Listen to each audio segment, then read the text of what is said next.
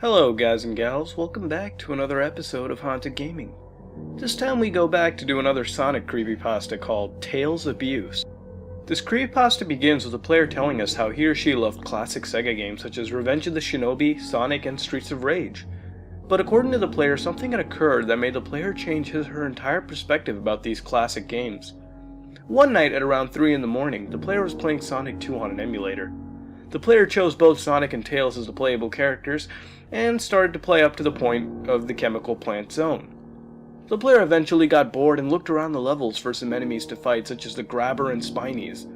The player used Tails since he was invincible and imitated every move Sonic made according to the player. So the player would make several steps toward the enemy and run back once attention was gained, leaving Tails behind. After several times, something weird had occurred and Tails' animation had changed to a drowning one. Also, the sound was different and sounded like when your character would touch spikes without having any rings. The player waited for Tails to reappear, but he never did. The player had reset the game and everything had appeared to be normal, except for the game logo where Sonic and Tails were smiling, and according to the player, Tails was just missing. Even Sonic had a weird reaction, like he was scared or depressed or something. So the player started to get scared and believed that this was more than an emulator glitch, but then again decided to ignore it and continue playing. So, this time the player couldn't even pick both Sonic and Tails, instead the player only had one choice, Sonic. The other two choices were just completely missing. Till the game started on Emerald Hill Zone, and noticed Sonic's sprite began to look a little weird, as if Sonic was just uncomfortable. The player got creeped out to the point where he or she quit the emulator and went to play the actual Sega Genesis. Now why the player didn't play the Genesis to begin with, we'll never know. The game started and Sega's logo this time was red, and the sound was unusually louder. The player tried to believe this was because the console was just simply old and it was prone to various malfunctions. But despite all of this, the rest of the game was quite normal, and Tails was there again, and everything looked completely okay, so the player was relieved and began to play and just calmed down. Upon reaching the boss, the player had no rings, and accidentally let Tails get hit by Robotnik's vehicle. The game froze and the player began to freak out, but reset the Genesis. This time the screen was now white. There was no Sega logo or sprites or sounds for that matter. There was simply nothing. At this point the player quit and decided to shut off the console, but before shutting it off a text box had appeared. The player never saw such a thing in the game and was surprised by what the text box contained. It simply read, "You killed him." The player tried pressing random buttons, but nothing had happened. The player tried to turn off the console, but again couldn't, and couldn't even turn off the TV. So the fear was growing rapidly, and then another text box had appeared, this time stating, "You destroyed his life. Are you going to try to destroy mine too? Are you having fun? Are you?" So the player pressed the A button and was teleported to the chemical plant zone. This time the background was different and a lot darker than before, and appeared to possibly be blood? So the music was reversed and it was slowed, and only Sonic was there, and the gameplay was normal, but whenever an enemy was defeated, instead of a fleeing bunny or something along those lines, it was just one of those animals lying in a pool of blood, torn apart. At the end of the stage, Sonic began running on his own for about 2 minutes until stopping and a text box appearing which stated, "Are you ready? Ready to see what you've done to him?" The player asked themselves what he or she could have even done to Tails. Did the player kill him? No, that sounds silly, right? Another text box appeared asking the player yes or no, but despite choosing no, the player eventually realized the game wouldn't let him or her pick no, so they had to pick yes. The screen faded to black, and after a few seconds, an image of Tails' corpse appeared. Full of wounds and guts thrown around everywhere, eyes missing. The image was so realistic the player almost vomited. Another text box appeared stating, "I hope you're happy. You killed me. Were you having fun with it? I know you were. Do you want to do it again? Play with me again? I'm just a simple toy for you. A simple toy. For all of you." The player felt some sort of guilt and wondered if Tails was really in pain. After that, the player never touched another retro game, and every time a video game character died, the player always remembered what happened that night. Something that he or she will never forget. Well, another Sonic creepypasta bites the dust. As far as what I thought about this creepypasta, I thought it was pretty decent. Granted, there were the usual cliches such as a player telling us right at the beginning how much he or she loved classic Sega games, but then again they don't ruin the experience to the point where we need to complain about them. What I liked about this creepypasta was the somewhat unique story with Tails. I for one never really played the Sonic series as much as I should have, but I always wondered about poor little Tails, being the forefront of many Sonic creepypastas. But in retrospect, I remember playing Sonic, running extremely fast and leaving Tails in the dust, and waiting as he slowly came in using his helicopter tail. I guess maybe this might be the consequence of leaving the guy behind all the time. I guess the player was just using Tails without any regard for the guy's life and ended up ruining the character, similar to Audino from the Audino Wants to Play With You creepypasta. Constant torment just leading to the downfall of such a happy character.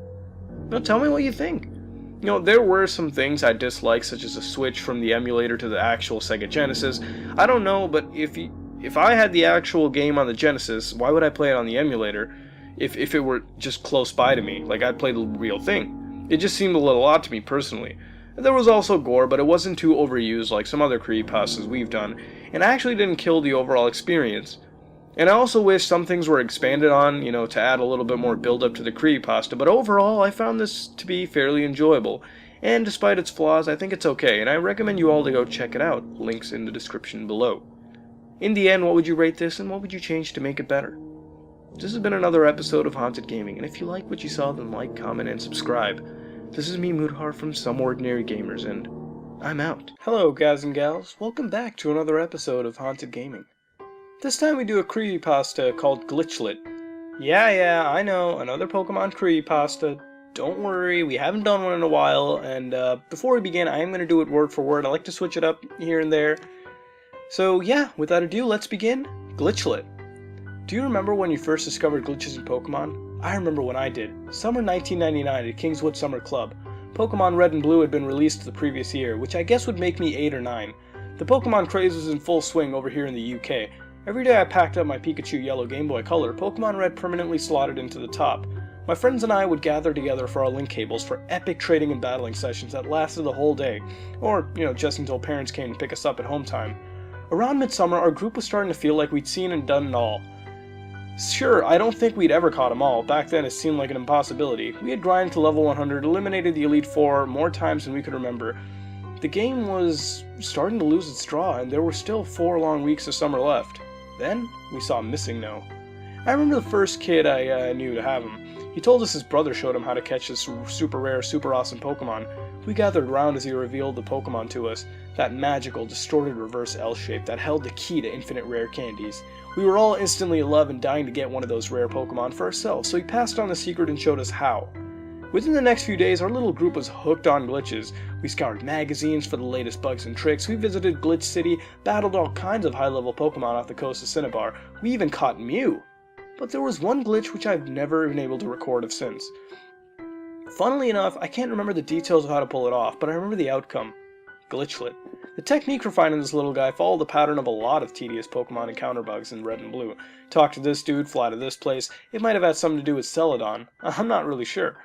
Glitchlet was just as you'd expect, a glitched up Diglett. The sprite was mostly intact, but the face was distorted, Missing No style. There were a few distorted lines through it like scan lines, but the cry was a little weird though, although I can't put my finger on what it was. His level was never visible though, but we guessed it must have been over 100, as we could hardly put a mark on him while trying to catch him. Most of us resorted to one out of many clone Master Balls. We nicknamed him Glitchlet, but that night we were eagerly trying out what this guy could do. The next day we all met up to compare results, but by this point we all considered ourselves Pokemon Glitch experts. Experiences with Glitchlet were varied. One guy claimed it messed up his game so bad that he couldn't play it anymore and had to reset. Others said they tried to battle with Glitchlet, only to find that the game crashed every time they tried. I had the most luck in battles though, with the new glitch Pokemon. His only move was Dig, and he couldn't learn any HMs or TMs, but even those you'd expect a Diglett to be able to run. Against wild Pokemon, Glitchlet was a powerhouse. He never lost PP, and together we one-hit KO'd every Pokemon we came across. But the attack itself was odd. It took 2 turns as usual, but after the first turn we'd be hit by some kind of self-damaging recoil. There was no explanation other than Diglett was hurt and that strange cry. But it never made much of a mark on him. Glitchlet's HP was higher than anything I'd ever seen, and because it only took 1 dig to destroy any wild Pokemon, it was never much of a problem.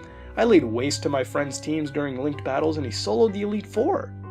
I remember when things got even stranger though. I was leveling my team using an EXP all, destroying wild Pokemon with glitchless seemed like the obvious choice, and I'd maxed many Pokemon this way in the past.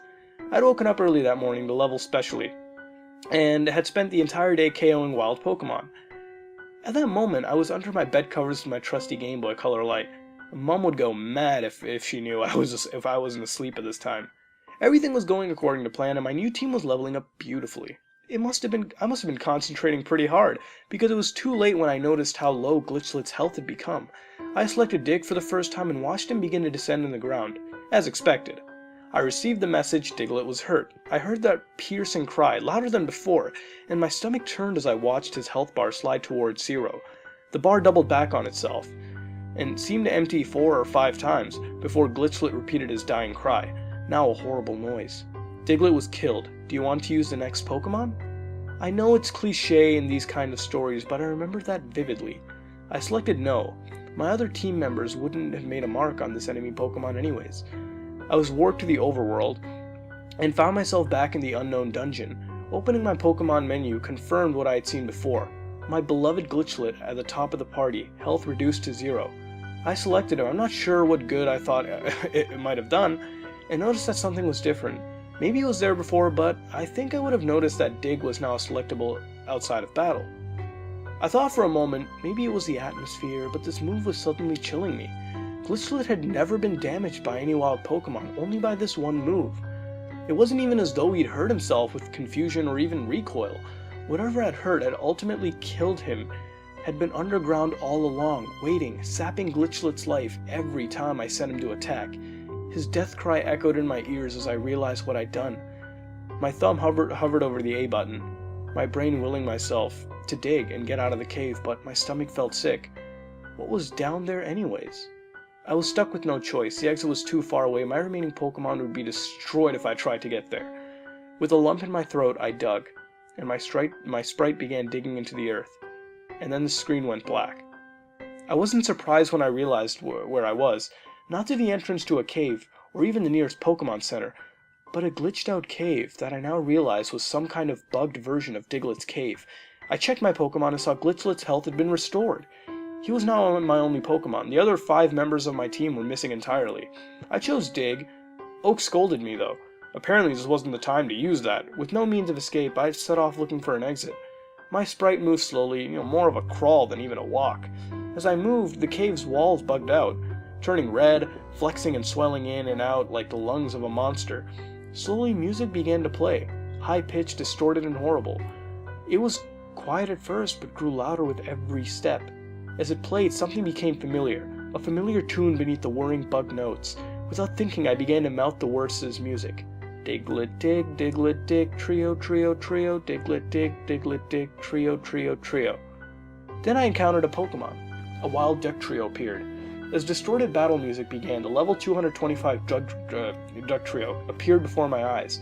The cry was an awful, warped scream that seemed to become a gnashing grunge before stopping entirely. Duck Trio's sprite, the Glitchlet, was deformed. Duck Trio's 3 faces, with hollow eyes, twisted into pixelated howls that looked somewhat painful. The bottom of the sprite was unrecognizable. It looked as though 6 deformed clawed arms were rising from the dirt around Duck Trio's body. My only Pokemon was released, and the Glitchlet's back sprite appeared before me. His cry played again, quiet and seemingly a lot weaker than before. I was just a bystander now as the game took control, selecting an attack from the menu. Of course, Dig was the only option. My hands were sweaty as I gripped the Game Boy tight. My breath was hot on the screen. Duck Trio went first. Duck Trio used Scratch. It hit 6 times, each tear triggering the pitiful cry from my glitched Pokemon. Glitchlet was left with a sliver of health as he retaliated with an attack of his own. Diglett used Struggle. It hardly made a mark as expected, but it was strange how Dig had never lost PP before. As previous, the game selected the next move. As attack was chosen, I noticed that Glitchlet suddenly had no moves. 2 words appeared where the first 2 attacks should have been. No and Hope. Duck Trio's cry echoed again as it launched an attack of scratches with its deadly horrible arms. Glitchlet was killed after the first strike. Diglett is dead. Do you want to continue? I didn't understand the question, but that didn't matter. No was selected for me, and the battle faded away. Back on the overworld, the walls swelled and glitched before my eyes, and the maddening music began again. I inspected Glitchlet. His sprite changed now. Although his face was never visible like Duck Trio's, it seemed to be formed into a pixelated screen. Dark brown streaks cut through the sprite. They looked like claw marks or blood. I pressed on. I didn't know what I was thinking at that stage. Just that this tiny Pokemon had infected my game in a much bigger way than expected. Glitched Pokemon seemed kind of wrong to me then, as though it was something I ought not to have been messing with. Something we didn't understand or couldn't control. With no Pokemon left, I was surprised to find that it didn't black out or warp to a Pokemon Center. The game just continued as usual. It was only a few steps before the Pokemon encounter theme played and the screen turned black. A wild Duck Trio appeared. This Pokemon sprite was different to the last, almost completely disfigured. The cry seemed as though it wouldn't end, screaming and wailing as a pixelated monster appeared on screen. Though the glitches and cut pixels, I could make out the hollow sockets of 8 eyes, 8 terrible clawed hands, and a gaping mouth.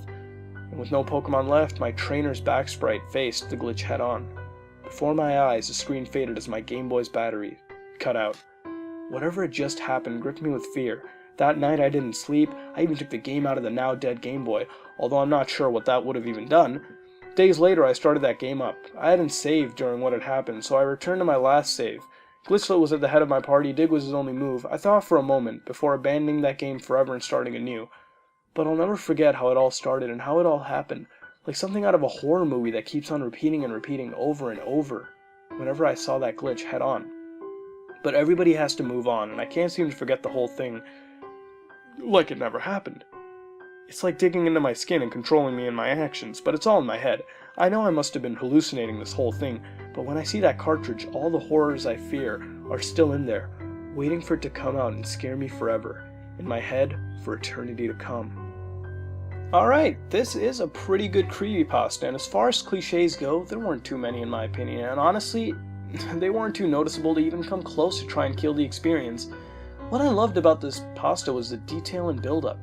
There was no buying the game from a creepy store clerk hell-bent on getting others to destroy a game, but rather on giving a realistic look about, just a person who grew up with Pokemon, playing the games and doing all the things we did as kids, as well as constantly battling and trading. Even as kids, we always played around as much as we could on Pokemon, getting our Pokemans to level 100 and beating the Elite Four an unhealthy amount of times. Hell, I doubt many of us even caught all the Pokemon in the first couple games, or at least I didn't. This glitch, as far as I can tell, doesn't actually exist, and unfortunately I couldn't try it since the process wasn't explained in the creepypasta, which I found to be a little disappointing. But, again, the build-up was good. There was nothing too rushed, to the point where it's just like, as soon as this guy pops in the game, all the creepy stuff starts happening. So I was glad nothing happened there. I was glad it happened gradually as the players played the game. Now, I found the idea of some hell under Diglett pretty unique, and it creeped and saddened me knowing that every time Cut would be used, Glitchlet would go underground and to this hell and be harmed by these demonic Pokemon, I guess, or this demonic hell monster. The encounter with the Diglett hell, again, I said it's pretty interesting, and I've always wondered what was under there, but from what I know, nobody really knows what's under a Diglett, so it could be a monster or could be something else entirely. As far as it being realistic, not really. I haven't seen this glitch being reproduced, and if we were to know if this existed, we'd have to analyze all the data on the game, and since the Pokemon hacking community is fairly large, it would be surprising that no hacker has stumbled upon any of this data at all, which leads me to believe that it most likely does not exist, which is kind of disappointing. As far as the things I found wrong, again, I didn't like that the glitch was never explained, and hell, even if the creepypasta detailed a method that would have worked, I would have preferred that, even again if it didn't work, because it would have made it much better in my opinion. All in all, I found this creepypasta to be pretty good, and I recommend you all to check it out, links in the description below. What would you rate this creepypasta, and what would you add to make it better? And the biggest question of all, what is under Diglett? Please tell me in the comments below. If you like what you saw, then like, comment, and subscribe. This is me, Mutahar, and I'm out. Hello guys and gals, welcome back to another episode of Haunted Gaming. This time we do a much requested creepypasta called The Theater. This creepypasta begins with a player telling us about an old PC game called The Theater, but tells us we probably haven't heard because a large majority of people often deny or have no clue about this game's existence. The player tells us that The Theater is an old game released around the time Doom did, and was available on bootleg CDs oftentimes, but not even containing the game. Apparently the actual legitimate copies of the game were released with blank covers with nothing but a sprite of someone called the Ticket Taker, who looked like a bald man wearing a red vest over a white shirt and black pants. The ticket taker was emotionless. The player even says that if you break the disc, apparently the ticket taker looks angry next time you look at the cover, but this was dismissed as an urban myth. There wasn't even a developer logo on the cover or any description on the back. The player tells us that the game was known to not install properly and that the game crashes while installing. Some people actually managed to install properly if you managed to reset your computer on the license agreement screen, and once the computer would boot back up, it would ask if you agreed or disagreed to this license agreement, and upon agreeing, the game would install properly. So the game would start up without any intro and would show a main menu that looked like a movie theater on an empty road, and had 3 selections: new game, load, options. Selecting the options would make the game crash, and load would not even function whatsoever, making new game the only working option in the game. The game controlled using a first-person viewpoint, and the player would stand in an empty movie theater lobby with the ticket taker standing in front of a dark hallway. The player tells us that there was really nothing to do but look at the movie posters on the sides or go towards the ticket taker. Upon moving closer to the ticket taker, a low-quality sound clip plays saying, "Thank you, please enjoy the movie." The player would then move into the dark hallway and the screen faded to black, and you would return back to the lobby doing the same thing again and again. Now, on the surface, the game seems pointless, but things begin to occur the longer you play the game. However, these events would still be random, so you never know how often you have to do the same repetitive task over and over. But the player described that it was considered very disturbing by other players of the game once they reached this specific event. So the first event the player would notice is that the ticket taker is absent. The player would then have to walk through the dark hallway, and this time the game wouldn't fade to black, but instead it would let you walk into the hallway and explore. Players would feel very uncomfortable walking down these hallways, wondering if something would happen, but eventually they would meet up with a dead end. Eventually players would see someone who looked like a ticket taker, except at this point having a swirl for a head. Players of the game reported that they immediately froze up and got stomach aches upon seeing the sprite. A loud screech would play and the game would glitch out. This would last several minutes until the game would spawn you back into the theater lobby looking completely normal. The game would continue normally again. However, for some players, after another few cycles of the same repetitive task of going to the ticket taker and walking down the hallway, the player would notice a swirly head man briefly appear in the corner of their eye with a quick yelp sound effect. After this, the players would then see the ticket taker moving back and forth. No animations on the limbs, though, and the ticket taker would have a worried expression on his face. Some players state that the movie posters now showcase the swirly head man, and as the players moved towards the worried ticket taker, a low-quality voice clip from the ticket taker would play. But it was so hard to tell what he would say. But general consensus among players was that he was saying, "Never reach the other levels." The screen would then fade out and players would return back to the lobby, with the ticket taker gone and the hallway blocked with a large brick wall. Touching this wall would make the game crash. No player knows what or how to access these other levels, or why the swirly head man causes so much fear. Supposedly all the copies of the game were destroyed or lost, but the creepiest part is that even away from the game, some of the original players still see the swirly head man in the corner of their eyes. Alright, pretty good creepypasta. As far as cliches go, they exist, but they're so minuscule they aren't really worth mentioning. I really don't have much to say about the game in itself, since it's something I've never heard of, and as far as I could tell, it doesn't really exist. I searched for the games released before, after, and around Doom's release, but found nothing about the theater. Maybe it was under the radar, and maybe I wasn't looking hard enough, or it just simply doesn't exist. But regardless, it makes a good creepypasta. The premise of constant repetition leading up to a sudden and eerie change is, when done, pretty decent, and we've seen it in games before, such as Yumi Nikki with Uboa. I really found the ticket taker to be pretty interesting, though, the most interesting part. I'm not sure whether the ticket taker and the swirly head man are supposed to be the same person or aren't, but I'm pretty sure they are. And I think the ticket taker could possibly have some split personality disorder and be attacking unsuspecting patrons as they walk down that hallway. You know, the absence of really any interaction or even animation with this character brings some eeriness to him, in my opinion. You take that human aspect away and you just leave this, I guess, robotic sort of feature in that ticket taker. It gives you that creepiness because the ticket taker really doesn't have any human emotions to show, so you can never really connect. You can only really look at it and fear it. Now, the two things I really found odd about this is the fear of the swirly head man. Now, I don't know how you could really get scared. I mean, we know there are games like Slender that exist where a static figure is shown, and it can bring fear into players, and I get that, but not that much. To the point where your stomach is churning, it's just kind of odd. I mean, can a video game sprite really scare you that much? The other thing was that the game was completely lost. Now, I understand that known copies were misplaced and destroyed, and back then, around the time of this game's supposed release, the internet hadn't really existed and file sharing was still a dream. I expected at least one person to keep the game. I would have kept this game. It would have been a huge collector's item in my books. What about you? Would you have kept this game? The lack of any actual game on the internet kills the credibility of this creepypasta, but then again, it's just a creepypasta, and they aren't really notorious for being real. So I can ignore it, since in all respects, this was a pretty good creepypasta. As far as the game goes, there exists some unofficial versions of the game, and I've tried running them, but they seem to have some issues, but they aren't completely unfixable, so when I can fix them, I do promise a playthrough of The Theater. In the end, what would you rate this, and what would you change to make it better? This has been another episode of Haunted Gaming. If you like what you saw, then like, comment, and subscribe. This is me, Mutahar, and I'm out. Hello, guys and gals. Welcome back to another episode of Haunted Gaming. This time we do two creepypastas based around the concept of Zorak. Some of you guys may remember this creepypasta. It was a well, I'm not even going to say it. You should go check that video out. It's basically a creepypasta where the story, it's very vague, and as it builds up, it leads to a really big mindfuck at the end, a big shocker.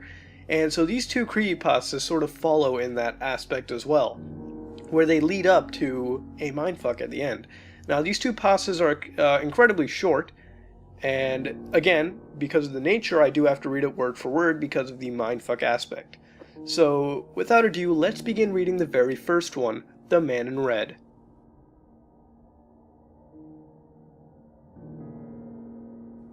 It's been days since the massacre, and I pray I'm not the next in line to receive an early grave. But our king says different. Life in this world is quite relaxing whenever you don't have shit getting thrown at you, getting eaten by creatures, or getting jumped by some jerk who just doesn't care. If I recall correctly, it was just another day for me and my peers when the boss slammed open the door suddenly. It scared some of them. One guy even hid in his house and refused to be coaxed out of it. Anywho, our boss had a slight look of fright on his face. This has never happened before, he exasperated. Our troop is among the best in this world. What happened? A friend of mine asked. According to Sergeant Blue, a man in red had been spotted traversing the worlds, killing anybody that so much as looks at him. I could not believe it. You're making this up, right? I've timidly asked. Hell to the no, our boss replied. This man's even got the king word, and we don't even know. And we know it's tough to instill fear into the king. Does anybody know what this guy wants? Somebody else asked. I don't know. All I know is this cycle must be stopped at all costs. The fate of this world, as well as the others, is at stake, the boss exclaims. The next day, we leave the safety of our fortress and make way for the lush world set in the tropics. I've been here on vacation before, but this is no time to relax. Upon arrival, we set up camp and make plans for when and if the man in red shows up. I'm given the task of keeping an eye out due to my small size and lack of combat skills. While searching for an ideal place to keep watch, I get a sense of dread, but I merely just shake it off. It's been a long day, I need some rest, that's all, I tell myself, and before I know it, I find a nice cliff that overlooks the sea. And soon I feel my eyes close. The next day I wake up and stare aimlessly towards my left since my group heard that this is where the man in red will strike. Speaking of which, what does this man in red look like anyways? Unfortunately, I soon learned the answer. It was around noon and I was starting to get bored along with some of my peers when he came. I didn't get much of a good look at the man in red, but what he did horrified me, and quite possibly scarred me for life. One of my peers threw a boomerang at the guy, but he just jumped over it and threw a fireball he conjured up at him. The boomerang guy screamed in agony as he burned to death. Then, two of my peers walked towards him. Bad idea. The man in red just jumped on their heads and followed with a sick crunch as their necks snapped. Feeling brave, a guy in green and yellow threw bombs at the guy in red. However, it didn't really do much to help our situation, knowing this was a lost cause. I hightailed it out of there all the way back to our fortress. Days after that horrible, gruesome massacre at the beach, I started having nightmares. It's the same one every time. That day will forever play out in my head. Each time the man in red looks more demonic, and my peers look more creepyish themselves. As I write this, I hear the sounds of a door open. Curious to see what it is, I rush to see the cause of the disturbance. Then I see a familiar figure, and just as I black out, I hear him speak. "It's me, Mario!" I just finished playing one of the scariest video games ever. Now hear me out before saying, oh, he's probably just a guy that gets scared of everything. I don't get scared of video games or movies. I played many survival horror games, and have seen many horror movies in my day. The only thing that made me just a tiny bit scared were some parts of Penumbra and Condemned. Amnesia was pretty good, everything else was just boring. This game was very, very different. You aren't given any sort of backstory to the game at all. As soon as you press play, it throws you right into the game. However, I was able to piece together what the story basically is through finally beating this little brick shitter. Apparently you're a madman. You're never given a name, but you can guess what it is if you pay attention to the title screen. For some reason, you escaped from whatever mental hospital room you were hiding in. Now, the very horrid state of your mind has transformed the halls of the hospital into nothing but a pitch-black maze, with the only lights being the walls, which glow a deathly blue. Your character is apparently some type of mad cannibal that you can barely control. You can force him to turn corners into a creepy hallway, but not much else can be done. Your character seems to grab anything to try to eat it. Whatever it is in front of him is thrown into his mouth, and he munches it down. While playing the game, you're being chased by 4 hideous and fucking scary ghost monsters. You can't hurt them at all, and to come even close to one is instant death, in which the ghost latches onto you and rips you inside all while you hear the horrible noise of your body being torn.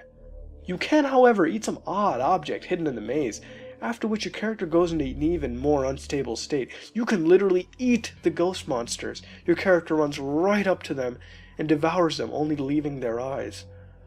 There aren't any words to describe how horrific and terrifying this game is, and I don't want to spoil the surprise for you. Just go ahead and try it for yourself.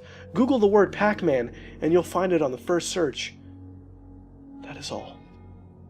So, there we go. 2 creepypastas, Man in Red and the scariest video game ever. Now, these creepypastas follow in the same footsteps as, Zorax. A mindfuck creepypasta, if you will, where, the beginning of the story starts out with just this little odd new place, and in the end you get this little punch to your stomach. When you find out it's just a whole... It's really based around the shock value and the build-up. But the problem here with these 2 creepypastas, while they're not horrible, they're not really subtle, by any means. For example, let's look at The Man in Red. The title alone leads you to believe that it could be a Mario creepypasta. Now, hey, this could be me going into it, knowing that it's a gaming creepypasta, and just looking at The Man in Red, I get the idea that it is, possibly something to do with Mario. Now, when you get into the final second paragraph, if you will, where it's like one of my peers threw a boomerang at the guy, the entire paragraph instantly just gives you a dead giveaway that this is a Mario creepypasta. When you say the man in red just jumped on their heads, which followed by a sick crunch as their neck snapped, you could have just said the man in red just simply crushed their skulls. That could have implied the man in red used some blunt trauma weapon, I don't know. But when you directly say jumped on their heads, it just kills the subtlety. Now, for some people it really also depends how much you play a certain series. If you play the Mario series a lot, you'll know what this is way back from the beginning. And say if you didn't play the Mario series, you might not know it at all. And if you played it a little, this might be working in great effect to you, because when you read the last line, it's me Mario, and you don't know much about Mario, you might get that idea. But then again, this gives you very dead giveaways. It's not horrible, but by any means, if it used a little bit more subtlety, it would have been a whole lot better. As well as a little bit more build-up, more... That's all I really have to say about The Man in Red. It's not bad, but it definitely needed a little more build-up and not too many giveaways. Moving on to the next one, the scariest video game ever, which was a Pac-Man creepypasta. This was pretty good too. This was actually, in my opinion, a little bit better than The Man in Red, except this also has plenty of giveaways as well. For one, when it says, a pitch-black maze with the only light being the walls, which glow a deathly blue. They didn't really have to say that, though. I mean, you could have just said it was dark hallways. I mean, that would have worked. You didn't have to say the walls glowed like blue. I mean, I understand, but at the same time, I think if that was omitted, it would have actually given a little bit more. I mean, to me, that was a dead giveaway. Also, when you go towards the end, the final second paragraph, if you will, where it says, you can, however, eat some odd objects hidden in the maze, and you can eat the ghost monsters.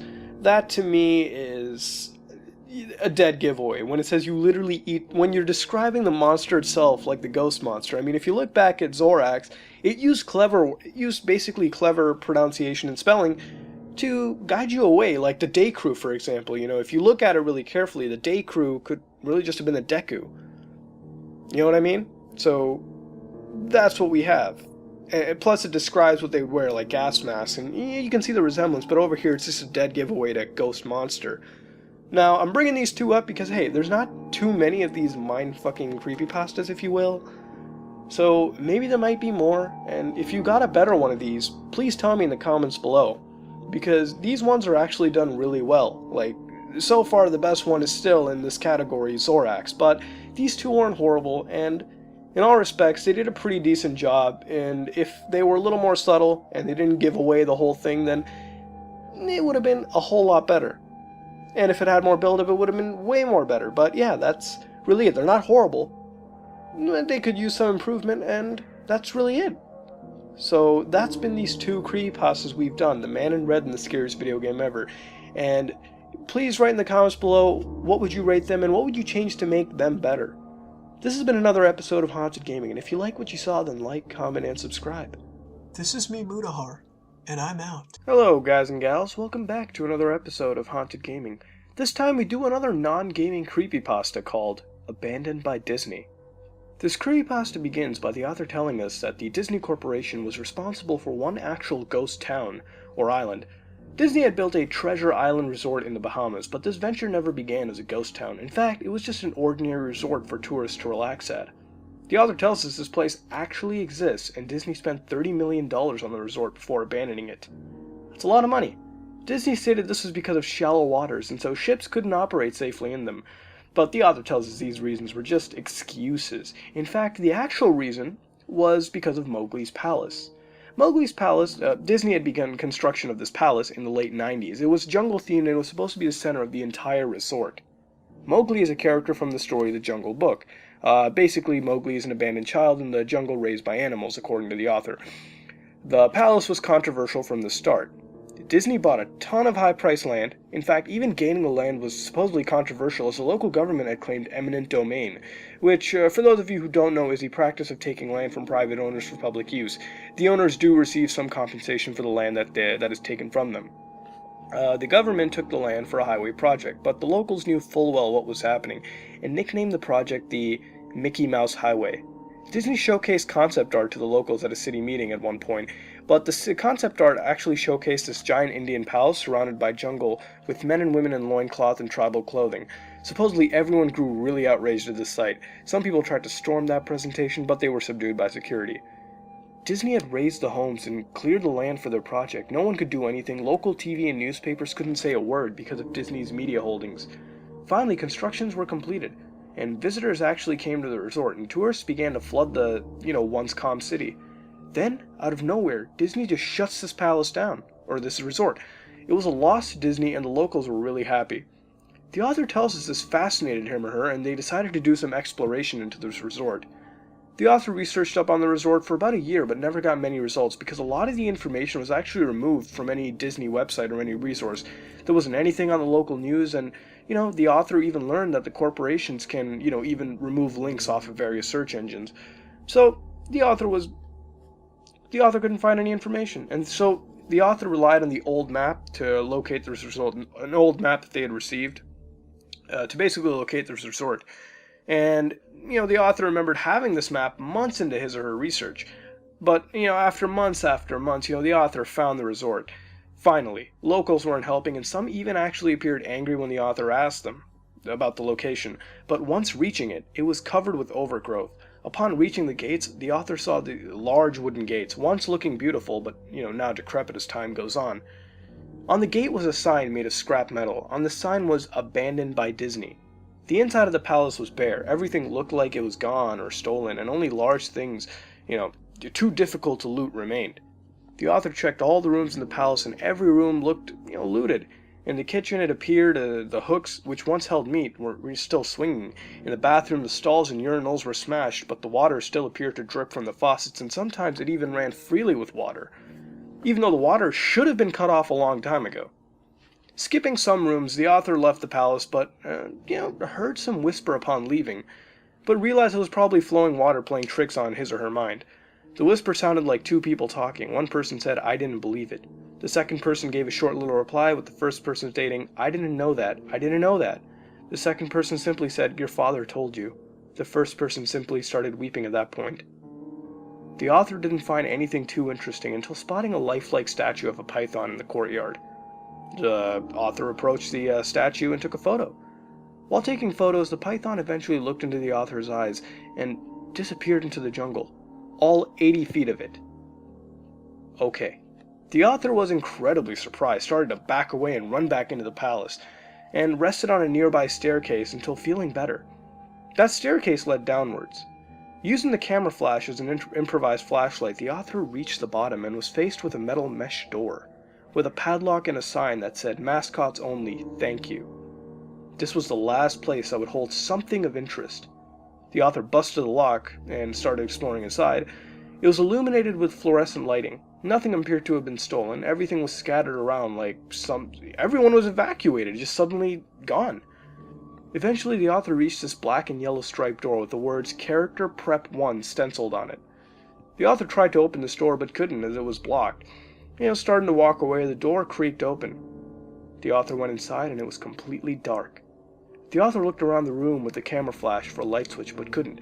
Suddenly, a loud electrical buzz with a row of lights above flashing to life. The room had various costumes on the wall. There were loincloths and tribal clothing on the walls. One odd thing was in the room. There was a Mickey Mouse costume. It was lying on the ground, almost like it was a murder victim. The costume looked like a photo negative of the actual Mickey Mouse. The costumes were old, and there were missing parts, and they even had mold growing on them. The author noticed a Donald Duck costume on the ground, and upon lifting the head portion, a human skull fell out of the head. Dropping the duck head, the author took a photo of the skull for the world to see. Then, the Mickey Mouse costume got up. Climbing to its feet, it was staring at the author, repeating the words "no" over and over again. The author, completely scared out of his or her mind, managed to point the camera at the mouse, but the camera only showing dead pixels where Mickey was supposed to be. Then the camera died, completely broken. The costume, in a perverted and hushed voice, stated, "Want to see my head come off?" The costume started to pull off its head. As it dug its fingers into its neck, blood was flying everywhere. Thick, chunky yellow blood. The author turned away from the sight and saw the final message clawed into metal with bone and fingernails. "Abandoned by God." The author never got the pictures out of the camera, which appeared to be broken. The author never blogged or did anything. It was clear Disney never wanted anything to be released to the public. No one liked the author getting in, and nothing like the dreaded Mickey ever getting out. So, this was the third non-gaming creepypasta that we've done, and it's actually pretty good. For starters, I really love this creepypasta because the island it talks about actually at one point existed. Yes, this was a real resort created by Disney, but it was then abandoned. It was called Treasure Island, but the name was later changed and it was recognized as a zoological park. It was closed in 1999. We'll get to the history a little later. These photos I'm showing you belong to an urban exploration group called Flurbex. Their site's link is in the description if you want to go check them out. These photos are from the resort this creepypasta is based on. According to the creepypasta, a lot of items were stolen and some work materials were left behind as if people were evacuated. And this could be true since in a way the pictures and the creepypasta do have some correlation. It looks like this island was just abandoned by Disney, and it also had history, which we'll get into now. So in 1974, it opened with the name Treasure Island. In 1978, it was renamed to Discovery Island to resemble the island's tropical nature, and also to get rid of any references to pirates or any such things. Disney was also focused on animal care. In 1981, it was accredited as an actual zoological park by the American Association of Zoological Parks and Aquariums. In fact, this park actually housed the last of the dusky seaside sparrow species before it became extinct in 1990. So, in 1988, allegations actually did rise against the mistreatment of vultures that Disney claimed were harming the animals they housed. And finally, on April 8th, 1999, it was completely abandoned, shut down. So that was a little bit of history, and honestly, it's pretty creepy now knowing that an island like this existed that has some negative history tied to it. And also that it was just abandoned by Disney, a major corporation. And honestly, I've never, heard of this place before, so most likely it was kept under wraps by Disney in the years after this park closed. So in that respect, this creepypasta has some sense of realism because none of us really have a clue about this location, and only a handful of people exist knowing about this location and knowing, the actuality in this location. And even the most skeptical can stop and wonder that maybe some of this might just be true. Not all, but maybe some. Who knows? But as realistic as this sounds, it crawls back into the unbelievability section because of many aspects, like, for example, the python. Seriously, an 80-foot statue crawls into grass and, just goes away. Seriously. I'd have died of shock at that point. And also, the ending does deserve some criticism as well. I mean, a deranged Mickey Mouse costume. Granted, it was kind of creepy and disturbing, but even after leaving, you never tell anybody, about this place once you get back home safe and sound. I mean, really? Finally, the last bit of criticism I have is that the author should have used some of the park's history to play into the creepiness of the creepypasta. Use some of the history about the vultures or the extinction of the species or, the harboring of invasive flora and fauna into play, instead of just using an 80-foot python. As far as I can tell, there wasn't even a castle or palace. There's a more in-depth exploration of the site in the, description below. You can check it. There's a link. It has an entire, exploration in there. And yeah, but still, in the end, I do enjoy this creepypasta because hell, it's creepy, and to be honest, no one really knows all about this place as far as I know, and I guess I can give the guy some slack for not telling anybody. I mean, hey, if somebody came up to me and told me, hey, there's an 80-foot python that just slid into the grass, and there's a real-life costume that just, ripped its head off, I'd be calling the mental institution at that point, so I can give that slack right there. But, even though I do kind of think it's somewhat real, it's most likely fake. But hey, it's a creepypasta. It's supposed to be creepy, and it does its job well. What would you change to make it better, and what would you rate it? Please tell me in the comments below. This has been another episode of Haunted Gaming, and if you like what you saw, then like, comment, and subscribe. This is me, Mutahar, and I'm out. And yes, I know I said Haunted Gaming. You know what I mean. Creepypastas. Hello, guys and gals. Welcome back to another episode of Haunted Gaming. This time we do a creepypasta called Shiga Mate Iru, a creepypasta based on an alleged Japanese game about a demon killer. This creepypasta begins with the author telling us about a game called Shiga Mate Iru and how a lot of people were really excited for this game's release. I mean, come on, wouldn't you be excited about a Japanese game centering around a demon killer? No one had any idea about the meaning of this game's name, and no one really cared. But as people played the game, it literally scared the living shit out of them. Some smashed their discs or threw out their consoles because of this game. According to the author, these people were the lucky ones. The author states there was a boy, who the author refers to as Zach, and we'll refer to the boy with that name as well. He's about the age of 18, who purchased this game. Zach stated that the game was no match for him and he enjoyed the horror genre. So naturally, this game excited him. Zach went to his new home and read the game's instruction manual for a while. The game looked amazing, and the language was mainly Japanese, with some English, primarily the words demon and death. Zach had the idea and began to play the game, sticking it in his console, and according to the creepypasta, we have no idea what it is, but we'll play along. The game had no introduction or any developer or publisher logo. It was strange, and once the title appeared on the screen, all the eyes in the title were dotted with a glowing red eye. Zach pressed on what he thought was a start game option, and according to what happened, it seemed to be the right choice.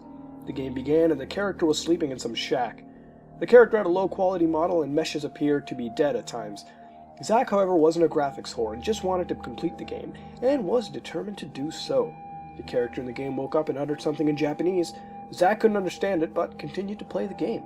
After walking out a couple of doors, Zach came across what appeared to be a blood-red portal. Zach noticed there were no demons, and was confused as to why there was a lack of them, and stopped moving the character in the game.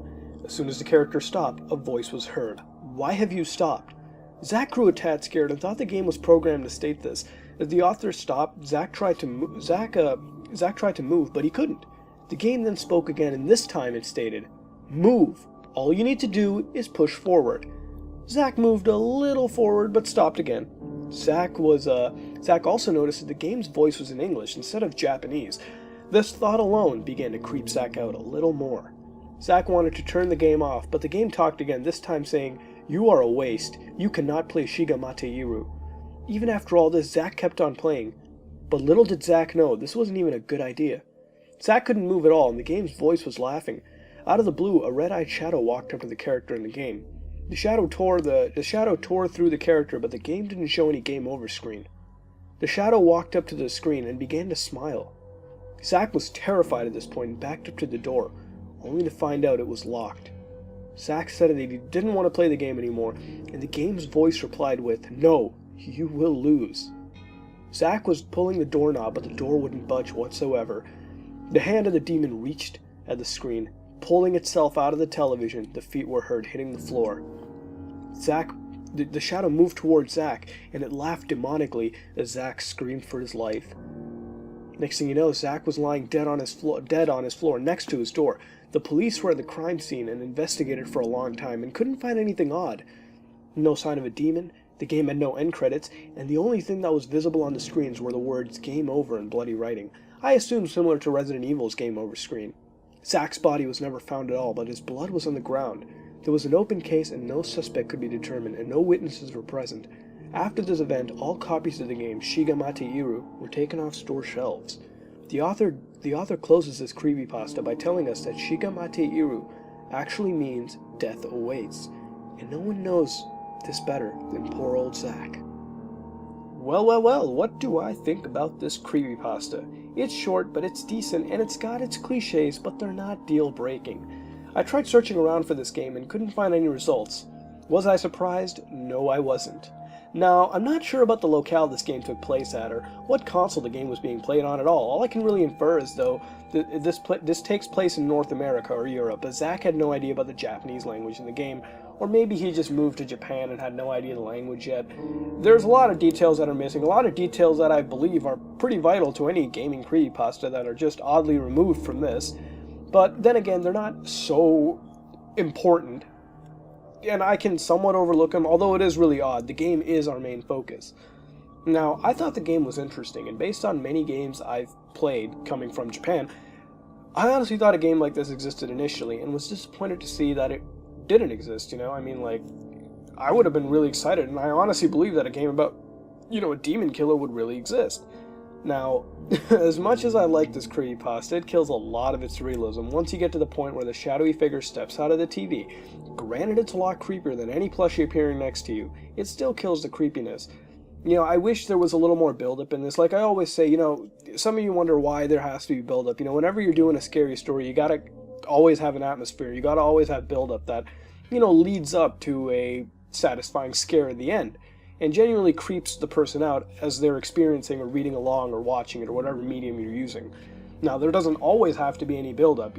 Granted, there's many other ways you could do it, but in this kind of creepypasta, the way it's written, there's got to be some build-up. I mean, I, for one, never knew how scary this game was supposed to be. It didn't sound like as scary as it was touted to be. I mean, seriously, hey, if the demon killer went out of the TV and tried to kill me, I would have shat many bricks, a lot of bricks. But it didn't seem so scary to the point where, you're going to throw out your console. No. At least not in my opinion. If there was more build-up, hey, why not? If there was more explained, sure. In the end, I thought it was pretty decent, although a little short. As far as the name goes, Death Awaits, I could try putting it into a translator, but I don't speak the language, and I wouldn't really know the pronunciation. But hey, I'll trust that Shige Mate Iru really is Death Awaits. If you know how to speak the language, you could post it in the comments below and, tell us what it really means and if it's the right translation. But yeah, I do recommend you all to go check this creepypasta out. Links are in the description below. What would you change to make this creepypasta better, and what would you rate it? And if you have any other awesome creepypasta that you'd like me to do, please tell me in the comments below. There's certain creepypasta that I'm trying to refrain from that I will never mention, but I hope you get the idea. This has been another episode of Haunted Gaming, and if you like what you saw, then like, comment, and subscribe. This is me, Mutahar, And I'm out. Hello, guys and gals. Welcome back to another episode of Haunted Gaming. This time, we do a creepypasta called Slap Happy, the happiest, slappiest game of the century. Now, I'm going to do this creepypasta word for word. I like to switch it up a bit, and this is short. So, without ado, let's begin Slap Happy. I need some help. A few days back, I bought a game from a garage sale on recommendation from the original owner. She even gave me the Game Boy free of charge. She sold it for $3. She seemed reluctant to give it to me, though. As I left, I looked back to see her staring at me as though I was a soldier about to go unarmed into enemy territory. The game had no label, so I couldn't tell what it was. There wasn't even any residue to show that someone had ripped it off. There was a large scratch on the back, and some black streaks of something were coming out of it. Oh, and it was blue. Not any specific type of blue. Just blue. I got to my house and fired up the Game Boy. The game started, and when it did, there was just a timer. It counted down from $999 to $899. Then the title screen appeared. It read Slap Happy, the happiest, slappiest game of the century. The title shook me a little, but I shrugged it off and pressed start. The timer came again, starting at $899 and stopping at $799. The character select screen appeared now. Most of the characters I couldn't choose, they were locked. The only character I could play as was a depressed-looking girl called Tammy, which was ironic considering the game was called Slap Happy. So I chose her. The timer started up again, starting from $799 and stopping at $699. I was getting annoyed by this, so when it got to the first level, I hit pause and selected save. The only thing I got was a white screen with red text stating, "Save feature has been disabled by developer due to technical problems. Enjoy the game." I figured I was going to have to finish the game in one sitting, so I pressed the A button. The first level was more depressing than Tammy was. I was really wondering why this game was called Slap Happy. I decided to make Tammy walk around for a little while. Every few seconds someone would come up to her and say something depressing. It was really an awkward few moments playing the game. At last, I thought about turning it off. But then I saw something pop out from the side of the screen and pop back in. Green words flashed at the top, prompting me to chase it. All I could see was its tail as Tammy ran faster and faster to catch up with it. Suddenly I was prompted to hit B. I did, and Tammy swung out a huge net. A horrible squeak erupted from the Game Boy speakers and the screen went black. The screen then turned white and with blue text reading "First level complete." The countdown started again at $699, but this time stopping at $650. A clink sound played every time the numbers changed. The second level was slightly happier looking, though Tammy seemed more depressed. I continued the game, curious. I made Tammy walk around just like in the first level, and the people who stopped her to talk said slightly less depressing things this time. The same thing happened with the monster, at least that's what I think it was. In the first level, then the countdown came again, $650 to $599. I was starting to get the hang of this, so I kept playing. Each level got happier, and the people said happier things as I caught more monsters, but Tammy kept on looking more and more depressed. The countdown came and went with each level, $599 to $550. $550 to $499, $499 to $450, $450 to $399, and so on until I was on the last level and the countdown was at 50. I watched the countdown until it went to 0, then the screen faded out. The screen was then illuminated by colors and all sorts of rainbow text reading, "You won! Now give this game to your friends so they can share your experience." I decided to give it to a kid who lived next door to me. He said he would play it when he and his parents went on vacation the following week. 3 days later, there was a news report about a girl from my neighborhood who died of a strange poisoning, and her parents were suspected of poisoning her. They showed her picture and I realized that she was a girl who sold me the game. I started to think that she committed suicide when they showed her name, Tammy. Then I realized that she sort of did look like Tammy from the game. Well, let me tell you, once I put 2 and 2 together, I really freaked out. I killed her by playing the game. I killed her. I killed her. No. It must be some kind of coincidence. It has to be. Then they started talking about how this is the 7th death due to a strange poisoning in this neighborhood this year. They showed the other photos and I realized that they looked exactly like the locked characters in the game. They were dead. All of them. The next player killing the one who gave them the game. I immediately felt fear for my neighbor and myself. It's only a matter of time. Now, in the end, the epilogue, it basically states, Brent Ferguson, The author of this story was found dead 6 days later. An autopsy of his body revealed a strange type of poisoning. His wife was suspected for it. About 2 weeks later, his neighbor, Larry Moore, also died of a strange poisoning, and his parents were arrested on suspicion. The whereabouts of this game are unknown, but some have claimed to see it in used game shops, gutters, trash bins, yard sales, and Goodwill stores. Alrighty, Slap Happy. Now, I think this is a pretty good creepypasta. It has its flaws, and as far as cliches go, there weren't too many to be honest, and they didn't kill the experience whatsoever. And it's pretty unique when it comes to the game it details. I tried searching for a game called Slap Happy, but the closest I got to an actual game was Slap Happy Rhythm Busters on the original PlayStation, a fighting game, most likely not the game this creepypasta is detailing. I wish I could show you some gameplay of it, but I couldn't find a copy of the game, so I apologize. That being said, back to the creepypasta.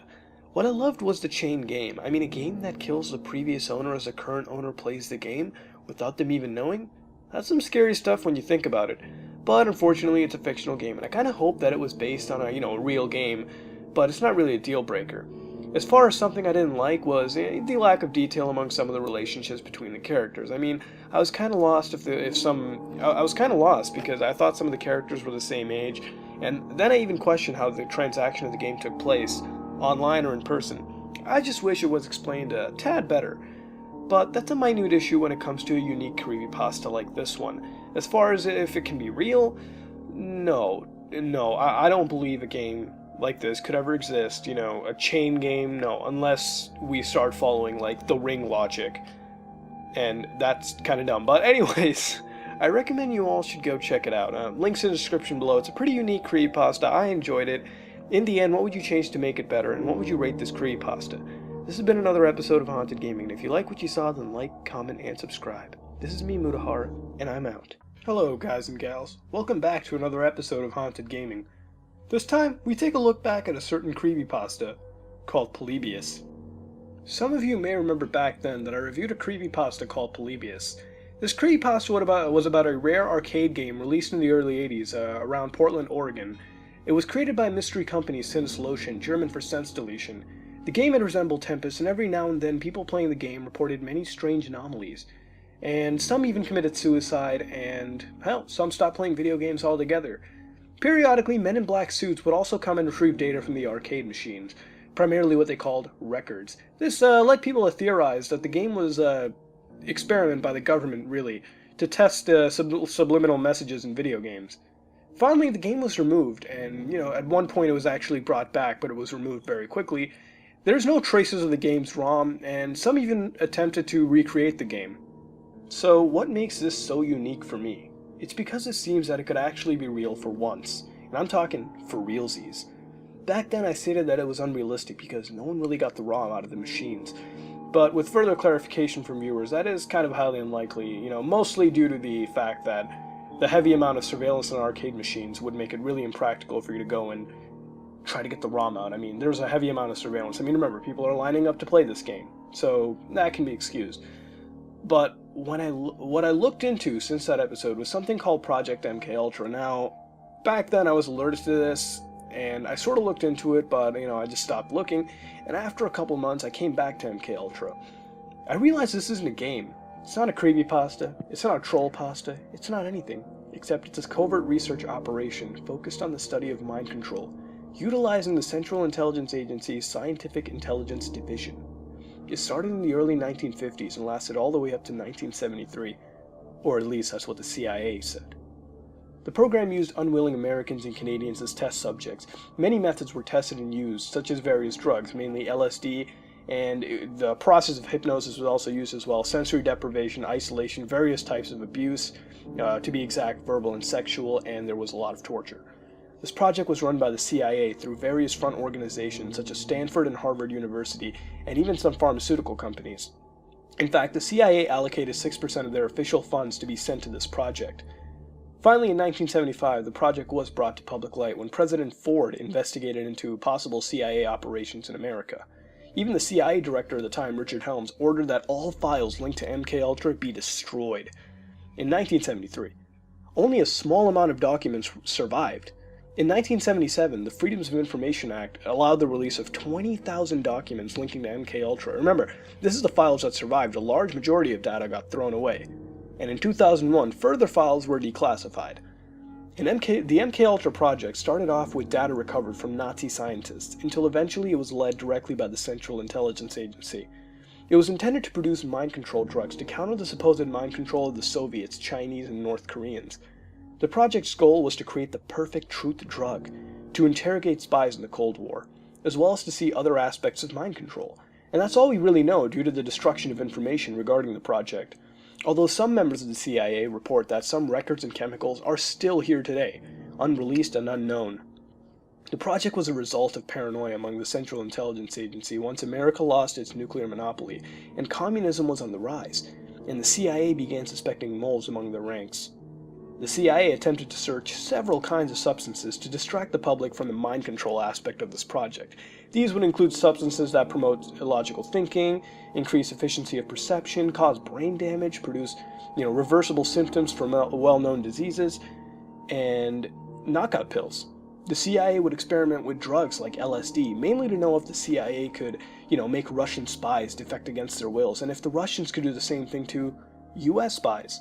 The CIA tested LSD on unwilling patients, mostly prisoners and drug addicts, those who couldn't fight back, as they like to put it. It was also administered among soldiers and CIA agents themselves.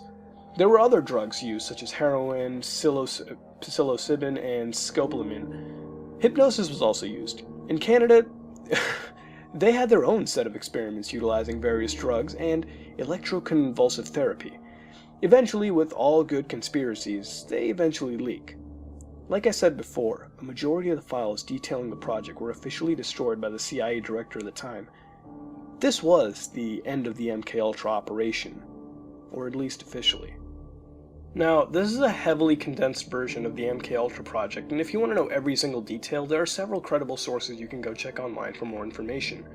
So, why am I telling you this? It's not a creepypasta, but it's very key in understanding Polybius. After reading this and understanding how far something like this can go, it's very possible Polybius could have existed, and was used as an experiment to see how games could be used in mind control situations, implanting thoughts using subliminal messages. Players reported to seeing strange things in messages in the arcade game, so the game appeared to use some subliminal messages to possibly implant thoughts or impulses into people. These subliminal stimuli may have played into the favor of its popularity as well, possibly. Now, we do have to understand subliminal messaging isn't known to be very effective, and usually the effect it causes is more of a placebo, meaning it happens in your head. This may be why the arcade machines were recalled. Maybe the data was inconclusive, or the data was exactly what the CIA wanted.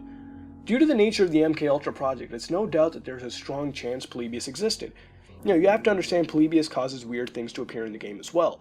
Even well after players have played the game. Flashy colors, hearing noises, similar effects to LSD, the primary drug of choice in MKUltra. The game would also cause amnesia and night terrors as well. And here's another thing too. Another little rumor. Ed Rotberg was the supposed developer of the game.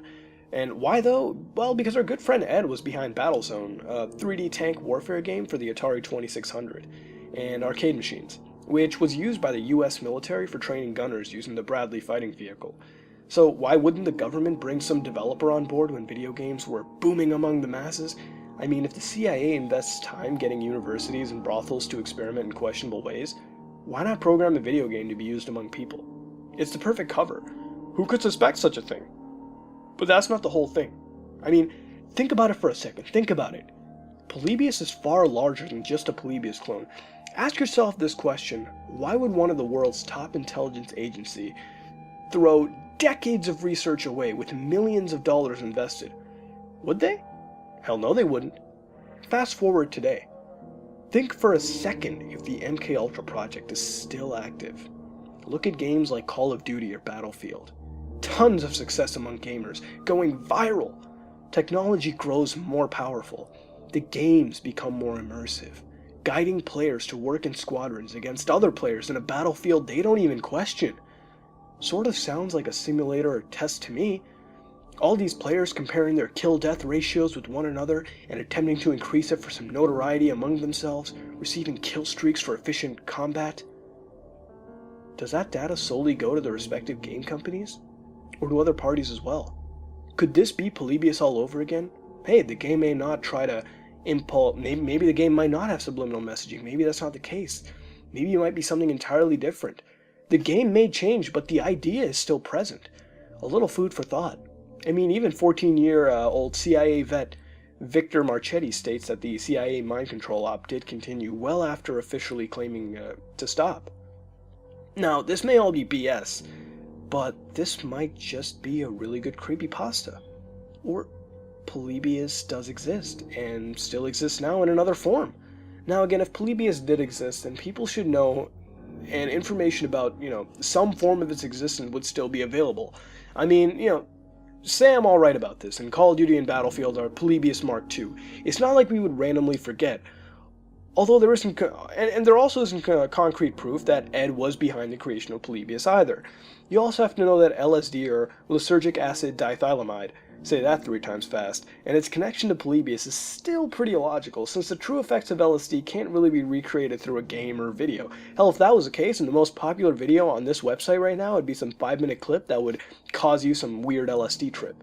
No. LSD can only be taken in really 4 ways: orally, through a needle, and, if you're really hardcore, by dropping LSD, like the liquid form, into your eye.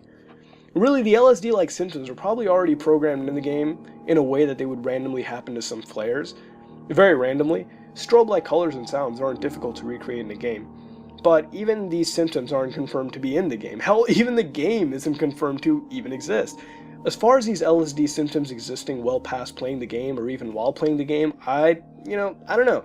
But I kind of smell some bullshit. In the end, I have 2 questions. Could Polybius have existed, and do you think the MK Ultra project is still alive to this day? This has been another episode of Haunted Gaming, and if you like what you saw, then like, comment, and subscribe for more videos. And if you have another creepypasta, then please tell me in the comments below, or PM me, and if you think it's really good. This is me, Mutahar, and I'm out. Hello, guys and gals. Welcome back to another episode of Haunted Gaming. This time we do a creepypasta called Kiyoshi SNES. Now, first of all, I'm gonna have to do this creepypasta word for word. Not because it's a mindfuck creepypasta, mostly because it's written in a way where it's best read, word for word. Also, there are points when the character hears, basically speech coming from the game, and I'll basically have those, speech moments on the screen. Also, this is the first creepypasta I'm doing that has come from our very own wiki, where you can post your own creepypastas, so if you can't post your creepypasta on the Creepypasta Wiki, there is a link in the description below where you can post it. I do have to give a big thanks to Deoxys Gaming and Dark Dragon, that's his YouTube name, or his or her YouTube name, and their actual, wiki and name is Sir Eris Lionheart. But yes, I do have to give a shout out to those 2 people. Their channel, links will be in the description below. They actually helped a lot in getting this creepypasta set up, as well as a bunch of other people this wiki set up, so I gotta give a huge thanks to them. So without ado, let's begin reading this creepypasta. Excellent. I never thought the day would come. My older brother and I finally had a chance to enjoy each other's company in a long time. He's always been working ever since my mother passed away. As for me, I was busy pursuing my dreams as a baseball player. My father, whom had left my mother before she died, was living in Tokyo, Japan. We don't communicate much. We never really did. I also have a sister. I absolutely despise her, considering the fact that she's always been a snobby and annoying brat.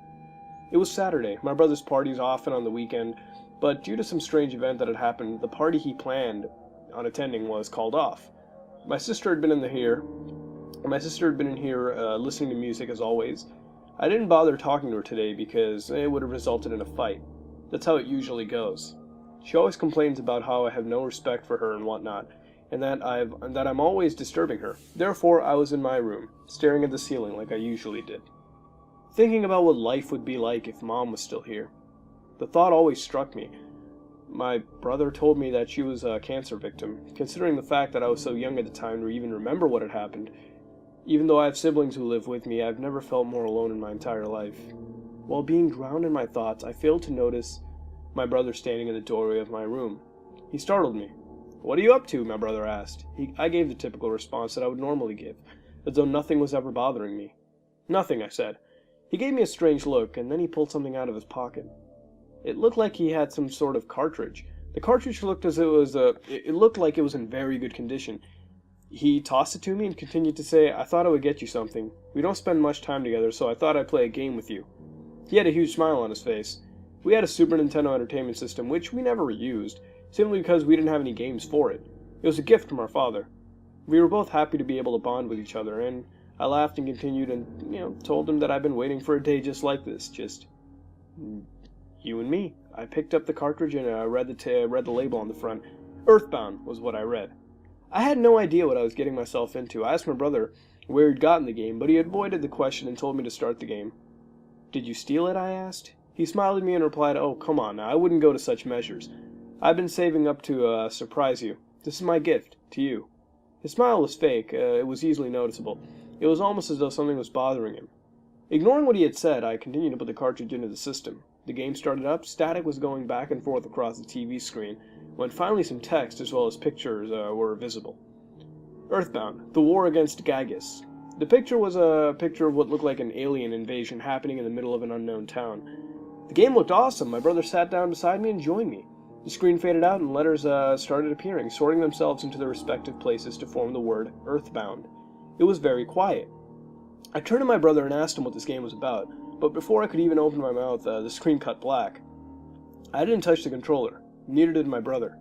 The screen immediately transitioned to what looked like a robot in the middle of nowhere, standing outside of what appeared to be a cave. "Get your controller," I frantically told my brother. "The game started," I added. He tried to join in, it wouldn't let him. "So, it seems like this is single player," he stated. I looked back at the screen, "But we were here together, right? And that's all that matters to me," I said. He smiled. Using the controller, I walked towards the cave. My character appeared in a very uneasy environment. The ground sort of looked like veins of some sort. They were pulsing. As I walked further, I heard a faint noise. That had been getting louder as I walked forward. It got loud enough to the point where I could hear it clearly. Josei no shi no kumon is what I made out of it. I'll never forget it. It was disturbing. My brother had a look of shock on his face. "Is this part of the game?" I asked. He didn't reply. I continued on throughout the map, only to hear a girl screaming. The scream was blood-curdling. It sounded as though she was in immense pain. As I kept walking, I saw a huge-looking figure. I don't know how to describe it. It seemed as though there was an egg in the middle of the figure. Music faded in, and as I was unable to move my character, the music sounded as though it was being played backwards due to the distortion of the sounds. Suddenly, something seemed to be hatching from the egg. The egg fully opened up and a face appeared. The face looked as though it was a real photograph of a woman's face. The poor display of pixels made it hard to make out the woman's facial details, but as far as I'm concerned, she looked shocked. Shortly after a long pause, the woman started to cry. The crying sounded realistic. Her crying got louder and louder to the point where she had started to scream. I was covering my ears. I didn't want to hear it anymore. This was scary. My brother looked puzzled, as if he was trying to figure out what the hell was going on. The screaming stopped, and it was quiet again. I could move again. I started walking forward, and when I got stopped in my tracks, I was unable to move again. Immediately, I heard a demonic voice. It was deep, terrifying. From what I heard, the voice murmured, "I am happy." The screen cut black. A text box had appeared. Text slowly started appearing inside the text box. Eventually, the sentence finished. "Do you know the truth now? Cry, cry, cry, while I slit your female's throat." This didn't make any sense. Then, some more text appeared. January 22nd, 1976. The next text box appeared. "Do you know what it feels like to be bullied, rejected? I've been waiting to die." The text box then appeared. Suddenly it appeared as though it was engaged in a battle sequence with nobody. The background was moving. The red smoke formed what looked like some skull's face. Then there was some loud screeching noise during this. At the bottom of the screen was a status bar, Paula. That was the name that was shown. The game gave me a number of options for the fight, but the only one that seemed to work was an attack called Pray. Since the other abilities and commands were faded out, seeing this I chose Pray. "Please give us strength. Anyone who can hear our plea, help us." This seemed odd considering the fact that it was the only character on the playing field was Paula. The screen faded to black, followed by a sprite of the character I was playing as laying in the middle of nowhere. The atmosphere was black. A text box was then shown. "Don't you love how helpless little girls are? Women that fall under such categories should die, don't you think?" The text scrolled up, revealing more text that said, "Mother. Satan wa anata no karada o joshio shi Onimushimashu. Sorry if I couldn't pronounce it right. This isn't my native language. But anyways, the screen shifted frames and closed up on the character's face, followed by a loud scream from a woman. It was Paula. She had an upside cross on her forehead and Japanese symbols on her cheeks. I don't have much knowledge on Japanese letters. The extent of what I know is from watching anime on my free time. The screaming stopped and a whisper could be heard. It sounded realistic, no distortions, almost like a voice recording. "Do you love me?" is what I caught from the whisper. Right after that, the screen went black and it was very quiet. One last text box appeared. "Your dear old dad, Kiyoshi Okobo, is thinking of hitting the hay tonight." The game then froze. My brother didn't say a word. No, terrified. "Kiyoshi Okobo," my brother whispered under his breath. He grabbed my hand in haste and brought me to his laptop, another gift which was given to him from our father. He searched the internet only to find out that Kiyoshi Okobo is the name of a serial killer who was executed on January 22nd, 1976. Throughout researching, we also managed to find out that all the victims were female, that ranged from the ages of 16 to 21. He had accepted his execution willingly. I slammed the laptop down and looked at my brother in the eye. I'd never portrayed this kind of emotion towards him ever. "What the hell did you get this game from? Tell me," I shouted while shaking. "It reminded me of Mother," he replied. "What the hell do you mean?" I shouted. "Mom, she wasn't a cancer victim," he whispered. He immediately got up and left the room. I hurried after him. He ran outside and got into his car. I ran towards his car as fast as I could, yelling for him to come back, but he refused. He turned his head towards me and said something. I couldn't hear him over the engine of the car, but I could read his lips. "Goodbye," he said. He drove away. Here I was, abandoned by the most important person in my life. I didn't know what to do. I was scared. I didn't want to go back inside. I didn't want to see that game again. I couldn't pull myself together. Tears streamed down my face as I looked up to the sky. Why? I thought to myself. What did I do to deserve this? Mother. I fell to my knees, sobbing on my driveway. I had been outside of my driveway for about an hour now. I had finally built up the courage to go back inside. I slowly walked in through the front door. I walked up to the stairs leading to my bedroom and cracked the door open. I took a peek at the TV screen. The text box was still there. Without thinking, my first instinct was to destroy the game. I was trembling. I popped the game out, smashed the cartridge into pieces with a baseball bat I had gotten from my sister's room. Not sure what she was doing in there. That didn't matter, though. What had me scared now was taken care of. I laid into my bed in relief, when suddenly I heard the doorbell ring. Odd, we never have visitors, I thought to myself. I quietly proceeded down the stairs towards my front door. As I opened the door, I noticed that it was a woman. She looked like she was in her late 40s. "Mommy's home from her business trip. How's my little boy?" she asked with a wide grin on her face. I was in absolute shock. I didn't know what to say. She knew my name.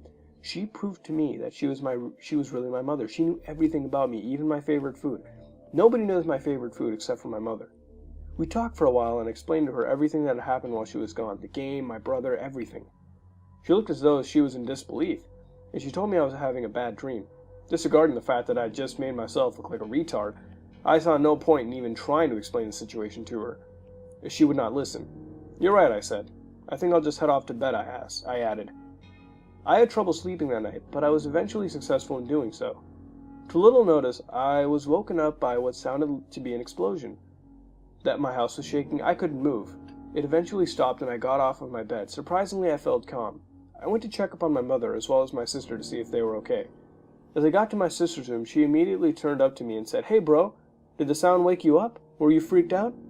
I had no words. I then went downstairs to find my mother standing in the middle of our living room. She turned around and said to me, "What was that noise, Ness? You don't seem scared?" Well, now I know I said this wasn't a mindfuck creepypasta, but what can I say? I did it for the lulz. Now first off, I'll give you a little info on the serial killer. His name is Kiyoshi Okobo, and he was also known as Tanigawa Ivan.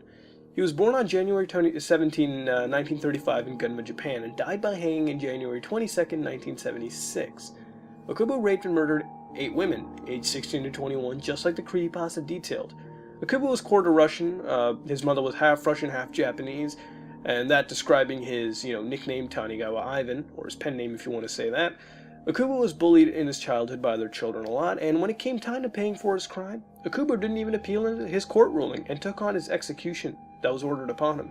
So yes, this is a real serial killer. This is real. This isn't fiction. In fact, the guy was so infamous, he had a TV drama on his crime in Japan called The Crime of Kiyoshi Okubo, making him, in a sense, more famous and even deadlier than Hidaka. Now, some of the Japanese I couldn't translate, as I don't know the language, so for those who have, knowledge on the language, feel free to tell us in the comments below. Now, of course, there were some blatant signs in this creepypasta, especially the word Earthbound, and among others, but the beauty was that it was written in a way where, it wouldn't lead many people to assume it's a mindfuck creepypasta about Earthbound, with the incorporation of, some very unsubtle mentions of the game layered by a mask of being a genuine story. I only really figured out that the player was actually Ness, in the end. But, in retrospect, there are some moments where you can see this as an Earthbound mindfuck pasta. When they're mentioning the father, never really being around or no communication really happening with him, and also when the mother knows everything about Ness, even his favorite food, a nod to the intro of Earthbound where you answer a brief questionnaire. Now, I haven't played Earthbound in a long time, and it's definitely in my replay this game this month list. Now, there were some moments that did seem kind of off to me, but, I'll get to that a little later. The dialogue also seemed pretty authentic to me. In fact, with the history of the serial killer, the dialogue, was fitting and it was genuinely creepy. Mind you, I am not a serial killer expert. There were some unanswered questions, but from what I can infer, the player, or rather Ness's mother, wasn't a cancer patient at all, but an actual victim of the serial killer. Now, I don't know how she was resurrected or came back, maybe that burial ground in the Zelda 2 creepypasta that I did a while back might have a connection. I don't know how that worked. Even the brother said that his mother wasn't a cancer patient, so maybe this idea of, resurrection might be true, even though, that does kind of sound, unrealistic. Very unrealistic. These are really the problems I have. Now, some things are unexplained or seem way too questionable to even be close to realistic. But then again, this is a pretty good creepypasta, and hell, if you look past some of the flaws, this might just be some creepy backstory to Earthbound, if you think about it. In the end, I thought this was a really good creepypasta. I enjoyed it almost as much as I did Zorax, and I do recommend you all to go check it out. Links in the description below. This has been another episode of Haunted Gaming, and if you like what you saw, then like, comment, and subscribe. This is me, Mutahar, and I'm out.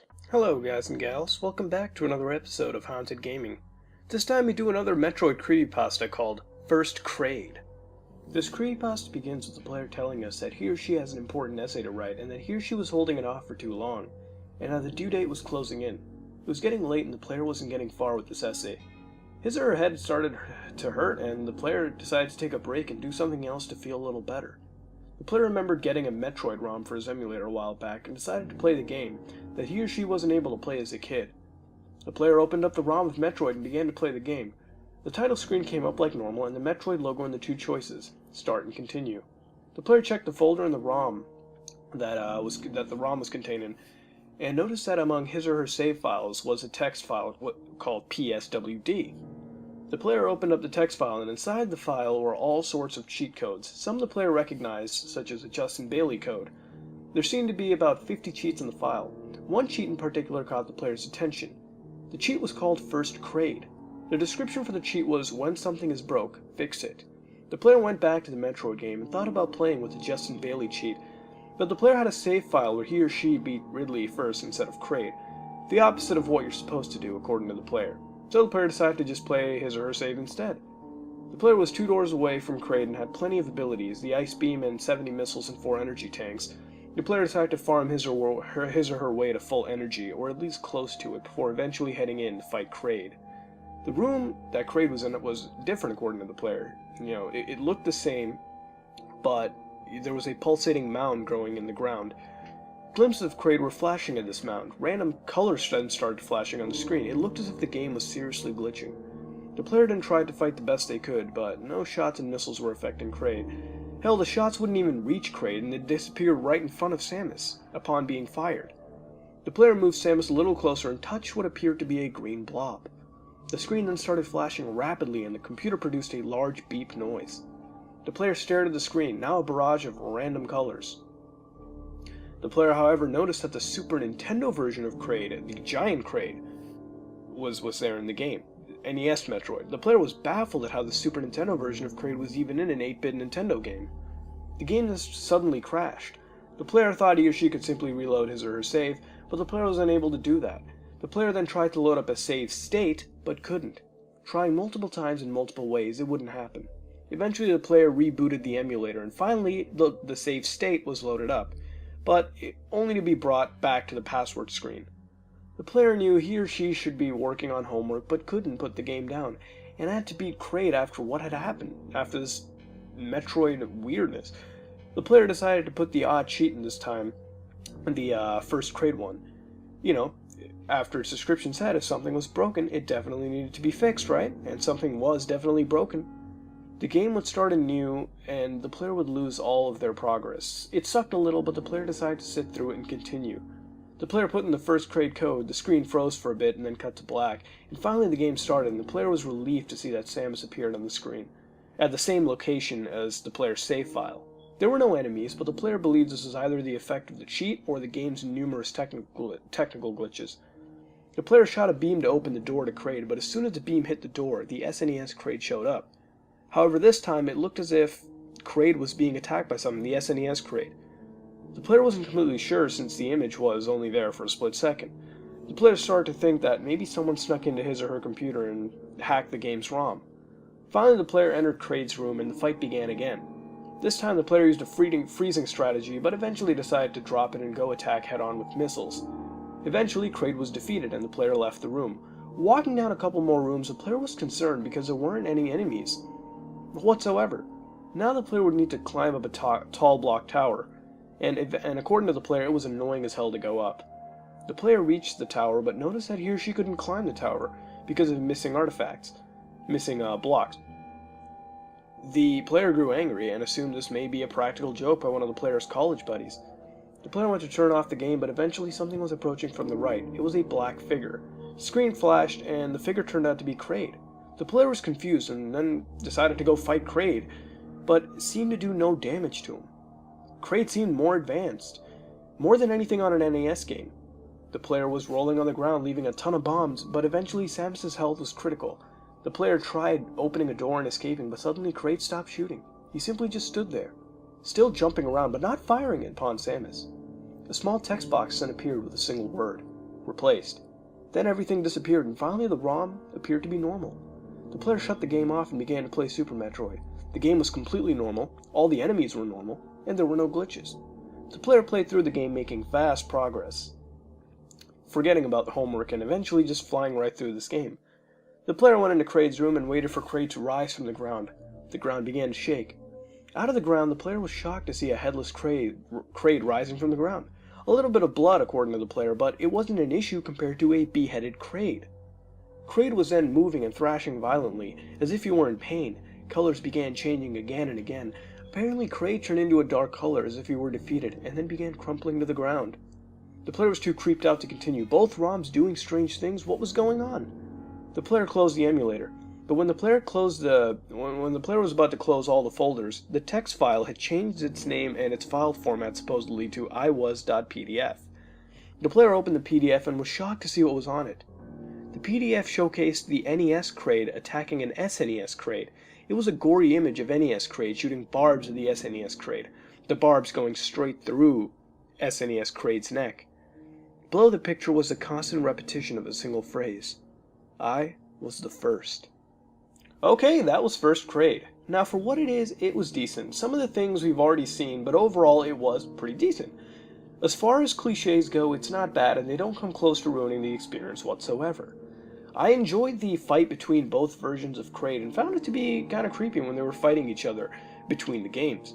I guess NES Kraid hated the change that Super Metroid had brought and wanted to kill the newer Kraid that took his place. Maybe the code was used. Maybe when the code was used, old Kraid decided to kill the new Kraid in Super Metroid, what he thought was broken, and so old Kraid sought to fix this problem.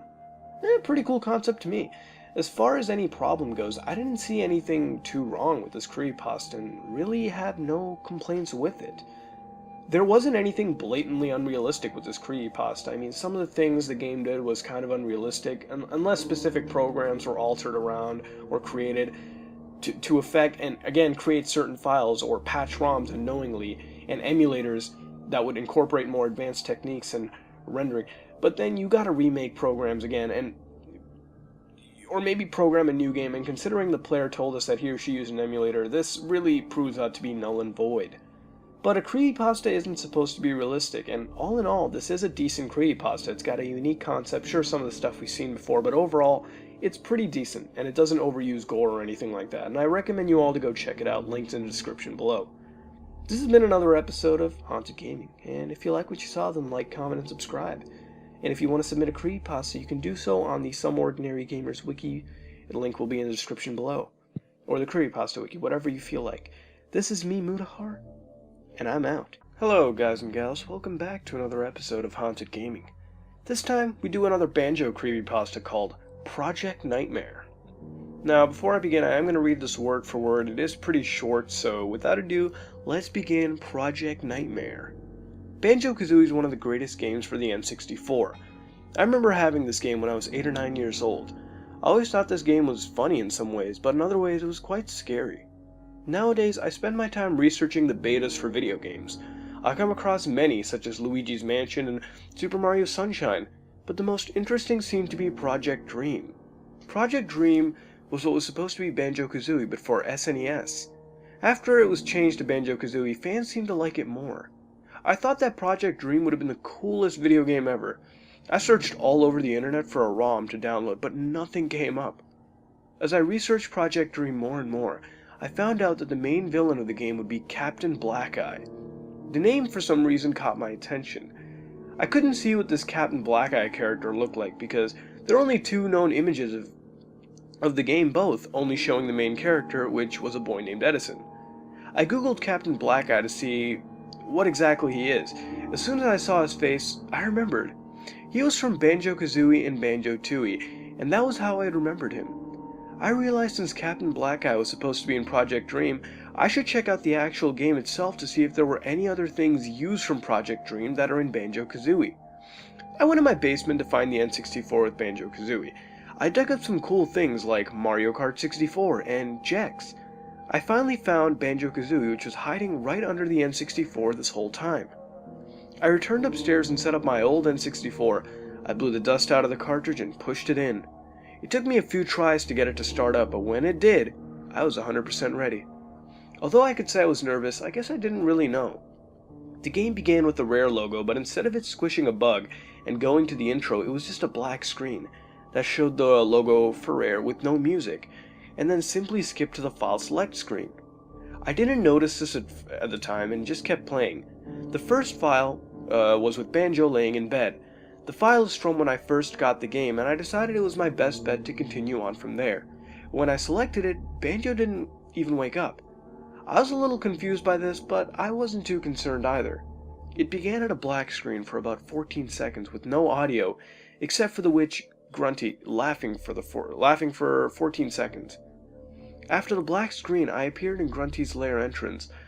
I went with what I remembered and walked straight to Mumbo's Mountains. When I went there, I didn't see what I remembered.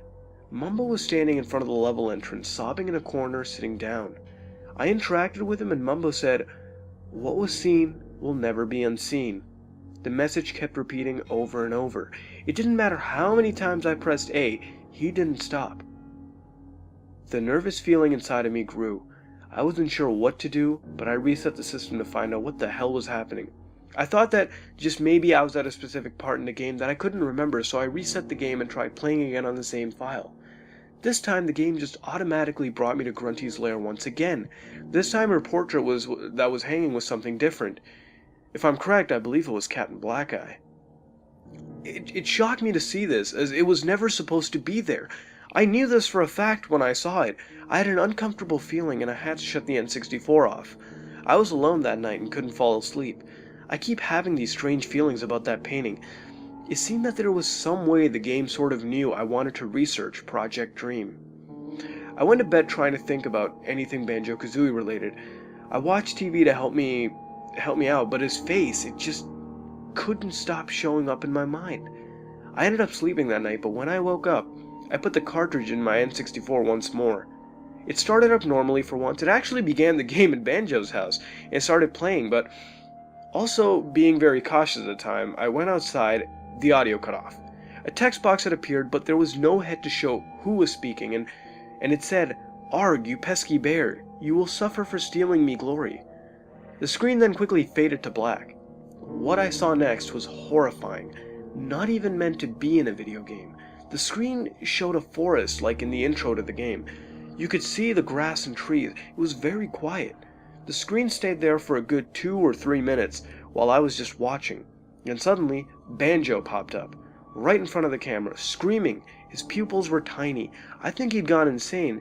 Kazooie came out of his backpack with no eyes whatsoever. Banjo began flailing his arms around like he does with one of his attacks in the game. Then Banjo stopped screaming. He approached the camera and whispered, "It's over. It's all over." Banjo started bleeding from the eyes and eventually just died. The camera zoomed out for a while and then Grunty started laughing, and it repeated over and over. I was in shock. I felt like passing out, puking, even crying, but somehow I managed to just sit still and stare down at Banjo. After around 5 minutes, the screen went black. I took the game out, went to my room, and stared at it, trembling in fear. I had no idea what to do. I wrapped the game up in used bubble wrap and sold it on eBay.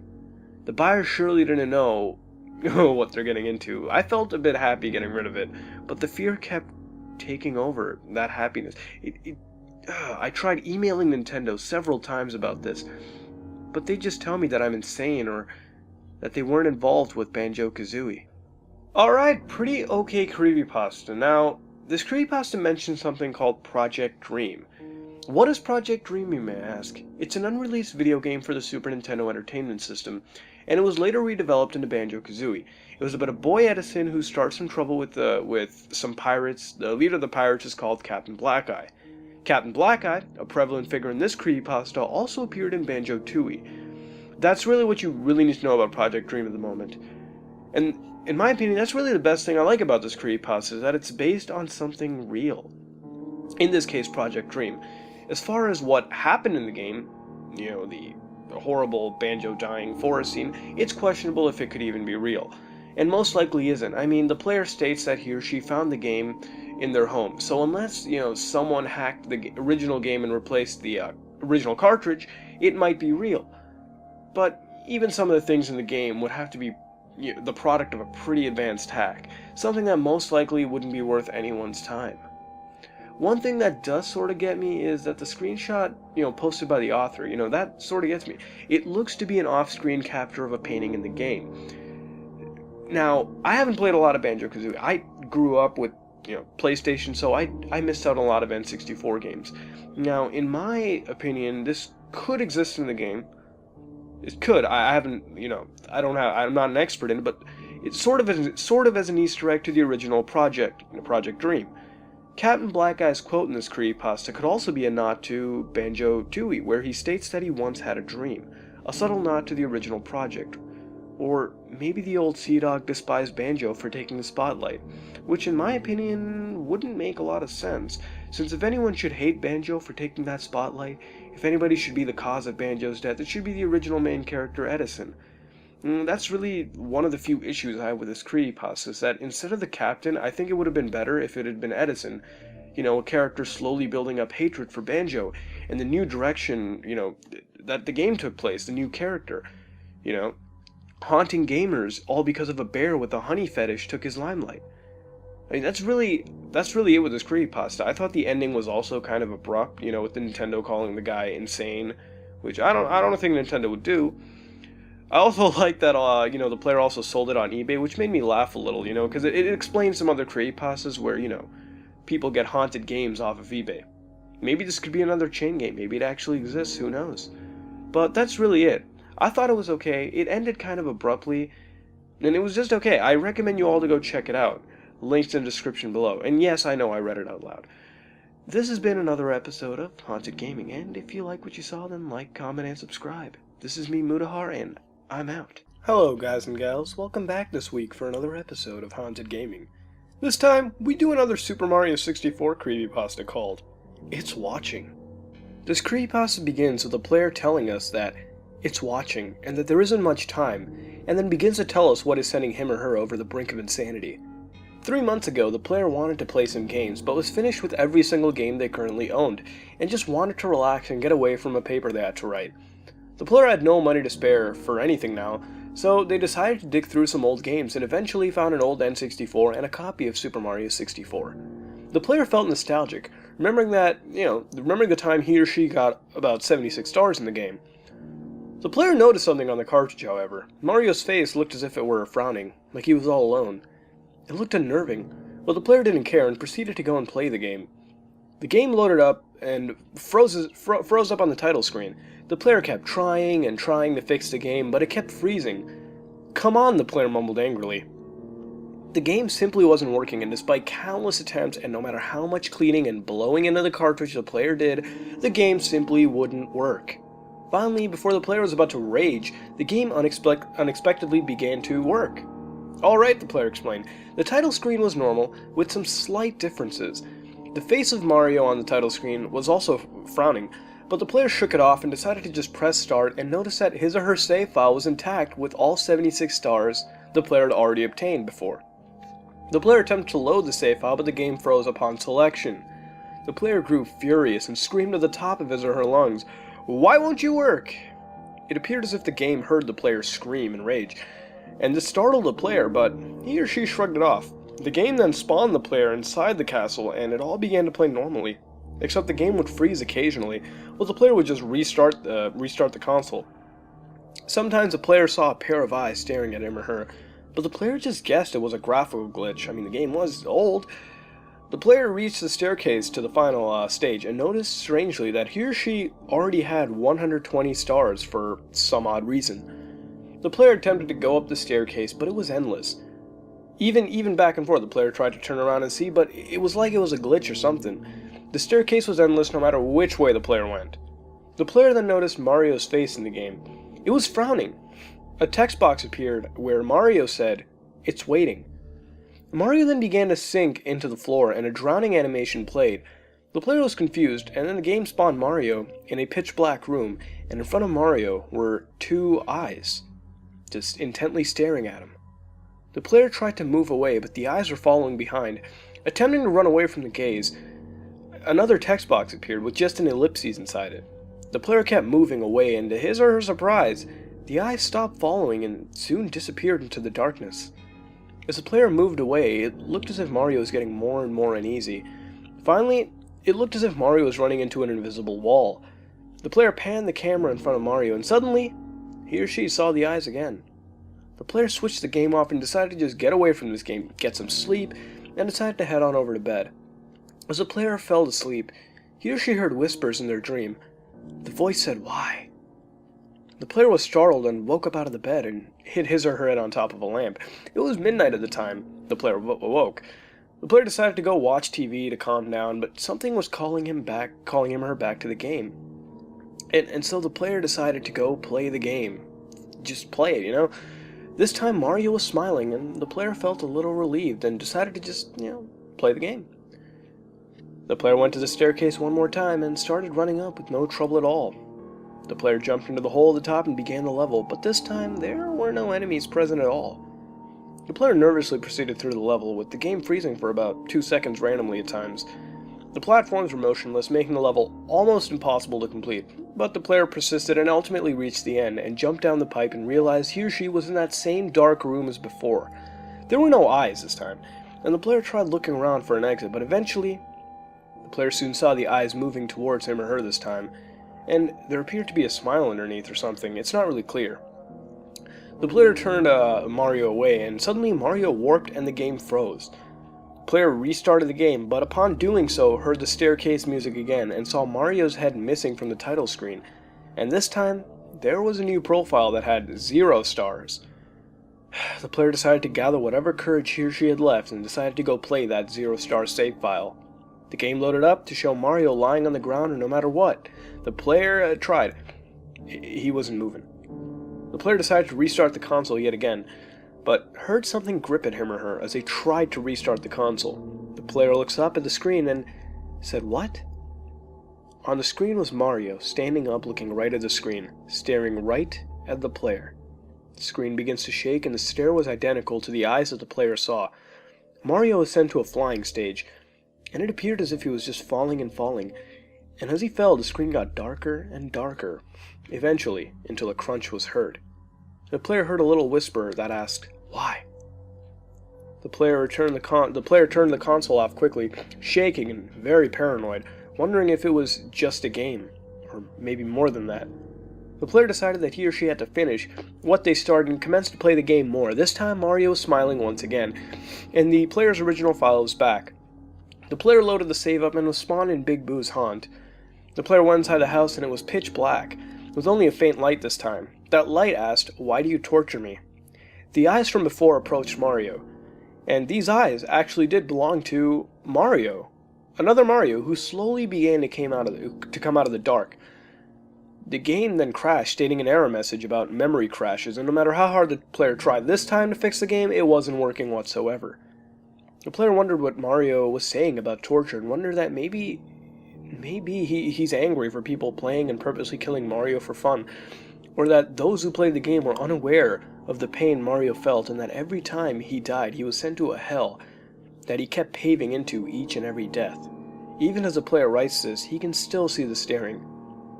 He or she is not sure if they can take that staring any longer, though. Okay, what do I think about this creepypasta? I actually really enjoyed it, and I thought it was pretty creepy. I wish there was a little more detail because some of the events were kind of hard to follow, but it wasn't too bad. And as far as cliches go, there were some, like the no enemies appearing on the stage, but they weren't really affecting the experience too much to bother. One of the things I really liked was the way the creepypasta was formatted, with the dialogue taking just a single line. It separated itself from the rest of the creepypasta. It was a nice effect and gave the dialogue, a little added something. Like each word had an impact on how you felt as you read it, kind of putting you in the player's position in a way. Even though it was very minor, it was a nice touch. However, the real awesome part about this creepypasta was the staring demonic Mario. I'm just adding demonic for effect. I never knew what it was, to be honest, in the beginning, but it was sort of surprising to see Mario being the creepy staring demon possessing the game all along. I guess it sort of made sense with Mario slowly hating players who often let him die, just wondering if nothing really happened, and, just wondering if nothing really happened in this cutesy world. But really the sad reality was that Mario, had to go through an unbearable hell each and every time he lost a life. Now, I don't really find anything too wrong with this creepypasta, and if I had to nitpick, I would probably say, the part about dreaming. Now, I know after going through something like this, you're bound to have some off dreams. I get it. Just to me, personally, it's not really scary, and it doesn't really add a whole lot of creepiness in my honest opinion. But it's been done effectively before, so if it's done right, then it is pretty creepy. But here it felt a little off, but it wasn't so bad, and to be honest, this is really just nitpicking, because like I said before, I didn't really find anything too off with this creepypasta, and that's really it. I was glad it never took the whole route of, Mario, I neglected Mario, so now it's haunting me. I was glad it didn't go towards that, but it was pretty cool. In the unique way it used Mario as a demonic character, if you will. I recommend you all to go check it out, links in the description. This has been another episode of Haunted Gaming, and if you like what you saw, then like, comment, and subscribe. This is me, Mutahar, and I'm out. Hello, guys and gals. Welcome back to another episode of Haunted Gaming. This time we do a creepypasta called 92%. Now, I'm going to do this creepypasta word for word. It's pretty short, so without saying too much, let's begin 92%. There was an old game my older brother and I loved to play together on Sega Genesis, on Sega Channel, and if you don't know what that is, I feel sorry for you. You missed out on an awesome time. Years went by, it was so long ago, but I could remember the look of the levels and all the noises so clearly. I finally typed in first-person shooter for Sega in Google over the weekend and found it within minutes. It was called Bloodshot. The following story is true, and you can even look up the game to see if it's real, unlike many others claim to be seen. It was a boring night at home. I lived with two of my brothers and my father. I was home alone, Dad worked late, brothers over friends' places, so yeah, I decided to check out a bunch of old Sega Genesis games with an emulator on my brother's computer. It was good memories, but no game lasted me more than 5 minutes. I then remembered Bloodshot, and I frowned when I saw it wasn't in my brother's game folder. It took a while, but I finally found a download link for it, but it stopped at 92%. I was frustrated, waiting for an hour without it moving. I then noticed the file itself was in the game folder, where I told it to download to, so I tried loading it anyways without waiting any longer. I was relieved that it worked. The familiar graphics came up on the screen and the well-known little sounds filled my ears. It took a while controlling it with the keyboard, but I managed the buttons. Things got a little strange when I opened the door to the first level. I saw another avatar already running and picking up all the special guns, even though I was playing all alone, not even on 2-player mode. And this game is basically a fossil, it's not an online game. I thought it was a computer-controlled entity, but although I don't remember one being there before, it was doing all the work for me. I followed behind it without getting bored as the computer blasted all the enemies and the boss of the final level, and we both ran back. Yes, after the boss dies, you have to run back to the star before the place explodes. The second level, we stood in front of the first door. This is when I felt awkward around the other guy. He turned to me, and then the door, as if waiting for me to open it. So I did, and we ran off. Eventually I realized I was almost dead and had been fighting alone. I turned around to see my mysterious ally was running along the walls, and eventually found a hidden door with a special gun. That did it. This guy was acting like a human player, not a computer-controlled entity. We went ahead into the level, and I noticed some glitched out textures on the wall. Curiously, when I ran into one, the game froze, so I reloaded the game and found myself alone in the first 2 levels. As I entered the third level, the countdown was already commencing, and I saw my mysterious ally running towards me to exit the exploding level. Then we came to level 4, and it seemed the higher the level, the more glitched textures would appear. Before entering the door into the 4th level, though, he shot me a few times, and then faced forward and waited for me to open the door. It was as if he was cursing me for abandoning him the first time around. When I shot at him, it did nothing. After we defeated the 4th boss, the countdown didn't start. Confused, I followed the other player behind the dead boss, and he opened a hidden room. Behind it was an avatar of a human. Rather than looking like a robot like everyone else, it walked into me, startling me a bit, and then the screen flashed red as if I died. But the game froze. It was late, so I went to bed and shrugged it off.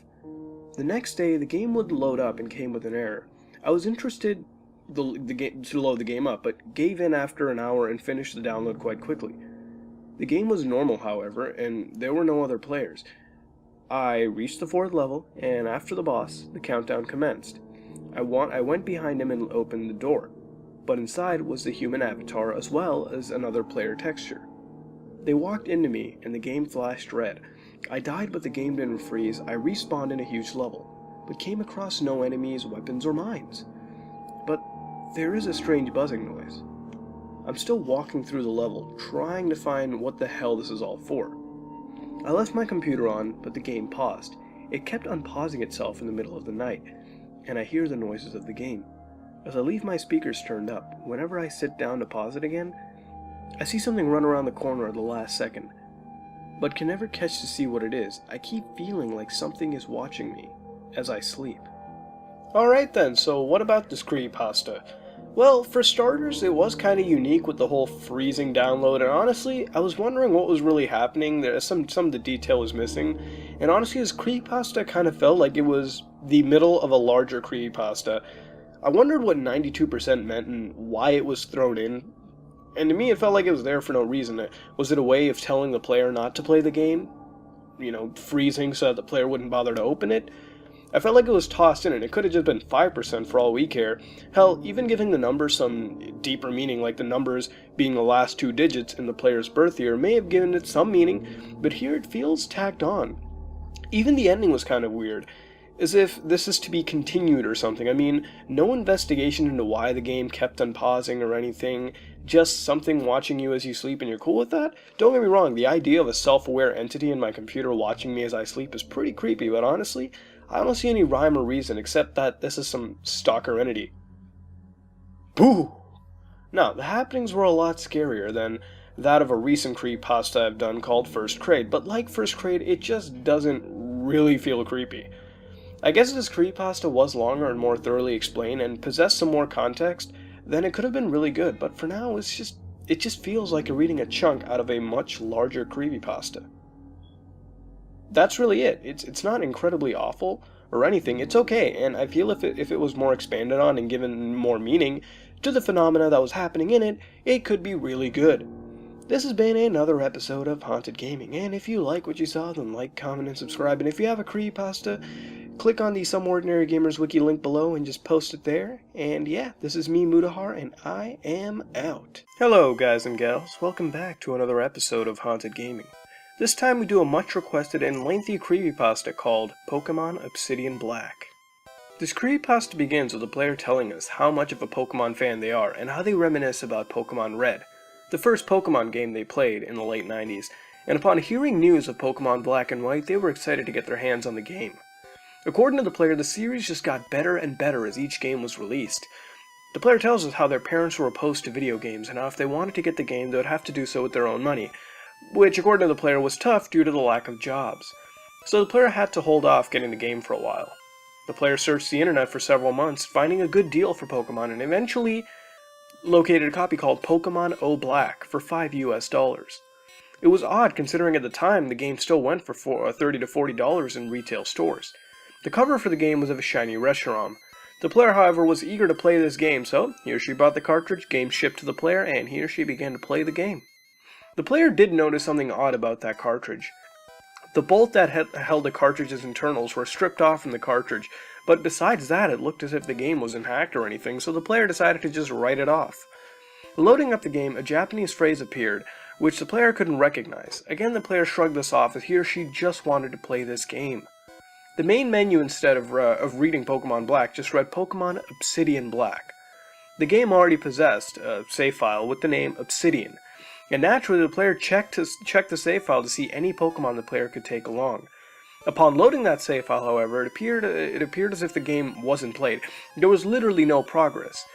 The player then decided to go to the main menu and delete the save file, and upon hitting the combo to delete the save file, the game stated, "Save data cannot be deleted. You are not authorized to delete data." The player found this odd, but then continued to play the save file on the game. The game loaded up and a cutscene played. The cutscene showcased the protagonist's home in a 3D view with occasional lightning that illuminated the area. The lightning flashed a scarred image of what looked like a Pokemon. The lightning flashed again and a figure was seen in a long black trench coat. Lightning flashed again, this time showing a boy sleeping in a bed, and the player realized this boy may be Obsidian. The player found this odd since the game wasn't showing the cutscene the first time, and when the player loaded the save file. Lightning flashed again another time, and this time the figure was in a trench coat. The figure in the trench coat was at the child's bedside. Another lightning flash later, and the camera centered on a gloved hand extending from the right hand of the trench coat figure. The hand clenched into a fist, and it was realistic looking too. Rain fell on it. It was very realistic. And then a voice was heard, which sounded like it belonged from a young, irritated man, and this voice stated, "Friend, this is only the beginning. I sense great things around you. I also sense darkness, growing darkness. When you wake, I will not be here, but keep in mind, I am here, and I have always been here, and I will continue to be here." The screen went dark and a text box appeared stating, "Do you remember me?" A yes or no option appeared. The player selected no, and then another text box appeared, this time appearing to be angry, stating, "Liar! How can you not remember me?" And then the words started to spell out, "Even if it has been a number of years." Another text box appeared from a character named Obsidian stating, "Who are you?" Another text box appeared from a character named ? This time replying to Obsidian stating, "You really don't remember me? We were friends once, me and you, best of friends. We had so much fun together, even if we did get in trouble sometimes, and you would always blame me. But they didn't believe you." Obsidian replied with, "They didn't believe me?" The mystery figure said, "No, they didn't. They couldn't see me." Obsidian then said, "Wait, I remember now." The game then flashed to a top-down view of the game. The screen brightness was higher than usual. The player moved and the in-game character got out of bed. As the character walked down the stairs, a text box appeared that stated, "That dream, what could it have meant? Who was the one talking to me? His voice sounded so familiar, but I can't remember." The player was allowed to move again, and the game appeared to continue normally. So the player left Nuvema Town. There was mud everywhere. The player went out to Nuvema Town. There was mud everywhere. It was foggy, and the music was the Etrelink music. And every route in the game played the Elix Forest music. It was raining heavily on Route 1. Couple that with the Elix Forest music, and it made for a pretty creepy atmosphere. The player reached Accumula Town and the music changed to Celestial Tower. In fact, the music was all different, even in Pokemon Centers and Juniper's Lab. The game played the SS Anne theme from the original Pokemon Red and Blue. Team Plasma hadn't appeared at all, but the NPCs in the game spoke of a war between two rival armies, the Terminator Militia and the Maxian Regime. They spoke that Kanto, Johto, Sinnoh, and Unova were allied with the Terminators, and that they were the good guys. The NPC stated that the Terminators were a militia that was established in 1997 to protect the USA, but secretly the US president in 2010 started a secret army that razed towns and killed people and put the blame on the Terminators, and proceeded to declare war on the Terminators due to them being religious. As the player tried to leave Accumula Town, an exclamation point appeared above the character's head, and an unusual figure appeared on the route between Accumula and Stratian. The figure wore black clothes and had facial features of a Snivy. As soon as this character appeared, the original encounter theme from the actual game, the character spoke and said, "I sense a great energy radiating off of you. You're a trainer, aren't you? I figured as much. I'm a trainer too. What's your name?" A text box full of eclipses appeared, the player assuming that it was just him or her talking to the character. The character replied by stating, "Obsidian, huh? My name is Terius. Now, don't give me that look. I know you aren't used to a talking Servine, but there are reasons behind that. And my clothes, listen, I must go, but I doubt that this is the last time we will see each other." The character then left towards Nuvema Town, and as soon as the character disappeared, the encounter theme stopped playing, and the game played normally. However, some of the music was different. For example, every route was the Elix Forest music, and the gym themes changed to N's Castle theme from the original game, and the gym leader battle music, I assume, was the original Pokemon's Elite Four theme. The player kept seeing Terius from time to time, as if he had replaced N from the original game, appearing in similar locations. Alder was replaced with a person named Alex, who appeared to look like a Team Rocket grunt from the original games. Terius kept speaking like a close friend of the player's character. Some of the dialogue from Terius included, "Such a cheerful place. No one here understands what war is like. You're just like them, thinking that there is always peace. The land I am from is torn apart by war. Every day the opposition grows stronger as we grow weaker." Every time the player encountered Alex, he or she would get some cryptic message about Alex's homeland, as well as some warnings. When Alex gave the player HM Surf, similar to how Alder gives the player HM Surf in the normal black and white game, Alex stated that Unova will fall, just like all the other regions, so be prepared for when shit hits the fan. The player judged by Alex's dialogue that he was possibly just insane or delusional, and as the player walked through the world, he or she noticed that at random times, the in-game character stops and an exclamation mark would appear above the head, and shadows would move along the overworld, and after a moment these shadows would just vanish and the player could continue normally. Again, more background music for various locations were switched around, except this time at slower and lower pitches. The player skipped Relic Castle due to the lack of Team Plasma, and the player headed north to Opelucid City, to Victory Road. There was a large group of police officers. The player was unable to move, and a police officer told the player's character that this was a crime scene and to just stay away. Then, Terius approached next to the player and asked what was happening. The officer told him that it would probably be poachers. There were dead Pokemon everywhere. We're talking Spearows, Patrats, a Pansage, Panpour, and Pansear covered in blood. The music also slowed to a lower pitch version of Lavender Town. Terius walked up to an ace trainer who was dead in a, surprisingly, pool of blood. He then appeared worried and asked the player's character to go to Relic's Castle, and this didn't look like the work of poachers. The player headed to the Relic's Castle and on the way encountered Alex, standing still, asking the player's character why he or she was here. The player's character responded by stating that his worst fears were realized, and they should leave. The screen whited out and the player's character was just outside Relic Castle. The player flew to Opelucid City and was shocked when no one was there. The city was shrouded in a thick fog, and the Lavender Town theme played. The player walked into the buildings and talked to the people, and as they kept talking about the Pokemon tragedy, and now someone was actually killed too, the city folk were all incredibly scared. The player left onto Route 10 and the fog grew thicker, and the music was Fire Red Leaf Green's Lavender Town in reverse. The player saw police officers lying in blood, and on the street, written in blood, were the words, "The Maxia have arrived." Then both Terius and Alex appeared.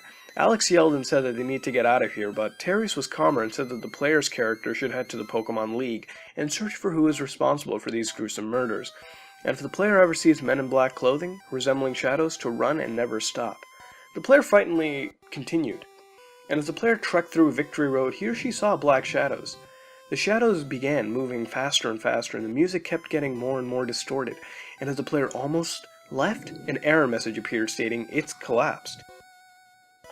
Eventually, the player reached the top and met Charon, asking if the player's character was man enough to face the Elite Four.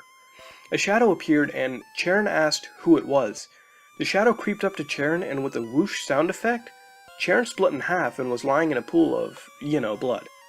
The player ran out of the cave, once gaining control, and onto the peak of Victory Road, and upon stepping out of the player encountered Terius again, giving condolences about Charon and asking if the player was ready to take on the legendary Grand Masters.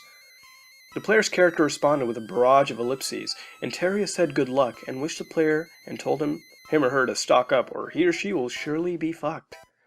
The player entered the Pokemon League, going to the Elite Four room. The player was surprised to see that it looked different from the main game. It was a cave instead, and as the player progressed, he or she met the first trainer to fight, called Dragon Tamer Spyro. The player was amused due to the reference and proceeded to fight the trainer. The trainer looked angry and very battle-scarred. The team consisted of Garchomp, Charizard, Gyarados, Rayquaza, and Hydreigon. When down to the final Pokemon, he would come onto the screen and wonder what was going on, and when he was defeated, simply stated that what he said was the truth. The player moved to the next room and faced someone called Evolution Master Piermont. He looked like a teenage boy wearing a black jacket, boots, and studded belt and sunglasses with angry green emerald eyes glaring through the sunglasses. His team consisted of Vaporeon, Flareon, Espeon, Umbreon, Jolteon, Leafeon, and what a fucking surprise, Yon. And upon the defeat, simply told the player's character that there's much harder shit left to deal with. Then the player fought Cynthia, wearing gold-runed, red-trimmed, obsidian black armor. She looked tired and scarred, and had a Haunter, Alakazam, Crobat, Umbreon, Seviper, and Arbok. Upon defeat, she congratulated the player, and the player headed forth to the fourth trainer he or she had to fight. This trainer was called Ace Master Terius, and the battle theme was End's theme. The character looked like a Servine wearing a full trench coat. He looked scarred and an insignia on the small pin of his body, resembling the U.S. Army insignia of a captain. His party consisted of Emboar, Excadrill, Simisage, Unfezant, Zoroark, and Samurott, and upon defeat told the player to go and face the final challenge that awaited him or her, the best trainer in the world. The player stepped through the portal and was astounded to see Alex awaiting the player. Alex said he heard a lot of good things from Terius about the player's character, and to be prepared to face the final challenge. Alex had black hair and looked very scarred and burned and wore dark armor. The team was Mewtwo, Raikou, Dialga, Reshiram, Regigigas, and Arceus. Yes, Alex is a legendary whore. Upon defeating Alex, he simply stated, In the overworld, he said he never fell to another trainer, and the player was truly the best trainer capable of being called the greatest trainer of the world. The game then registered the player's character onto the Hall of Fame, and the credits played. After these credits, the player selected Continue, and was moved to Nuveba Town, but something was off. There wasn't any music playing, only wind noises. The room was covered in fog. All the other houses were empty, and there were no Pokemon in the wild grass. There was a message written in blood that said "Last one alive," and next to it there were bloody footsteps, leading to Accumula Town. Terius then walked up to the player. "Obsidian," he said. "What happened here?" The Lavender Town theme played in the background. Terius had led the player somewhere safe. Terius then asked the player's character if he remembered him. The screen faded and the sound stopped. Lightning flashed, and the player's character Obsidian was in bed asleep, and after another lightning flash, Terius stood by his bedside. The player's character Obsidian awoke, and Terius asked Obsidian if he remembered him. The screen blacked out in a sepia-colored world, basically what appeared to be a playable flashback. It showcased Obsidian as a kid, talking to his mother in the kitchen, asking if he could go out and play. The player headed out of the home and headed to Accumula Town, and upon reaching the town, the sky darkened, and 3 shadowy figures grabbed Obsidian, yelling for help. Terius appeared to rescue Obsidian and told him that he was his best friend. Obsidian then wished that everyone could see him, and Terius slowly faded away. Then on another scene, it showcased a broken vase, and Obsidian's mom was angry and yelled at him. Obsidian then blamed it on Terius, and Obsidian's mom stated he wasn't real. Then the game flashed to Obsidian's bedroom, and Terius asked again if he remembered him, and then faded away. Shadows charged the room and surrounded Obsidian. Terius tried to fight and killed some shadows, but eventually was overwhelmed, and his sprite began flickering. Terius said, "You will not hurt him." Terius then collapsed to the ground and the screen turned black, and a text box appeared stating, "None of this is real. You are an innocent little boy. You are one of them. One of the Terminators, knocked unconscious during a battle and mortally injured. The commander brought you here so you can recoup, but now, one of the great commander's lieutenants will fall to the Maxia regime." The screen went black and the game froze, and upon restarting the save file, it was corrupted and the player couldn't start a new game. The player tried to find the person who he or she purchased the game from, and found that the account didn't even exist. And after months of searching, the player found nobody, and couldn't get the game working. Sad but relieved, he or she tossed the game into their closet, and haven't seen it since. Whew, wow, that was a pretty lengthy creepypasta. I think it clocked some longer than Zorax. Man, what do I have to say about it? It's actually quite decent. Now, I'll list what I didn't like about this creepypasta. It felt pretty convoluted at times, especially during the beginning, and I wondered what the hell went on, and that leads me to one of the gripes I have about this creepypasta, is the connection or referencing with the fanfic series titled The Terminator's Army of Legend. So the ending of this creepypasta and some of the warring between the two militias I really couldn't get too absorbed into, mostly because I didn't read the reference materials, and I honestly think if I read them it would have helped a lot. And that's really my main gripe with this. I felt as if the references were a little more easier to absorb, then it would have been better than it already is. But even then, I still don't find the inclusion or crossover from the fanfic to really be that meaningful or necessary in my opinion, but it's okay, I guess, you know? As far as the mentioning of blood goes, it's not too bad compared to some of the other creepypastas we've read. That being said, let's talk about the good. The story, despite being somewhat convoluted, still deeply interested me. I loved the relationship between the player's character Obsidian and Terius, and honestly didn't expect that ending, with him simply being Obsidian's imaginary friend, a simple cognitive entity floating around Obsidian's mind, guiding him in his travels, paving the way, mentoring him as Obsidian grew stronger and more willing to face the horrors that would come before him, eventually leaving him, in the end, to himself, once he finally completed the ultimate goal. As far as other things, like the abnormal music, for instance, I really like, since they gave some meaning to the events and what was happening in the location during the time. Even though I really didn't find it to be too much, it was a very nice touch. Reading through this creepypasta, it also reminded me of the Pokemon War Theory and Ash Coma Theory, due to the references of a wartime state and the scene of a sleeping Obsidian. I still kind of think the entire events of this creepypasta may all have been Obsidian's dream in a sense, but I'll talk about this and I'll talk about those creepypastas, in anher time, but that's really what I kind of think is going on. On how creepy this creepypasta was, it was alright, but it wasn't too creepy. It was a great story, don't mind me, but it wasn't creepy in the sense that Ben Majora's Mask was, or Polybius was, and even Zorax. It was creepy, just not as creepy as some other creepypastas, but still really good. As far as the ending went, I wonder what will happen next to Obsidian. Even though I really couldn't understand the reference to the linked fanfic, I wonder what's next for him. Trained by his imaginary friend and mentor, what's next for our creepypasta hero? All in all, this is a pretty good creepypasta, and I highly recommend you all to go check it out. Links in the description below. This is me, Mutahar, and if you like what you saw, like, comment, and subscribe.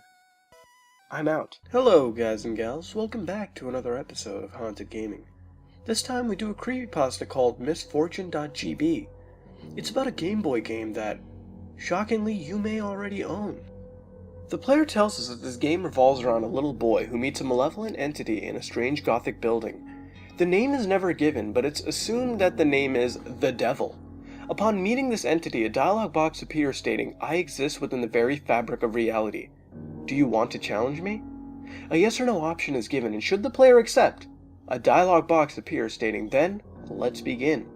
The player is sent to a series of mazes, each containing a various amount of puzzles and traps. The player must survive the rooms and reach the stairs leading to the next room. Sometimes the game may give a riddle such as which door is the right one.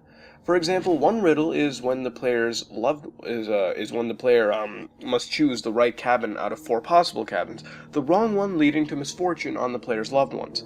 If the player chooses the wrong cabin, the screen will cut to black, and then a demon will appear with a dialog box beneath it stating, "I am God here," inspiring from the popular creepypasta Sonic.exe.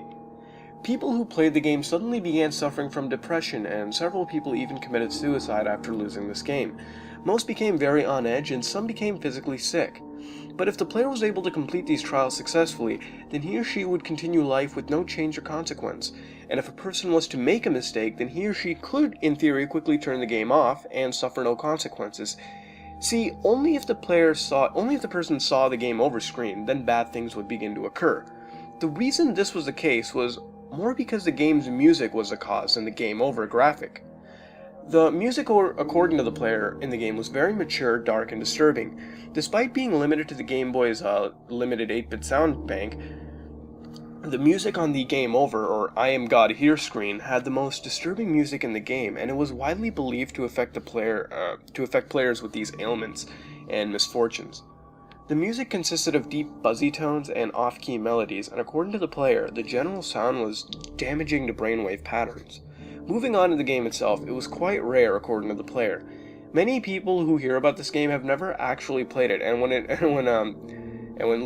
looking at copies of the game, or even searching the internet for any information on this game, it gives little to no results. And the only things that exist is some recordings of the game's music and some screenshots. Even a ROM image of the game hasn't been found, and according to the player, if you're a hardcore Game Boy cartridge or even ROM collector, you, in theory, may already have this game. See, according to the player, the game was never released on its own cartridge, and on closer inspection, some sprites and textures belong to other similar-looking games. Few gamers who experimented on Game Boy ROMs encountered some weird phenomena. For example, some gamers discovered glitches on games like Pokemon and Zelda, which would transfer them to this misfortune game. And that's really it, that's all the info on this game, but according to the player, you may be able to play the game if you dig around deep enough. You may be able to find it located in some games already available, such as Legend of Zelda Link's Awakening, Pokemon Red, Spud's Adventure, Pucci Karat, Atelier Marie. In the end, the player leaves us with a question though. Why was Misfortune hidden? And hidden among many different games. Some rumors state it was planted into games to curse and harm those who lost at it, and Nintendo may have hid it on some of their titles. But the player states that this would be unlikely since Nintendo is strict on what goes out to store shelves, and they'd never incorporate this game into their well-known franchises. But ultimately, it was never clear how to access the game, or even why it's there in the first place. But it's still one of the most scariest games played, according to the few who unfortunately discovered this hidden horror. Alrighty, well, this is pretty odd to be honest. No plushies or weird game salesmen. It's just a tale about a supposed ROM that could honestly be very real. Looking at this creepypasta, the best thing about it is, again, the fact that it can be a real cartridge. And to be honest, judging by the screenshots, it wouldn't seem too hard to program. Hell, it could just be a modification or ROM hack of an existing game, if need be. But bottom line is that it wouldn't be a pain to program for someone who had the proper skills to code an average Game Boy game. The game's music appears to exist, and I'll link a video below that has some music. And as I listened to it, it did give me a mild headache, but I was also using headphones with a moderately high volume, so that may have contributed to my headache. But still, it was some disturbing music. As far as the game being as scary as it's mentioned, not really. I mean, the graphics don't appear to be dark and depressing, and the devil almost looks like some weird rabbit species. And the music didn't make me want to go kill myself or make me super physically sick if you wanted to get technical. I mean, the whole thing feels somewhat like Polybius to an extent, with the odd side effects the game would produce. Now, we know music can affect brainwaves both positively and negatively, but over here it just feels that the music really wouldn't affect players to the point where it would make them that physically sick. I mean, who really knows, but it can affect you, but it doesn't seem somewhat plausible in a sense over here. I mean, I don't really see it affecting you that much, but that's really it. Feel free to correct me. But what really creeped me out was the fact that the game is supposedly available on games we already own. Now, in closer inspection and further searching, I couldn't really find any proof that this even exists on these cartridges, and honestly, if such a thing was found, it would have been readily available, Especially with the advanced ROM tools of today, such a thing would no longer be a mystery to gamers any longer. But who really knows? I mean, Nintendo wouldn't really know, and honestly may have nothing to do with this for all we know.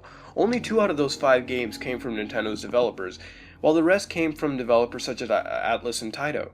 So Nintendo may not have a large or even any role in this game at all. And plus, they wouldn't link themselves to this game whatsoever. It would ruin their company's image. Ultimately, it is kind of creepy to see that something like this could exist, and although there isn't any proof to show that this is real, the absence of evidence does not necessarily mean the evidence of absence. And for all we know, it could exist if we dig deep enough. I really didn't find anything wrong about this creepypasta. I thought it was quite interesting and definitely sparked my interest to go fire up some Link's Awakening to see if I may have the misfortune of playing this game. All in all, I think it's a pretty unique creepypasta, and I recommend you all to go check it out. Links in the description below. This has been another episode of Haunted Gaming, and if you like what you saw, then like, comment, subscribe. If you all have a creepypasta, feel free to post it on the SomeOrdinaryGamers wiki below. Links down there in the description. This is me, Mutahar, and I'm out. Hello, guys and gals. Welcome back to another episode of creepypastas. Yes, this one isn't necessarily game-related, but it made creepypasta of the month on SomeOrdinaryGamers wiki. So without talking too much, the creepypasta is called Funny Mouth, and I'm going to be doing it word for word. And we'll also be seeing video footage of the actual chat happening in progress. Yes, I actually did get video footage of the chat going on. Wink, wink. Yes, I did. Anyways, without talking too much, let's begin Funny Mouth. The first thing I should probably note is that I'm Lemon Lime Skull. In other words, that's my screen name up there. That was the first time I saw or heard from Funny Mouth, and for all intents and purposes, it should have been the last. Anyone who spent enough time chatting away knows that weirdos come and go. Folks pop in to ask insane questions or just to troll a populated channel.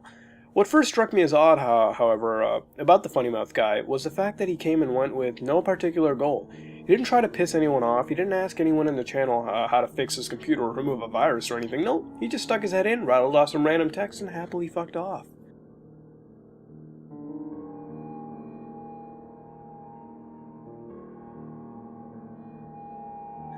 I don't know what results I expected from following this guy to another channel. I'm not the type that goes out of his way to annoy or argue with people. I'll usually avoid it at all costs. Though when someone starts with me, I don't mind getting into it at that point. I guess what I'm saying is I have no idea why I pursued this. He was sitting there in the channel by himself.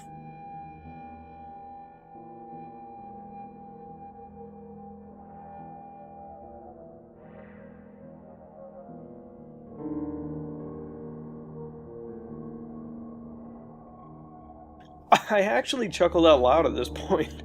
It was weird and inoffensive.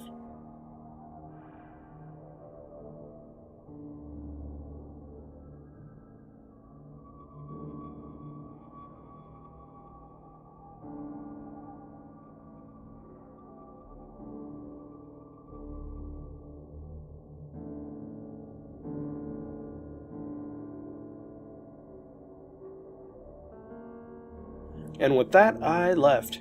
The act got old fast, and I felt either this was someone trying too hard, or a legitimate moron who was unaware of how to properly use a chat program.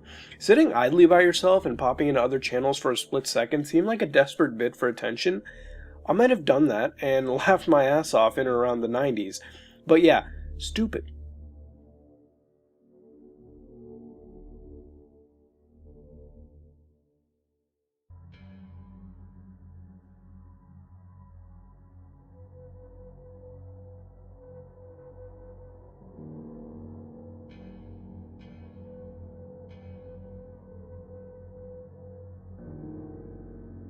Silence dominated the channel for about a half hour as I minimized the window and went about my business. Nothing. 8 users in the channel. Not a single one active.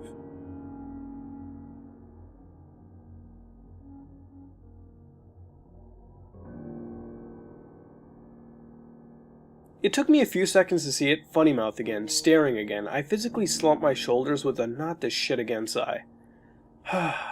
Then I noticed he wasn't in the channel.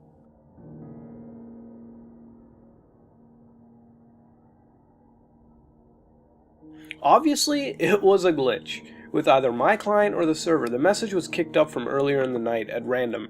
These things happen, still it creeped the hell out of me.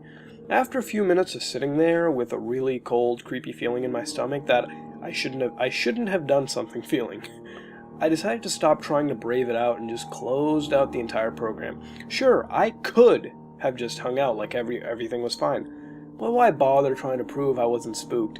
Hell, nobody was even around to see me slink away.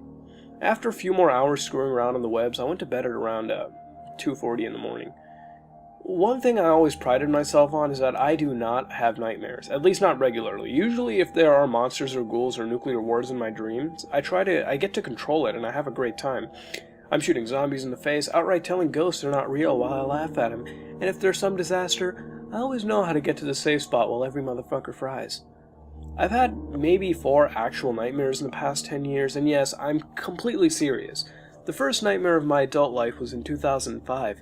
I'd just broken off a relationship with someone who had been with someone else for over a year behind my back. That's right.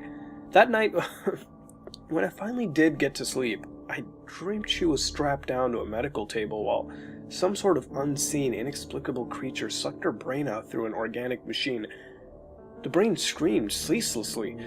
The second nightmare had me visiting a medical facility where they were experimenting with new methods of saving lives.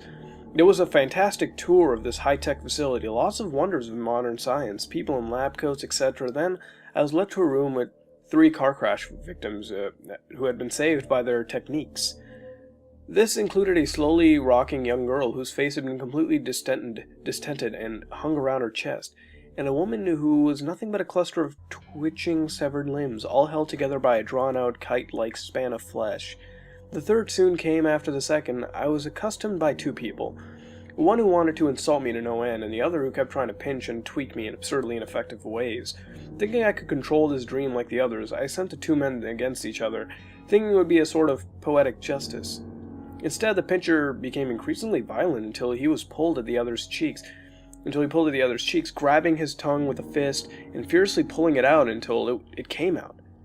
Then he pulled the fellow's eyelids until they distended in some sort of grotesque prolapse. I suppose what I'm getting at is that even when I did have nightmares, I was never the actual target of any sort of horror. It's always been a kind of empathetic horror related to someone else getting brutalized. That night, however, was different. As soon as I fell asleep, I started dreaming. Basically, it was a recurring dream I have where I'm in the woods, just checking out animals and birds and generally acting chill. I lie in the grass and look up at the sky. It's always a dream I welcome, because even if I've had a shit day, I'll wake up happy and ready to start over. This time the script changed. I laid in the grass, but while I was staring at the sky, something felt odd. It was a cold, squirming feeling on my neck. In the dream, I reached to my neck and pulled away a long, withering earthworm. Earthworms disgust me. If I see one in the yard, I'll specifically get a shovel and heap dirt over it, simply so I don't actually see it again. Disgusted, but more or less content, I flung the worm aside and continued my dream. Then, that feeling again, clammy, wet, wiggling against the side of my neck. I pulled another worm away. Again it happened. The third time, the feeling of confusion and dread became so overwhelming that I immediately snapped myself out of the dream. That's what usually happens when shit gets real in my dreams. Game over. I figured it out, though. At least, I thought I had. In the waking world, I felt my neck and discovered a slick, slimy film on my skin. Logic dictated that I must have been drooling in my sleep. Nothing to be proud of, but not exactly terrifying either. My dreaming mind must have translated the icky feeling to an appropriate creature in the forest dream. Perhaps more unsettling, though, was the fact that the bed around me seemed to have indentations. 4 to be exact. It was almost as if someone on hands and knees had been hovering over me as I slept. There were any number of reasons that could have happened, but from then on that night, I slept very lightly. Any little thing, like the sound of a ceiling fan, could wake me up straight away. I had no real interest in going back to the woods that night. When morning came around, I got ready to take off, to get out of the house and shake the cobwebs out. I only planned to check my email real quick, to make sure I didn't have any pending transactions or questions I had to answer. Surprise! Now, what follows next is a group of emails. I'll basically just tell you who's sending it to who and what the email says, and then after that comes the ending of this creepypasta. So, let's begin. From Funnymouth to Charles Watts. Charles Watts is the character we're talking about. He's Lemon Lime Skull, if you will. I had a good time to talk to you. It can be fun again. You'll see what. I don't like. Stop it. As you probably recall, I hadn't given this asshat my email address. However, logical answer someone else in the channel must have. He obviously came back to hashtag refer sales, asked someone who I was, and that douchebag completely betrayed me, knowing I don't give out my personal contact info. Although the email was dated 2:40, that was pretty much the moment I went to bed, when everyone on the channel was still idle. Even though I well and truly knew I was taking some sort of bait, I responded. From Charles Watts to funnymouth@blood.com. Yeah bro, not exactly sure I want you emailing me. I was clear and to the point. There was no mistaking the message I was sending, and though it was snippy, I wasn't goading him into replying by starting a flame war. But of course, from funnymouth@blood.com to Charles Watts. Come on, don't be so sad about it. I know you can like it. We will have fun a lot of the time. It's okay even. And with that, I blocked his address. Really, I shouldn't have done that in the first place, but I still had some sick sort of interest in exactly where this was going. Maybe if I put my foot down, he would admit he was just screwing around and call me a humorless wet blanket. When I saw it was just the same old bullshit, that gave me the green light to go ahead and shut the guy out. For what it's worth, you can relax at this point. The blocking stuck. There was no follow-up message circumventing the ban. After a few minutes, I assured myself that was all over, and I went about my day. It wasn't until I got home at dusk that the cold, squirming feeling in my stomach started all over again. I had no idea why. Well, that's not entirely true. I had some idea. I checked my email. Nothing from Funnymouth, but there was an email from George. George is Ghost George, as you saw in the IRC footage. I'll actually detail the emails below too. So let's go. From Ghost Georgie to Charles Watts. Hey, refersales.com is fucked up. I can't get shit to load. When you're online, please take a look. ASAP. Peace and carrots, George. I let out a string of curses. Downtime meant lost sales, and I'd been out all day and no way for George to contact me. If I'd been a little less strict with my personal info, he could have just called me. I loaded the site and waited for some sort of error screen. Instead, it began to reroute to another page. Blood.com. From Charles Watts to George G. Yeah, I see it. It's redirecting to a website with a giant pixelated face with a messed up tongue. I think this has to be that Funnymouth piece of shit. Did you give him my email with the domain in it? CW. From Georgie to Charles Watts. It's a 404 page, not a redirect. I want what you're smoking. All I get on blood.com is a coming soon notice. I didn't give anyone shit. George. From Charles Watts to George G. Har har har. Funny. Then George emailed me a screenshot of the site giving a 404 error, along with a coming soon notice for blood.com. You could have easily faked them, but why? I mean, if this is some joke, it's pretty abstract and I didn't get it. When I looked at my website files, everything was normal, nothing was out of place, and nobody had even logged in to change shit. I checked the domain names name servers, the thing that routes a domain where it's supposed to go, and nothing was out of sorts. Still, there was this bloated, tongue-wagging face looking back at me with its empty eye sockets. Then, I don't know how I missed it in the first place. Looking closely, the picture of that face wasn't really pixelated. It was made of tiny letters, HTML code coloring each letter specific to the image. Over and over again, the word that made up the image was right in front of me. Funnymouth, Funnymouth, Funnymouth, Funnymouth. In a great cluster of nonsense. I felt like spitting at the screen. I unblocked his email address and set about writing an incredibly profane and threatening letter. I didn't really care if I got the site back at this point. I just wanted to get everything off my chest so I could feel like I was in control of the situation again. Before I could finish the letter, I just got this weird, creepy feeling again that no, it couldn't be feeling. Where you know you're being absurd, but at the same time, you know you're right. I finally, hacking out my death threats, checked the inbox.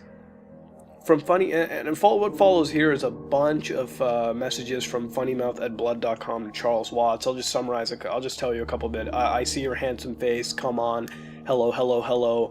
I don't think about it, please, though. Anyways, those were the messages. So let's get back to the creepypasta. Not only was that feeling correct, the feeling that he had already emailed me the minute I unblocked him, but it seemed he'd steadily been emailing me nonstop since I blocked him. 10 more later arrived just within the time span it took me to reply. From Charles Watts to funnymouth@blood.com. Fucking stop. I was getting a stress headache. My heart was pounding, not from fear, but rage. This is probably the most absurdly infuriating person on the internet, and that's saying a lot. Thankfully, the string of letters did indeed stop. I tried to calm myself down, breathing deeply, but it didn't seem to take. I was still incredibly pissed. Slowly, methodically, I sent him another note. From Charles Watts to funnymouth@blood.com. Hi, I don't understand what you are saying, and I don't understand what you want. I think there may be a language barrier. Is your first language English? I think you have done something to my website, and I would like you to undo it. If you're mad at me, I did not intend this to happen. You may have misunderstood what I said, or what I meant. Please change my website back, and let's both go our separate ways. Thank you, CW. I waited. I thought about how I'd conquered my anger, and that this measured response was really the best way to go about it. This fellow would understand what I meant. He'd realize the mistake he made. I calmed down. Everything was going to be okay. Then, from funnymouth@blood.com to Charles Watts, staring face. I hit the roof.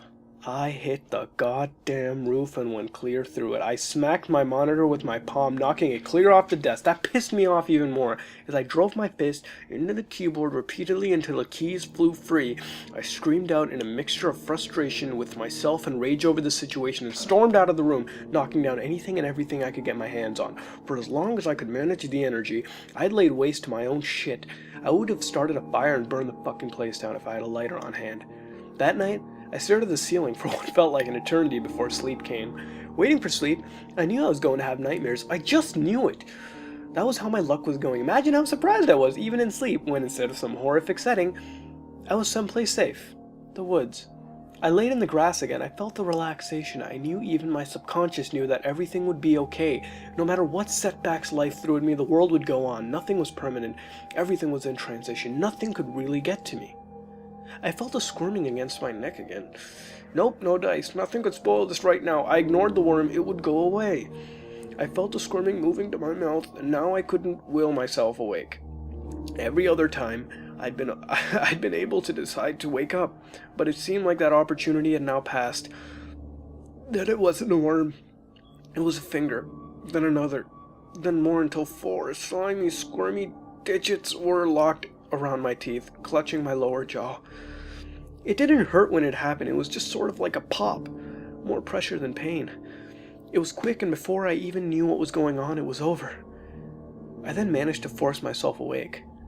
I sat up and got to my feet in complete darkness. Feeling my way around the walls, I decided to make my way to the bathroom.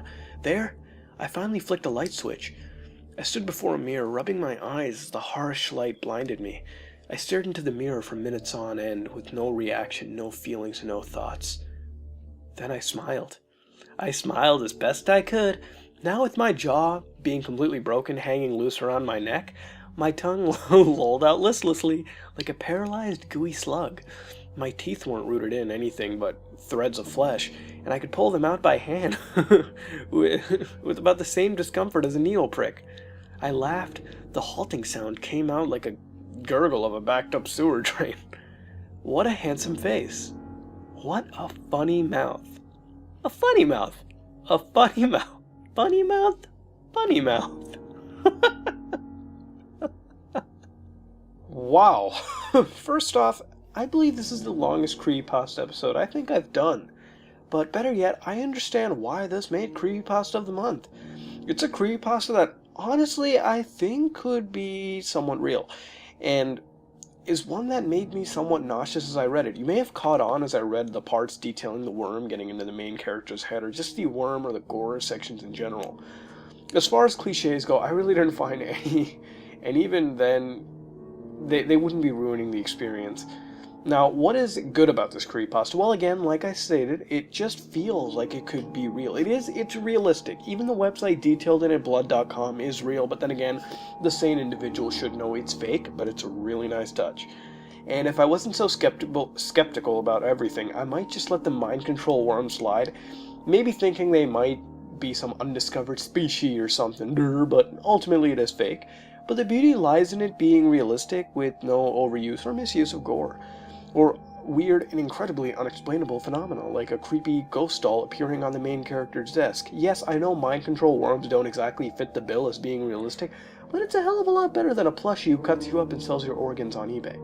I mean, think of how many people you meet on IRC chat rooms on the internet that resemble a person like Funnymouth, to an extent. Could it really be a troll or someone like Charles taken over by this infection? But really, that's what I found really good about this creepypasta, is that it seems so eerily realistic and kind of digs at you next time you see that off person on a chat room. I don't really find anything too bad about this anything bad in general about this creepypasta.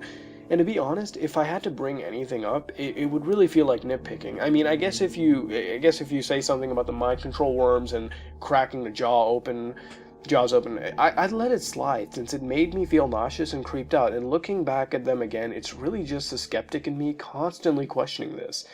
In the end, I thought it was a pretty great and refreshing creepypasta, and I enjoyed it. It was pretty lengthy, but it was awesome, and I highly recommend you all should go check it out.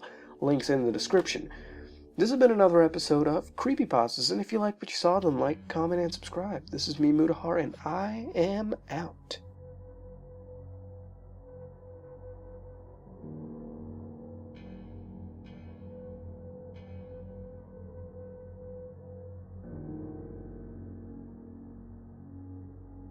Hello, guys and gals. Welcome back to another episode of Haunted Gaming. This time we return to a gaming creepypasta called Doom Lost Wad. The story begins with a person named Arthur Harrison. Arthur tells us he was a big fan of the Doom series, but had to stop playing due to a broken computer. But fortunately, Arthur's father brought him a computer for his birthday, and Arthur in his excitement quickly got all the Doom games. After finishing the games, Arthur proceeded to find some wads for Doom. Arthur played through a lot of these wads, good wads and bad wads and unknown wads that no one had played yet. One of these wads was called 7869 for Doom 2. Arthur assumed the creator of this mod was just too lazy to name it, and nonetheless decided to get it, load it up, and see what it had to offer. Upon loading it, it appeared to be a joke, as all it did was show an image of a demon and a loud shriek that would shatter eardrums. Arthur jumped from his or her chair and almost punched the monitor, but then collected himself and proceeded to play the game on the only difficulty available, Unforgivable. The wad loaded, and instead of being a screamer, it was just the first level of the original Doom without any enemies, ammunition, just the starting pistol and one bullet. Arthur grew bored, but upon reaching the end of the level, a cyber demon appeared. Arthur was underpowered, and shooting the only bullet he had, he ultimately died. Arthur restarted the level, but this time strange images appeared and the music was inverted. There were pictures of dead dogs and male genitalia in the map. Arthur couldn't leave the game or pause. Eventually, the images and music stopped completely, and Arthur was taken to the second level of Doom 2. Again, like before, there were no monsters, and Arthur had a shotgun with 40 shells. Progressing through the level, Arthur went into what he described as a house and obtained a red key. Arthur then noticed another Doom guy. A very low sound was heard, and this mystery Doom guy began opening fire on Arthur's character, and as he lost his health, the mystery Doom guy lost his health as well, and vice versa. When both Arthur and this mystery Doom guy died, the game's graphics started glitching, and messages appeared stating, "So you got here." Then the music of the first level started playing in a high volume, and Arthur spawned in a dark circular area with a button in the center. Upon pushing this button, an image of a dead man with his head and belly open, and the message "You are dead" appeared on the screen. The sound was just reversed speech and distorted music and screaming. Oh, and tons of screaming. Arthur deleted this wad and went to email the author of the mod. The person replied stating he or she never made the mod, but instead that a young boy called Daniel did. Daniel was problematic and caused a lot of trouble, getting expelled from 6 schools, and beat his teachers. Daniel was addicted to Doom, and made thousands of these wads, and also liked to take nonsensical pictures and film with his camera. Daniel kept getting worse and worse, and eventually it killed a man, and was finally put in a mental hospital where he committed suicide by hanging. Daniel, shortly before dying, also made a compilation video of several nonsensical things he had filmed and captured with some images of Doom appearing randomly in it. The person who Arthur emailed was surprised Arthur had no idea about this when it was leaked to the private community of Doom some time ago. The person sent Arthur the video Daniel supposedly made, even though it was edited together a day after his death. This video was reported to be vile and disgusting, and would cause major discomfort if it was watched. But Arthur decided to sit through it and watch this video even with all the warnings. brilliant idea. The video at first appeared to be a lot of nonsensical images, with the Doom soundtrack playing in reverse in the background for 5 minutes. Arthur felt depressed watching for some reason. The video couldn't be paused, reversed, or skipped whatsoever. Eventually, the video showcased a man smashing his head with a book, and Daniel appeared filming him in secret. Then, a man was begging for his life, and suddenly screenshots of Doom appeared briefly. The screen would turn black for 10 seconds. Arthur thinks he sees a man in the black screen briefly. But eventually it showcased Danny brutalizing the man and eating his organs, and ultimately in the end the screen turns white and the video stays this way for 10 seconds, and finally a smiling photo of Daniel appears for 1 second and the video ends. Arthur was incredibly depressed, a depression so large it was indescribable. A month had passed, and no matter how hard Arthur tried to forget, it wouldn't stop. One day a friend came to Arthur's house and saw the video. Arthur tries to blow it off by saying he downloaded it by mistake. Arthur's douchebag friend emails the video to every contact he knew, and then some. Soon Arthur's whole neighborhood knew of this video, and soon it would be on the internet for everyone to see. In the following days, a package for Arthur came. Inside the package was a dead dog, and a note that came, and this note stated, "You should not have shown the video to anyone. This is just a little warning." Signed by Daniel Murray Thompson. Oh boy, this is something. It's been a while since I've read a creepypasta that had this much intense gore in it. That instead of really just boring me and annoying me to an extent, it actually creeped me out. I mean, it has cliches, don't get me wrong, but it really didn't affect me too much to even really bother. What interested me was Daniel. I wonder what was going on in this kid's skull and why he was doing this, and what really sent chills down my spine was the ending. I mean, considering this video was edited after a supposed time of death, it means Daniel is still out there somewhere, with his serial killer tendencies, going for Arthur next. I mean, there's a lot of sick people in the world, and frankly, Daniel wouldn't be out of the realm of possibility. I mean, we could have another Jeff on our hands. Hell, in my opinion, I would shit more bricks if I came face to face with this Daniel character, more so than if I came across Jeff. But thank the Lord they're fictional.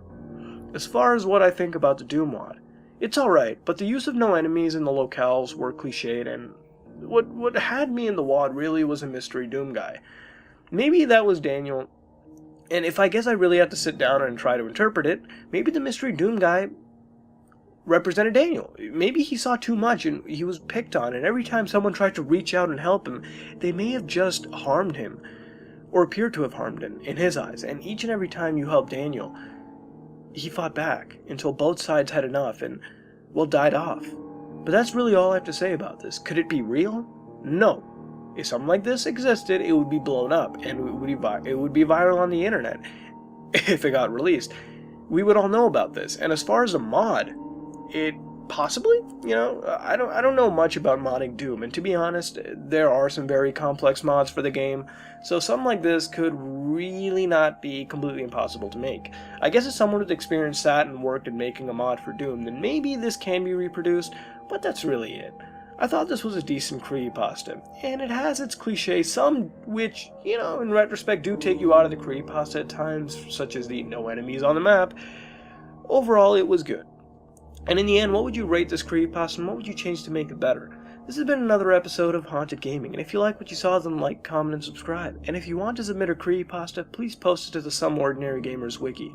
Links in the description below. This is me, Mutahar, and I'm out. Hello, guys and gals. Welcome back to another episode of Haunted Gaming. This time, we do another Sonic the Hedgehog creepypasta, since I haven't done one in a while. This one's called Sally.exe. The unofficial sequel to Sonic.exe.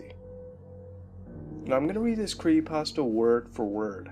I usually wouldn't do word for word for something this long, but it has to be read word for word. So without talking too much, let's start Sally.exe. I'm a big fan of the Sonic the Hedgehog series, like a lot of people. I narrowed down to the classic Sonic the Hedgehog cartoon shows though, because I think the rest Sega had spawned was rat crap, each to their own. I was browsing eBay the other day. I wondered if there would be any items about my favorite character from the series, Sally Acorn.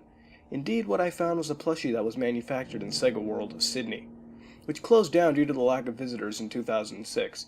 Those Sally plushies were very rare, but I didn't have the money to buy her and my parents would despise me for it.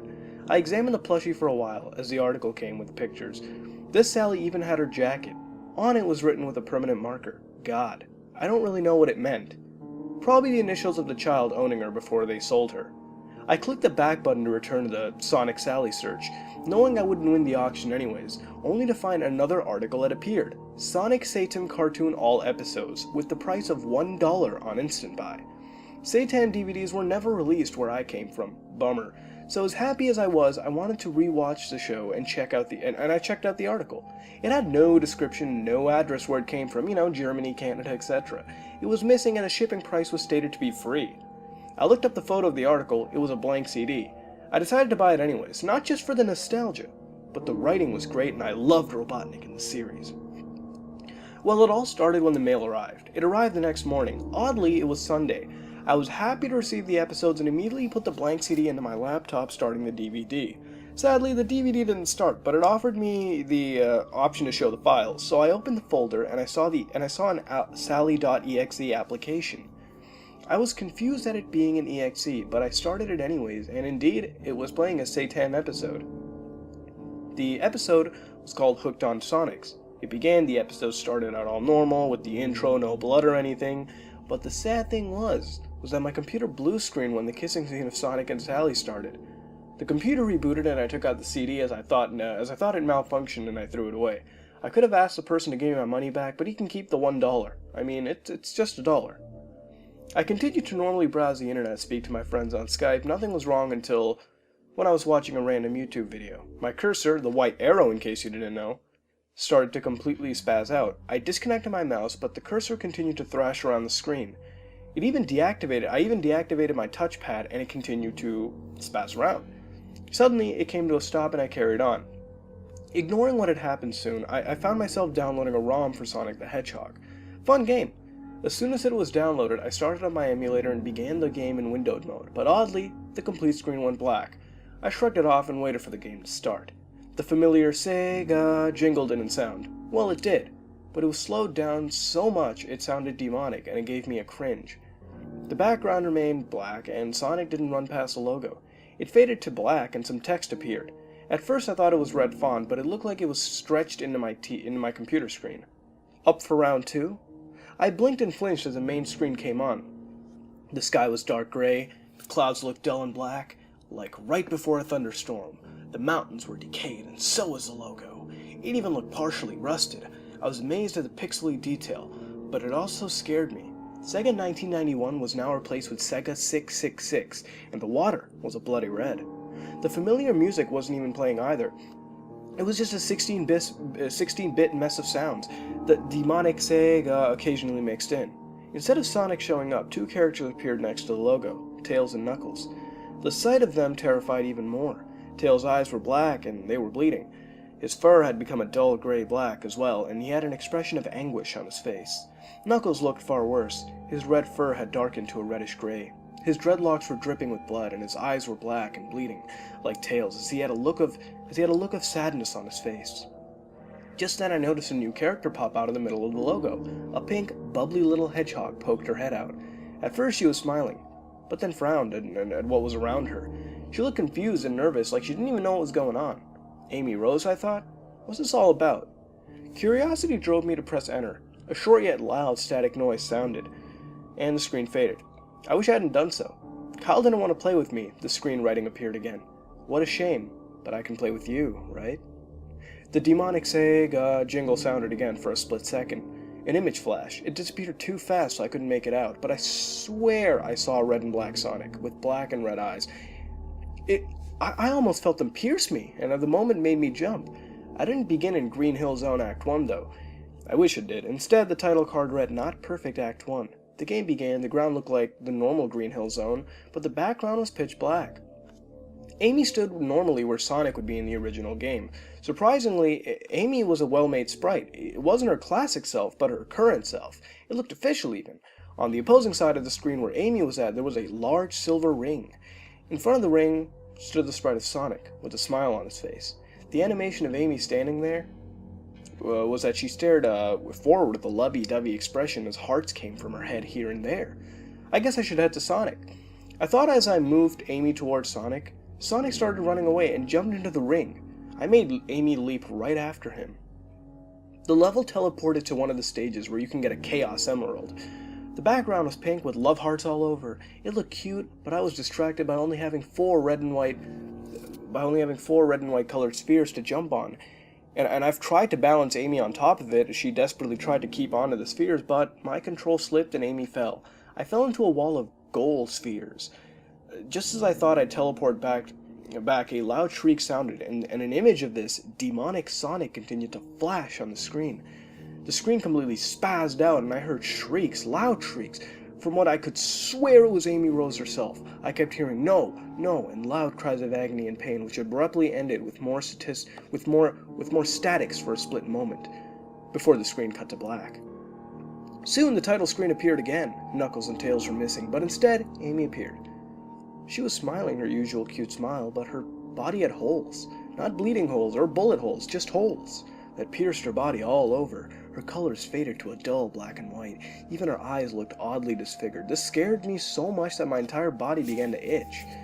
I scratched myself over and over as I watched a new character appear. I frowned upon seeing Cream, who had a sheer, terrified expression and huddled against the logo for comfort. Poor Cream. I wanted to quit the game, but as if forced, I hit start again and the screen faded. Kind and Fair, Act 1. The stage was blank now, and the background music was a drowned-sounding, slower version of the Green Hill Zone. It nearly made me gag, but something forced me to play. The stage began, and Cream's sprite was like Amy's, very well done. The environment was childish. It looked like a cute cutout. In front of Cream and the TV box that gave you a higher speed, I made Cream crouch down and do a spin dash, and I dashed ahead, crashing into the box. The level didn't change. The ground was a solid platform, and it seemed that Cream was going faster, faster, faster, and she crashed more boxes, and more, and more. I noticed the music got completely out of sync, which scared me. Suddenly Cream crashed into a wall of spikes. A loud splat sounded, which didn't even sound like it would belong in a 16-bit game. Poor Cream was torn to shreds. Blood dripped from the spikes and the bloodied rabbit as the background slowly began to melt in front of my eyes. As the image flashed again, and soon the title screen appeared. As expected, I was back on the title screen and Cream appeared with Amy. She did look scared, but her other eye was, droopy and dead, and bled a black goo. Her ears were over her face now. Instead of the back of her head, her color scheme changed from brown and orange to a very, very dark purple and red. Her dress was a dull gray. Time for the third character, and God, did I want to cry and weep when I saw Sally Acorn pop out of that goddamn logo, pulling on her innocent smile as she waved towards me like she didn't know what torture would happen to her. The game was so terrifying and yet so fascinating. But I wanted to stop real bad. But my hand wouldn't budge. I even started shaking. I wanted to reach for the power button, turn the damn thing off, but my hand just wouldn't move, and before I know it, I already hit start and the screen faded. Blank Act 9, it said. A sad, dull melody played in the background as the silhouette of the ground and a sprite silhouette that resembled Sally appeared in front of a background that consisted of the whole group. Amy, Cream, Knuckles, Tails, and Robotnik appeared, all of their tortured forms with a saddened expression. It also had Sonic, but in a nearly unrecognizable way. He had a wide grin on his face with razor-sharp teeth. He had black eyes with red dots for pupils, which were bleeding. It looked like he would reach out of the silhouette in front of me. I tried to move Sally and get her out of there, but each wall wouldn't budge, and Sally would do a pushing animation. I stopped in the middle as, to my horror, the stage began to shrink, and the black started to close in on Sally. I tried moving her again, but the wall wouldn't budge or move. I walked Sally back to the middle as the walls closed in on her. She crouched down before she completely disappeared in the black. Splat. The red writing appeared on the screen again, only it was dripping like blood and it was crooked. Sonic, my love. Suddenly, a familiar scene faded in. I recognized it immediately. Sonic Satan was playing from when the CD cut off. It had a reddish shade, and Sonic had these black, bleeding, demonic eyes. Sally looked even worse. At least to me, her eyes were missing. It was like they were taken out and Sally's skull was sewn closed again. Blood was running from her wound. It didn't look like Photoshop. It was actually animated. Sonic pulled Sally over like in the show, only tentacle-like bursted out of her mouths and locked, making disgusting slurping noises. I could even see them bulge in Sally's throat. Worst thing was that they even looked like they were enjoying it, and for a moment, I think I was too. I could see the corrupted Tails and Knuckles in the background too. Sonic pulled away. So? Not bad, Sally simply replied. I gagged and looked away from the screen. Out of the corner, I noticed something on my bed. On my bed was a Sally doll I saw on eBay, with its eyes missing. Oh my lord, this is something. How many cliches did you all count? 100, 200, over 9,000, something? Give me a rough estimate. I don't know what I have to say. I don't know what to say. I mean, it's not the worst, but it's nowhere near the best. It was well explained, and it had detail, which I really liked, and honestly would be delighted to see if a game like this existed, as well as, just like Sonic.exe and its numerous versions. But going back to the creepypasta, it has a lot of cliches, and the cliches, that really take you out of the experience at times. It's got eBay again, although I let that slide, since, hey, it's a popular place to get something like this, and, a lot of us have used it from time to time, so I guess I can let it slide. But then you get to the killer plushie, which just kills you in the end. I mean, or at least like insinuates that you die in the end, I guess. I mean, really? Killer, really? Killer, I don't know. I have no idea. Killer plushie. Not to mention the fact the player was somehow turned on by the makeout scene. Well, I'm not the one to judge. Whatever. I'll let you be the ones to decide. Then you get the blood cliche where everything must contain an overabundance of blood, like someone decided to go rob some blood banks and shit and throw blood packs everywhere in sight. I don't know. It's not that blood and gore are bad. They play with human fears and natural tendencies, but when they're overused, they really disappoint. It really has to be used carefully. Even a little overuse can cause a palm and face to stick in a very unhealthy way. And the final thing I really have to mention is, we really should have more context on why Sonic is torturing all these characters. I mean, in Sonic.exe, it was because it was because Sonic, the Sonic that I guess, is in this as well, was just a sick person that really wanted to torture people, that played with its victims. It was this embodiment of evil. But I figured, in the fan-made sequel, at least, we could at least see more of Sonic and see why, the motive behind this, you know what I mean? Like, it would have been, it really would have given some sense to this torture and killing spree he's doing. It would have made Sonic itself more creepier, in my opinion. That's really it. I mean, that's all I gotta say about it. It's okay, it's got its cliches, not to mention some methods of tortures in this creepypasta are repeated from the original Sonic.exe one. It was well detailed, but ultimately didn't match up to Sonic.exe. Even the ending was kind of odd. I mean, I didn't understand the full point of the makeout scene, I guess. Maybe some sicko animated it just to scare people. And yeah, and then it ultimately kills itself in the entire plushie appearing behind you in the end, without the eyes, I guess. But yeah, in the end, what would you rate this creepypasta, and what would you change to make it better? This has been another episode of Haunted Gaming, and if you have a creepypasta you want to submit, please post it in the SomeOrdinaryGamers wiki below. If you like what you saw, then like, comment, and subscribe. This is me, Mutahar, and I am out. Hello, guys and gals. Welcome back to another episode of Haunted Gaming. This time we do a creepypasta called A Jumble of Letters.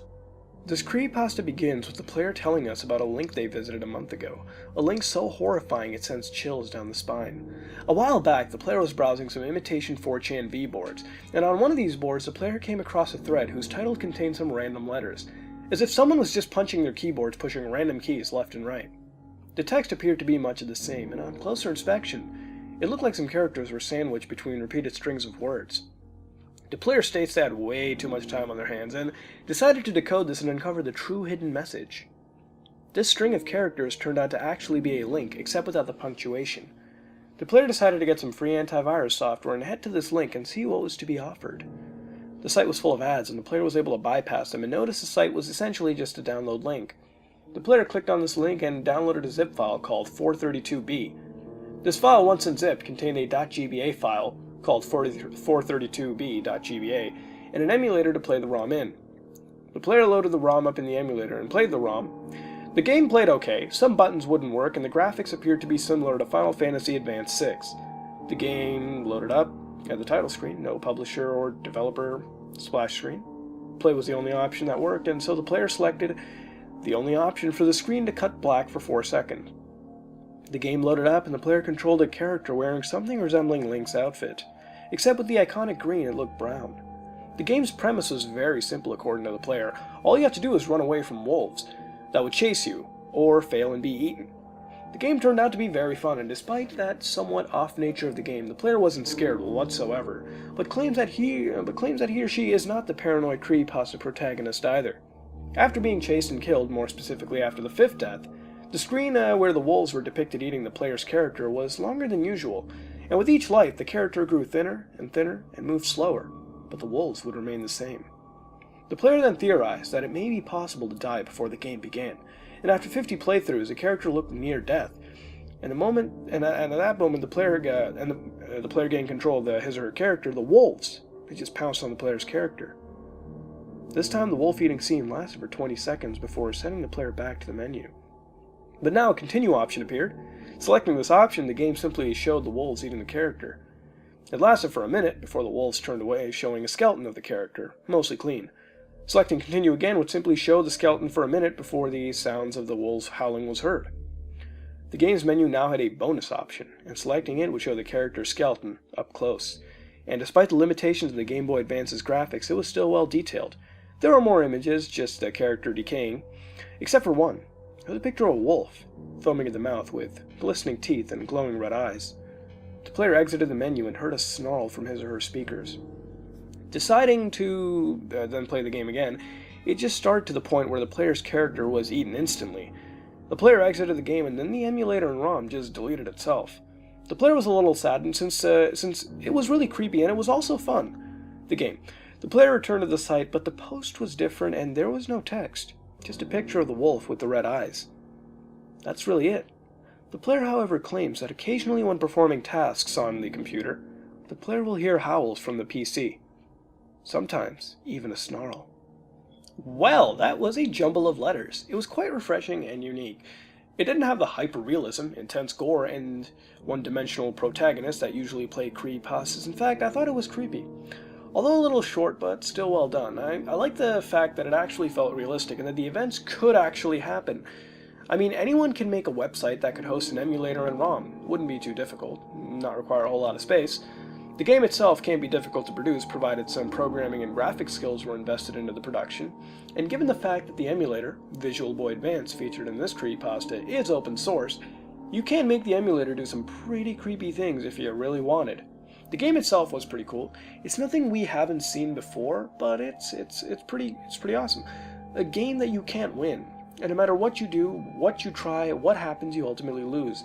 A game that keeps getting harder each time it's played. But eventually, no matter how much determination is put in, you will fail. And worse yet, be eaten by a pack of wolves. Maybe it could be a representation of the idea of descent into madness, or, like always, I could just be overthinking things. Again, nothing we haven't really seen before, but it's pretty well done. The character was also pretty cool, given the fact, I think it's what a lot of people would have realistically done in this situation, or at least what I would have done. Play the game, but not necessarily, completely panic or be completely cool with the situation, just someone in between playing the game out of curiosity, seeing what it has to offer.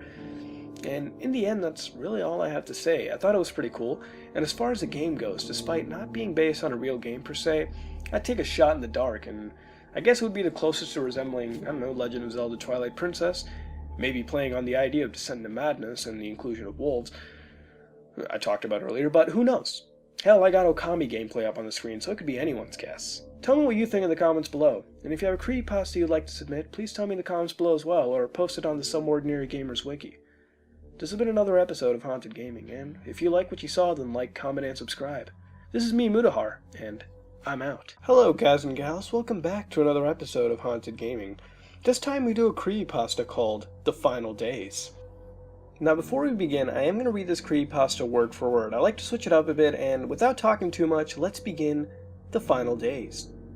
I denied it at first. Hell, we all did. It was a simple idea. Scout out the valley, look for prime locale to build, and report back. It was a large and desolate place, and to be honest, I hated it. Being there was suffocating. I had heard about the bloody history of the area as a child, yet they really didn't like to teach that in our schools. That was something most children shouldn't have to learn about. There was just an awful, eerie aura to the place. It was said that the spirits wandered the land, mourning their bloody sacrifice. I thought it was horseshit, but after arriving very quickly, I got the distinct feeling that there was something else. Something other than us.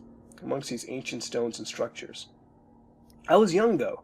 My father was a real head of the project anyways.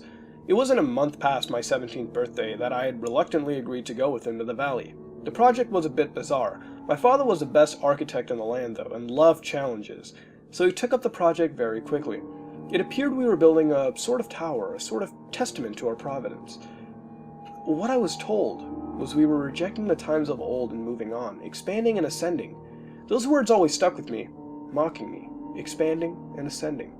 Essentially, we were building some sort of staircase to heaven. It was supposed to be a light on our scientific achievement and advancement, blaspheming the old gods and dropping our old legends. Dad believed that this was the golden opportunity to shine, being the idealist he was. I disagreed, but I wasn't completely sure why. It seemed to me that this tower was almost a sort of mockery to the very foundation we had built our civilization on. Like a rebellious teenager full of so much angst, we would build an idol to give the finger to the old gods and goddesses. Dad obviously disagreed and got everyone together to head out. We had no idea what we would find, nor did we ever believe we would walk into the Pandora's box that awaited us. The valley was hidden deep inside the dried-out landscape of our mountains and canyon to the west. We trudged through the arid land and made our way here, taking note of everything we could. There was a large graveyard tucked just below the path to the valley. Briefly, we looked for a gravekeeper, but he was nowhere to be found. Regardless, we stopped there and camped out for the night. I couldn't sleep that first night. I laid there in my tent and listened to the strange rustling and whispering that was becoming more and more clearly audible outside. It sounded almost as if something was moving. Something was outside that shouldn't be. To my shock, the next morning I found out that almost everyone had heard noises all night. Perhaps it was a coincidence. That day we headed up the path and made our way to the valley. After about an hour's hike, we finally reached the edge, hot and exhausted. Before us was an enormous rock wall, the other side of the valley. A small river gave us a brief reprieve from the scorching sun as we sent some men up the wall.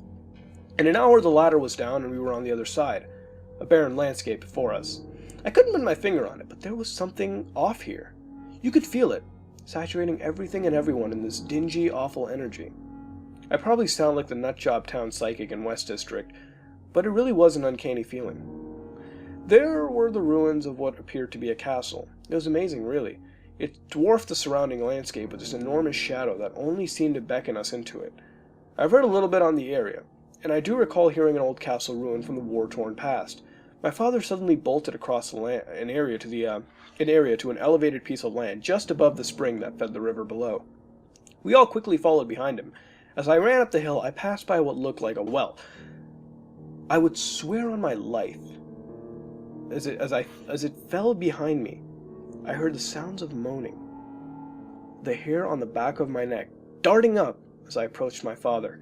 He would turn to us and tell us that this is where it will be. This wide expanse into the mountains would be the future location of the towers. We decided to further explore the location for the next few days. For the remainder of day 2, we scoped out the castle and took small notes on it. We considered taking it down so the tower wouldn't have any structural competition, but we decided to keep it up. After all, it was a piece of history, no matter how bloody and dark the said history is. On the 3rd day, we discovered a path behind the clearing for the towers, that after hiking for a few hours discovered a small and simple cave system. We trudged on through it. It was only an hour, and we had come out at the other side, at the gaping maw of what appeared to be an endless desert. It really did seem infinite, with blowing sand and hazy brown clouds that seemed to stretch out far beyond our horizon. The heat from the sun and wind was intense, but more than that, there was a strangest attraction to it, a beckoning that made me want to go out into it. I would swear that I saw something moving out there under the sands, pulsating and breathing. We all swallowed our draw to the desert's edge, as my father named it, and returned to the building site. A few men returned to town to gather more people, as father began to organize people for the long path ahead of us. He wanted the towers done as soon as possible. For the next few days, we gathered and organized materials and men. We were going to begin building immediately. It was strange. My father seemed somewhat different. Everyone did. They all seemed almost in a craze, like they desperately wanted to get this thing done.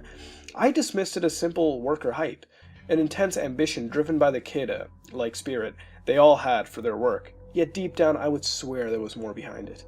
My father called me into his tent on the 6th night, patting me on the head and saying, "My boy, very soon it all begins." I smiled and bowed my head. I couldn't help but feel uneasy. There was something ominous in the distance of all of this. It was on the 7th night that it all seemed to reach the pinnacle. A man by the name of Afir had stumbled back into the campsite. He was bloodied, beaten, and stammering nonsense. A few men woke me up as my father ran out with the others to help Afir. He was holding something up to his chest. His shirt and leggings had large gaping gashes in them. What had he run into? "What was going on here, Afir? Where did you go?" my father asked, kneeling down in front of the stammering lunatic. I had just realized he was leaning up against the wall of the castle, its shadow darkening all of us around him, swallowing us into its ancient infinity. Desert? In the desert? I got this. This, he said, looking down into the shape in his arms. Father reached for it, only to be lashed out and say, "No! Stay away! They see you! It wanted out, so I got it. Now we all get what we want." Everyone looked around. What the hell was he talking about? They know about it. The guardians couldn't keep her in, he added.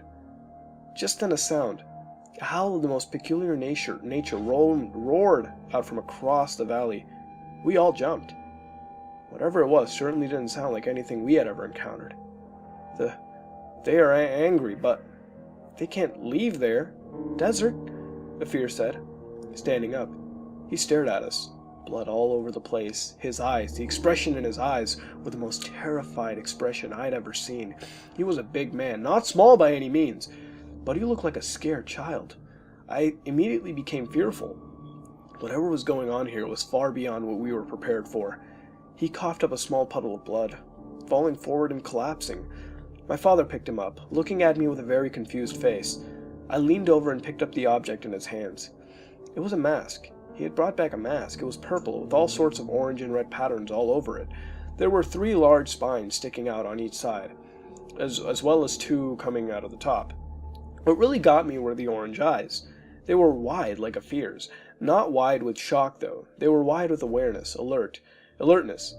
They were looking at me, looking at us. It was hideous. This thing was the face of a monster. I knew right then that we shouldn't have done this. This needs to go back. I stood up, my father standing up alongside me as a few men picked up Afir. He took the mask. This needs to go, he said, turning and walking back to the tent where Afir was being taken. I ran up alongside him, pleading with him to let me take it back immediately.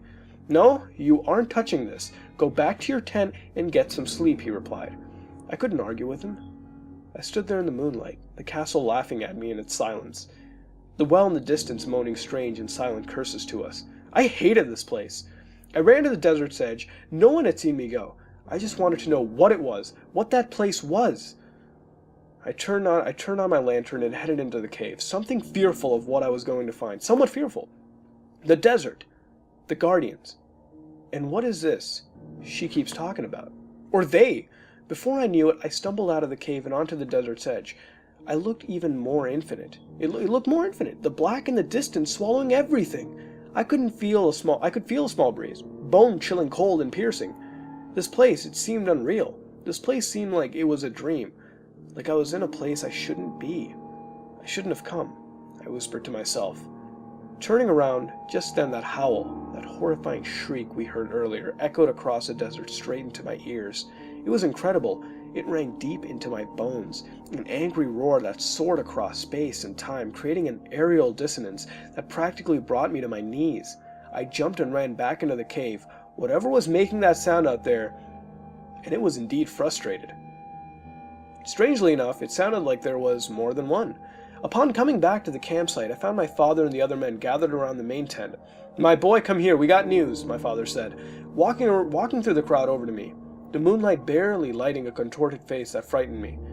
What had happened to him, to everyone? They all seemed so okay, so sure that everything was going as planned, completely ignoring the desert, the howls, the mask, and fear.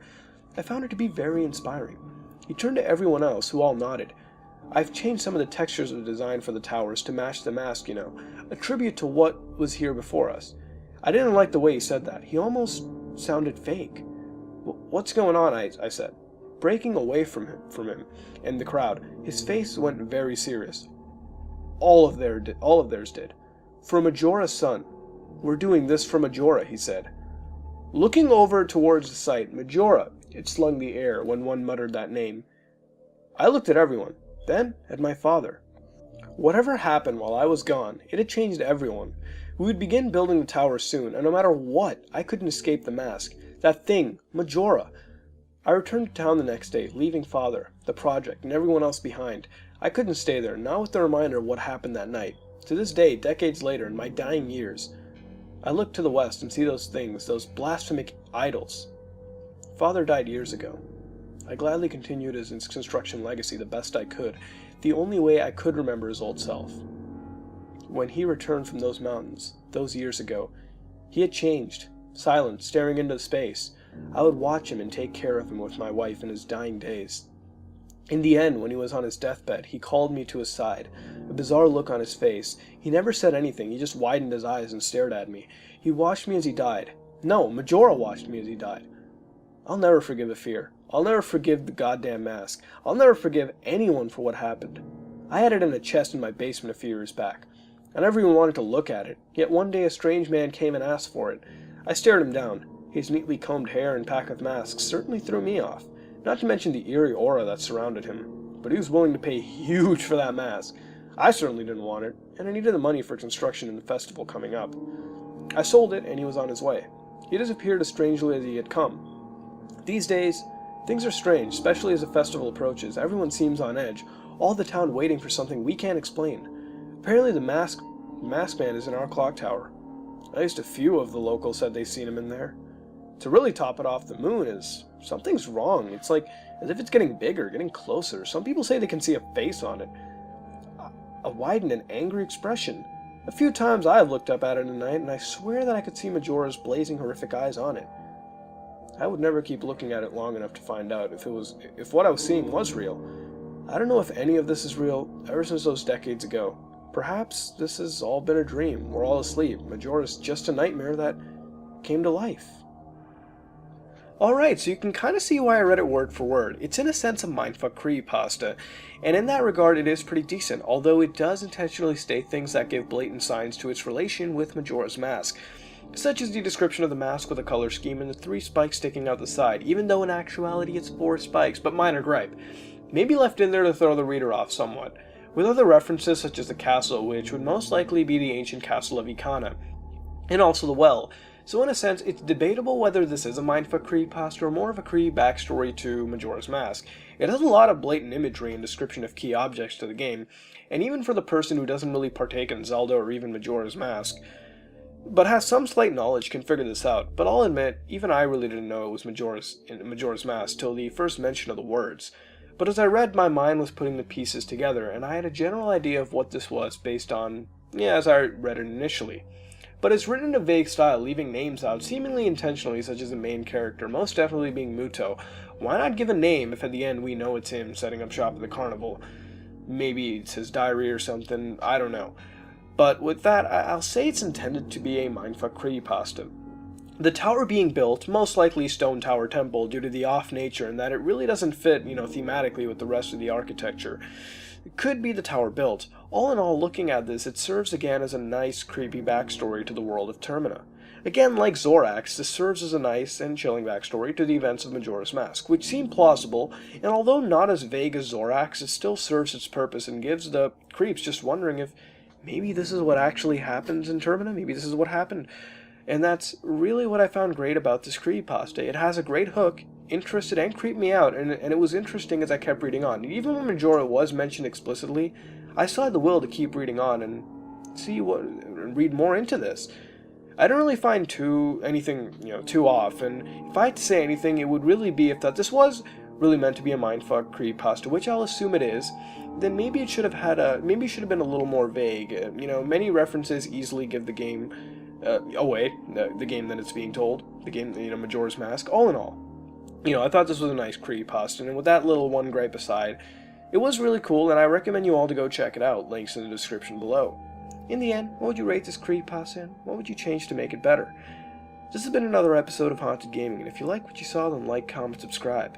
And if you have a creepypasta you'd like to submit, please post it in the SomeOrdinaryGamers wiki below. This is me, Mutahar, and I'm out.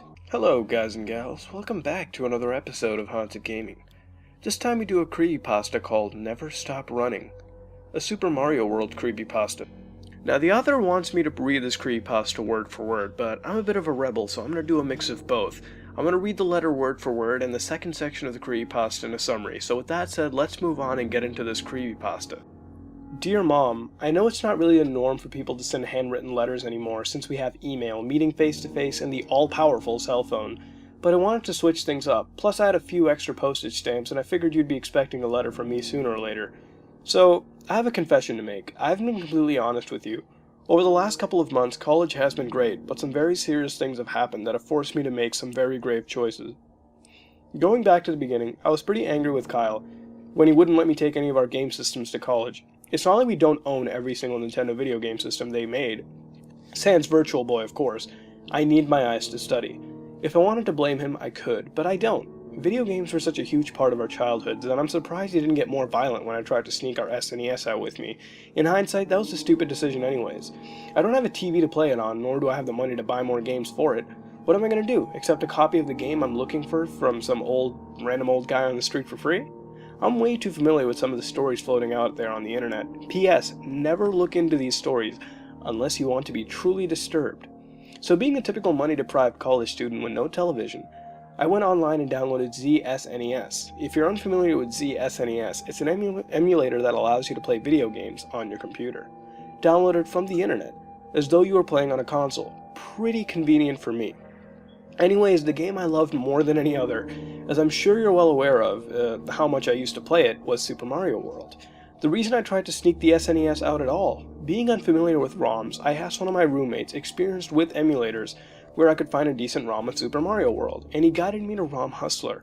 When I finally downloaded, unzipped, and copied the ROM to a permanent folder, I was pleasantly surprised to discover that the ROM came with a bunch of hacks, a la carte.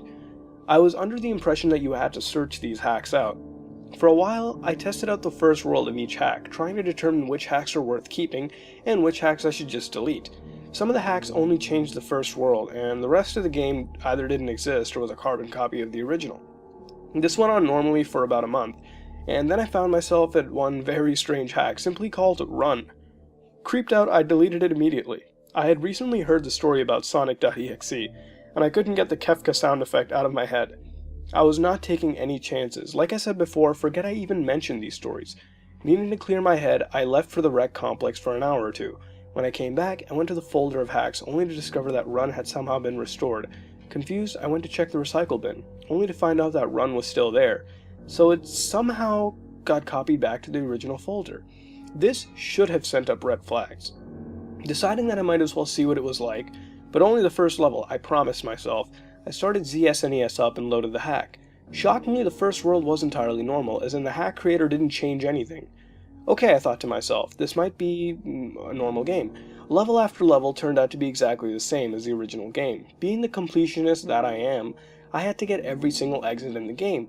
Oddly, I was able to get to Soda Lake before the last stage in Special World, something that I've never been able to do before, so heading to that final stage, I was prepared for it to be similar to the original like the rest of the game.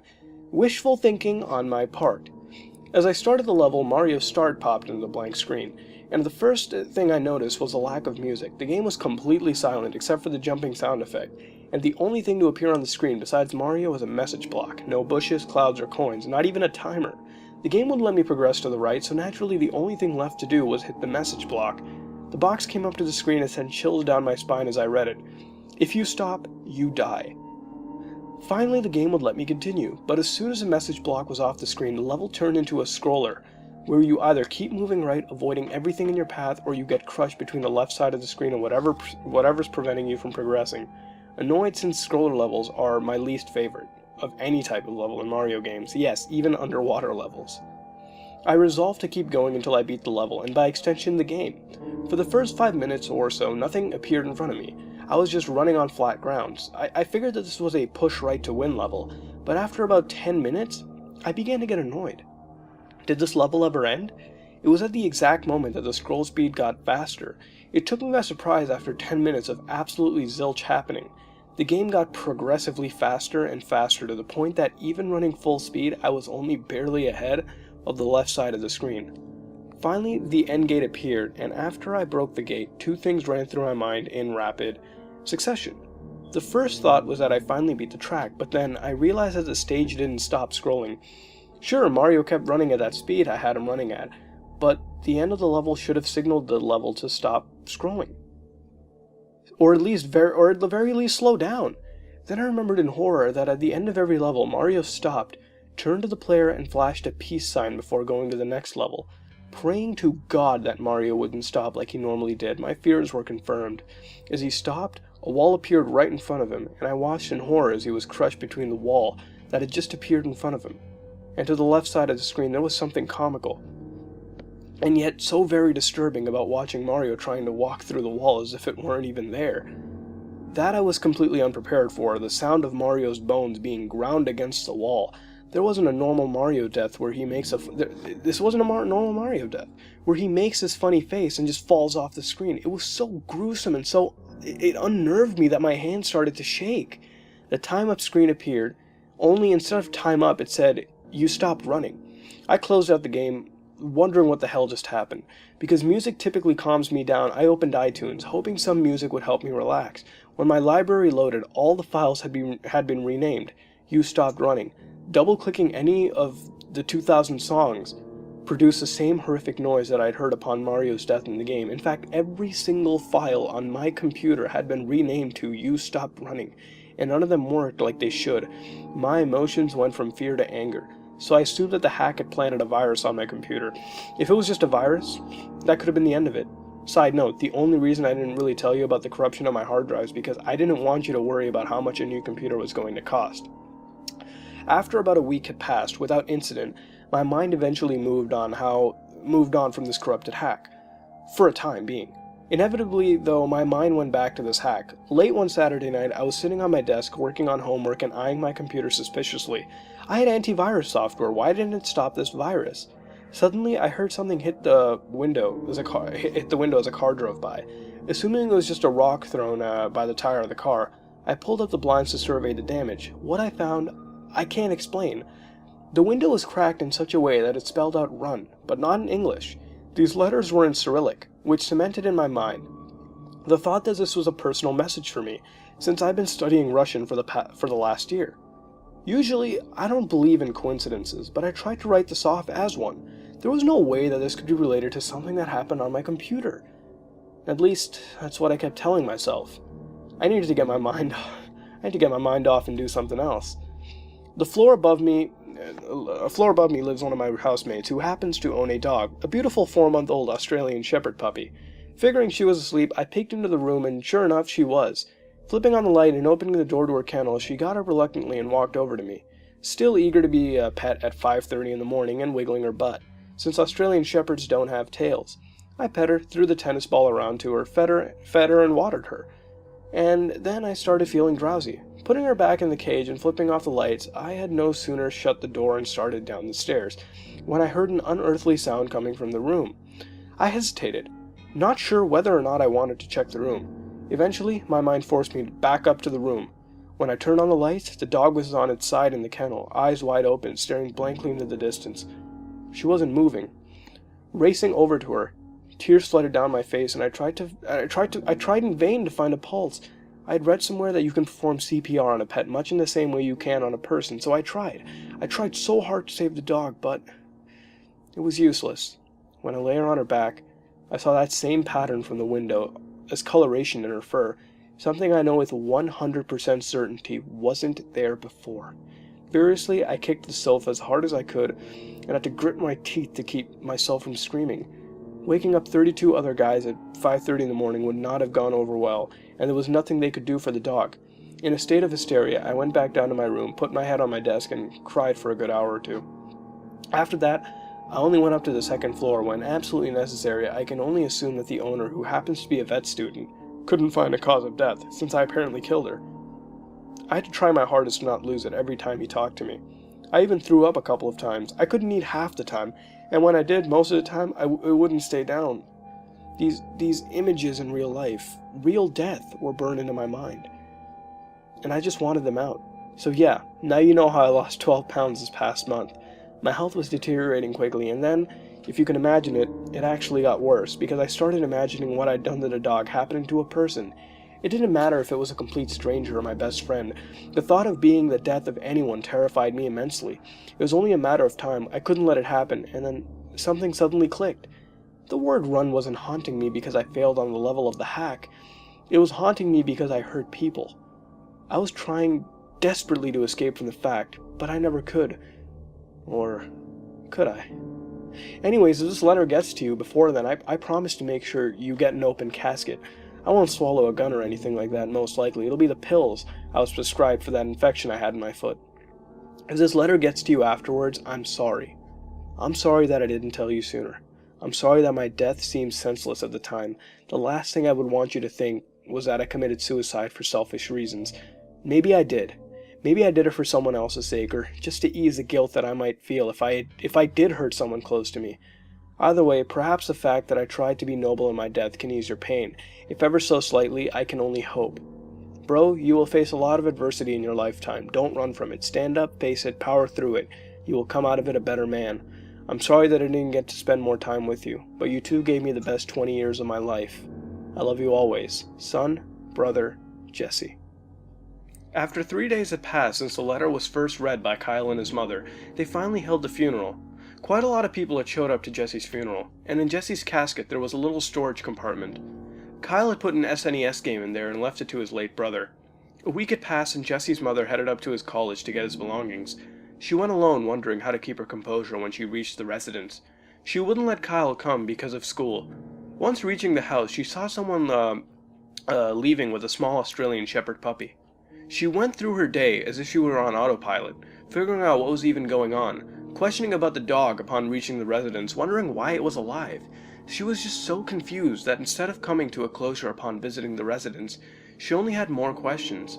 Once Kyle reached home from school, she asked Kyle if he found this hack Jesse talked about, and Kyle said he did, although he was confused because despite it being the same zip file Jesse had downloaded, there wasn't the run hack included with it. And this is where this ends. There were no more developments and no one really knows what happened to Jesse in his last few months, but the mother claims that may be for the best, and all she can say is that she's never been proud of her son more than she is now. Okay, well, that was pretty refreshing. Jumping right into this, let's talk about the good first. I like how it connects to the real world, and in a sense feels realistic, unexplained phenomena such as the window shattering and just conveniently showing Run and Cyrillic and the dog with the same pattern in the fur. Just put that a little aside, and it connected well to the reality. And that was most likely due to this letter. The letter was well written, and essentially served as the main bulk of the creepypasta, which offered a lot of detail, and it felt natural as to the player's reaction. And links to the other creepypastas were nice, and cumulatively it gave it an extra dimension, even though it did have the unexplainable phenomena. Something about the letter I might change would be a little more understandable explanation of what a hack may be. It feels like it really isn't explained authentically, but that's a minor gripe. The game itself is nothing too special, some parts I'm Scared, some parts Mario, and some parts Sonic.exe. It really didn't have too much besides the crushing of Mario when he stopped running. Maybe meaning that you can never really run away from your problems. Tell me what you think in the comments below. It was creepy how the game or entity would affect the player after the game. The window and the dog, although somewhat off and unexplainable, were still pretty eerie. In the end, the player committing suicide was pretty grim, and losing grip of sanity and deciding to end it all. Hell, maybe even Jesse wasn't insane. Who knows? As far as the mother at the end, it was okay, really just a funeral scene to end this grim tale. The mother, completely out of touch, going through motions, bewildered at the loss of her child, and Kyle, who was unable to find this hack. It was a nice way to end this, and it was pretty ambiguous, leading readers to assume that what may have happened, like what could have happened. The author states that there will be a sequel to this, so its ambiguity is there for a reason. In the end, what would you rate this creepypasta, and what would you change to make it better? Do you think it really happened? What do you think happened? This has been another episode of Haunted Gaming, and if you like what you saw, then like, comment, and subscribe. This is me, Mutahar, and I'm out. Hello, guys and gals. Welcome back to another episode of Haunted Gaming. This time we do a Mario Kart creepypasta called Mario Kart 64, Driven. This creepypasta begins with the player telling us about their childhood, growing up through the 90s and playing N64 and Super Nintendo with his brother as kids. The player, however, was more into his brother's N64 and the collection of games for it. One of those games, Mario Kart 64, became the player's favorite game. In later years, zombies and multiplayer shooters took up most of the player's gaming, but no matter what, Mario Kart 64 still held the top spot for the player's favorite game. But after what had happened, the player simply refused to touch an N64 anymore. See, a few months ago, the player sold his N64 and SNES at a yard sale. It appeared as if the player was content with the discovery of emulators and playing games, at a near unlimited quantity of them. The family that bought the systems left a distinct memory in the player's head, however. The family consisted of a woman with 2 young children. There was a language barrier, but between the two it didn't hinder any sales, and the woman walked off with the consoles and 20 games, and the player obtained $40. The player's brother was frustrated with the sale of the system, and so the player and his brother decided to go to the local used game shop called Game Giant. Apparently, the woman who purchased the N64 sold to the shop, and the player bought it back for $50. The player didn't have any money left over for some games, and when the store owner was notified, they gave a free copy of Mario Kart 64 away. The owner waited for everyone to leave and was shaking upon handing the game over, assuring the player that if a refund was needed, it would be given. Despite the player's belief in ghosts, he was reluctant to believe in haunted video games, and shrugged it off. Arriving home at 4 p.m., the player and his brother started to play Versus for about 2 hours until eating dinner, and then going back to play the Grand Prix races. All the cups on the game were already completed on gold. The player decided it wasn't worth building and, playing on another person's save file, so the player went to go clear it. The lap times in the games all read 6 minutes and 66 seconds, so to the player it was both creepy and illogical. Once the data was cleared, the game shut off by itself. Only static was heard and seen for about 5 minutes. Then a cryptic voice of Mario was heard. The phrase was, "You have driven us, and now you must watch us suffer." This shook the brother and the player, but the next day, the player would play again, with the player watching. The game turned on and everything was normal. The Star Cup was selected and the first race began, all characters looking normal. But some things were blatantly wrong. For example, the borders on the side of the tracks didn't display Wario Stadium. Instead, it read, "You will pay." The race began and Lakitu had a menacing face. The sign said "die" instead of "go." And every time someone drove over a banana, there wasn't any cheerful noises, no. Just a cart spinning out of control and black smoke began fuming out of the engine, and the characters screamed for help. The brother's character, Luigi, hurled a red shell and hit Yoshi. Yoshi's cart blew up into pieces. The dinosaur was blown up, crawling whatever was left of him and begging for this to end. The brother was perturbed but pushed on to finish the race. The player passed the finish line and a distorted version of the victory theme played with several explosion noises and demonic laughing. As Luigi crossed the line, every other cart whose engine was smoking had blown up. Pieces of 64-bit parts were littered on the course, and in front of the racer's name it said, "Rest in peace, R.I.P." Once it was all finished, it shut off. The TV stayed on even as the brother flicked the switch. Mario appeared on the screen and his cart was a mess. Bones protruding out from the arms and legs, and patches of flesh were missing, revealing the muscles underneath. He laid on the ground, twitching, eyes bloodshot and blood and bruises everywhere. Softly, weeping, Mario gave a warning. "You never should have cleared that data. His record has died. Now we will die too. You have driven him to this, so you must watch us suffer." Then, upbeat text appeared stating, "You have driven us. You have driven him." The brother refused to play the game any longer. The player decided to play instead, and the brother went to go get a video camera to record the game. The title screen showed the characters going down a hill. Donkey Kong was splitting Luigi's head in half with a buzzsaw. Peach, Yoshi, and Mario all drove away in fear. The sky was cloudy, flames everywhere, and the music replaced with sounds of sobbing coming from Mario. The game loaded up player selection immediately. The good characters, such as Mario and Toad, all looked scared, and some shook their heads, while all the bad characters, such as Bowser, had a look of pure greed and evil. The player went to go select Toad, his favorite character. The race started on an off-looking version of Bowser's castle. Music was lower-pitched and more ominous. Peach was missing, and Lakitu appeared more nefarious. The race began, and all the cars sped past the bridge, and a statue of a demon stood in place where Bowser would be. Bowser, Wario, and Donkey Kong all took place next to the statue. A conversation could be heard. There was a satanic figure speaking in a language not spoken by mere mortals, but these 3 racers appeared to understand the language. Suddenly, a shot of flame killed Luigi, and the 3 villains were laughing. Luigi was charred, and all these 3 did was laugh. The demon repeated a cryptic and reoccurring message, "You have driven us." Peach was locked up in the womp cage, her eyes missing and her crying coagulated blood. She choked out a message. You have driven them. A final thump and pieces of her body flew everywhere, the womp laughing in the same sick tone as the villains. At this point, Mario and the player's character Toad were alive. The player asked his brother if this was caught on camera, and the brother caught this event on camera. The player managed to dodge the flames for 3 laps. It wasn't about winning at this point. It was about survival now.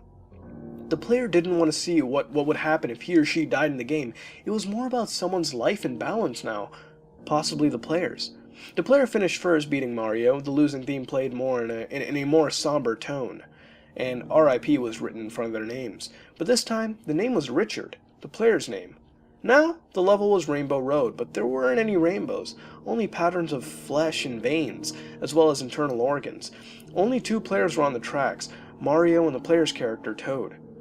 The carts left tracks of blood. Mario tried performing a trick which allowed you to fly over other characters, but when Mario hit the ground, his wheels flew off and his body hit the track with a sickening crunch. His limbs were broken and he was pleading to end it. He was yelling to Toad to run me over, end my suffering, drive me. The sky was filled with the stars and the music was sped up. Neon signs depicting the characters were all showing agony, while the 3 villainous characters just gave menacing looks, with speech bubbles stating things like, "You will burn." It was the final lap. Lakitu was laughing, and the player almost heard chuckling in his room, and so did his brother. This was it. The player's brother asked to turn the game off or he would leave, but the player denied. He wanted to win. He wanted to let Toad live. Mario was still lying there, barely grasping onto life. The player didn't kill Mario and finished the race. It said the player was in place 666. This was scaring the player, evoking a primal fear. The player hoped for this to end, but what was seen next could never be unseen. Toad spawned in front of the Mario 64 castle in Royal Raceway. All the greenery was ablaze, and the waterfall was filled with blood. Macabre figures were seen in the distance. Sky was black. It looked like hell. The player, or Richard, was fearing his life at this point. The player approached the podium, and on the podium was Bowser in first, Donkey Kong in second, and Wario in third. They were laughing as the fire-breathing demon from Bowser's castle, with a greedy smirk. Behind them were the rest of the characters, with blank expressions over their faces. Eyes were missing. They couldn't see a thing, but they were staring right at Richard. One of them said, "You have driven us." Suddenly, blood went everywhere, and a huge sword came down and sliced Bowser in half. The demon tore apart everyone but Toad, sparing him for some reason. Toad paced the screen and repeated a phrase in union with the demon. "You have left us. You have damned us. You have driven us." The game shut off by itself. Richard tried removing the cartridge, but it burned his hand. It was steaming on the surface, but Richard and his brother soon burned it. Richard and his brother checked the video footage, but it was gone. The only thing on the camera was a single picture. It was Mario crying blood with a caption on the bottom, "You have driven us." And as the cartridge melted, sounds of screams came from Richard's room. The bathroom was open, and inside the sink, it was filled with blood, and on the mirror was written, "It will never end. You have driven us." Okay, that was Mario Kart 64 Driven. It was an alright creepypasta. As far as what I loved the detail and build-up, but plausibility was also welcome. For one, I liked how Richard and his brother, in a sense, reacted somewhat realistically to this, not wanting to play but still intrigued to go on. I also loved how they actually decided to document the phenomenon, and even though in the end it was suddenly gone with just a picture that really doesn't exist as far as I know, it was welcome, it was alright, it was good. The creepypasta had a lot of detail, and despite the gore, it really didn't feel that overused, and when coupled up with the images and points of suffering, it fit in. The build-up was nice, and I was glad nothing creepy began instantly as the game loaded up, but some of this build-up, in my opinion, was kinda ruined.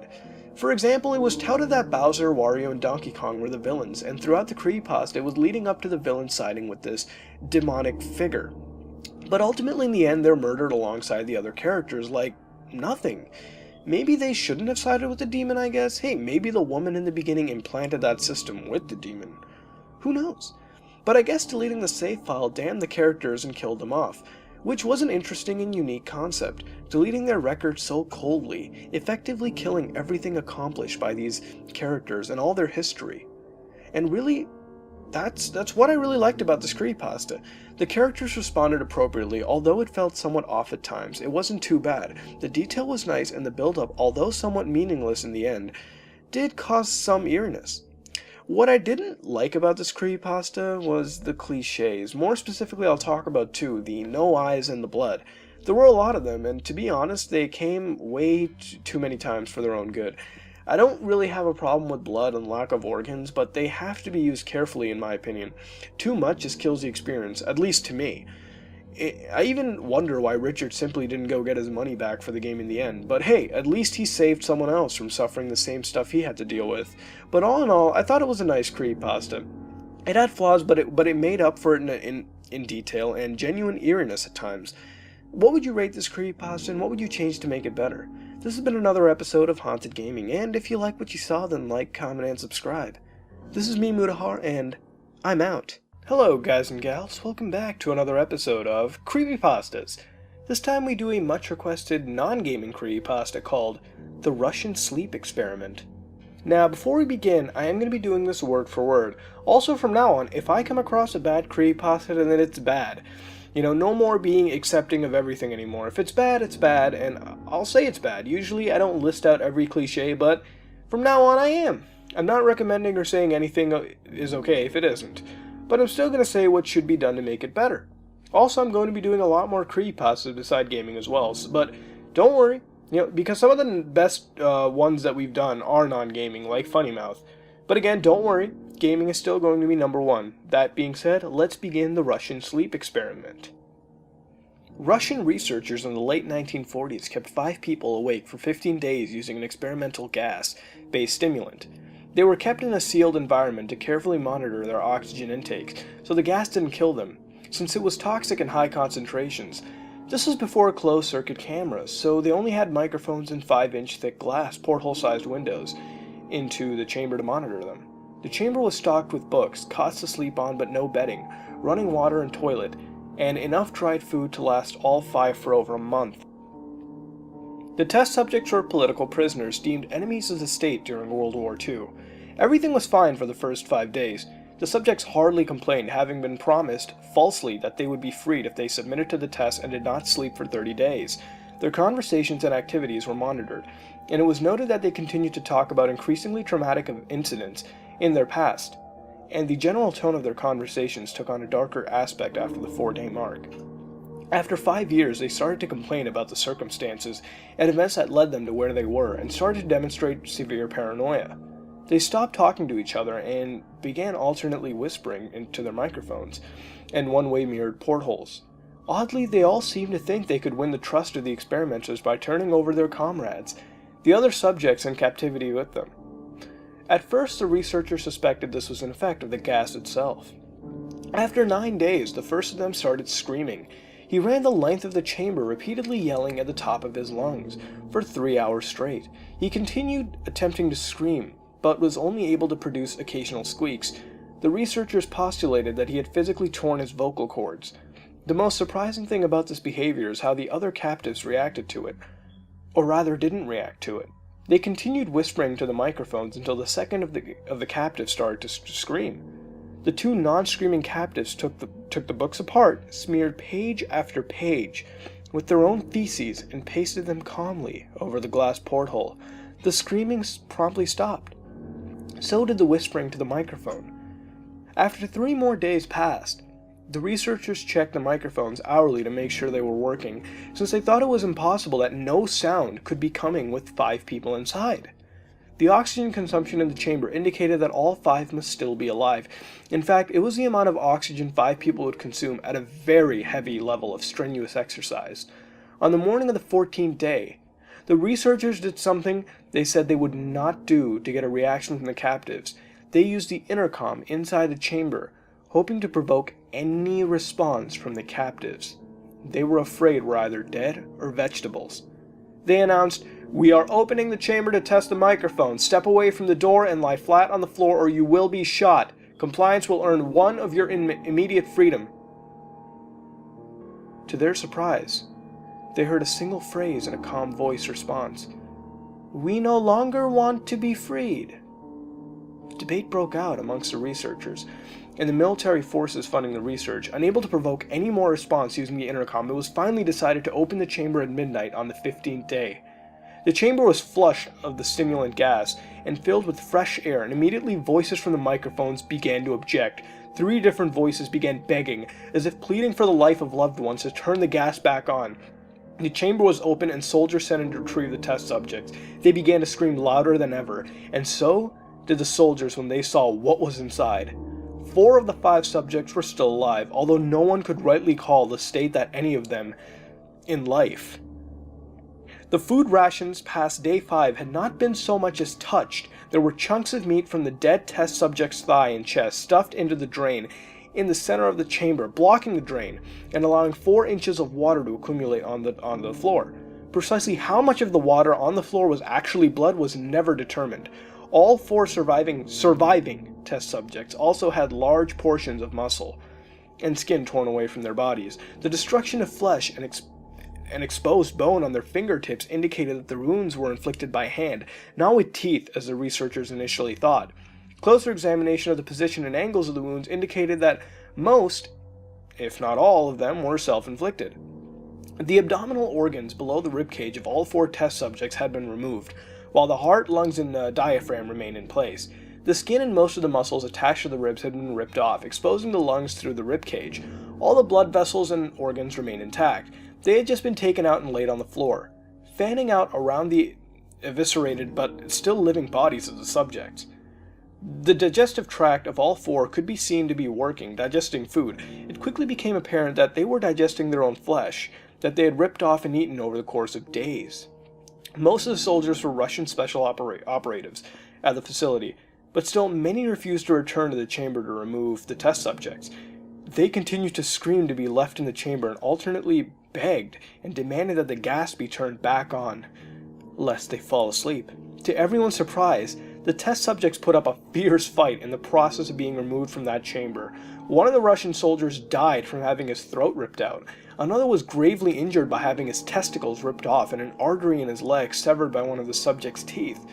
Another 5 of the soldiers lost their lives, if you count ones that committed suicide in the weeks following the incident. In the struggle, one of the 4 living subjects had his spleen ruptured and he bled out almost instantly. The medical researchers attempted to sedate him, but this proved impossible. He was injected with more than 10 times the human dose of a morphine derivative and still fought like a cornered animal, breaking the ribs and arms of one doctor. When the heart was seen to beat for a full 2 minutes after he had bled out, to the point where there was more air in his vascular system than blood. Even after it stopped, he continued to scream and flail for another 3 minutes, struggling to attack anyone in reach, and just repeating the word "more" over and over, weaker and weaker, until he finally fell silent.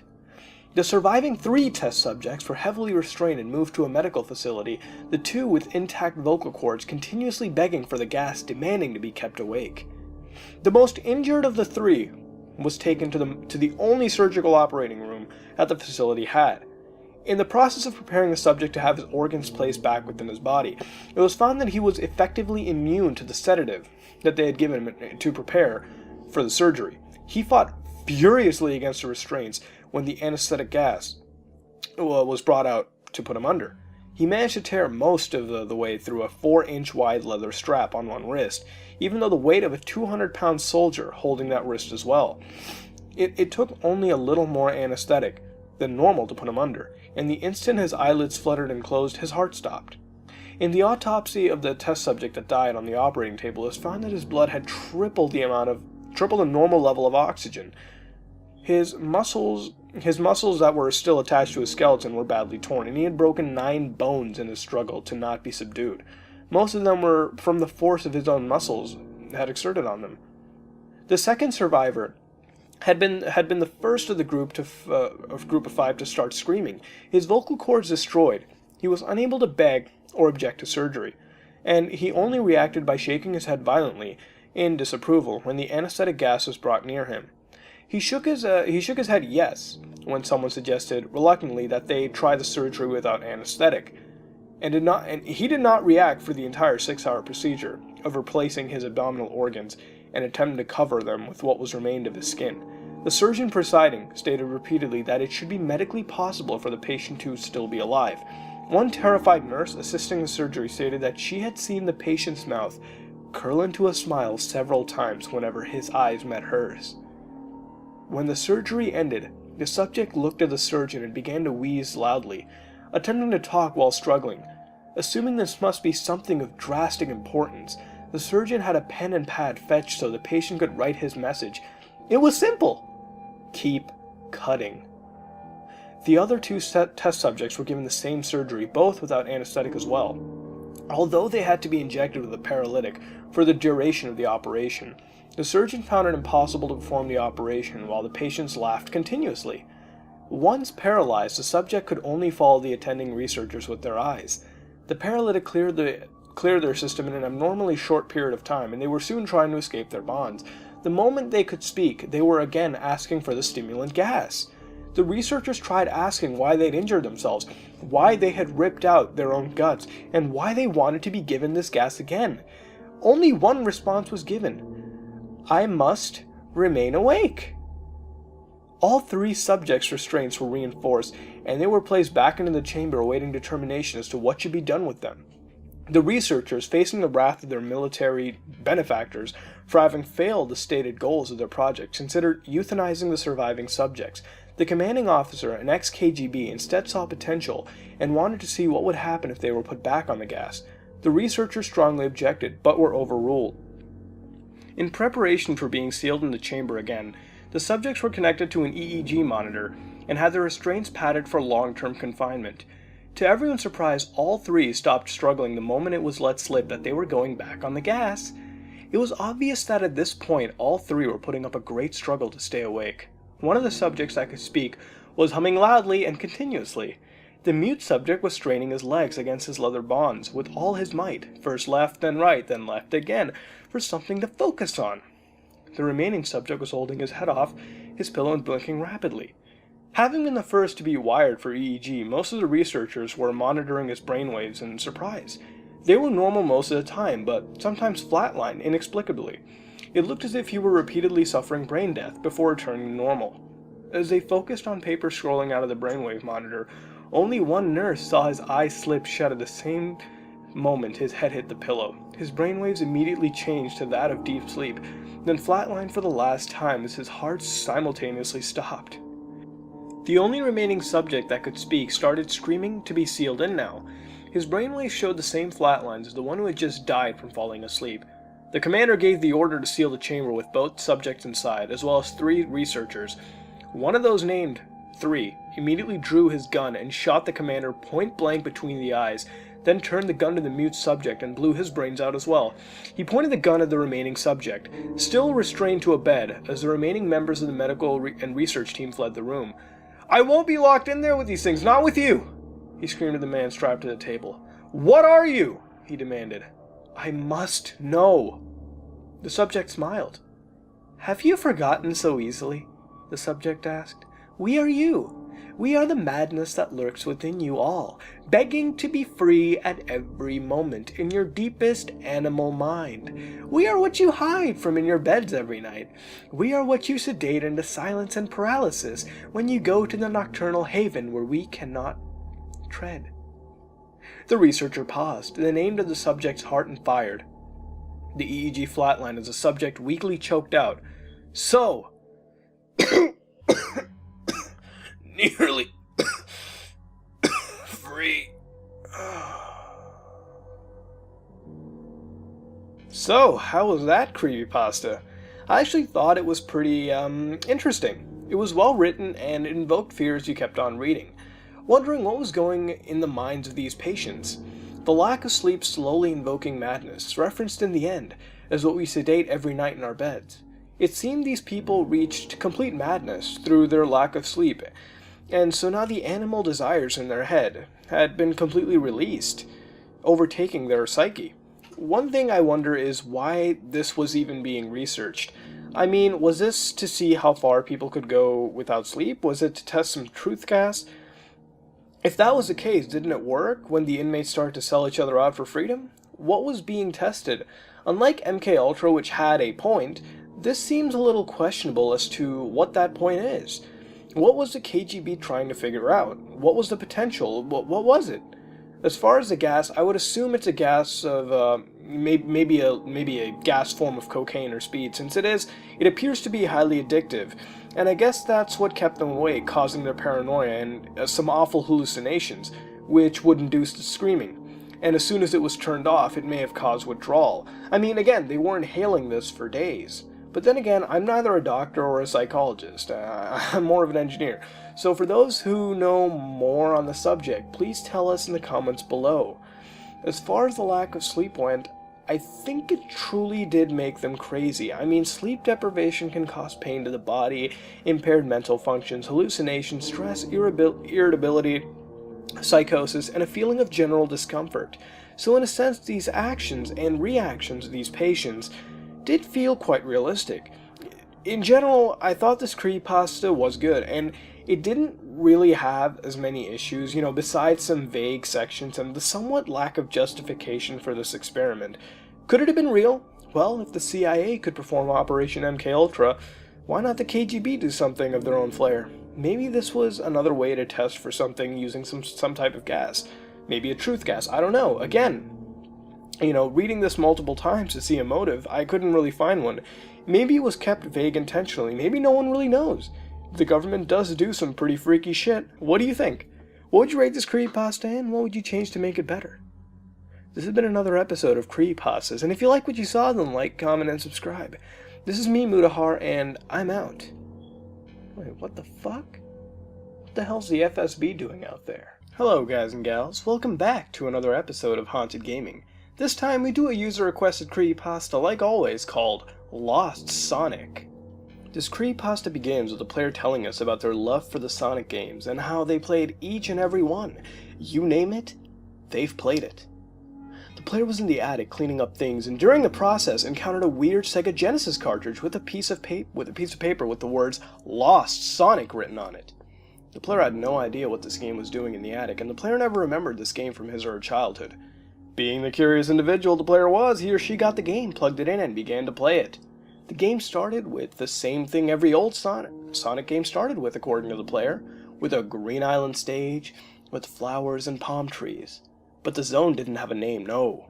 It only said Act 1, and the music was Green Hill Zone, but it was slowed down like in the European version of the game. Very keen ear. The HUD was non-existent, no life, time score, or ring counter. There were absolutely no enemies or environmental hazards in the level at all, but the player still went forward. It was according to the player that this was like a normal Sonic level. Then suddenly out of nowhere, Robotnik came out and attacked the player's character. In the level there were no rings at all, so naturally without them the player's character had died.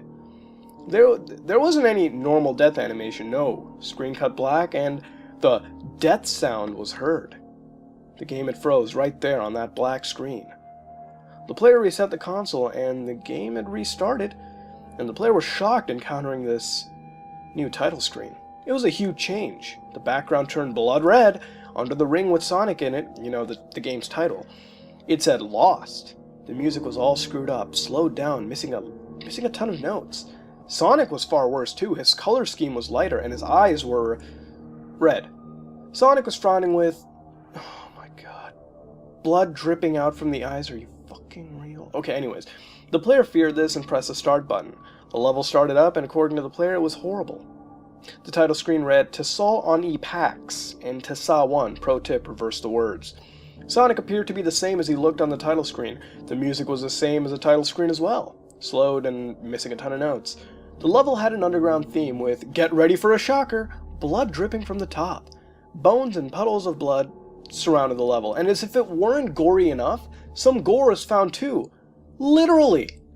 The only enemy was a centipede from Mystic Cave Zone. Instead of dropping an animal when killed, blood dripped out. God.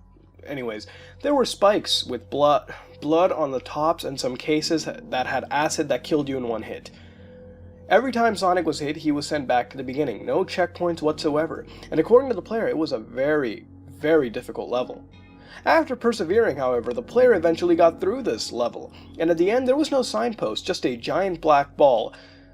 2 ghoulish red eyes peeked out of the ball. It charged at the player's character and made the screen go completely red. The player thought it was going to freeze, but instead a message appeared stating, "You couldn't escape." A picture of Sonic. Now wait, you might get a heart attack from hearing this, but he was being hung by a bloody rope. Not just a regular rope, a bloody rope. The player turned off the game and thought to him or herself, what the hell did I just play? Was this really made by Sega, or was this a bootleg? The player still doesn't have any answers, and the player threw this game in the trash, and it's been there ever since. Seems like the blood and cliche counter broke. Might have to get that one fixed soon. But, wow! You know, creepypastas are a lot like video games. Some of them are just brilliant, some are awful, and some are in between. This was just bad. I mean, let's start off with the cliches. The classic player who loves a series to death and enjoys every game?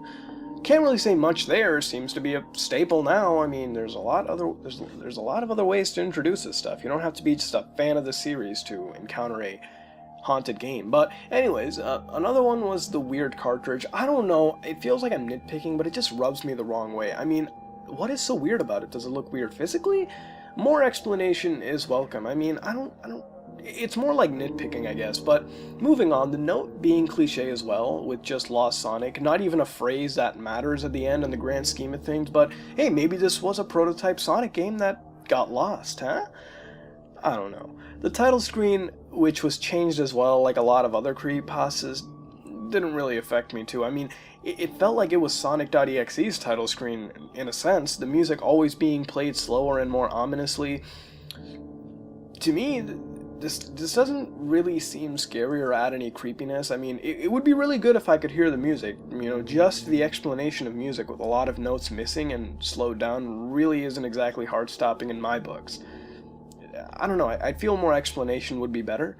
But the most facepalm-worthy parts were the blood and guts and the red eyes. I mean, really, I understand this stuff plays primally, but it should be used seldomly or else it kills the whole mood. I mean, did you count the references to blood? Like I asked back in my Bound to Death creepypasta, the Earthbound one, I want you to tell me, how many references did you count? Just tell me in the comments below.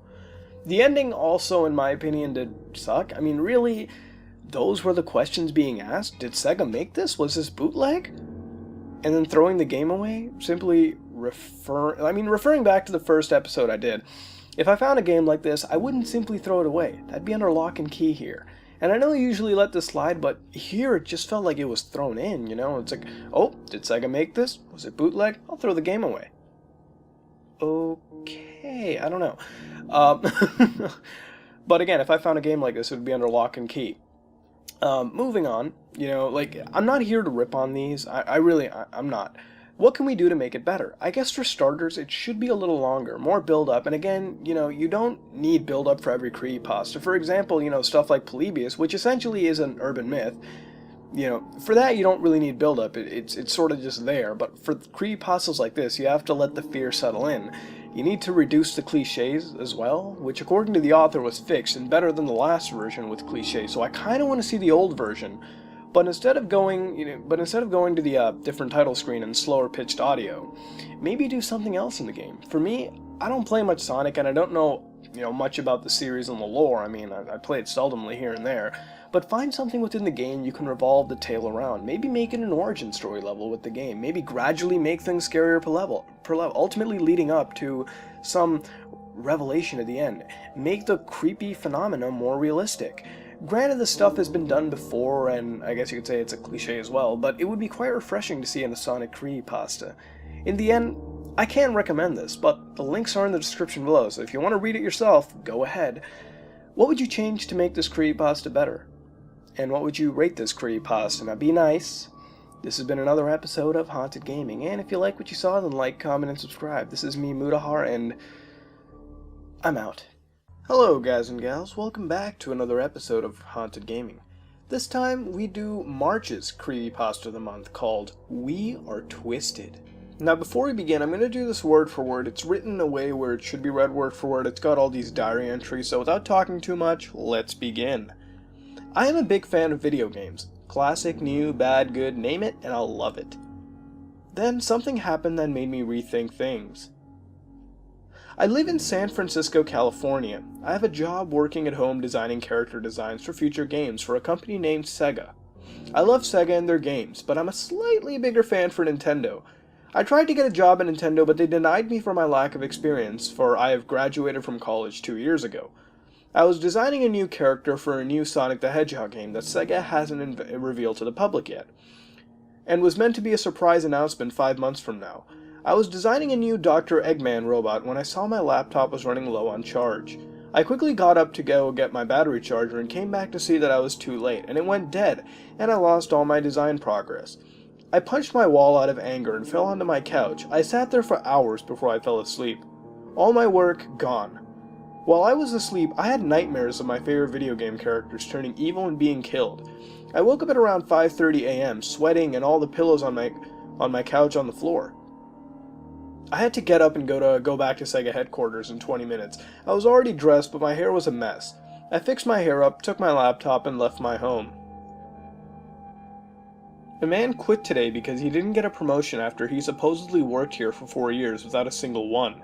I recognized him from somewhere. Probably walked by him a couple times in my entire year of working here. My boss came to me after saying that the man threw a Wii at him and had a bruise on his cheek. And I heard security trying to fight someone behind me, probably the man. My boss said that they had no use of the small single Wii, so they gave it to me to bring home. I was excited, of course. My next income was in 1 week, and I was saving up to buy a Wii of my own. But now I got one for free, and a week sooner too. The day was long and boring, and as soon as I was told, I ran out the door and went to buy Legend of Zelda Skyward Sword for my brand new Wii. When I came home, I was too excited and dropped it into the ground. I panicked and then plugged it in to see if it still worked, and sure enough, it did. There was a game already in the Wii when I turned it on, Super Smash Bros. Melee to be exact. I weighed my options and decided to test out Super Mario Bros. First. When I turned it on, I heard a sound which sounded like a laugh from Bowser, but a bit longer in length, and the voice was a little deeper in tone. The game skipped the intro and went to the title screen. It was dim and brown. I pressed start to hear a crying Mario falling off a cliff from the original Mario 64, but a bit more desperate. The game lagged intensely. I tried to ignore it, but it was so slow that it took me 2 minutes to go to Versus mode. The characters consisted of Dr. Mario and a pink Pikachu. I laughed and gagged for whatever reason, thinking that it was a joke disc. With a tear in my eye, I chose Pikachu. There was only one stage too, what looked like the original wallpaper of Windows XP. The music was just a series of clicks. The game stopped lagging and I used Thundershock as Pikachu. Normal animation happened, and it did exactly 743% of damage to Dr. Mario. I laughed even more until I'd seen Dr. Mario crying and coughing. I stopped and stared, and Pikachu ran off the screen, and a loud Pika happened. Not distorted or anything, just normal. Dr. Mario was still coughing and then collapsed. I was a bit worried, and all of a sudden I had a power outage. I waited 10 minutes, and then, later and sooner enough, the lights came back on. Not the Wii, though. I decided to pack up and go to bed. I decided to take the day off to play on the Wii some more. I was anxious last night in my sleep, wanting to play again to figure out why the characters were like that. I put the game back in and tried to start the Wii again. It took a bit, but it started to work. I played Super Smash Bros. Again, and this time Wolf Link was unlocked. From what, Twilight Princess? I was confused, but also excited to try it out. I chose to go against Pikachu this time, since Dr. Mario was a bit depressing to watch last time. I chose the Windows XP place again, and the match started, but Wolf Link didn't move. Pikachu was jumping in place and the game froze. Dr. Mario appeared on the screen and the game unfroze. He coughed up a green liquid and threw a pill at Wolf Link, and I was thrown off screen. Pikachu attacked, but before making contact was set on fire. The game froze and went back to the character select screen. Zelda was unlocked. I played as her this time, and then everything happened the same way again. The next characters unlocked were Roy, Mewtwo, Pichu, Luigi, Peach, Bowser, Sonic. Sonic appeared, and when I chose him, the game screen went black, and a more evil Bowser laugh filled the room. I was legitimately scared from there. The next thing the screen showed was brutal. Dr. Mario coughing vigorously, Peach laying face first in a pool of water, unmoving. Pichu swinging from a windmill, unmoving, Luigi with a knife sticking out his side, and then Bowser with Mario looking at everyone, laughing. They had a text box appeared saying, "We are twisted. You too." I turned my Wii off and quickly switched the game. I sat on the SSB game and sat in front of my TV trying to comprehend what I saw. I shook my head and started Skyward Sword. No intro, dim title screen, already there was a file named Hirogami. I selected it and showed a Link with a skyward sword pierced in his arm, falling through the sky. It lasted a minute and then crashed. Screen went black and what appeared was a bloody, splatted Link. I screamed and reached for the plug. Then text appeared on screen. "We are twisted. Join us." I screamed again and unplugged it, and heard a screaming Link quickly before. I decided to put the games on my counter and go to bed. I visited my friend to borrow money to go buy more games. I bought from a nearby Walmart 3 games, Sonic Unleashed, Super Smash Bros. Brawl, and a game I highly anticipated waiting for, Mario Party 8. When I came home, I put in Sonic Unleashed. Another dim title screen had appeared. I started thinking that I shouldn't start playing this without a friend over, but decided against it. The screen quickly flashed a picture of Sonic being stabbed with a drill. After that, the last level of the game started. No cutscenes, no file select, just the last level.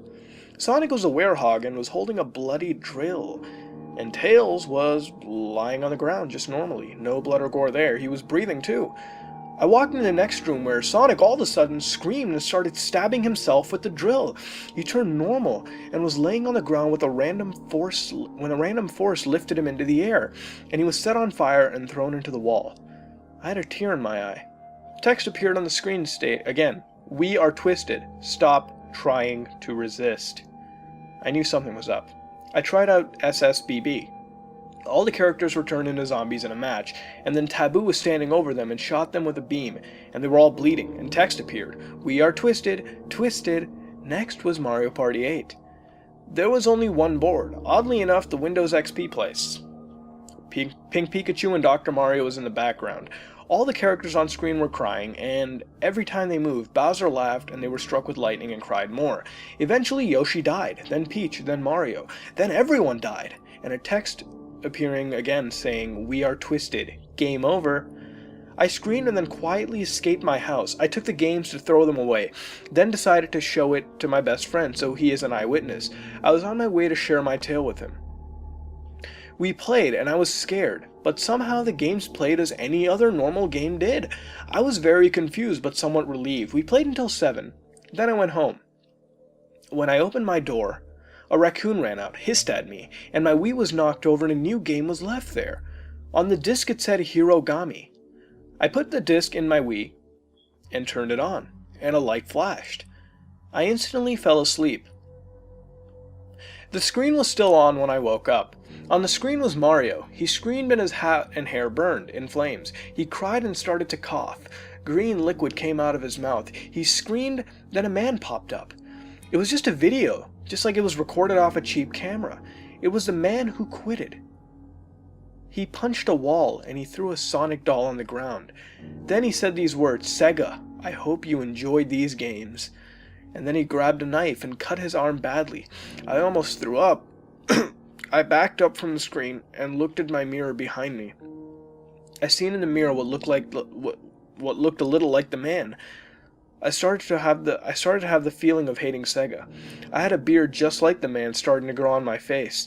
I picked up my Sonic doll, my hand trembling, and threw it into my sink, turned on the garbage disposal, and after that my power went out. And so did my love for video games. I quit my job at Sega and took apart my Wii to see what was inside. Nothing but a jumble of wires. I have it in my closet right now and will not look into it further. I am studying to be a lawyer now, and now I'm preparing to move into a nearby college for this. Goodbye, gaming. I will never miss you. So this was Creepypasta of the Month? Really? I mean, I don't really know what to say about this. I didn't think it was great or anything. I mean, sure, it had the concept that I found sort of unique. Almost, like the concept that the cycle of people hating Sega, with the employee throwing the Wii at the employer, possibly committing suicide in the end, and the cycle would begin again with the player hating Sega as well, except not to the same extent as the person before. It felt sort of like Funny Mouth in a sense, except it really wasn't a repetition, it seemed, of the character, at least not as drastically. I mean, the concept was somewhat original, and the setting was also unique as well. Now, as far as cliches go, to name one off the bat would be I love video gaming and now I hate them intro, and, even the crying characters is one. I feel as though the I love video gaming but hate them now shouldn't really have to be referenced each and every time. I mean, it really doesn't matter, as the tale is more about the events, and this inclusion really doesn't help the developments in any way. I mean, it just confused me in the beginning, and it felt like a tacked-on effort to start a creepypasta. I mean, at least with Squidward's suicide, it started off somewhat similarly, but got directly into the tale, and that was quite a good way to begin. But hey, at least it didn't start off with a nostalgia fetish or anything.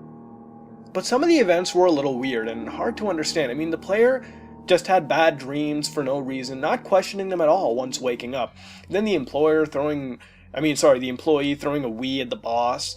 Really? I mean, the guy just throws a Wii at the boss? It seems kind of hilarious and somewhat random, to be honest. And then the whole killing and corruption of all the game characters in video games, it seemed tacked on, and all, after all that, crying characters, Sonic drilling himself and being set on fire, not really questioning this stuff, and even when playing with a friend, it suddenly turns normal, no questioning. I just don't get it. I mean, I would be pretty confused as to what went on, and I'd be questioning something, or at least documenting the stuff to show the world. I don't know what to say, but this felt kind of jumbled and weird, and honestly, I couldn't really find this really plausible, and not saying much. And at the end, the player just ditches video games. I mean, we've seen worse things happen. People don't quit video gaming. It was a weird ending, and the player basically just moved on without really questioning the events of what happened. I mean, there were no answers, which I would find serious, confusing, and just plain odd if this kind of stuff happened to me. The outcome just didn't seem believable.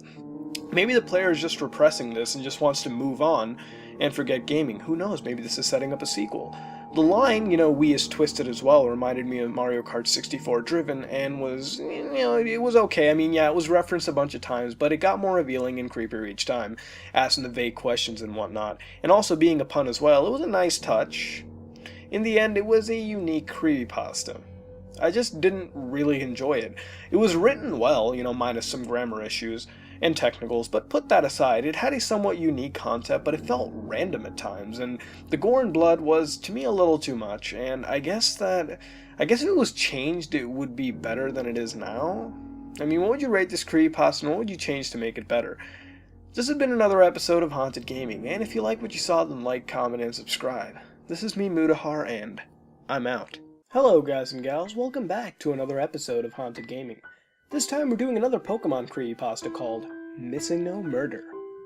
This creepypasta begins with the player and his or her brother telling us about how they avidly used to play Pokemon Red, Blue, and Yellow when the games had first come out.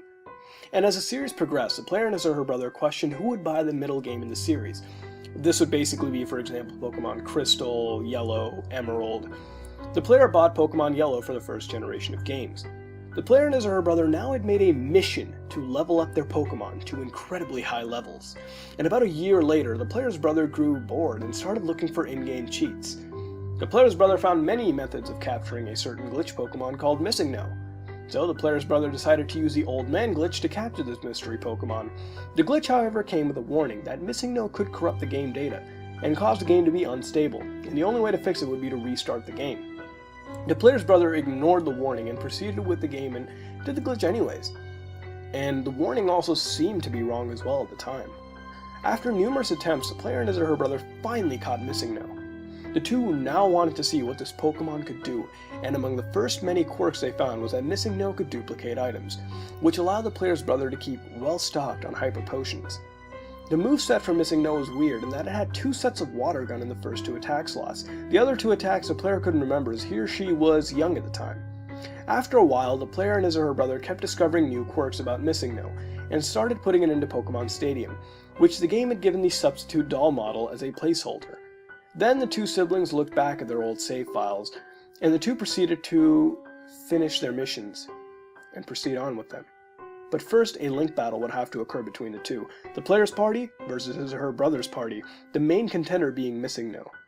Halfway into their fight, the brother let out Missing No, and the player's team fell quickly, and soon the player was left with just a Machop, which was strange to the player because he or she would not normally have one in the party. The brother's Missing No unleashed a water gun, and upon hitting the player's Machop, the player thought that it was simply just faint. But then both Machop's and Missing No's health started to fluctuate. A second bar had appeared where the XP bar should normally be. This bar would also start fluctuating. Both Pokemons now had all the status effects, the sprites and all ailments mangled together into one space, flashing at the same time. After this, the Machop somehow laid a tackle on Missing No, and after repeated attacks from both sides, Missing No finally used another water gun, and this time the game froze for a brief period. And the sprites for the Pokemon had changed. Missing No would look like Ho-Oh, and Machop would resemble Lugia. The player only noticed Ho-Oh from the intro of Pokemon Gold, however. A couple more seconds of fluctuating health bars and an odd KO scream later, the Lugia resembling Machop had fainted, except the game reported it as Wild Machop had fainted, even though the Pokemon was trained and not wild. The two were confused by this, and the game shut off mid-save. The two figured it was a battery outage and then plugged them into the mains and switched the game back on. Machop had vanished from the party and it wasn't in any storage box. The player thought to himself, and the player and his brother thought to himself, maybe we shouldn't have done that. The player went to go catch another Machop, but couldn't, as no Machops had appeared. A few weeks had passed and the player was bored. The player watched his or her brother play Pokemon on the TV using N64 connectivity. He decided to head back into Lavender Town to fight trainers that he had missed. No one was in Lavender Town, but after some exploration, the player's brother came across a sprite standing next to a tombstone. The sprite had the player's trainer name and it stated, "My poor Machop, I should never have let you into that battle. Please forgive me." Creeping both the player and his or her brother, the Missing No apparently killed Machop. The two scoured the internet to see if this happened to anyone else, and the closest thing the two could find was the original comics, with images of Arbok being cut in half and zombie Psyducks. The player's brother kept playing the game and looking for any trainers to battle, feeling sure that the game couldn't get any weirder than that. But eventually the player's brother came across a trainer, and what turned out to be Missing No's second victim, an NPC's Growlithe. Following the same attack patterns as before, the player's brother eventually defeated the Growlithe. Again on defeat, the game froze briefly and Growlithe had fainted, although, the game would report it being as a wild Growlithe again. Then, back at Lavender Town, where the two encountered that morning trainer, the NPC who just lost Growlithe also appeared, and when talking to the Growlithe trainer, there were 3 responses. "My poor sweet Growlithe, if only I knew you would be so cruel." The second one being, "What do you want? Leave me alone," and "How could you be so heartless?" The Machop trainer responded with 4 possible responses. "We battle to train and learn about our Pokemon, to get close to them, like I did to him, and just get out of here." This was all the player and his or her brother could deal with. The two treated this as some corrupted save game and overwrote that save with a new file. It seemed like the deaths were to be put into the game but then thrown out at the last minute, and because of the glitchy nature of this Missing No, this was somehow re-triggered. The game plays perfectly now, nothing wrong, but the player and his or her brother will never forget that dark side of Pokemon that was unleashed before their very eyes. Well, that was honestly not bad, but did you notice something? Something different. No blood or gore. Wow! That was honestly surprising. But all kidding aside, it was done quite well. Now, I know it wasn't super creepy, and it certainly isn't no Ben when it comes to overall creepiness, and honestly, it felt more like a creepy theory more than anything else. The best things about this creepypasta is how this stuff, honestly feels real. I mean, yeah, some things feel a little exaggerated to be in a Pokemon game, but it's still believable compared to the others we've read. But really, the shining star here is Missing No, and its use. The creepypasta really grew my interest more with Missing No. Now, if you don't know what this is, it's basically a glitch Pokemon that occurs through the use of the Old Man glitch, and other glitches. In future games, it also appears, and honestly, it's used as a placeholder Pokemon, and its name means missing number. But why it occurs, and I'll heavily condense this, it occurs when watching the Old Man's tutorial. The game stores the player's name to another location in memory, the location that decides what wild Pokemon appear. After the battle, the game retrieves the player's name from the storage place. Now keep this in mind, as you can't really encounter any wild Pokemon in Viridian City, and so that will be the random Pokemon value in memory. So if you leave into a route, that value for deciding random Pokemon will switch to a different value. But let's say you fly to another city. The value will remain the same, because you can't encounter any wild Pokemon in any city. Now say you fly to Cinnabar Island, and go to the coast where you encounter wild Pokemon, but the game doesn't specify what Pokemon. Therefore, the game doesn't overwrite that wild Pokemon modifier value in the memory, and the player's name still holds that place in memory. The game then accesses that point in memory and comes across the player's name and treats the letters in the name as hexadecimal data rather than character data. The game consists of 6 bytes, the name, and which essentially will determine the wild Pokemon. Now, there are 256 slots for Pokemon, but not all of them are Pokemon. And what that means is, since there are only 151 Pokemon in Pokemon Red and Blue, those other slots really don't have a Pokemon value. They don't have a Pokemon attached. And so say if you encounter these other values, the game would simply throw a missing no up there to prevent the game from crashing, alright? So that's really it. I know it's kind of convoluted to understand. If someone could explain it better in the comments below, hey, feel free. But moving on, reading this, it looked as if I looked at missing no in an entirely new way. I looked at it as the Zalgo of the Pokemon world. An entity meant to be hidden away, but once unleashed corrupts its way through the game unchecked. It's just creepy when you think about it. A Pokemon locked away, released, completely emotionless to be honest.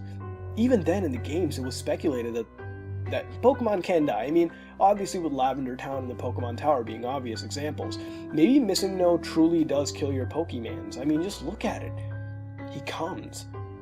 But all kidding aside, it honestly felt quite real despite some exaggerations, here and there. Again, it didn't feel too creepy, but hey, it did unnerve me because of how it showcased Missing No. It didn't lead to blood or gore in the end. It just left me to interpret it as Pokemon Zalgo.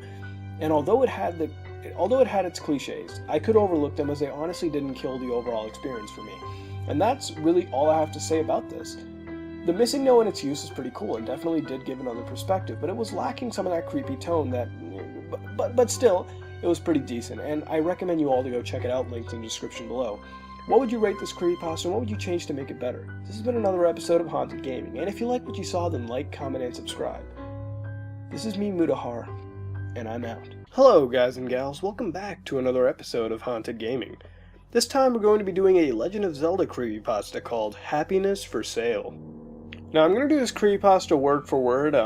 It's written in such a way, and without talking too much, let's begin. A man came into town today, a very strange man. He looked to be in his 30s, walking with a hunched back, with a load of items upon it. He had thinning red hair and tannish skin, as well as an almost skeleton-like frame. He was quite small, really. It was the big grin on his face that got to me. It was such a large smile, almost inhumanly big. Its edges seemed to stretch beyond his cheekbones and into his eyes. He strolled into town with that joyful expression on his face, speaking in almost whispers to children who were lined along the road. The children would stare, emotionless as he whispered to them. I couldn't make out what he was saying from the distance, so I sat on the centerpiece in town square waiting for him to cross my path. I was genuinely terrified, to be honest, but I didn't know why. Yet even still, I wanted to wait for him. I couldn't explain this curiosity, but it had a hold on me that would not be released until I spoke to the eerie man. He slowly began approaching me. The soft thudding of his footsteps was barely audible over the dull roar in the square. Yet all the same, I could hear it plainly as anything else as I wanted. In a slight panic for him to reach me, he stopped in front of me, still not facing me. I looked up to catch his face. He stared forward, and then slowly turned towards me. He never opened his eyes, and that smile never disappeared from his face. Turning his head to me, he opened one eye and stared directly at me with it. I slumped down, an incredible fear that I had never felt hit me like a wave. He didn't say a word, he only stared into my eyes with the open hawk eye he had opened. I completely lost track of reality. The sounds of the town square around me faded away, and I became immersed in an eerie silence that seemed deafening. I wanted to run, but I couldn't. Nothing would move. My body seemed frozen to the bricks I was sitting on. The smile felt like it was looking at me. Almost like there was a true man behind it, not the eyes. I can't explain it, but to put it the best, I can. The smile seemed ageless, eternal. It echoed in my mind into infinity. But my body began leaning away from him. Slowly his head turned back to face the road, and he began to go on his way again. I was shaking violently. I felt like I could throw up. As he walked off, I realized there were masks on his back. He must have been a mask collector of sorts. That night I couldn't sleep. All I could think about was a meeting with him in the square. He didn't say anything, but I felt as if he completely disemboweled me with his glance, his piercing eye. I don't know what it was, but that man was not human. No, he was something else, something very sinister. That ageless feeling wouldn't go away either, as if he was some sort of ancient demon wandering the earth from city to city, town to town. Why though? I wanted to know more. I was becoming obsessed with the very thing that terrified me more than anything else. Tomorrow I would search for him, and see if he was in town. I had honestly hoped he had left, yet if he hadn't, I could learn more about him. The next day I ate breakfast and ran to the square. I saw a small group of people gathered around a small vacant building in the corner. I ran over to see him, the demon, standing in front of everyone. He had his hands together and was speaking about how he was opening his Happy Masks shop here in the square. He preached and preached, "Come one, come alls," to the crowd. They all seemed mesmerized by his words. Finally he finished and headed inside the tiny building. A small sign next to it read, "Happy Mask Shop. Happiness is just a mask away." I shuddered. What's so scary about this man? I had to know more, so I ran inside. There were already a few people in there, yet it was silent. No one was talking. What was going on? Were they negotiating something? I saw a man, a child next to him, and a woman behind him, yet none of them were saying anything. They were only staring at the Happy Mask Man. He nodded his head as if he had reached some silent agreement, and handed 2 masks to the man and child. They turned and walked out.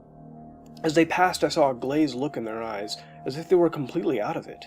The woman was out just behind them, carrying another mask. Then it was me. I was all alone with him. He cocked his head, maintaining a silence. He wanted me to speak, so I did, asking about his shop, as well as where he came from. Silence. He didn't say anything. He just kept grinning. I was beginning to become irritated, yet simultaneously more frightened too. I stepped back towards the door, asking him to answer me. Just then a child walked in. It was a boy, not over 5 years old. He walked up to the Happy Mask Man.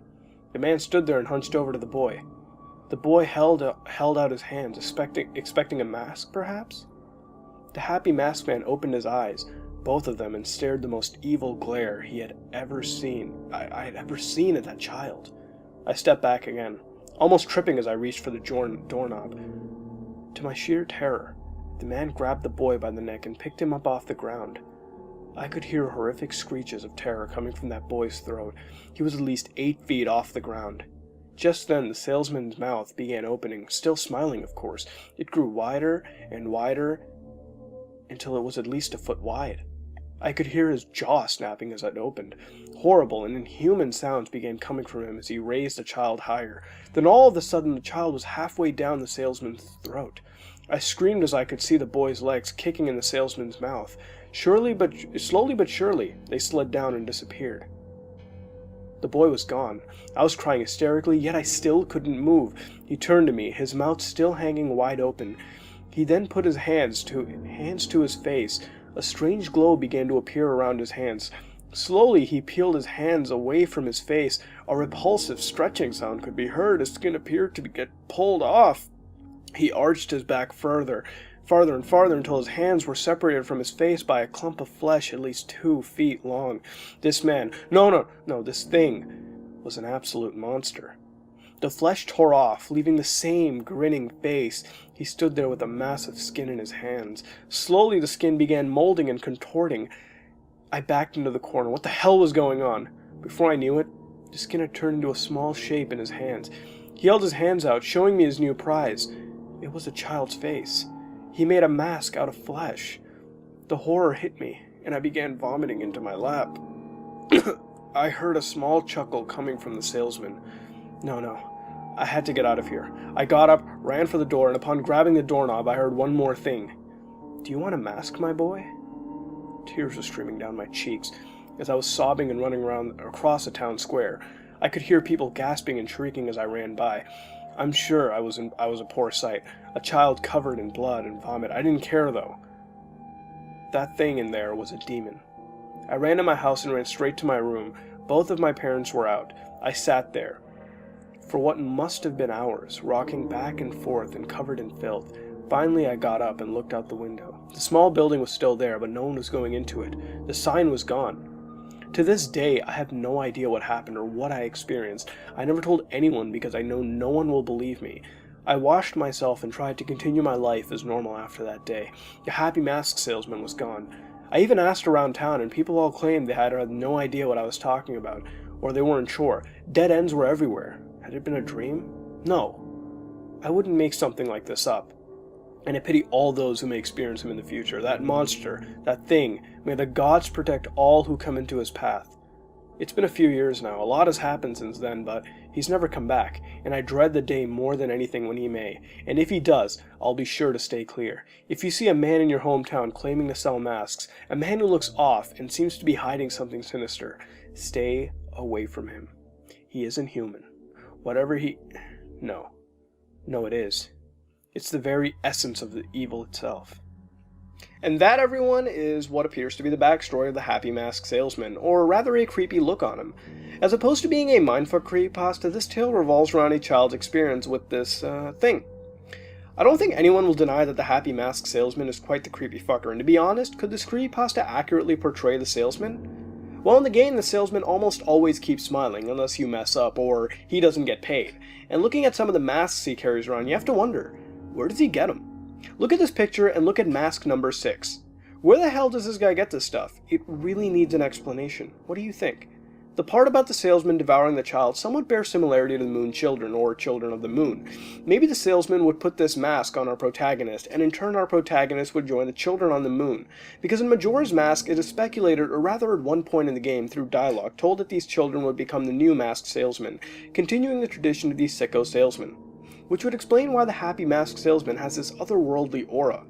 But these events in this creepypasta could really be true about the salesman. I mean, what do we really know about him? I mean, he appears to go back and forth between Hyrule and Termina, which wouldn't really be possible for the average person as they are parallel worlds. So, what could he be? Is this true, or could there be a simple and less grotesque backstory to this mystery individual? But back to the creepypasta. I really think it's quite decent. It's got this nice backstory to this already creepy character, and as far as events go, it really seems to fit in with the actual game's events as well. And it doesn't really add any unnecessary elements which would make people instantly start questioning its authenticity. Does it have blood and gore? Yeah, but it's not really killing the atmosphere like some other creepypastas do. And as far as what's bad with the creepypasta, I really couldn't find anything wrong without, going and nitpicking. I thought it was creepy, and it had a nice backstory to the Happy Mask Salesman. So, next time you step into a shop, take some precautions. What would you rate this creepypasta, and what would you change to make it better? And what do you think is a Happy Mask Salesman's backstory? This has been another episode of Haunted Gaming, and if you like what you saw, then like, comment, and subscribe. This is me, Mutahar, and I'm out. Hello, guys and gals. Welcome back to another episode of Haunted Gaming. For the first time, we're taking a look at a much requested and the first Fallout creepypasta we've done called Fallout 3 Number Station. This creepypasta begins by telling us about the numerous radio stations within Fallout 3, and that one of the most diverse and important stations is the Galaxy News Radio. The player can kill the host, 3Dog, if they so choose, and by killing 3Dog, the game replaces him with the uncharismatic technician, Margaret. Margaret cannot be killed as she's never seen in the game, so once you kill 3Dog, you're stuck with Margaret. Now, according to this creepypasta, what most players don't know is that under certain circumstances, Galaxy News Radio will become a number station. And a number station is a station that broadcasts a coded message, and that many of these also exist in real life and are believed to be part of a nuclear retaliation control network. No one really knows what the requirements are to hear the number stations in Fallout 3, but it's generally believed that you must kill 3Dog to hear these stations, as no one has really ever heard of them, with him alive in the game. Another requirement that is generally believed is that you must skip the quest Galaxy News Radio, where you have to help boost the signal to the station. This is pretty easy and just requires, advancing in the main plotline or passing a speed check. Finally, the last requirement is to destroy Raven Rock, and this is the most important step, as this turns Galaxy News Radio into a number station. But even when many players pass these requirements, the station is still normal, so there has to be more to it. Well, if you happen to be lucky enough, upon destroying Raven Rock, you'll hear a message stating, radio signal lost, and a few seconds later, radio signal found. Now, you won't be able to hear GNR just yet, as you didn't boost the signal, so at this point, it's a matter of getting within range of this signal. And there exist 6 locations where you can hear the new Galaxy News Radio number station. Number 1 being the immediate DC area, just like the normal broadcast. The second one being on top of the Ferris wheel on Point Lookout. Number 3 is on top of some SATCOM arrays in the northwestern part of the map. Number 4 being on top of Tenpenny Tower. Number 5 being at the highest point of the broken bridge near the settlement of Arafu. And the highest points of the mountain, finally, near Raven Rock. And when you're lucky enough to tune into the station, you'll actually hear a familiar voice. Three Dog, despite being killed.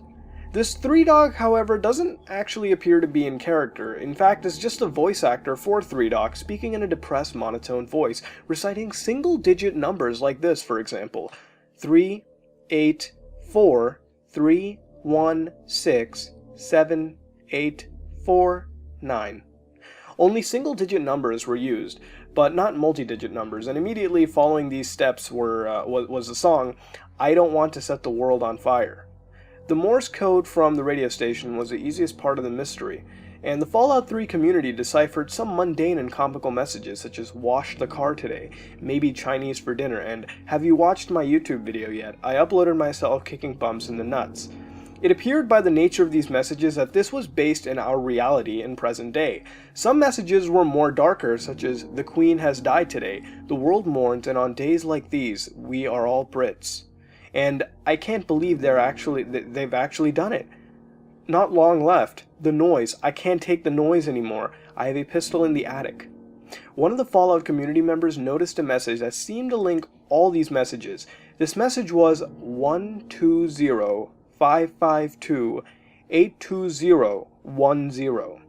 What are you talking about? You'll be missed.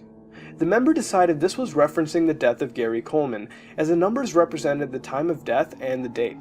This member decided to dig further into this and shockingly discovered more dates to more events, such as 9454202010. Accident in the Gulf, several dead, oil spill apparently averted. The member linked this to the BP explosion and the erroneous Day 1 assessment of the well declaring a lack of leakage.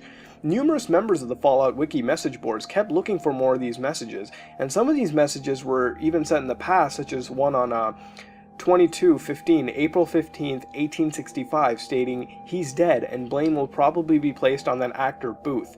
Johnson better not cheat me out of the payment," referencing the Lincoln assassination. The community eventually grew and started to offer numerous interpretations, and eventually the administrators had to block access to the thread and eventually delete it.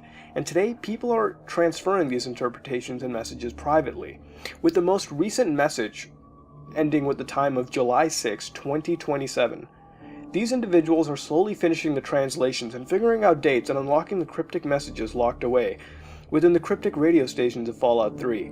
But why do these messages just stop at 2027? Is it all they could find, or is it the end?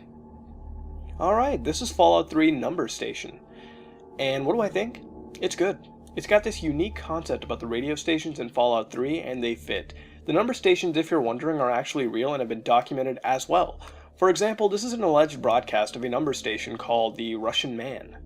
7, 3, 9, 1, 2, 8, 3, 9, 1, 2, 1, 0, 0, 8, 0, 1, 0, 0, 8, 0, 4, 6, 5, 4, 3, 4, 6, 5,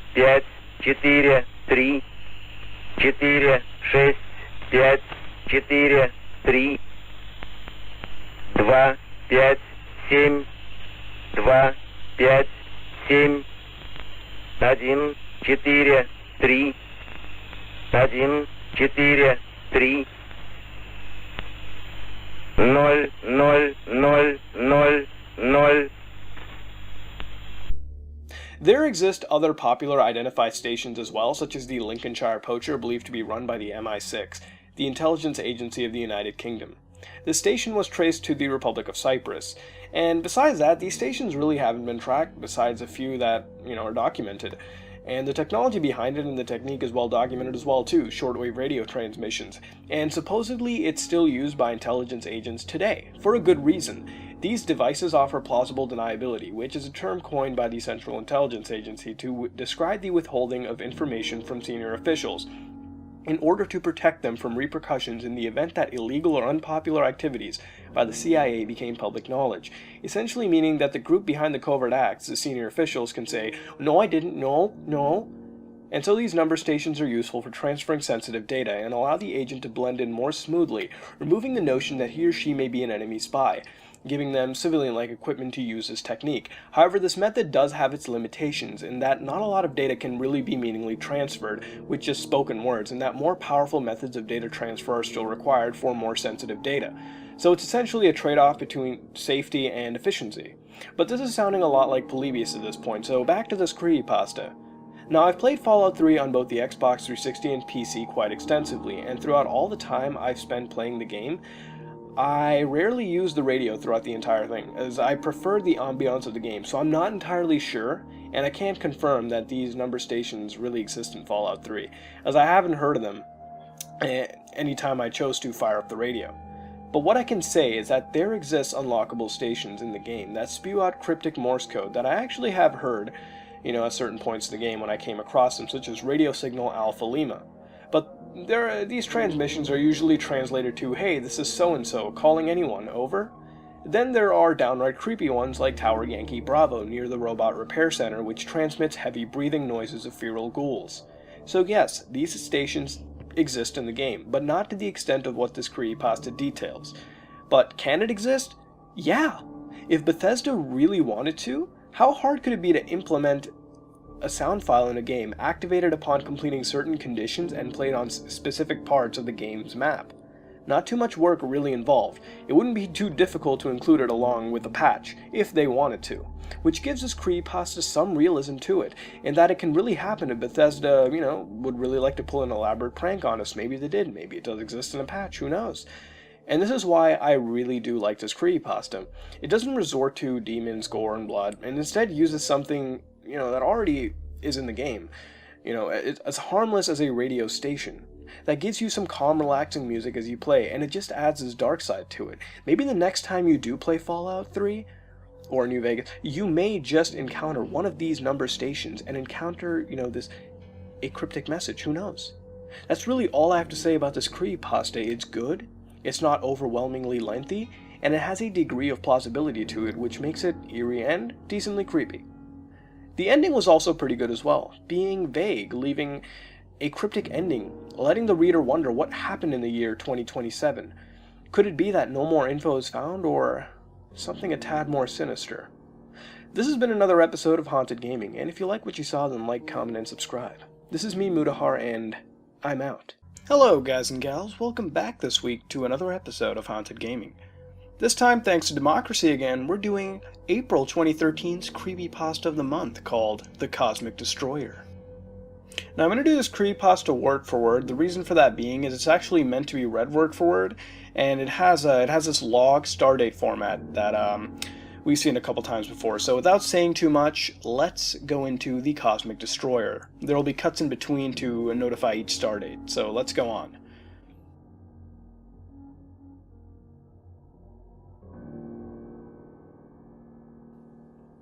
Our frigate has safely arrived at the chosen planet. Their technology is primitive, and thus they fail to detect us entering the atmosphere. We are currently cloaked above their planet, known locally as Earth. We will begin the search on 7th July 1909. Earth time.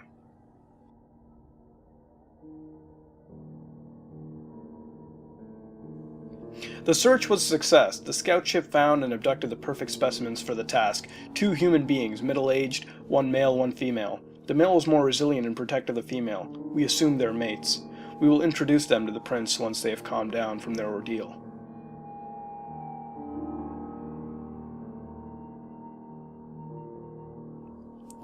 It seems the female subject and the infant prince have developed a bond.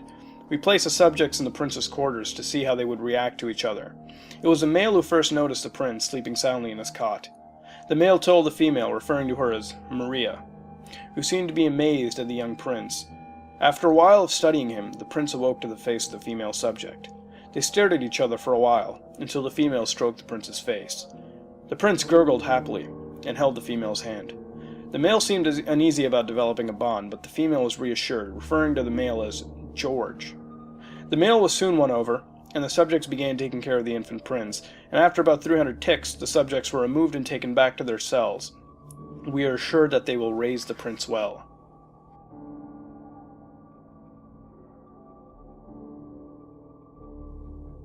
We have had no need to report on the welfare of the prince and the subjects for a while now, due to his raising seemingly going smoothly, but it seems things were not going as well as we had hoped. First of all, the male subject has escaped. We are as of now unsure how he escaped and where he went, though we have a fairly good idea he attempted to return to Earth. The monks are looking into this case. Secondly, the prince's upbringing has been deemed a failure.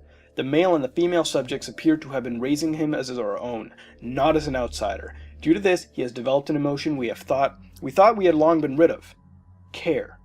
The female subject was too kind on him. We heard her singing a sort of lullaby to calm the prince down and get him to sleep. Contact between the prince and the female has been broken. We will most likely never have a need for her again. Thirdly, the prince seems to have learnt the language of the subjects, English, a human language. We have forbid him from ever speaking in their tongue. We have, however, learnt some useful information from the female subject. Due to her teachings of English to the prince, they were able to have some kind of communication. The prince told the female subject about his sleep terrors. He claimed he could see a vortex, and in the center of this vortex there appeared to be a group of beings. The prince claims they were human, though the subjects may have clouded his vision with their humanization. The shapes, he claims, are robotic in shape, which contradicts the shape possibly being human. However, he swears that 3 sound like males and 1 female.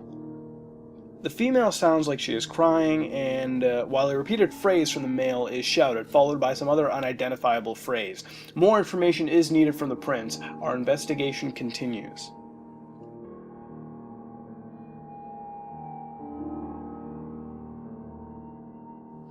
We have made a breakthrough in the disappearance of the male subject and the prince's sleep terrors.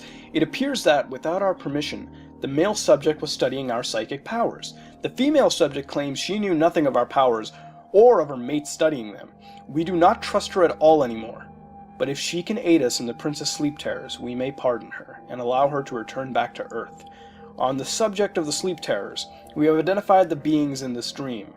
2 are of no significance. However, the female and male appear to be highly skilled in psychic powers, similar to adolescents of our race. We believe them to be descendants of the escaped male subject, though confirmations are few and far between.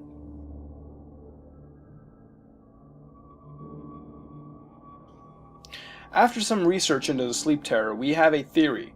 Many races came to the birth of the prince. Many left gifts.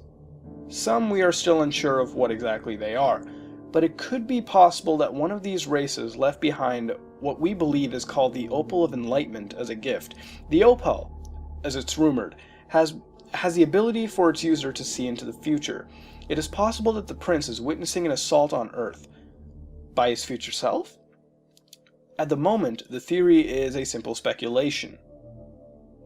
As of the vortex, we doubt we will ever discover what it is. Another dimension, possibly. The prince is still being questioned.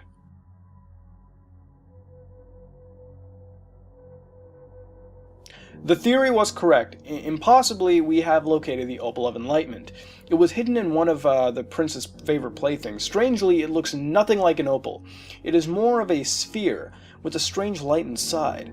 It has been confiscated, and there is, as of yet, an unofficial experiment being conducted on it.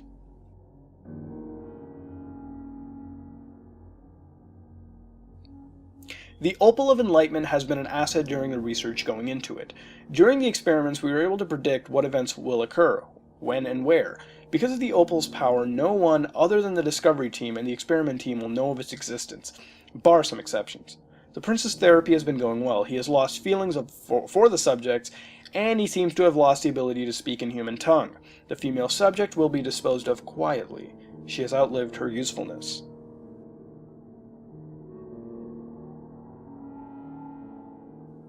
The day has finally arrived. The prince has come far since he was a youngling. The therapy and strict training mostly helped.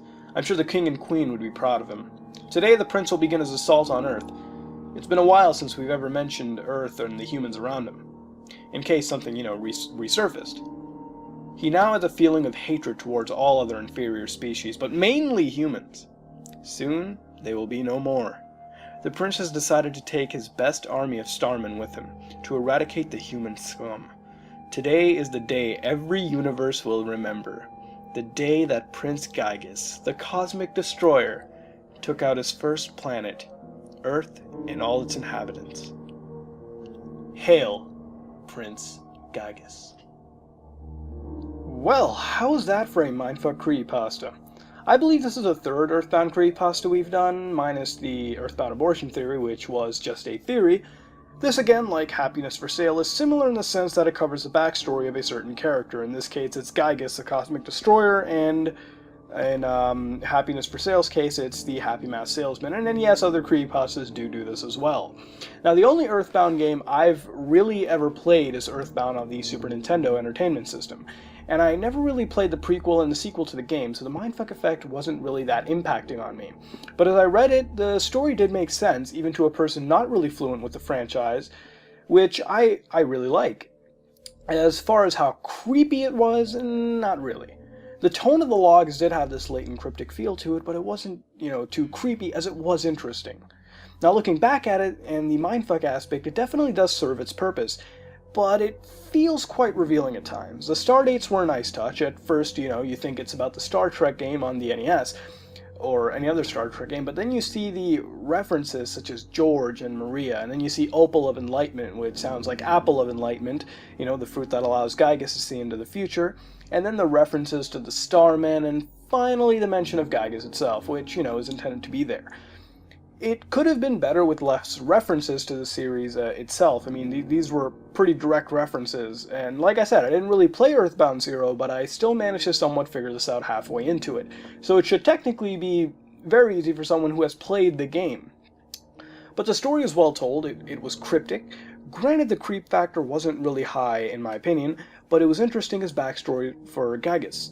And that's really all that needs to be said. It's a nice creepypasta, not necessarily creepy as it was interesting, and yes, it felt cryptic, which I guess you could sort of say added to the creepiness a lot, but, for a mindfuck creepypasta, again, it could do with less direct referencing, but it's nowhere near as bad as some others, and it does its job quite well. And that's really all that has to be said. This has been another episode of Haunted Gaming, and if you like what you saw, then like, comment, and subscribe. This is me, Mutahar, and I'm out. Hello, guys and gals. Welcome back to another episode of Creepypastas. This time we do a much-requested non-gaming creepypasta called Dead Bart. This creepypasta begins by telling us about how Fox counts its Simpsons episodes, how they refuse to count a couple of episodes, officially leading the number of total episodes to be inconsistent. The reason for this, as the author tells us, is that it's because of a lost episode from the first season. Finding any details about this is difficult at best, and no one who was working on the show at the time likes to discuss the subject. But from what little information that was gathered, it appeared that Matt Groening had written this lost episode entirely. But during production of the first season, Matt began to act quite strangely. He was very quiet, nervous, and morbid. You couldn't mention this info to anyone or else they can get very angry, and this was specially forbidden to be spoken about near Matt himself. The author claims to have first heard it in an event where David Silverman was speaking at. Someone in the crowd had asked about the episode, The Lost One, and Silverman simply left the stage, ending the presentation early. The production number of the episode was 7G06. It was titled Dead Bart, but the production number was switched to the episode Moaning Lisa to get rid of any evidence and assumptions. Even asking anyone who worked on this episode would cause them to do anything in their power to stop you from meeting Matt Groening himself. At a fan event, supposedly, the author followed him after he spoke to fans, and as he was leaving the building, the author finally had a chance to speak to the man himself. Matt wasn't disturbed about the stalking whatsoever and decided to speak with the author. When the author mentioned this lost episode, Matt started to tremble and appeared to be on the verge of tears. He grabbed a piece of paper, wrote something on it, and gave it to the author, begging never to mention the episode again. The piece of paper had a web address, and the author would rather not release this address for obvious reasons. The site was completely black, except for a line of yellow text, a download link, rather. The author clicked on this link and a file began to download, and once this file was downloaded onto the computer, it started to go crazy. The author claimed it appeared to be a very nasty virus, System restore wouldn't work, and the player backed up the file to a CD and restarted the computer and supposedly cleared it all of all the data. The author then tried to open this file again in an empty computer, and as he or she suspected, it was an episode of The Simpsons. The episode began like any other episode, but had poor quality animation. The first act was normal, but the acting of the characters was off. Homer appeared to be more angrier, Marge seemed depressed, Lisa was anxious, and Bart seemed to genuinely hate and scorn his parents. The episode centered around the Simpsons family taking a plane trip, and at around the end of the first act, the plane took off. Bart was fooling around, and at around 50 feet off the ground, Bart had broke a window on the plane and was sucked out. The author tells us that in the beginning of the Simpsons series, Matt had this idea, and that the animated style of the show would represent life, and that death turned things more realistic. This technique was used in this episode. Bart's corpse was barely noticeable. The animators took great advantage in the non-moving figure and made it look nearly photorealistic. Act 1 was over with the shot of Bart's corpse, and when Act 2 began, Homer, Marge, and Lisa were sitting around the table crying. This crying went on and on and on. It got more painful and more realistic. Better acting than you would normally see. The animation began to decay as the crying went on, and if you listened closely, murmuring was heard in the background. It reached a point where the characters could barely be pointed out. There was stretching and blurring, and it began to look like deformed shadows with bright colors thrown onto them. There were faces looking through the windows constantly flashing, so you could never really make out what they were. The crying went on for almost all of Act 2. Act 3 began with a title card stating, 1 year had passed. Homer, Marge, and Lisa were very thin, sitting at their table with no sign of Maggie or any pets.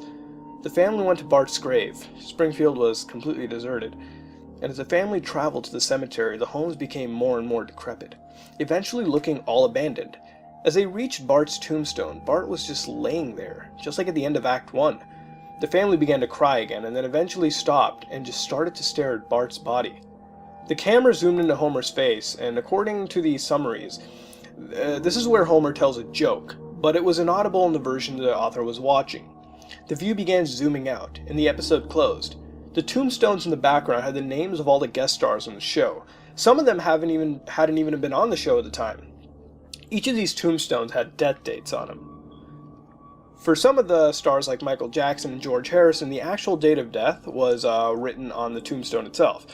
The credits were silent and appeared to be handwritten. The final scene was the family sitting on their couch, just like the intro, except it was drawn hyper-realistically, just like Bart's corpse. A thought occurred to the author. You could use every tombstone to predict the deaths of the guest stars. But there was something odd about the stars who hadn't died. All their date of deaths were on the same date. Alright, well, this was a pretty popular non-gaming creepypasta. It was very much requested, and honestly, I really don't know why. First, we'll start off. It obviously reminded me of Squidward's suicide, in that this is a lost episode with its morbid taste and all that. Now, I really don't watch The Simpsons, so I'm not really keen on the history of the show, or really the mythos. And I know little of Matt himself. According to the creepypasta, some animators left a conference because of the mentioning of this episode, and Matt himself having emotional issues on the mentioning of this episode as well. Now, I've never really been able to find any actual events such as this, so that sort of kills the creepypasta for me. I mean, one of my big complaints about this is that unlike Squidward's suicide, which never really referenced many events, and told the tale of an employee involved in the project in a realistic fashion, that made sense. And it made people question whether this actually happened, but here such events made people question the authenticity, and for me it really killed any authenticity. And yes, creepypastas aren't supposed to be real. Let's be real here. But it's nice to have that illusion, as it really adds to the experience. Taking it away gives the tale almost no meaning to an extent. Another thing is that unlike Squidward's suicide, that tale makes sense. With Squidward's character, depressed and nothing to show for, the character commits suicide. Maybe it's because I don't really watch The Simpsons and I don't understand everything about the characters, but the events in this lost episode didn't really make much sense. It felt unorganized. It was really just Bart dying, tons of crying with static and distortion and walking through an empty town, and finally Homer telling a joke, which we can't even hear. Oh wait, no, sorry, we missed the final hyper-realistic scene, which by the way is a pretty recurring definition. It's cliche. And you know what? I'll just throw up the actual definition right now. It's essentially an art style resembling high-resolution photography. So basically, a very realistic portrayal of the Simpsons family and the Tombstones. It sort of did remind me of the Fallout 3 number station to an extent because of these tombstones, which, it doesn't really add any fear, it's just confusion to me. It kind of feels like the last dates in the number station. I know I'm referencing that a lot, in that maybe there could have been an apocalypse. It could have explained a deserted town. Now, it's not a bad creepypasta, and much like Sonic.exe, and even Jeff the Killer to an extent, it's somewhat overly hyped. It's not bad or awful by any means. There's even a video that exists, which I'll link below for your enjoyment. It really doesn't have many cliches, and even the ones that exist, again like the hyper-realism, it really doesn't destroy the experience. Some of the events felt way too over-exaggerated and unrealistic. It's an alright creepypasta, but it seems a little hyped to me. Again, that's just an opinion. And that's really all I have to say. What would you add or change in this creepypasta to make it better? And what would you rate this creepypasta and why? This has been another episode of Creepypastas, and if you like what you saw, then like, comment, and subscribe. This is me, Mutahar, and I'm out. Hello guys and gals, welcome back to another episode of Haunted Gaming. This time, we do a Metroid creepypasta again called SAX Infection. Now I'm going to read this creepypasta word for word. I like to switch it up a bit, and I think you all should hear this one word for word. So without talking too much, let's begin SAX Infection. This isn't really something I want to talk about, but I need people to know about this. So when I got to school this morning, I was heading in for math class. When I saw this boy wearing a cap running towards a trash can. He was holding a game box art. He quickly threw the game in the trash, and he just stood there and looked at it. I walked over to him and picked it up. And to my surprise, it was the Game Boy Advance game Metroid Fusion. I asked why he was so desperate of getting rid of this game, but then he just ran away. This was a game I had played once in my childhood, but I never finished it back then. This was a great opportunity to play it again, I thought. When I came home, I found my Game Boy Advance that I hadn't used for years, and I had put in the Metroid Fusion game card. The game card looked all normal, but it had a little scratch on the back. I started up and everything seemed normal. The intro was just as I remembered, and so was the title screen. I was surprisingly excited to play this, no matter how old the game was. When I pressed start on the title screen, however, I could see that file B already had a saved data. I thought that this was the file the boy who threw it away had been playing on. I wanted to see how far he had gotten the game, but when I loaded up the file, Samus wasn't teleporting into the save room, and the classic Metroid game load music didn't appear. Instead, it just showed Samus's sprite lying on the ground in the dark red room, facing away from us. There was no music playing. I tried to move Samus, but nothing happened. I tried to press different buttons, but nothing was working. I started to freak out a bit. Since I knew this wasn't how the game over sequence was in Metroid Fusion, I turned off the GBA and restarted it. I loaded up File A instead, and since it was empty, a new game began. I was so excited. The intro began as always. However, when the intro was about halfway, and we would normally see the yellow X-parasites flow out of Samus' suit, it was now blood that came out. The doctors would normally find the cure in the intro, but instead, it was a new screen that would appear normally, and the text read, "There is no hope for her. Let's go home for now and come back another day." The screen turned black for some seconds, and then Samus suddenly appeared outside of her spaceship, like the normal game. But she didn't have the blue suit that you would start with in the normal Metroid Fusion, but the suit was dark red, and a blue pixel inside the helmet indicated a tear I clearly could see. I knew something was going on, but I went through the first door and the game played normally for a while. Then, when I took the elevator down to the sector selection floor, the SAX came out of the wall. I remember this from my childhood, but this time the SAX just flew through the wall instead of blowing it up, and it moved a lot slower. So I had to sit and watch it getting into the room for a long period. Then it stopped and looked at the screen, and then the camera zoomed in on its face. I remember the creepy face, so I was excited to see it again after all these years. But when I saw its face, a very loud grinding/screeching sound came out from the Game Boy Advance, as if the game was breaking. The game also froze at its face, and I quickly turned the Game Boy Advance off. I thought the game just froze normally, and so I started it up again. But now, the opening was different. The music was gone, and Samus wasn't inside of the spaceship, and in the seat, however, was marks of blood, and the computer stated, "Samus, are you there?" The title screen now only read Metroid, and when I pressed start, it said that file A and C was corrupted, and that I wouldn't be able to start any of them. I tried to load up file B, and then the same screen came up as the first time I tried. However, this time, Samus wasn't on the ground. Instead, I could see Samus without the power suit standing outside a window in the room where she had been before. And she was black in her eyes and facing me. In her hand, she was holding a sign which read, "Kill me now." I started to get really afraid, and this was just totally abnormal. Something was wrong. I tried to press any button, but nothing worked. But when I pressed the L button, Samus disappeared from the window, and the SAX chasing music started playing backwards, and the picture of SAX's face popped up on the screen. I jumped and screamed at the same time, especially when the face was now torn apart and blood was streaming from its eyes. I tried to turn off the GBA, but the music kept playing and the picture didn't go away. I threw the Game Boy Advance away, and everything I remember after that was that I woke up in the hospital, and my mom was sitting next to me. She said she had found me fainted in my bedroom with my eyes open, and the GBA was cracked in two. I looked around to see if there were others in the room, and a fear went through me when I saw the boy from school standing outside the window, staring at me, and smiling. Wow, you know, there are good creepypastas, and then there's bad ones, and then there's the SAX Infection. Now, by no means is it an awful creepypasta. I mean, there's far more unforgivable ones that we could rip apart. Haunting Most Mario and Alex Melee, for example. But damn!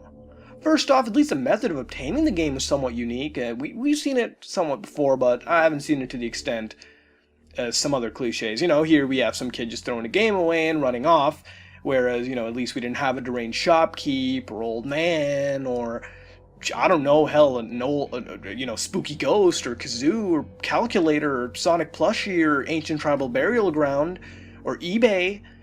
At least it's unique, somewhat unique. Why the hell the kid would not just simply sell the game or trade it in is behind my level of understanding.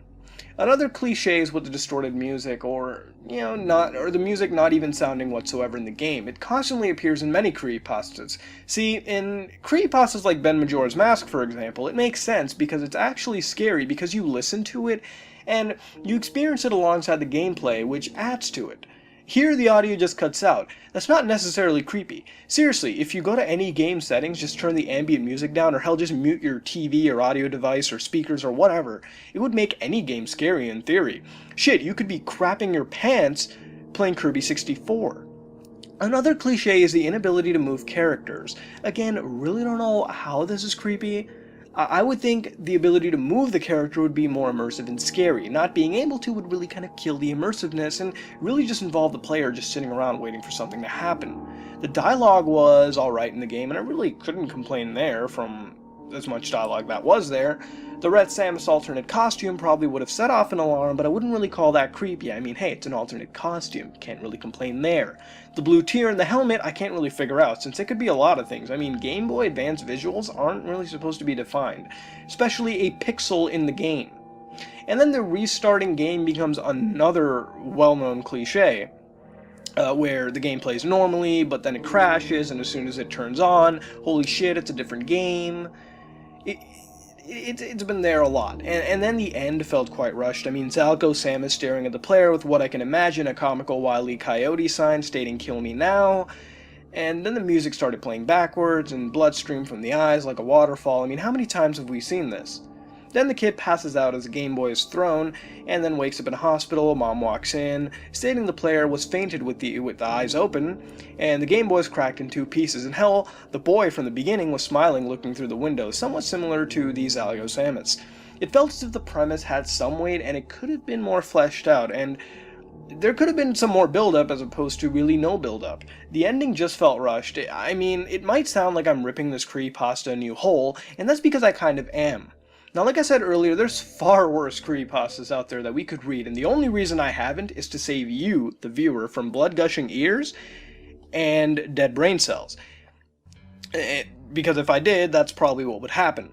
Really, that's all I think about this creepypasta. It could be a lot better if things were changed and some cliches were better used. See, it's not that the use makes them necessarily bad, it's the context and just the randomness that really affects it and takes away from the experience. In the end, what would you rate this creepypasta and what would you change to make it better? Please tell me in the comments below. This has been another episode of Haunted Gaming, and if you like what you saw, then like, comment, and subscribe. This is me, Mutahar, and I am out. Hello, guys and gals. Welcome back to another episode of Haunted Gaming.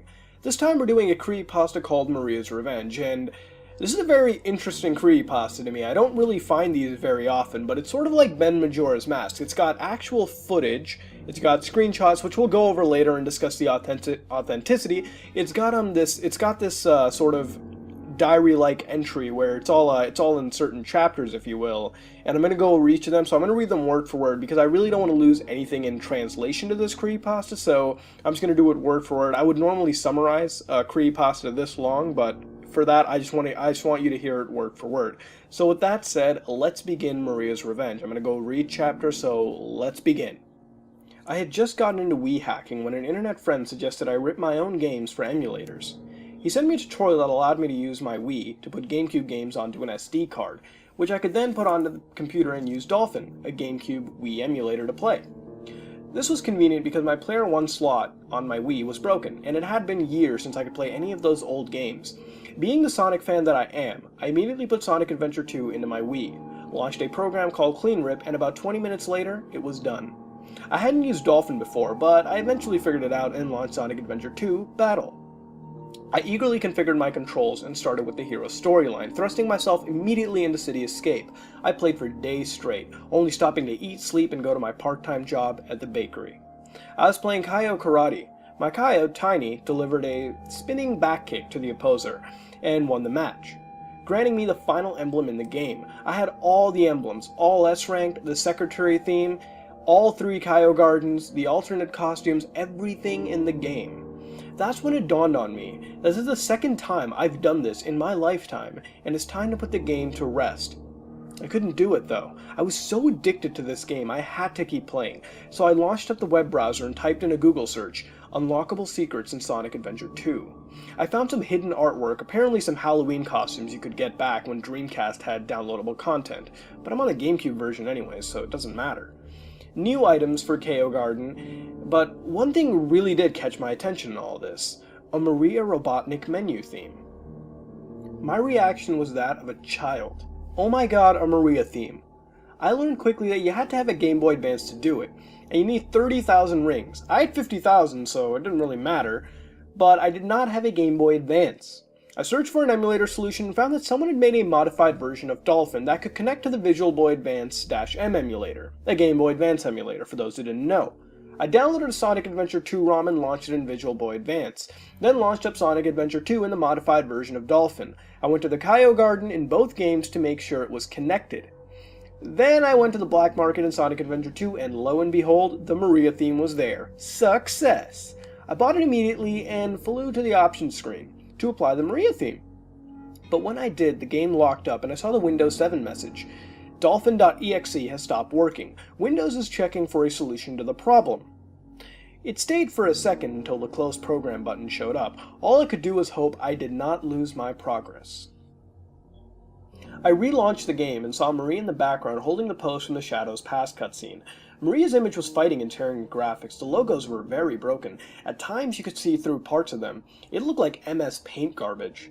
This was even more so apparent when the opening movie started, showing the long bridge from Radical Highway, with Maria still in the background. The graphics were still fighting each other as the buildings and stars seemed really broken. Even the sky was harsh and posterized with sharp blues and blacks. The special effects in the game, like when it flashes with lots of blue lights and says Sonic the Hedgehog, it just played. All of these animations at almost regular speed. They were all done before it even showed Sonic. It looked really horrible, and the music didn't help. The game was lagging ridiculously. I mean, it was lagging so bad, I had time to launch Camtasia and start recording this phenomenon. The music was choppy and pitched, but almost regular speed. Live and learn. I heard as the music finished before the camera even zoomed in on Shadow's face. I assumed since the game locked up, it somehow made Maria's theme be everywhere all the time. But after I got past that horrible scene of Shadow opening his invisible eyelids, and Broken Color's body, with Maria's graphic fighting him. Maria's theme wasn't even on the menu. It was the Shadow the Hedgehog theme I had on before I did all this. Naturally, I wanted to turn it on, but found I didn't have the Maria theme. I was baffled. If I didn't have the Maria's theme, then what was happening to the opening movie? This also means I didn't save, which means I had to do the whole thing again. I went to Stage Select, went to the Kaio Garden with Shadow, because I like him. Ran into the normal Kaio Garden and was about to launch VBA-M, Visual Boy Advance M, when I saw a new egg. I was frustrated, so I decided to throw the egg and let out some anger. When I picked up the egg, I decided to close Camtasia because the game was still lagging a bit. I threw it at the wall to the left of the Kaio teleporter. The egg cracked and an odd Kaio bounced back and behind me. I turned around to look at it as the game froze. It looked like a Kaio with Maria's hair, staring at Shadow. Shadow was also looking at the Kaio. I stared for a few seconds before I launched Task Manager to see if Dolphin was responding. Task Manager said it was running normally, so I messed with the controls a bit. It's not abnormal for Task Manager to say a frozen program is running, so I decided to close Dolphin from Task Manager's processes. Before I closed Dolphin, however, I took a screen capture of what was happening. I opened Paint.net to save the screenshot. I cropped it while I was there because why not, and had a closer look at it. I thought I saw something really faint. I went ahead and saved the picture. Then I opened something called Curves, which is a color editor in Paint.net. Curves sometimes helps me bring out details in the picture, so I decided to use it here. I played with it for a good 10 minutes. Then, I saw her. Maria was staring down on Shadow. It was very faint, but she was there, on the right side of the screen, looking straight at Shadow. She was there. That was enough to make me breathe heavily. My mind was just blown. I don't know what was happening. Should I continue my pursuit to unlock everything? Well, of course. Today's my day off, and if I didn't do this, then what will I have to do? I launched the game, skipped the horrible opening movie, and decided to stop with the Maria theme. This time, I wanted to see if I could find anything else wrong with this game, so I went to Story Mode, Dark Story, and started Shadow's Past, the Radical Highway level. The cutscene with Eggman watching Shadow stand on the bridge played normally. I decided to launch Camtasia and record once Shadow's segment of the cutscene started. How pathetic, Shadow said as there was a strange purple flash over the screen. Find them before they escape. The cutscene was playing normally until Maria's part showed up. The sound was messed up, the audio was saying, all the people do it, I beg, all the people do it, I beg, all the people do it, I beg, no, I beg, no, I beg, no. But the word no was in Shadow's voice. The cutscene played over itself for a moment, overlapping. Then the cutscene stopped, short, and went straight to the stage. Once I started playing the stage, I read, "Break through the besieging military." But all the letters were grayed out except for a couple. The letters that were not grayed out were the A in break, the R in through, the I in besieging, and the M in military, and the A in military. In the background sky, I saw Maria's head and shoulders from an odd top-down angle. Her eyes were really dark, almost black, and she was sort of staring at Shadow out of the left corner of her eye. I took a screenshot but closed Camtasia because Dolphin was lagging a bit. As I played through the stage, I never lost sight of Maria. Even if it was her back, dress, feet, hair, one eye, or a finger, she was always there, fading in and out. I decided to pause the game and launch Camtasia again. At this point, I didn't care about the lag, I just wanted to capture this. A few seconds after unpausing, I beat one of the gun robots, and the Gerald in prison cutscene started playing over the game. But the text and special effects weren't on it, just Gerald kind of sitting there. But it distorted the colors of the game. It was kind of like what was happening with the intro, but Gerald was tearing the graphics instead of fighting them. The cutscene clearly had dominance over the other graphics, but halfway through the cutscene, Maria started fading in and out of the scene in different poses from different angles. Even with everything that was happening in the game was playing at perfect speed. One pose shocked me, however. Maria was on her back and her legs spread awkwardly, allowing the camera to catch a full shot of her special parts. Maria was blocking her face with her hands. I decided to pause the game and stop recording there. I saved the video and severely blurred it at that part so you can't make it out. I didn't realize until I unpaused the game, but I'd been playing the entire time before I paused, and actually I was impressed with myself. There was another pose that caught my eye, though. One of Maria completely naked holding her pose during the Shadow's Past cutscene on the control panel. they started getting more disturbing, as another pose of Maria naked showed her legs were red, and it looked like her hair. Blood, I thought? But Sonic Adventure 2 doesn't have any blood graphics. Then again, this isn't a blood graphic. I screen capped it and cropped it down to only her legs. Once I beat the stage, the game began counting my rings and score. Instead of getting rank S, which I totally deserved, a shot of Maria's face was shown and the stage faded out. Normally after Radical Highway, the cutscene with Sonic finding Shadow on top of Bigfoot Robot with the Chaos Emerald plays, but that was completely skipped. It also didn't put me into the Headquarters level. In fact, it skipped Headquarters, Lost Colony, Weapons Bed, Security Hall, and started the cutscene before White Jungle. Shadow was walking through the forest. The cutscene was normal. Shadow picked up his talkie and Rouge's voice was playing normally. "This is Rouge. I've got a small problem." But the subtitles were incorrect. The subtitles read, "Gerald, all the people do it, all the scientists." The audio continued normally, but the next set of subtitles didn't say, "I can't believe that I'm trapped inside this locked site with a." They instead said, "Estis on the ark. When I wake, when I sleep, they look, they do thing."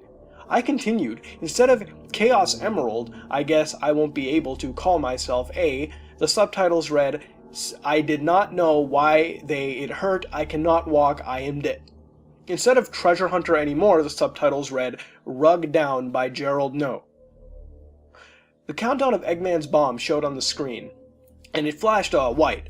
Maria was shown leaning over a control panel. It does this in the cutscene normally, but the game froze there and the audio stopped. I thought Dolphin was lagging, so I opened Microsoft Notepad and jotted down the subtitles, hoping to make some sense of them later.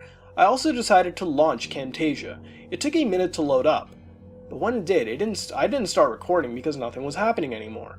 I loaded up Task Manager to see how much CPU the computer was using, so I decided to keep Camtasia open or close it. The whole computer was peaking at 50% and idling at 10%. That's excellent for the Dolphin emulator, especially when running Camtasia. Dolphin was still running according to Task Manager, so I decided to hit Enter, which I had pinned as the GameCube start button. To skip the cutscene, Windows sent me a beep to say that Enter doesn't do anything. I minimized Camtasia and clicked on Dolphin, so when I hit Enter, Dolphin would get it. But before I hit Enter, I noticed that the stars behind Maria's head were kind of off looking. I stared for a minute to see if Maria's face was back there, and then I noticed a few odd patches where stars were missing. I took a screenshot, closed Camtasia so I wouldn't kill my PC saving this. Then I opened Paint.net, so I could save the screenshot. I stared at the shot for a few minutes. I noticed that the patches of missing stars were letters that spelled kill. I saved the file, then I outlined the missing stars and saved another picture. I clicked on Dolphin and once again pressed Enter. The sound effect played as the screen read, Wii Xing, Stage 9, White Jungle, First Mission. Cut through the jungle in 10 minutes. Like in Radical Highway, all the letters in the text box were grayed out except for a couple. The word cut, the T in through, the R in through, the E in the, and the J in jungle, and the U in jungle, and the L in jungle, and the exclamation point. I never made any sense of these letters. I waited for the level to load, and when it started, I saw Maria in the sky with a blank expression, looking down on Shadow, but sort of towards the screen at the same time. I stared, observing every detail of her indescribable face. An ounce of logic must be left in my mind, because I told myself not to play anymore. I came up with a great excuse to take a break, figuring out these strange messages. I started with the screenshot I took of Radical Highway. I only had to look for a second before I figured out what the letter spelled. Maria. Feeling pretty confident, I wanted to take a shot at the subtitles I jotted down a moment ago. I first strung them all together in Windows Notepad. Gerald, all the people do it, all the scientists on the Ark. When I wake, when I sleep, they look, they do things. I did not know why they had hurt. I cannot walk. I am drugged down by Gerald No. They look, they do things. When I sleep, when I wake, all the scientists do these things? All the scientists were doing something to her when she was sleeping, something that hurt. Did they perform experiments on her? I know Gerald was trying to cure Maria's neuroimmunodeficiency syndrome. Maybe he was trying to cure Maria during her sleep. Then I remember the pictures of Maria naked, and the ones where Maria's legs were red. Oh my God, I said out loud. Did Gerald and all these other men commit acts to Maria? I stood up and paced around a room for a while, occasionally glancing at the computer screen, refreshing my memory the details of Maria's face. The experience was starting to make sense, though. Gerald drugged Maria down and the scientist jumped her. It's probably why she loves Shadow so much. He never touched her. This is starting to fill some of the plot holes in Sonic Adventure 2, though. Shadow does mention Gerald building the Eclipse Cannon, and that Project Shadow is indeed an experiment to make weapons of mass destruction, not to cure neuroimmunodeficiency syndrome. In the Japanese version of Sonic X, I remember that Maria was put into the Ark because her disease is contagious and deadly. If neuroimmunodeficiency syndrome is contagious, that means all the scientists on the Ark got it and thus couldn't leave. This also gives a reason for the gun raid.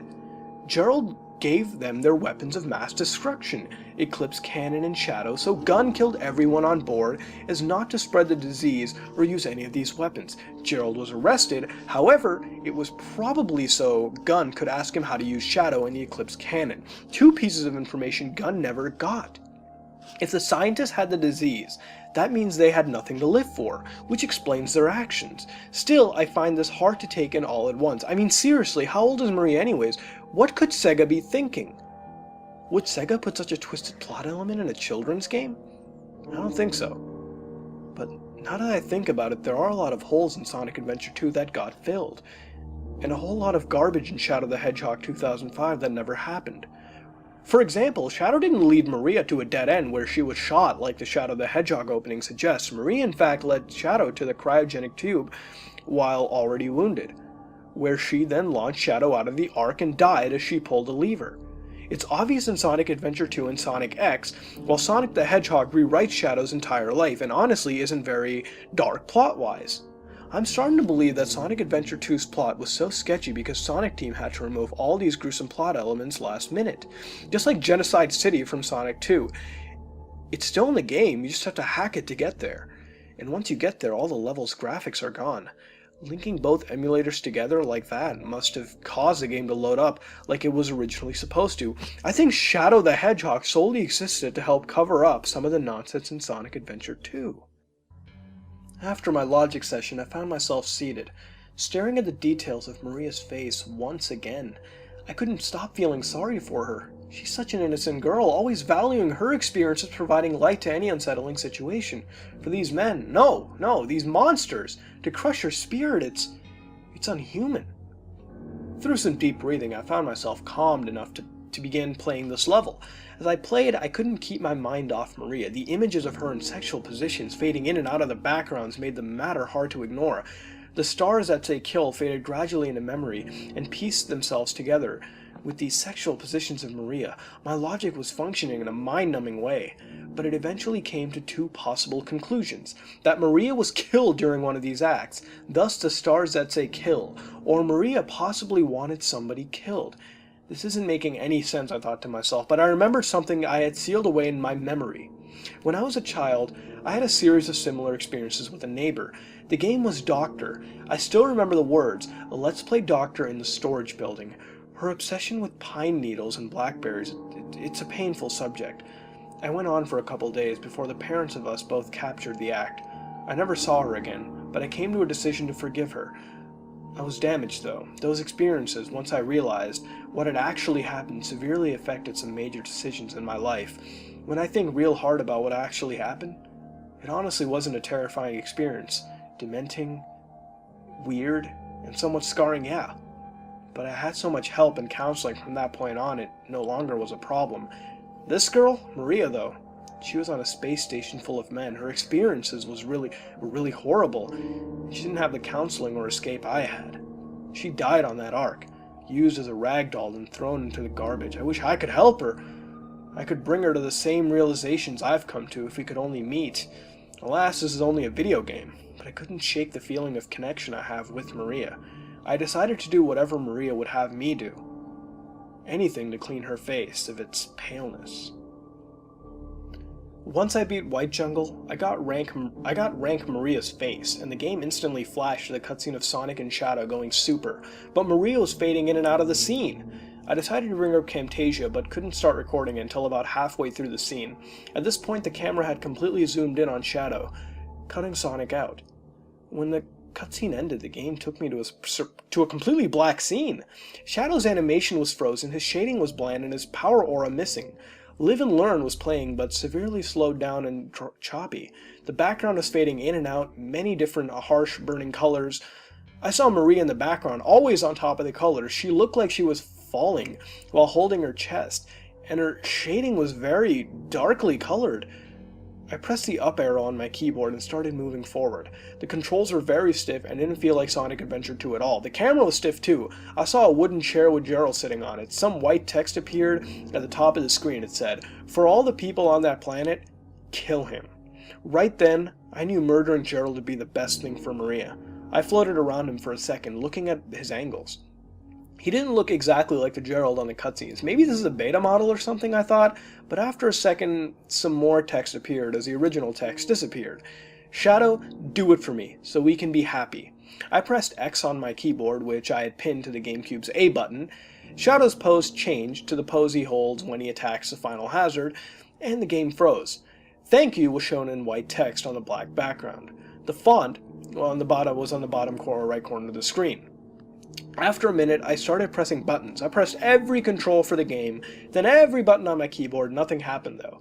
I decided to save this recording so I wouldn't lose it. I closed Dolphin, then I started recording again, and when I opened Dolphin and loaded Sonic Adventure 2, the thank you screen was immediately there. No Sega logo, no license by Nintendo, just thank you. Maria wanted to kill Gerald for doing all those things to her, with the other scientists to the Ark. Revenge for dragging her down, holding her, doing her. It's disgusting. But helping Maria carry out her revenge on Gerald made me happy. Now Maria can rest in peace. Maybe that's why Sonic Adventure 2 says, "Rest easy, heroes." But instead of saying that, it says, "Thank you." You're welcome, Maria. My. I really do like this creepypasta. It's been a while since I've read one this good. First off, for starters, it really doesn't have many cliches, and to be honest, for the few that it doesn't take away from the experience whatsoever. It's lengthy, but not to the point where it overstays its welcome and ends up being a novel. It's got evidence to prove it as well, which we'll take a look at in a bit. The story is disturbing with all of the adult matter involved. Usually a creepypasta will throw in gore, blood, and graphic sexual content to shock the reader, and make it sound creepy, which 95% of the time does not work, and it ends up failing. I've always said it needs to balance itself because too much can just kill the experience flat out, which it honestly does. But it also needs context as well, which this has plenty of. I found the content disturbing and disgusting, but it fit well with the story, and coupled with the connection to the author's past, it blended in perfectly and really made you, really affected you, instead of, turning you off. I was creeped out and sucked further into the tale, wanting to know more about Maria, and all of this sick stuff that was going on. The events of the creepypasta when it came to the technicals was very nice as well. The footage can definitely have been faked, with some very clever video editing, but the software and tools used in the creepypasta definitely fit into the tale, describing the emulators and whatnot, and from personal experience, it makes sense as well. I use emulation all the time to play old consoles that I can't play anymore, and some of this phenomenon is more common than you think. There's tons of glitches that don't really resemble what this creepypasta does per se. I mean, not all of these I've ever seen personally, but these events can happen individually in nearly any game you play on an emulator, depending on the settings and plugins used from a technical standpoint. Even the resolution you're rendering it on, all this stuff really can cause glitches and whatnot. And it made sense, and it was possible, so I was glad this wasn't the result of a hacked demonic game that you got from someone sketchy, giving it away for free or at most 11 cents on Craigslist. I don't know much about Sonic lore, and at first I thought some of this stuff was bullshit, but then I looked it up, and the plot is similar to this creepypasta. Now, I don't know about all these plot holes, as I'm no expert in the lore, but maybe you, the viewer, if you have some knowledge about the Sonic series, can confirm if this is true in the comments below. I've seen gameplay of Genocide City, but I've never actually played it, so I can't confirm it, but I've seen Sonic CD, so I've seen what happened in the Sonic City, okay? It's really creepy there too, so I have no doubts that Sega could have done this. I mean, they do some creepy shit, alright? Maybe this is too far-fetched for them, and it definitely is too far-fetched in my opinion. But who knows what goes on at Sega headquarters, right? That's really all I have to say. Looking at the footage, for those who want to go to the channel that created this creepypasta and the footage, links are below. It looks to be authentic, and even then, the skeptic in me still believes that it can be recreated very well in editing suites, and that the photos in the creepypasta that were detailed look quite edited to me. Some of the paint really doesn't blend into me, and it feels kind of out of place. Just looking at this screenshot in particular. This screenshot is also definitely faked, as I really don't see an in-game shadow, plus the hair is kind of blocky. This could be the game's graphical style, but I don't think so. And that's really all I have to say. It's a good creepypasta, and I really do like it. It's got a good plot, it has some nice footage, and it really ties in together and uses all its elements properly. I'm not going to say if it's fake or not. You'll find the answer for yourself if you check this creepypasta out in the wiki below. Links are down there. As always, seriously, go check it out. This has been another episode of Haunted Gaming, and if you like what you saw, then like, comment, and subscribe. What would you rate this creepypasta, and what would you change to make it better? This is me, Mutahar, and I'm out. Hello, guys and gals. Welcome back to another episode of Haunted Gaming. This time I'm going to cover a creepypasta called Tauhao 14. This creepypasta begins with the player telling us that he or she always prided themselves on two things: being fearless and amazing at video games. Any game the player owned was completed on the hardest difficulty. The player also prided themselves on their Tauhao achievements as well. The player tells us that the Tauhao games are vertical shooters where you dodge bullets while firing at the enemies, through 7 levels of increasing difficulty, and throughout the whole saga for the game there exists 20 total games in the series. The player claims to have beaten all these games, even the ones on the PC 98, on the hardest difficulties available. The player was excited upon the discovery of the demo for the latest game called Tauhao 14, which was revealed by a friend. The player downloaded the game through the file sharing service RapidShare. The player, however, didn't see any reaction by the Tauhao community, which should have raised some red flags. There was no one basically crying out or discovering this demo, rather. If it weren't for the player's thick skull, as he or she claims, this would have raised some red flags. After about an hour and a half, the game finished downloading and installing, and the time turned out to be 10 p.m. The player had college in the morning and decided to go to sleep rather than stay up and play the game. Smart move. The player woke up from a rather uncomfortable night. It was still somewhat dark outside, and the player checked the time. It was 4:44 a.m. The player tried to go to sleep but couldn't, and eventually just got out of bed. It was 5:59 a.m. and the player was getting ready. As he or she was getting ready, the player spotted a blinking blue light off of his or her laptop. The player was sure he or she turned the system off last night, but on closer inspection it seemed that the player didn't actually switch it off. The player decided to relax until their bus arrived for college at 6:30, and this gave the player a chance to try the new Tauhao game they downloaded last night.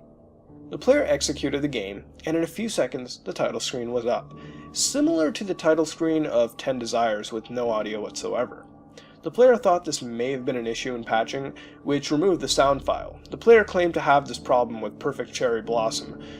Starting up a new game, however, the player found some new playable characters: Flandre, Nue, Komachi, Utsuho. The player chose their favorite character, Nue, and began the game. The player hit the Z button, which we believe to be the confirm button. The game simply produced a loud screech. No matter which character was picked, the game simply wouldn't work, except for Komachi. There was no music. When the player chose Komachi, the game began. The vibrant graphics appeared dull. This didn't really matter to the player, since this phenomenon also did occur through many FPS games as well on the system that this game was being played on. There were no bullets to dodge, no fairies, no mid-boss. All that existed were small cloud-like enemies. As if whenever the player attacked them, they just began to flee, leaving a black box in their position instead of point boxes or power-ups. As the player collected these, some strange things happened. Around the 10th box, the screen faded to black, and the game produced the loudest static noise. The player was startled and decided to forcibly switch off the laptop. The time read 6:25, and it was time to head on over to college. Later that day, the player returned home and decided to fire up Tauhao 14 again, hoping that the game would be more playable than before. This time, music was heard on the title screen, and there wasn't any off music this time. In fact, several game themes played in unison. The game wouldn't be controlled. It appeared as if it were in a demo mode of sorts. The next shocking thing was when the boss had finally showed up. It was a stressed-looking Shiki that appeared, warning Komachi to turn back. It wasn't too surprising to the player, since there weren't any aforementioned incidents, and Komachi did have a job to do according to the player. Then the game launched Komachi towards her. and Kamachi's scythe cleaved the boss in half. The player sat there dumbfounded, trying to comprehend what the hell just happened. As the blood seeped from the half pixels, it spread all over the screen until the background was completely obscured by red. The game then allowed control, and the player was thrown into level 2. The player was confronted by some fairies. Again, they dropped black boxes like before, but this time there wasn't a static sound. The setting resembled the flowing lava from the subterranean animism stage 6. At this point, an irritated and fearful Rin appeared and began warning Kamachi that to progress further would be a great danger. The computer took away Kamachi's control, and she was launched into the Kasha, slicing Rin's head off. The player trembled upon seeing a horrific screen, which appeared just long enough for the player to print screen the image and post it into an image editing program. According to the player, the photo looked to be of a young cosplayer. Dressed as a Flandre, it looked violent, depicting impalement and broken bones sticking out of the right arm. Bile rose from the player's throat after realizing what this game truly was. The player deleted this image and tried to exit the game. Alt F4 wouldn't work, and the process wasn't appearing in the task manager. The player was tasked with just finishing this game to get it over with. Why the player did not turn off the system, I don't know. The format remained the same for 5 more horrible levels, characters being slaughtered. As for the game, it continued these split-second frames of gruesome Touhou cosplayers, which would appear and would last longer in duration. All of them appeared lifeless and dismembered, intestines removed and wrapped around the necks, and clothes torn open. The end of the game finally came up with an image of a Ina cosplayer. No credits came, only the words, "and special thanks to you." The player still has not fully processed this, but the player certainly doesn't pride themselves on being fearless anymore. Anything red makes them vomit, Touhou won't even be looked at anymore without fainting, and the player dreams about these Touhou cosplayers, sort of like nightmares. The police took away this laptop as well to search for this file, but the laptop was completely destroyed. Apparently the motherboard was just fried. The download link was gone, and the player is diagnosed with post-traumatic stress disorder. All the player knows now is that they see those dead faces, and they'll continue to do so until the day they die. Okay, so this is Touhou 14. This was requested quite a lot, and after finally checking it out, it's not horrible, but at the same time, I also wonder why it was readily requested as well. I mean, yeah, we get good creepypastas and we get bad creepypastas, and, you know, Touhou 14 is definitely not in the good creepypasta section. It's more into the creepypasta section. Now, as far as cliches go, they're pretty noticeable, but, you know, I guess they really weren't thrown in there, it seems at least, but I won't deny that they did make my face come awfully close to my palm. I mean, they really did take me out of the experience, but some of them, you know, some of them were kind of meant to be in there. I mean, it's explained, and the reaction from the player to all this phenomena is quite realistic as well. Nothing incredibly over the top until, you know, we get way into the ending. The creepypasta starts off normally. We've seen this download link stuff before, and we can really let it slide. It's not even an issue worth mentioning, really. I mean, you gotta get the game from somewhere, right? And this seems quite legit. In the beginning, we get some background on the player and the obtaining of this game.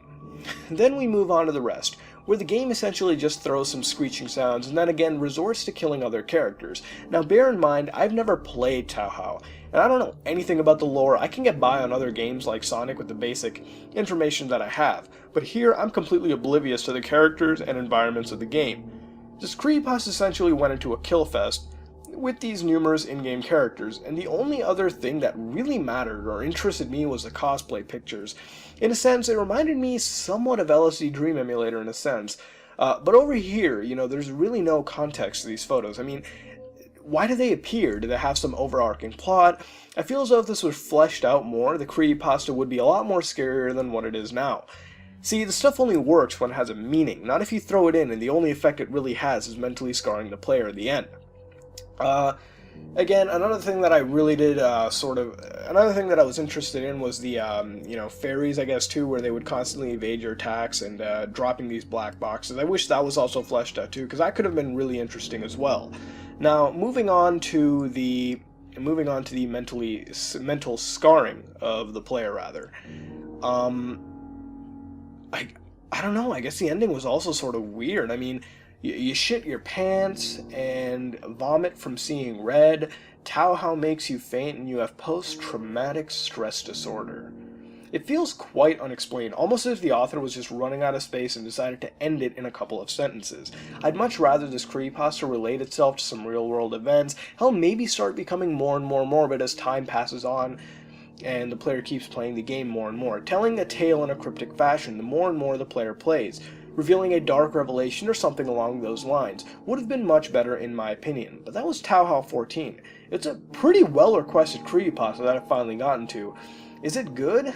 Not really. I mean, it's got its moments, and it does things right, to be honest, but ultimately it doesn't really have much substance, and without that substance, it's not really a creepypasta. I mean, what would you rate this, and what would you change to make it better?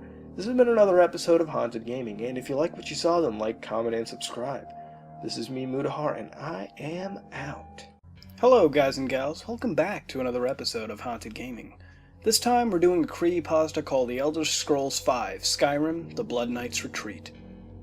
The Elder Scrolls V: Skyrim, Game of the Year for 2011, one of the best games ever to be created, and a cultural phenomenon. But with every game comes that one person whose twisted mind decides to tweak the game a bit to create a horrifying story. And with Bethesda's Softworks Creation Kit download, as well as their renowned support of fan-made additions and creations, the game that popularized the arrow in the knee internet meme would soon adopt an alternate world, full of darkness and evil.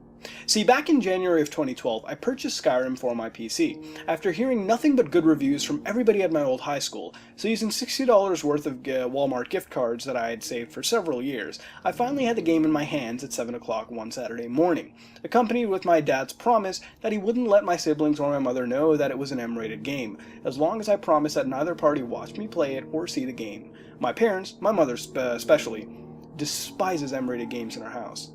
I quickly popped the shining disc into the laptop that I'd got for Christmas of 2011, after running through the usual installation issues with Steam's downloading, damn my slow internet connection, and after 4 hours of ceaseless torment and anguish as my excitement reduced my patience to absolute zero, I was finally able to play the game. It was good, the graphics blew my mind, and the game quickly rose to my #1 favorite of all time. Of course, I could also see why everybody loved it so much.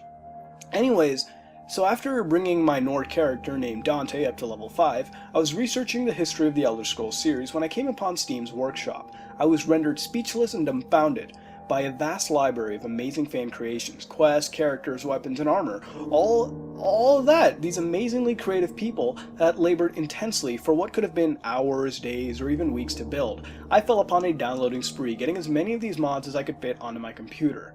So, after a long and treacherous road of downloading and installing these mods, I played my beloved game once again, eliminating any troublesome mods that either didn't work, totally fucked my game up, or were just plain worthless. Then one particular quest intrigued me, however, though. It was entitled Quest: The Legend of the Blood Knight.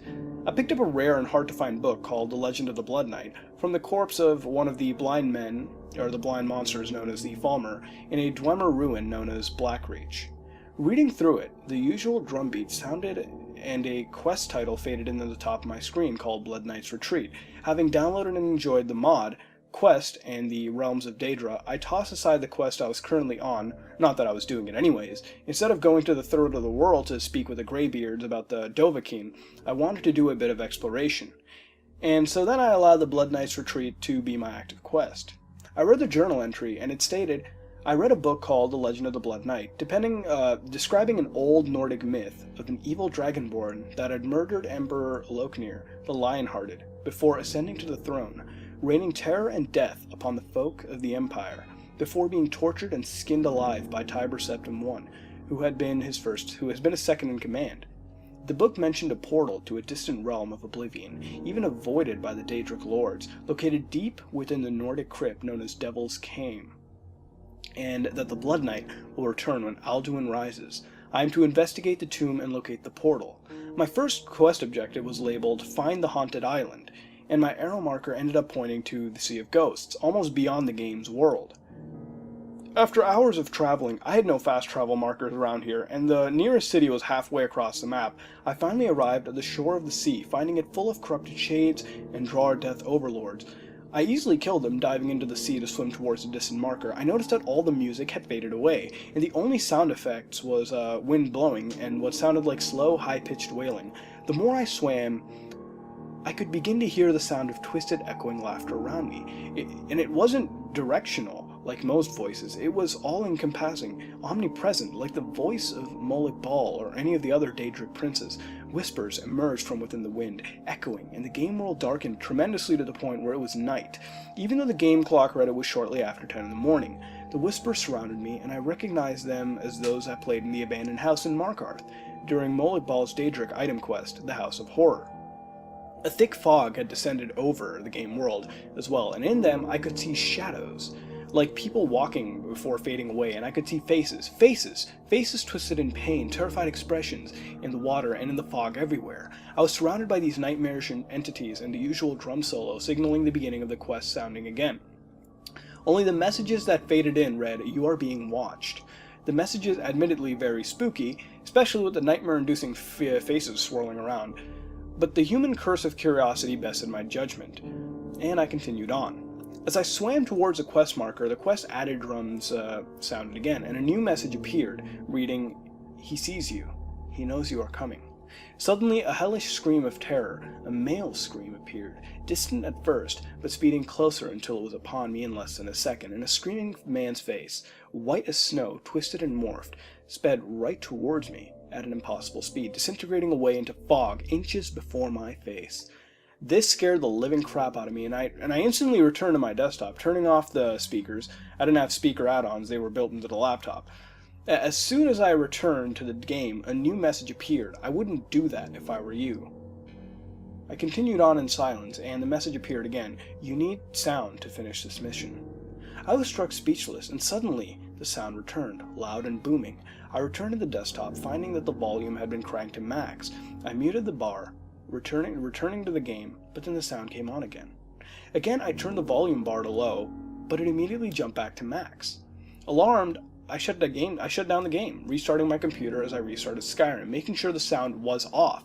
And as soon as I loaded the autosave point, coincidentally right after the "I wouldn't do that if I were you" message, the sound returned again, and I finally gave up, needing to complete this mission to satisfy my curiosity. This mod was cool, freaky, but cool. Suspension of disbelief returning, I continued on with the mission, and after several more minutes, I saw a dark silhouette emerge from the fog. Thunder rumbled, and a faint snow began to fall. And upon touching the shore of this island, completely barren, looking as if it could be more suiting for a Fallout 3 landscape than a Skyrim one, the quest updated, and a message appeared on screen saying, "Haunted Isle discovered." Checking my quest objectives, it read, "Completed, find the haunted island." Then objective added, "Locate Devil's Cairn."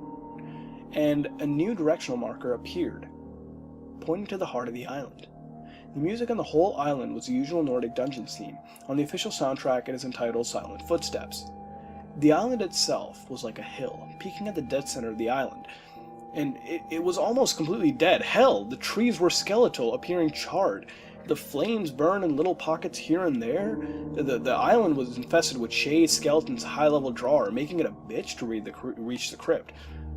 But once I finally arrived at the peak, I heard a call of a dragon and the flapping of wings. The dragon battle music began, and I looked up, bow and arrow out, to see a skeletal dragon right beside me, chattering in Alduin's voice. As soon as my crosshairs landed on the dragon, whose name was Corruptus, a new message appeared at the top of the screen saying, "This beast ruled alongside the master before he was slain, and his body thrown into the deepest pits of oblivion." Another thing I noticed was that the sky was slowly glowing from night to the swirling clouds of Sovngarde.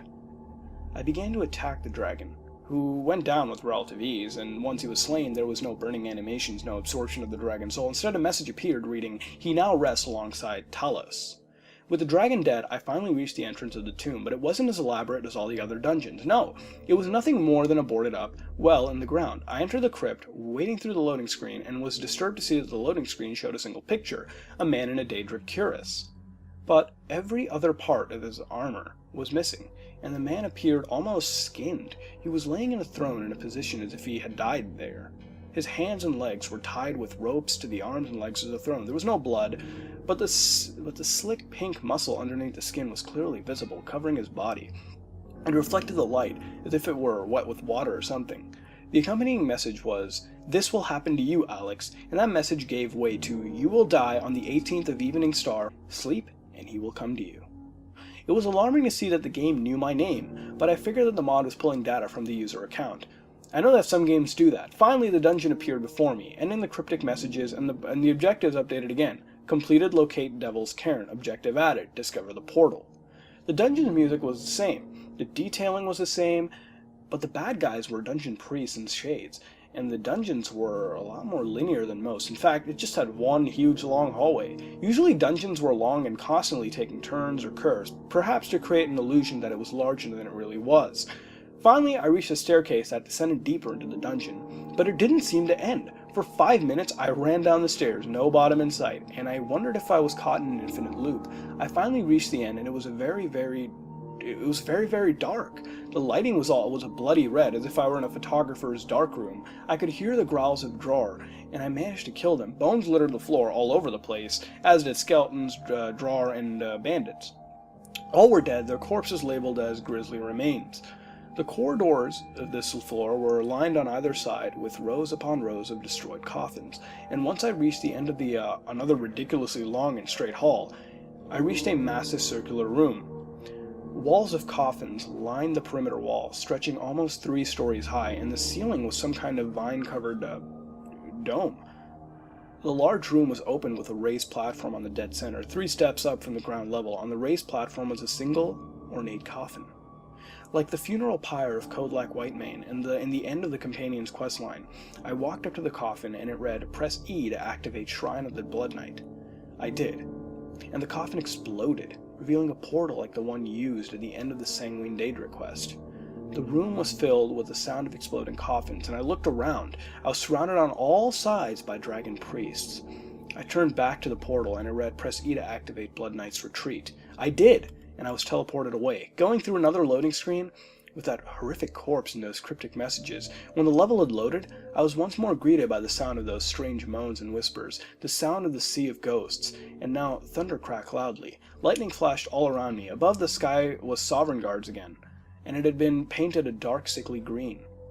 The plain before me was completely barren, with dried, baked earth, and the entire landscape was coal black in color. Completed, discover the portal. Objective added, slay the Blood Knight. I wandered the empty landscape, crawling with shades and Dremra. The baked desert earth before me was wide, but lined on either side with tall, impossibly high mountains, and I was forced to follow the direction it took me. The quest added drums played, and a message appeared at the top of the screen. "Death is upon you." I heard the sound of a horse whinnying behind me, and turning, I saw the spirit of the Headless Horseman, now entirely black, and it growled in the voice of Dragon Priest chasing after me. I ran like hell. I could hear it coming closer, and now screams and moans were all around me. Crystal clear, coming closer, the fog returned, as did the faces, and my screen flashed white and looked and took on an appearance as if I had used the unrelenting force shout. But the shockwave had frozen around the screen. My screen also began to glow blurry as the horseman came closer and closer to me. I narrowly arrived in a large central arena, the Headless Horseman passing through me and fading away. The voices silenced, even the wind stopped, and I heard a thud, like approaching footsteps of some massive giant. There was a demonic shrill scream, as omnipresent as anything else, and I twisted my character around, my own eyes widening as I saw something walk unsteadily towards me like a zombie. It was silhouetted at first, and my character wouldn't move. The arrow keys wouldn't respond, nothing would, and I couldn't swing or slash, I couldn't look. The voices returned again, deafening in intensity, and as I watched the creature stumble behind me, lightning flashed, revealing clean pink flesh. It stopped right in front of me, still too dark to make out any details, and it breathed heavily. Suddenly, its head shot up, its face getting right into mine, dominating the screen, and it roared at me. The face was terrifying. Its eyes were yellow orbs, its flesh was wet-looking pink, with veins and arteries outlined in cruel detail. It was bald-headed, and parts of its muscles on the dome of its head were pulled back, revealing clean white bone. Its scream was very animal-like, not even human. A deep voice, barely audible, sounded just beneath the whispering, rumbling on in what I assume was draconic.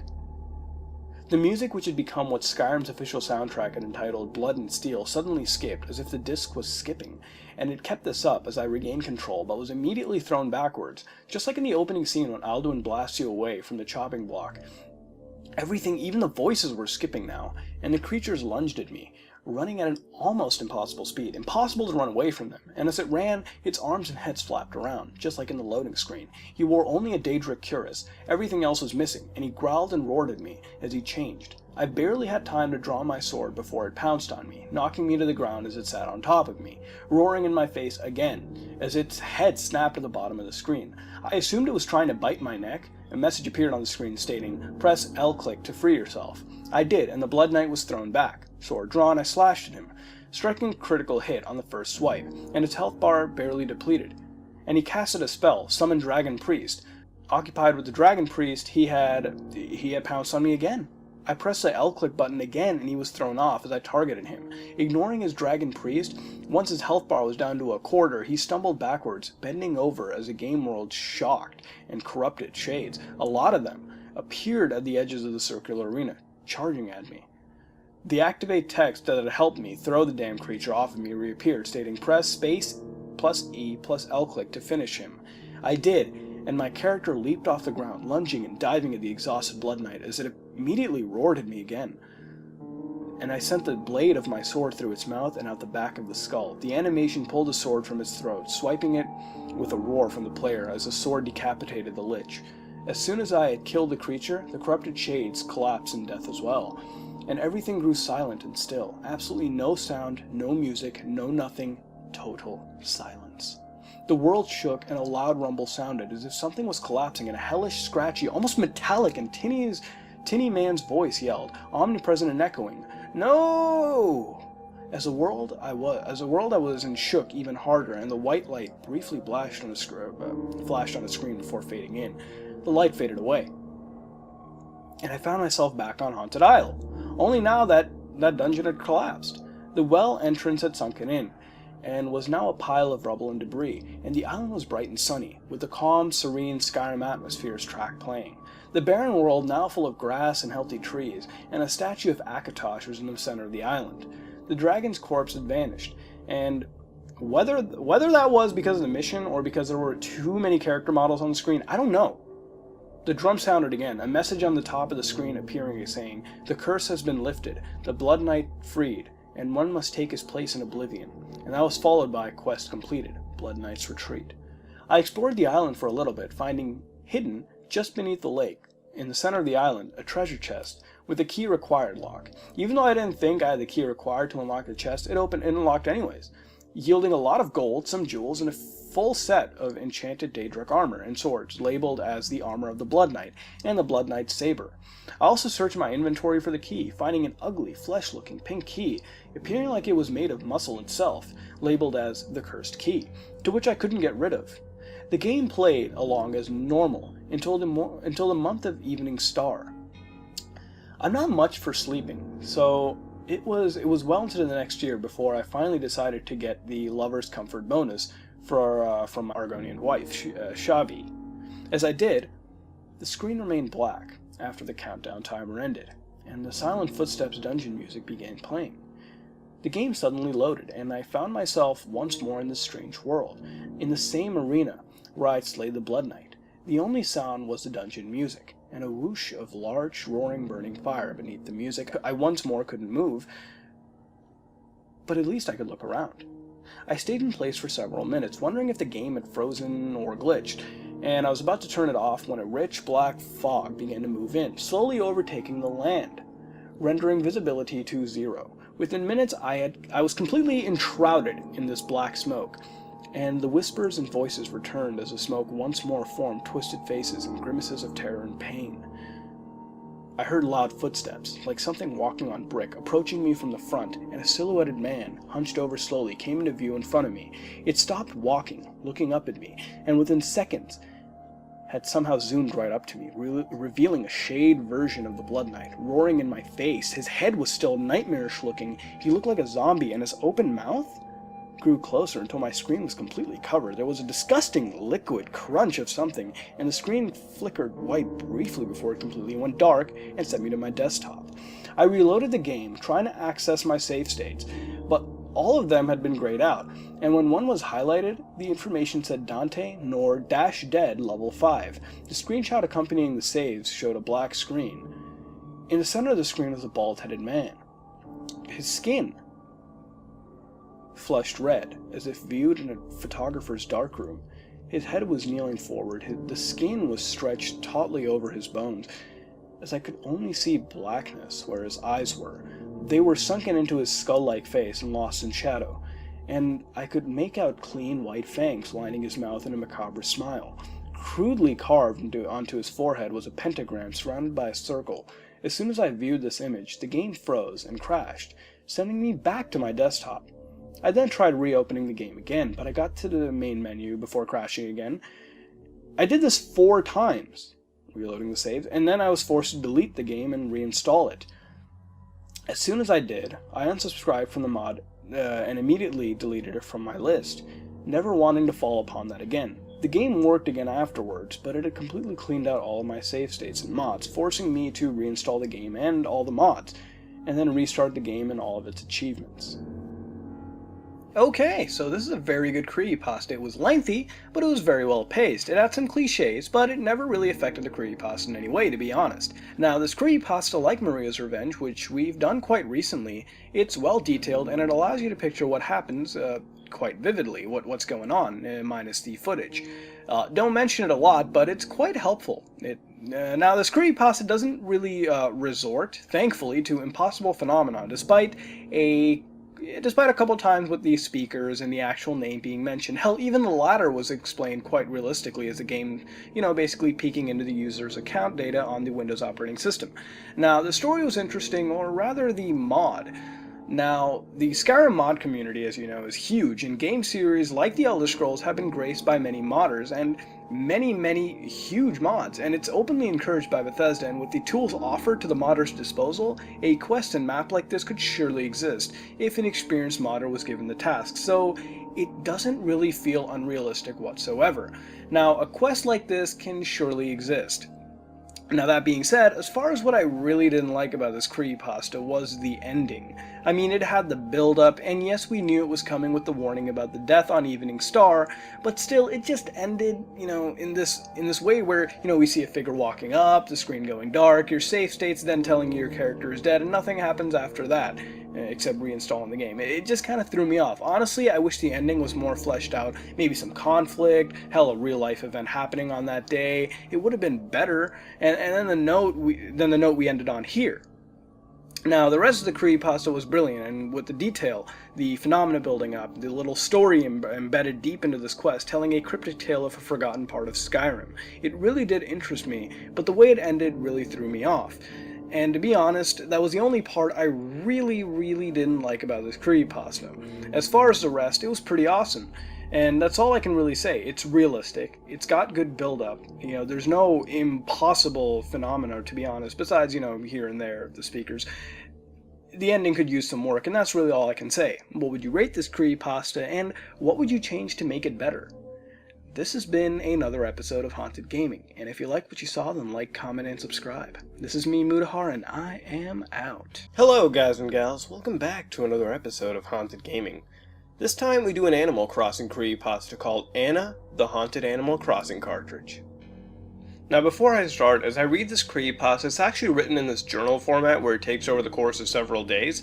So I'm going to have little cuts in between each day to signify which day I'm talking about. So with that being said, let's begin.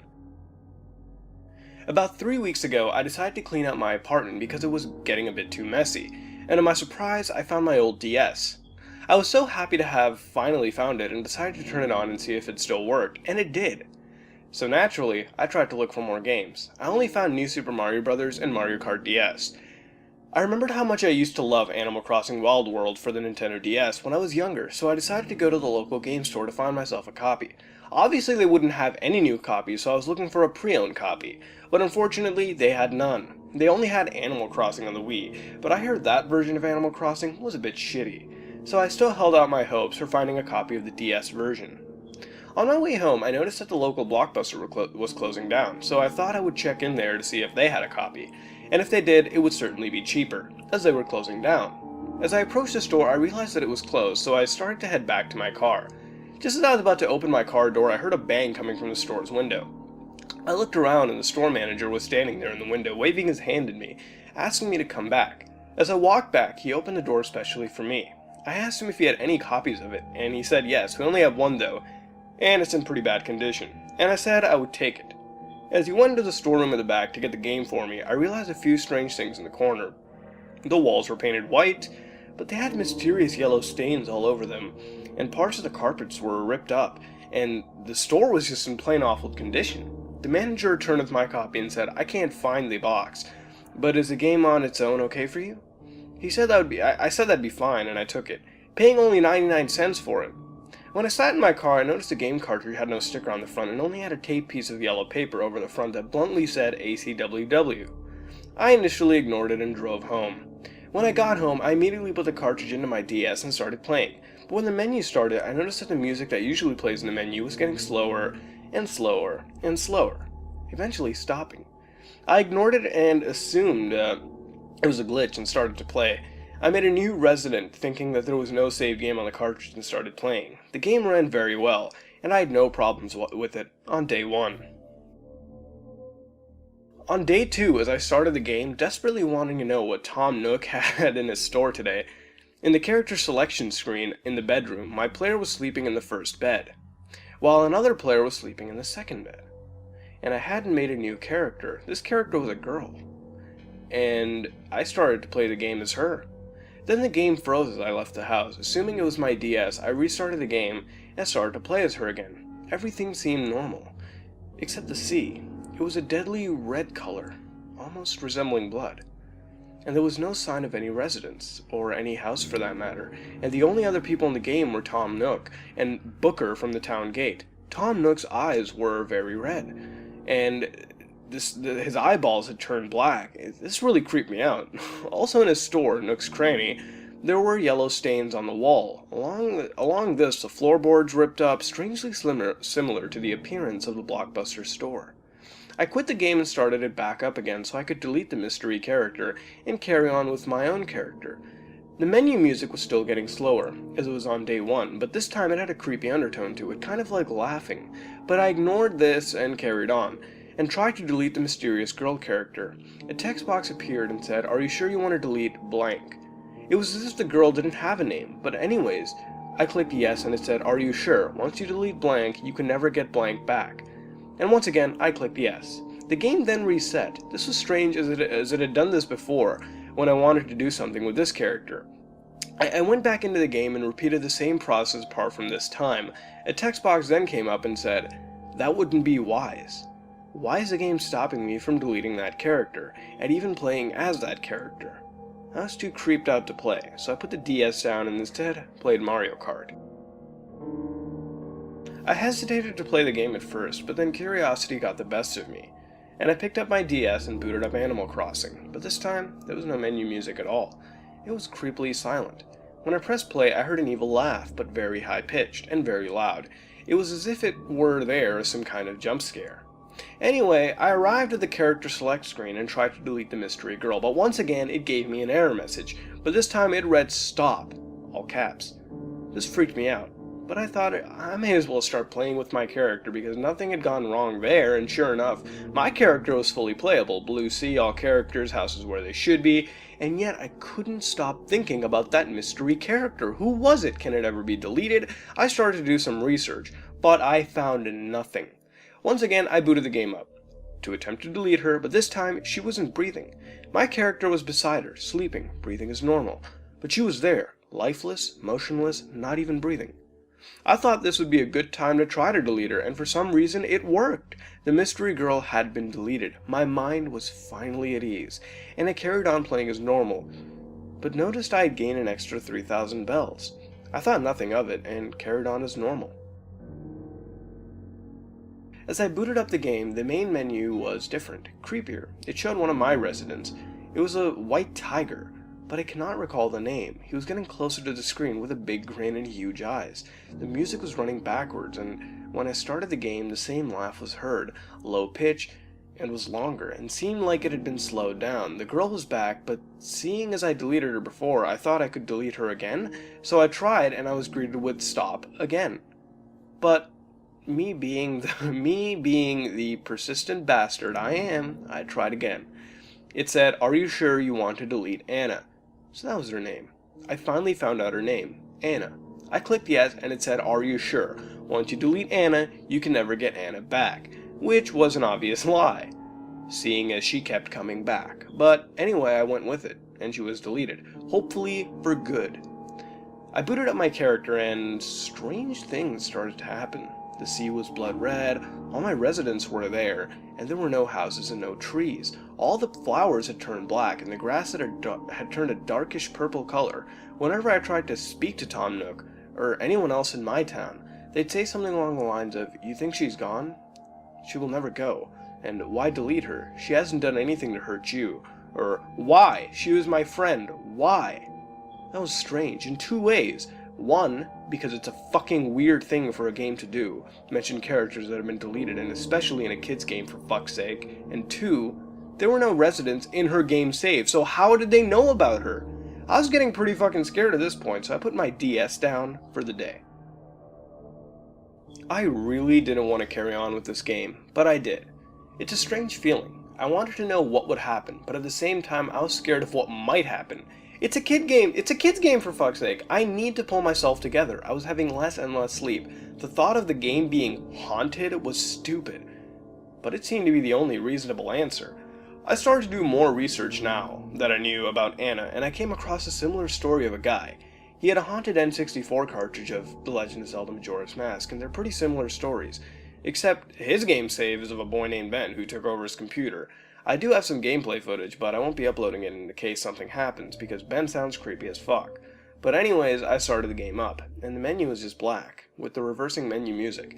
It was getting creepier every day. I started the game, no girl save, but my save was still there.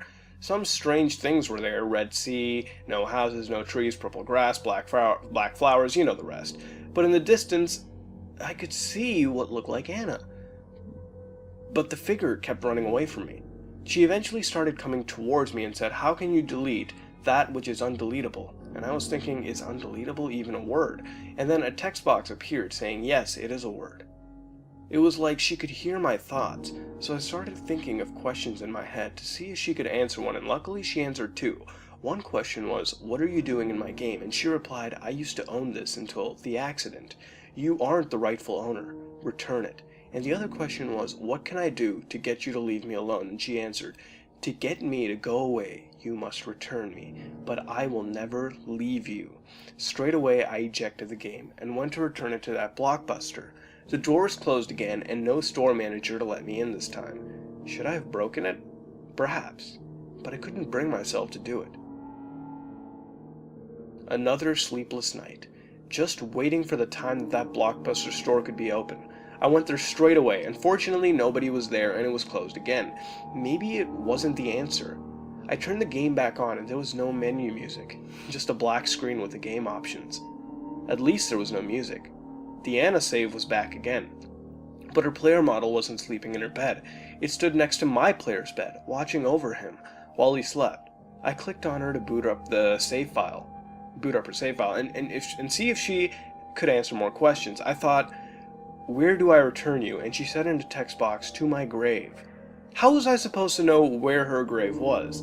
I asked her for the last time, and she replied, "Johnson." I googled Anna Johnson and found a story of a girl whose house had been robbed by armed robbers, and they shot her for not giving her over her DS. That must be it. That is why she is haunting my game. I have to return the game to her grave to get her to go away. That's the answer. I slept like a fucking baby. I was so happy I found out what's going on. I went to the girl's grave to return the game, and felt so proud of myself. As soon as I got home, I felt I deserved a rest and plopped in Mario Kart DS, and to my surprise, Anna was a playable character in Mario Kart. What had I done wrong? She was an Animal Crossing character. She didn't belong in Mario Kart. I asked her what she was doing, and she said this: "I'm here to thank you for what you've done, and I'm here to say sorry for what I've done to you over the past few days. I can now pass on peacefully, knowing that game is where it should be. It was my prized possession, and it meant the world to me. I might mean nothing to you, but now it is where it should be. Thank you." And with that, I closed my DS, packed it away, and vowed I would never touch an Animal Crossing game again. I will never leave you. Alright, so how was that? Now, as far as cliches go, it got kinda close to face-caving territory. I mean, as far as gratuitous gore went, I didn't see anything. The Sea of Blood sort of reminded me of Pokemon Dead Channel, and, well, it sort of struck me as I was reading this, it was kind of unexpected. And my face almost met my palm, but it didn't really ruin the experience as far as I'm making it out to be. Now, the tale is obviously similar to Ben Majora's Mask, hell, even referencing it at one point. And it wasn't bad, to be honest. It took place over the course of days, which I liked, the game getting more and more darker as each day passed. The character Anna was interesting, and I honestly wondered what would happen next with her. I thought maybe this creepypasta might have just taken the usual path and have her kill everyone brutally, then escape the game and brutally kill the player and run off into the forest for the lulz. But I'm glad that was not the case. Her being, I guess, a self-aware artificial intelligence or spirit in this game, could be either. It was a little bit of a stretch, but it's definitely far more creepier than just having her as a deranged, senseless killer. In fact, it reminded me of the game that listens as well. Now, the tale was lengthy, and I love that it took place over the course of several days, building up the game as it went on. Now, if you're wondering about Anna Johnson, I actually googled this as well, but I found nothing, so fortunately an event like this hasn't happened.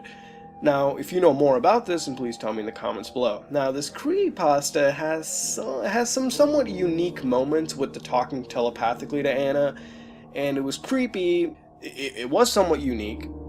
It was creepy, but it did have its shortcomings. This creepypasta had some shortcomings. I mean, it wasn't really scary like a creepypasta should be, but it wasn't that bad. It was a little, above first grade.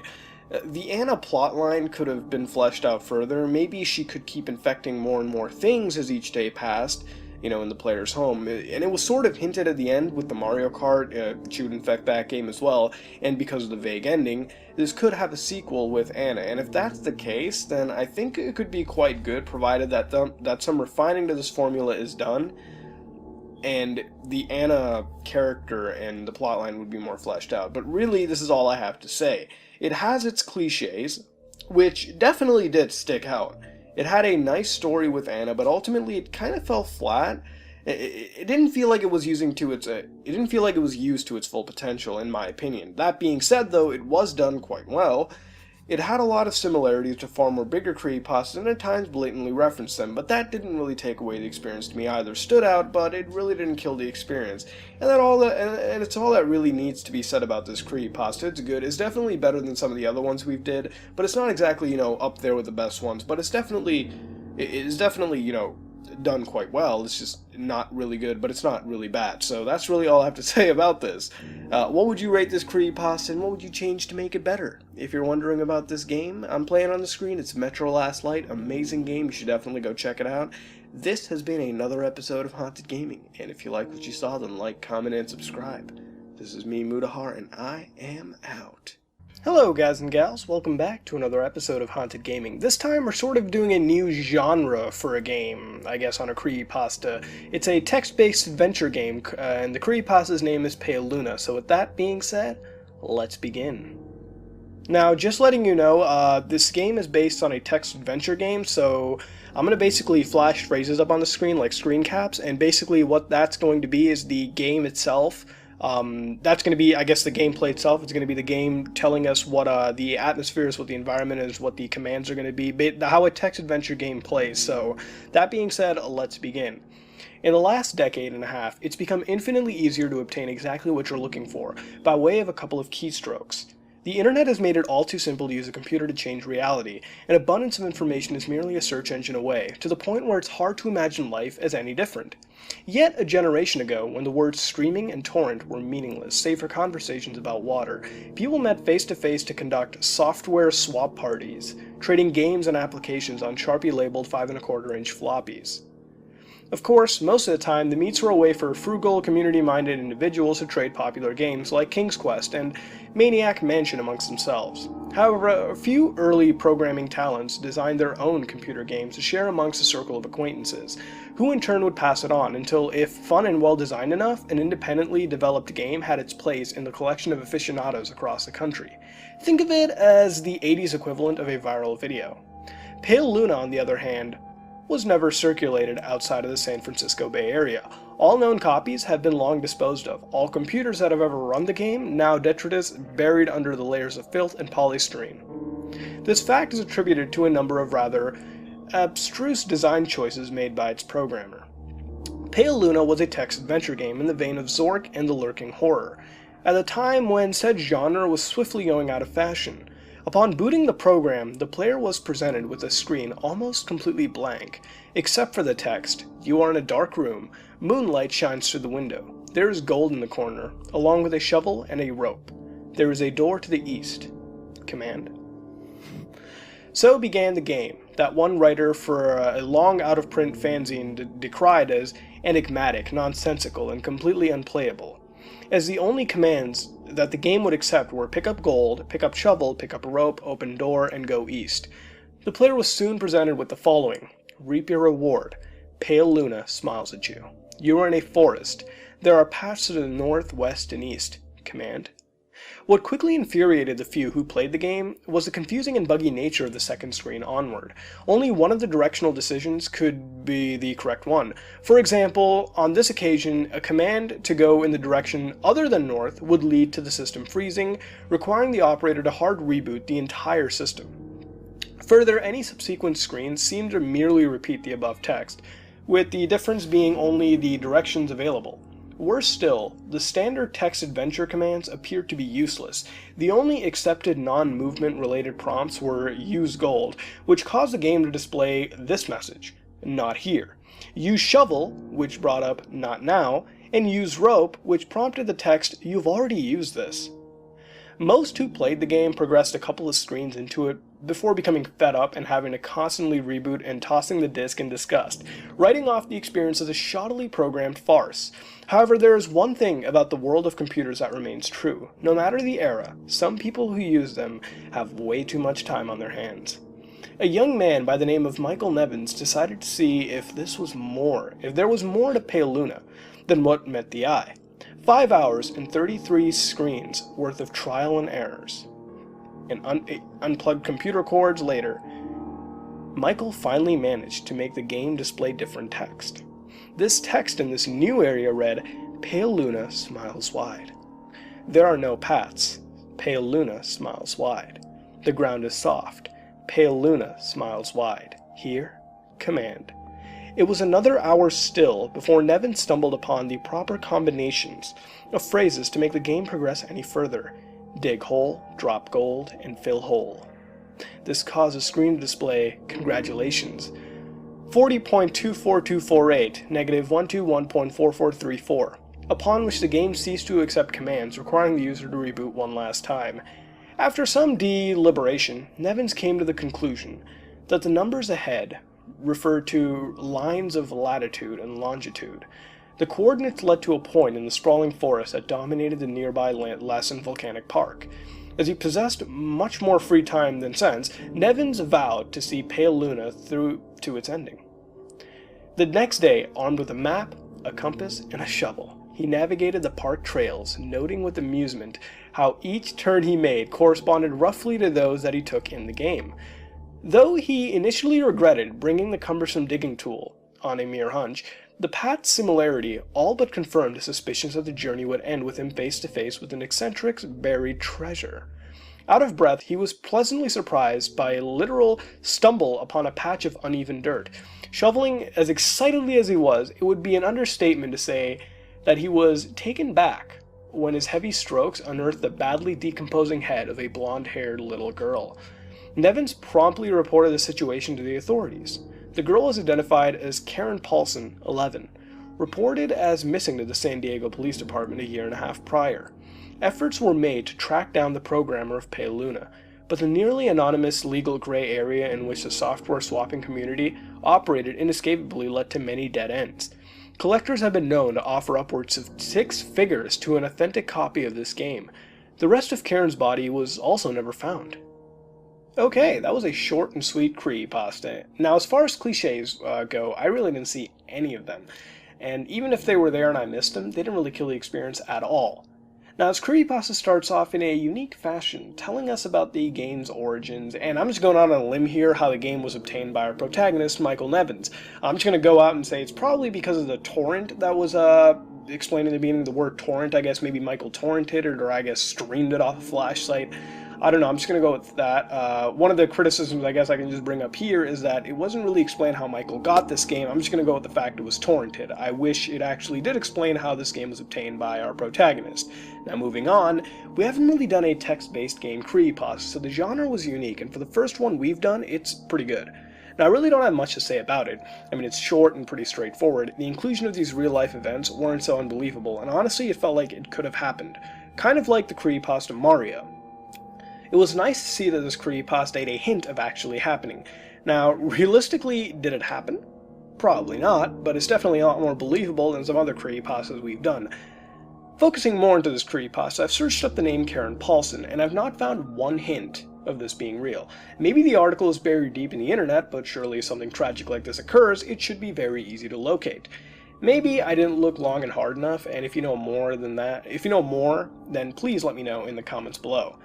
Now, I liked how this creepypasta had a hint of knob.exe as well, where the in-game events closely do mirror the real-life events, and personally, when this is done right, it's one of my favorite things to see in a creepypasta, because you know what, it actually does creep me out, and rather than give me that meh feeling, again, there's not much more I can say about this creepypasta. It's not too long. It's pretty straightforward. Pacing could be a little more fleshed out, in my opinion. It's got unique ideas of game obtaining, and the events played out well enough, being interesting and somewhat unsettling without ending up being an unbelievable and borderline comedic mess. The ending was nice, leaving readers to guess if something like this was real or not. Could it be real? Who knows? What would you rate this creepypasta and what would you change to make it better? This has been another episode of Haunted Gaming. The game on the screen, if you're wondering, is Warframe. I assumed a text-based game might have bored you, so I threw in this gameplay. This game is free to play on the PC, it's fun, has nice co-op. Check it out if you feel like it. If you like what you saw, then like, comment, subscribe. This is me, Mutahar, and I am out. Hello, guys and gals. Welcome back to another episode of Haunted Gaming. Because we haven't done a Pokemon creepypasta in a while, we're going to take a look at another one called Berryman. A creepypasta based around the creepy Pokemon phenomenon called Buried Alive. Remember the Buried Alive story? Yeah, a story about an undead corpse that was supposedly going to be the boss of Pokemon Tower in Lavender Town, which some people actually believe. I never believed a single bit of it, and just to prove it was fiction, I copied the files of my Pokemon Red game onto my laptop and took a look at as much of the game's code as I possibly could. And while looking into this unused code and all the sprites, looking for whatever supposed sprites and code like White Hand or Buried Alive existed, I found nothing on White Hand at all. No sprite, no code, no nothing. However, Buried Alive is, for the most part, a different story. I found something. A sprite called Berryman, almost like the Berryman script in the story. I don't remember what file it was, but it wasn't .gif as far as I know, since the original Game Boy can't read .gif images. The sprite looks very different than the one I see circulating the internet all the time.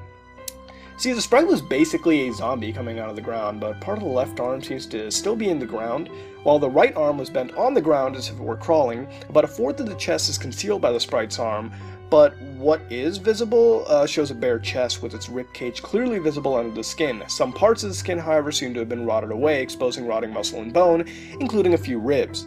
I can only describe its face as to be grotesque as far as the 8-bit system could allow it. Its mouth was wide open as if it were dislocated, and with half of its lower jawbone clearly visible with what seemed to be some teeth missing. Possibly rotten away? How obvious, though? Its eyes seem to have an eternal, blank white stare, and I could also note the dark gray around its right eye, but this is most likely discoloration. I was perplexed though by the sprite, so I went to see if there was any code attached to it, and well, to my surprise, yes and no. There seemed to be code related to Berryman, but nothing was really attached to it. In fact, much of this script is a scrambled mess, much of it missing or changed drastically so it wouldn't work. It seems to be intentionally altered by quite possibly the team at Game Freak, and they did a damn good job ripping this code apart, rendering it useless data. But it was never gotten rid of, like I imagined it likely would. Could Game Freak have forgotten about it, or were they too lazy to remove it? I don't know. But from what remained of the intact portions of code, I could only find 3 things that really mattered at all. Number 1, this code is likely from some time in pre-alpha stage, but I'm not certain. Number 2, It was to have 4 Pokemon, a Gengar, a Muk, a Haunter, and a 4th lost in the scrambled code. Number 3, Berryman didn't just give you money and go like most trainers, instead he had a script all to itself upon its defeat, which may be why some people say the game froze upon beating him. I had to take this to a friend I knew. He's a far better programmer than I am, and understands this stuff a little more. Maybe he knew something. The next morning I ran over to my friend's house just a couple blocks away, laptop in hand, and knocked on the door in my usual furious manner. He opened the door a good 2 minutes after I had knocked twice, likely because he was busy playing World of Warcraft. Oh well. I go inside the house, and just after entering his bedroom I pull out my laptop, told him about what I was doing, and showed him the sprite and the scrambled code. He carefully scanned everything to look for bits of useful code hidden within the jumbled mess. He told me he could make major alterations to the code to fix the Berryman script and make it possible to fight it. However, it would likely take all night to perform, and it would have to be played on an emulator, which I had, a Visual Boy Advance, as he would not alter the game cartridge itself out of respect. I accepted his deal, loaded the files into a flash drive, and handed it over to him. He then asked me how far I am into the game. Last time I remember I had just beaten Erica, healed up, and ready to return to Lavender Town. I told him this. He remarked at how convenient it was, and left taking the flash drive with him. The next day, my friend came back to my house and handed me the flash drive. He told me he made all the needed alterations and managed to keep my progress. Wasting no time, I popped in the flash drive, loaded my VBA, loaded the altered game, and went on from there. I make it back to Lavender Town and went into Pokemon Tower. Seemingly everything is the same as in an unaltered game. Going up the first 2 floors, find some Ghastlies and the occasional Haunter, everything was normal. That is, until the 3rd floor. From there, after beating the first channeler, on that floor I begin to hear strange noises, like the sounds of digging and tiles being broken. As I ascended the floors of Pokemon Tower, I begin to hear moaning from time to time, as if someone was in pain. However, it sounded so distorted, it didn't sound like a moan in pain. From there, everything was as normal until I got fairly close to where I would normally fight the dead Marowak. From here, I can hear growling and snarling, which is funny because I didn't see a sprite of anything. So I take a couple of steps to where I would normally fight the Marowak, and suddenly I'm stopped in my tracks. I hear an aggressive screech and enter what seemed to be a trainer battle. Only the encounter tone was distorted, as was the music that played during the trainer battle. Berryman wants to fight, the text box says. There, I see the zombie sprite I saw just days before. I first bring out my Raichu. It brings out a Haunter. A quick Thunderbolt caused the Haunter to faint. Now keep in mind, my Pokemon are about level 40 plus-ish already, so just a heads up. But for whatever reason, as this thing brought out its next Pokemon, a Marowak of all things, the music began to distort, becoming slower and slower as time passed, almost in a demonic manner. I brought out my Gyarados and took care of the Marowak with ease. Next was Gengar. I expect things to become even creepier from here. I brought out Mew, and sure enough, a dose of Psychic does the trick. Psychic sound was different this time. Rather than the usual sound, a remixed version of the sound including high-pitched beats played instead. I wasn't affected by the sound, despite being able to hear the high-frequency sounds quite clearly, but I bet that would give, I bet that would really give someone a headache given certain circumstances. Finally, Berryman was down to its last Pokemon, a Muk. Same deal as Gengar, Psychic. It still had the same weird sound it did before against Gengar. I won. Oh wait, have I won? I clearly beat him, but it's not showing the usual victory sequence. For a few moments the music was gone, everything was silent. The screen went black for a fraction of a second, and immediately after came a horrid scream. Not like a scream for help, but like a scream from before when this battle began. The music played again, only this time it was about 3 times faster than usual, and Berryman came out into view. Not to admit defeat, but from the looks of it, to fight me and my team. The level was blank, only showing its name above the health bar. So I guess this is what happens. Am I surprised? Slightly. I wasn't given the choice to switch Pokemon. Raichu automatically switched out Mew. Why is that? Anywho, onto battle. I had yet to test out a new move. I've taught Raichu and Celadon, Thunder, and this odd occasion seemed like the opportune time to test it out. As such, I selected Thunder. By now I'm expecting something creepy to happen. The Thunder animation plays as normal. Berryman's health dropped, little by little, all the way down to 1 health point. The screen goes black for a frame, and I am instantly back in the overworld. I take 2 steps back automatically as an overworld sprite of Berryman slowly crawled towards me. The sprite was bald and had dark patches all over its body, and from the looks of it, its legs were torn off. Raichu suddenly appeared in front of me, in between me and Berryman. A text box appears reading, "Raichu, get over here, you rotting son of a..." I press what was mapped as the A button and the screen goes black again. The sound clip of thunder played, and the screen rapidly flashed as if it were trying to give you a seizure. With each flash showed a picture of an undead man without legs being ripped and blown apart. After this little sequence, I'm back in the overworld, only this time where the Berryman sprite was is now a pool of blood, most likely as far as I can tell, as was the area surrounding it. Raichu was back in his ball, and I went and checked his summary, and immediately I see the sprite is not at all the same. Raichu was standing up straight, had his arms crossed, was covered in patches of blood, and had a smirk on his face. Is my Raichu suddenly max pain now? Also, he now seems to be level 50. Strange, as he was level 44 before, and I didn't exactly get any notice of XP gain or level ups. Going back to the overworld, the tower is now silent. I go to the top floor expecting the rest of the game to play like normal, but no. Only Mr. Fuji happens to be there. No rockets, nobody. As normal, I escort Mr. Fuji back to his house. He gives me the poke flute and I continue on my way. Only Lavender Town's music isn't even playing at all. In fact, nothing's playing at all. The entire town is completely silent. And as I go onward to Route 12, I face myself with the questions I had asked before. Why was the script scrambled for these things and not simply deleted entirely? Was Game Freak too lazy or busy to get rid of it? Or did they know somebody would hack the game one day and scramble the script to make it harder to re-implement? I may never know such things, nor do I wish to know. Some things should remain a mystery. Ignorance is bliss at this point. So, another Pokemon creepypasta. Was it good? Not really. It had its cliches, and it really did hit you in the face at times. Some cliches, for example, was the music, which happened to sound demonic. Yeah. And it also had its fair share of blood and gore, but some of it, honestly, we can let slide in this creepypasta. Now, this creepypasta is a deviation of a popular Pokemon phenomenon, or creepypasta, called Buried Alive. This phenomenon puzzles Pokemon gamers about its supposed existence, and looking at the original creepypasta, or really just a short glitch summary if you will, tells us that Buried Alive is a model in the game and is a boss at Pokemon Tower, which has a total of 4 Pokemon at its disposal, a Gengar, a Muk, and 2 White Hands, and the model would resemble a decaying human corpse. Now in the original creepypasta it is told that if Buried Alive is beaten, then the game freezes, but if you so happen to lose this battle, for any reason, the game would show a game over screen and the Buried Alive model would devour the player. And what was especially weird was that the game downloaded this image to the small internal memory of the Game Boy with a sound file as well called staticmesh.wave. Now what the original creepypasta failed to detail was which internal memory is being used. Was it on the cartridge? Because as far as I know, the Game Boy itself has no internal memory of its own, and I don't believe it can play WAV files. But if you know more about the Game Boy hardware and have a possible explanation, please let me know in the comments below. But being honest, it most definitely doesn't exist. Some say you need to have Pokemon Green, some say you need Missing No, which involves getting a Game Shark, some say you need to set fire to a Pikachu doll and say goobly goobly goo over 7 times while using a hula hoop.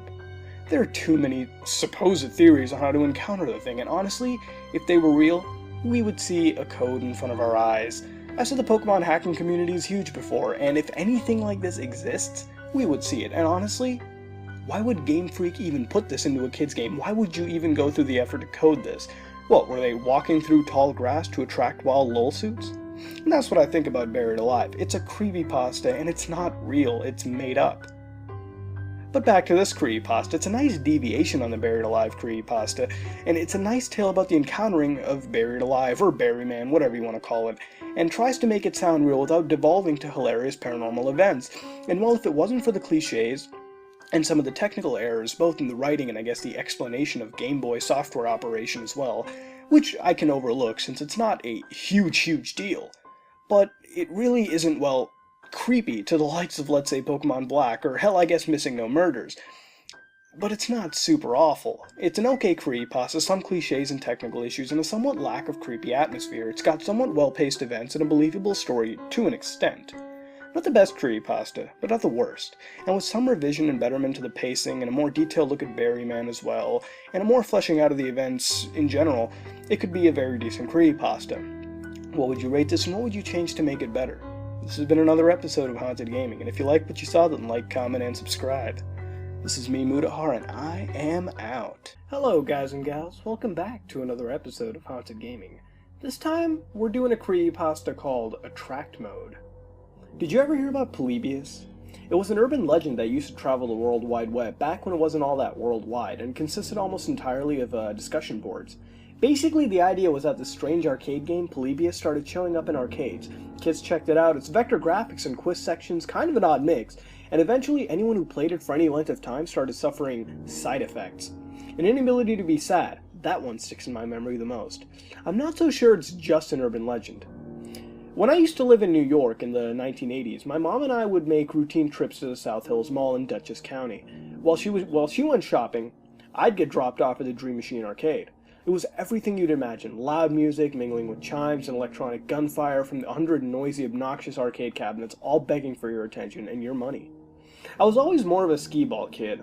Well, I mean, I'd played video games, I had a Nintendo. Still, something about rolling a ball for a promised reward for that boombox, 10,000 tickets by the way, a radio-controlled car, 25,000 tickets by the way, always pulled me to that row of miniature bowling alleys. I wasn't really good at it, though I rarely rolled zeros. The last time I went to a Dream Machine, a friend of mine from school had come along for the trip, Nicholas. He and I shared a lot of common interests, though we didn't realize every kid our age did. Popular cartoons, toys, and yes, games. We'd met when I first came to that school. He greeted me on the playground with a hearty pat on the back and, how you doing? Soon after, I found out he had a bunch of wild berries from the school grounds in his hands. My parents made his parents pay for the shirt after the stain wouldn't come out. It had been brand new, so I'd make a good impression and all. So yeah, Nicholas was kind of a dick. I don't even know how we became friends, but eventually it happened. So as we went to the arcade together, he turned to me and held out his hand. What? I studied his open palm. Quarters. Your mom said you're supposed to share. She had given me a handful in the car, but I hadn't heard her say that. Still, I figured he wouldn't lie about something like that, so I handed over half. With that, he was gone, into the crowd of strange kids I don't know. As you already figured out, we weren't supposed to share. Looking back, I figure his parents thought that if they had to pay for my shirt, why should he have to pay for games when we were the ones taking him out? Seems like a hell of a thing to tell your kid. To lie if he wanted any coins, but hey, I don't know. Playing a game was 25 cents, if you can believe it. Theoretically, if you had some serious mojo, you could beat an entire game or rack up skee-ball tickets for a single coin. 50-cent games were the really fantastic ones, but I ignored them out of principle. So I rolled and I collected tickets game after game. When I was almost finished, sooner than I should, since I was going down half my gaming allowance, these other two kids approached. Yo, can I get a roll? The larger of the two kids asked. He was still smaller than me, but he was at least a head taller than the other kid who was following. I didn't want to say yes, but I did. Sure. He rolled one ball up the track. My brother too? The bigger little kid gestured to the smaller little kid. It was a way of saying, hey, it's only fair to include him. Okay, the kid rolls two. One more. The bigger little kid doesn't even wait for me to agree before he rolls another. His little brother doesn't even ask before he does the same. And that was it. I had no more rolls and no more quarters. I went to collect a string of tickets, but the big brother beat me to it. Hey, I rolled some of these, but it was my quarter. He pulled off a couple tickets and they both disappeared into the crowd, dropping the rest on the floor for me to scoop up. Needless to say, I was getting very angry, very sad. There's nothing quite like being alone in the crowd, I tried to find Nicholas, but had no luck. Either he was walking around the arcade too and I kept missing him, or he just left the arcade and went to buy ice cream with the quarters I shared with him. I don't know how I even managed to hear it over the din. Please press start, please press start. It was a loop of the same sing-song phrase, uttered by some deep mechanical voice that sounded like Darth Vader or Worf or some sort of sci-fi tough guy. I found the source of the voice. I saw it belonged to a jet black arcade cabinet in the back corner of the place, right by the door that said, office. The sides of the cabinets, or at least the ones I could see since it wasn't against a wall, displayed a typical overdone airbrush-like painting. It was a kid like me, but dressed in some sort of Ute scout outfit. His clothes were torn, and he had a look of resolve on his face. He held a crossbow as strange alien skeletons swarmed from tombstones behind him. The name above the machine blinding, strobing screen read, Skull and Crossbow. I focused on the screen. It was black, like the cabinet, except for the source of the brilliant flashes. It was the same phrase that the machine kept spouting, its heavy bass pulsing through me in waves. Please press start. Please press start. Please press start.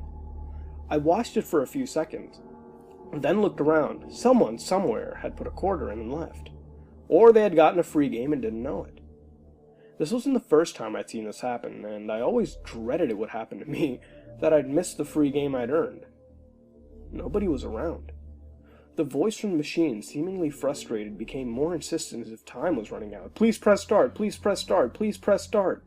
I lined myself up in front of the controls, a simple joystick and a couple red buttons, and I pressed start. Instantly, an elongated, pointy-headed skull filled the screen, its hollow eyes staring directly at my face. It was the briefest moment, and my mind barely registered it, but it was there. The game shocked me with another heavy bass exclamation as the screen went completely black as quickly as the skull had appeared. Fool! I thought about stopping right then. There was no short supply of gory, monster-themed games in the arcade, and I'd never chosen to play any of them. I'd seen one called Chiller that made you shoot people and objects just to torture them. It was filled with blood and violence and torture. I had nightmares about it on and off for weeks after I'd seen it, and I was only watching someone else play it. I couldn't leave because I was surrounded by a half circle of other kids who were laughing and cheering every vomit-inducing scene. In the end, however, the need to make sure the game wasn't wasted overruled my fears about its content. First phase. The words I saw on the screen seemed odd. The only time I'd heard phase was on Star Trek, phaser or whatever that meant. Before I could think about it too much, I was under attack.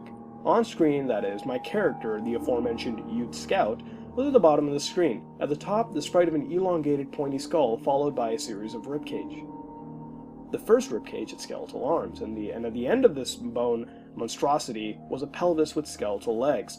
Relief washed over me. It was a sequel or a clone of Centipede, and I played that game hundreds of times on my cousin's old Atari. He'd given it to me as soon as he noticed girls.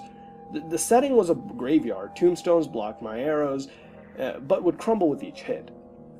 There were also several open graves that didn't seem to do anything. They certainly didn't stop or slow the crazy skeleton that was turning and hurrying downwards.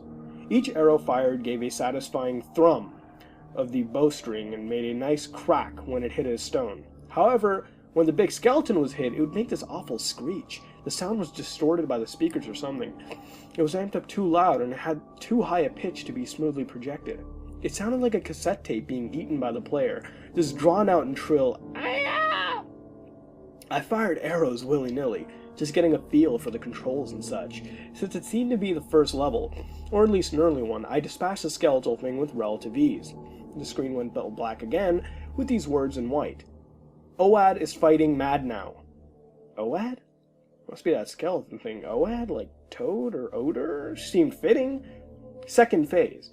I was very ready for it to increase in difficulty. This was only to be expected. As I thought, OAD moved faster now, whipping his head around and following with his snake-like body, in rapid order. Every time I blew off his head, I would just move back and replace one of the rib cages. If I blew off any other part of him, he'd grow shorter at the end.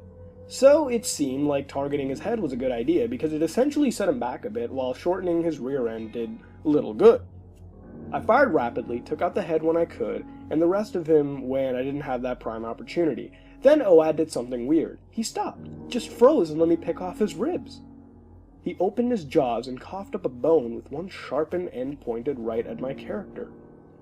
It descended so quickly that I could barely move out of the way in time. The worst part was when that bone spear was belched forth with the most disturbing sound yet, this puke-like wah that made me feel sick to my stomach.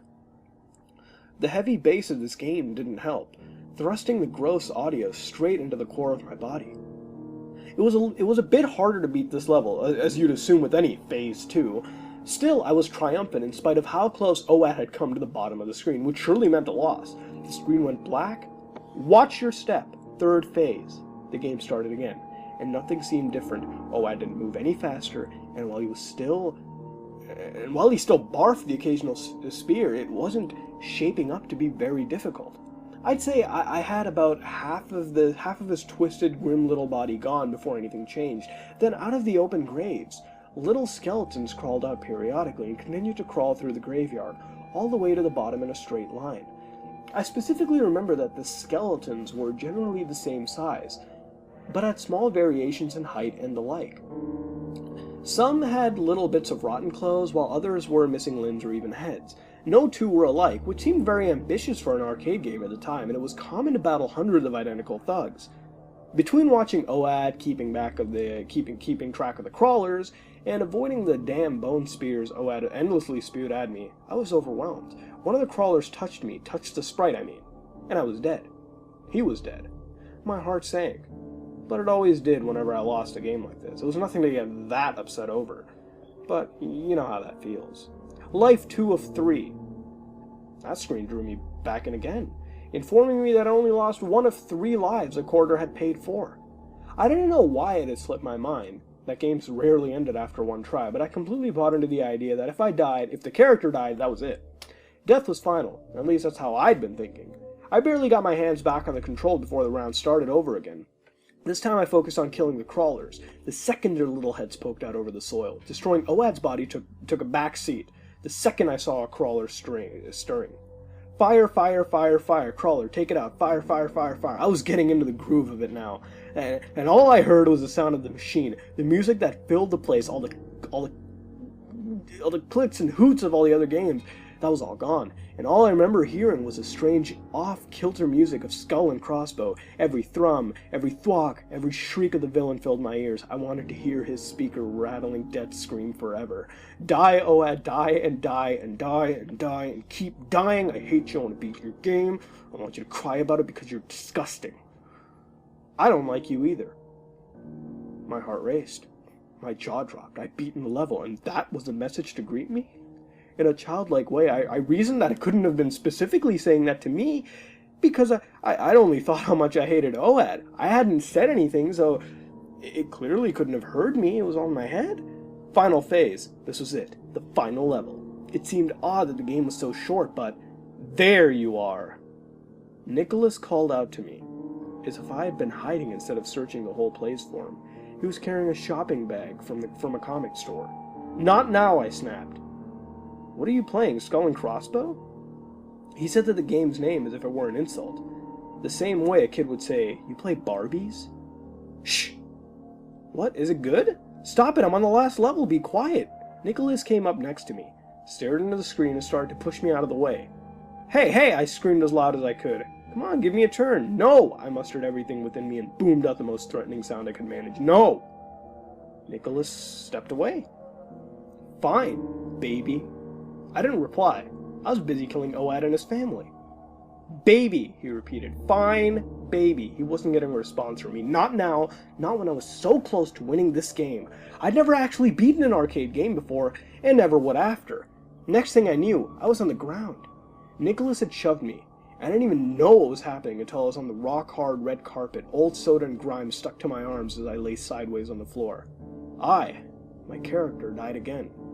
Without me there to guide that little scout and tell him where to fire, he just stood there, frozen, and OAD slithered down, bones rattling, claws clacking. The game made an awful sound, the perfect likeness of a little boy screaming as he was slowly eaten alive.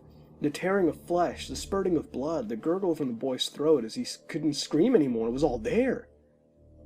Cool! Nicholas took my place at the controls as I rolled over and got to my feet. Stop it right now, I screamed. Drop dead, Nicholas replied coolly. It's my turn now. I tried to push him away from the game, shove him down like he'd done to me. But, I was weak. My hands were shaking, my head and eyes were so hot, and I could barely stand, much less force an able-bodied kid out of that space. Nicholas jerked the controls, mashed the buttons hard with his palm. He didn't even know how to play it at all, wasn't in the swing of it, and he was starting on the hardest level. Die, die, die, die, he chanted excitedly. This is cool. I'm playing it out. You can get next. I don't have any quarters, I whined. Now basically crumpled in a heap and grasping at his knee as if I could pull it from under him. Oh darn, he kept playing. Eyes on the screen. I started to build up my strength to attempt one final lunge at my former friend, but before I could get to that point, the sound was projected from the cabinet once again. A scream. Eating. A gurgle of air bubbling through blood. Game over. Ha, ha, ha, ha, ha. The game sounded pretty happy about it. Oh well, that was too hard. This game sucks. Nicholas didn't get it. OAD needed to die, and I was just about to kill him. He walked around the arcade cabinet and peered into the half-inch of space between the back of the machine and the wall. Then he tried to move it. "What are you doing?" I was on my feet again, barely, after the last thing I wanted at this point was this idiot to get us in trouble. "If you unplug these," Nicholas tried to squeeze his hand behind the machine, but it wouldn't fit. "They give you free games sometimes." I was on board now, anything to finish what I'd started. Without a second thought, I was beside Nicholas, trying to pull the cabinet away from the wall just enough to find the plug and remove it. The two of us jolted and rocked the heavy machine until we slid it away from the wall a couple feet. Nicholas looked behind the machine and again froze. What? I was getting frustrated. "I want another free game." "Help?" Nicholas stammered. I stormed over close to him and looked over his shoulder. The arcade cabinet, the skull and crossbow game, it had no back. There was just an open space, into infinite darkness. There, at the threshold of this impossible void, was the elongated skull, the rib case, his skeletal arms and taloned hands. Here lived OAD. Behind him, an endless string of ribs and vertebrae led in a spiral into absolute darkness. It seized Nicholas in its hands. He let out a soft cry, a whimper, and it retracted into the darkness with him. The cabinet, of its own volition, slammed back against the wall like a door caught by the wind. Slowly, unthinking, I backed away. After a moment of complete silence, the echoing din of the arcade returned to me. I could hear it all, the music, the games, the other kids, and I heard Skull and Crossbow once again singing its song. "Please press start. Please press start. Please press start. Please press start." When I stopped staring at the back of the machine, because my eyes burned, and not due to any regaining of sense, I turned my gaze to the screen, where OAD rested at the top of the empty graveyard. I swear he had an extra set of ribs. Well, that was a track mode, and I'm glad this was requested. I personally really enjoyed this creepypasta. Now, it's a shotgunning creepypasta. I usually refer to them as mindfucks, but whatever. As far as cliches go, to be honest, I really didn't notice them, and as I read this initially, and to be honest, at least to me, it wouldn't really kill the vibe at all. That being said, the events of this creepypasta were definitely a breath of fresh air compared to the other creepypastas we've done. Instead of really focusing on a nostalgic game the player has a hard-on for on a dedicated console, it focuses on an old arcade cabinet in an arcade decades ago. Basically Polybius, hell, even referencing that at the beginning. And to be honest, I liked the connection. I felt as though it was used effectively. Now, the whole creepypasta, I was relating this to Polybius in my head, a lone arcade cabinet all the way at the back, although not as attractive it seemed, whereas Polybius was a very attractive game by the masses. The game seemed to have this addictive-like personality to the player, drawing the player in, making the player want to go finish what they started, wanting to keep playing this game, and even developing some aggression, sort of like the side effects. It felt like the game was truly affecting the player, much like Polybius did to its victims. Now, as much as I liked the mood, minus some of the cheesy dialogue, I wish this creepypasta would have ended on a rather ominous note, with it showing a darker protagonist at the end, the game slowly but surely changing the player for the worse, ultimately making the player snap upon its disappearance, really push that Polybius relation to its extent.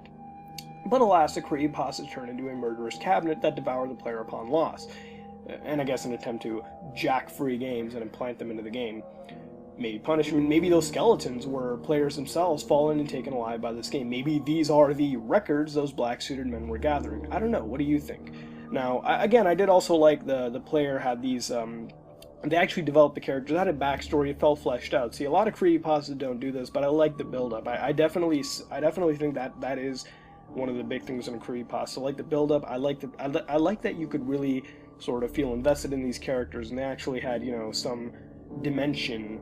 And ultimately, in the end, you sort of really did see the change, and that's obviously something that's really awesome, and I like that in a creepypasta. But moving on, I just wish the ending was a little different, and I wish it didn't really resort to a devouring arcade cabinet route, since maybe it would have been believable, to be honest. A nice, creepy tale of an individual experience with a weird arcade cabinet. Maybe, but that's what I thought about it. That's just my opinion. What would you rate this creepypasta, and what would you change to make it better? This has been another episode of Haunted Gaming, and if you like what you saw, then like, comment, and subscribe. This is me, Mutahar, and I am out. Hello, guys and gals. Welcome back to another episode of Creepypastas / Haunted Gaming. Why? We're doing 2 creepypastas in one episode again. This creepypasta is suicidemouse.avi. It's a lost episode creepypasta similar to Dead Bart and Squidward Suicide. and apparently is widely seen as the forefather of the entire Lost episode genre. So let's see if this creepypasta is good or not. It's very well requested, so we'll actually get to see what it's like this time. I'm also going to be doing the Suicide Mouse game creepypasta as well. It's short as well, but we'll do both in one. So with that being said, let's begin first with suicidemouse.avi.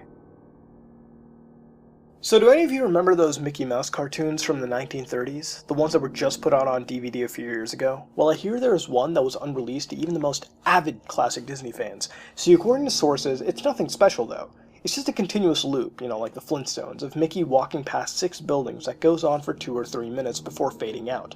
Unlike the cutesy tunes put in though, the song on this cartoon wasn't a song at all. Just a constant banging on the pianos of the keys for a minute and a half before going to white noise for the remainder of the film.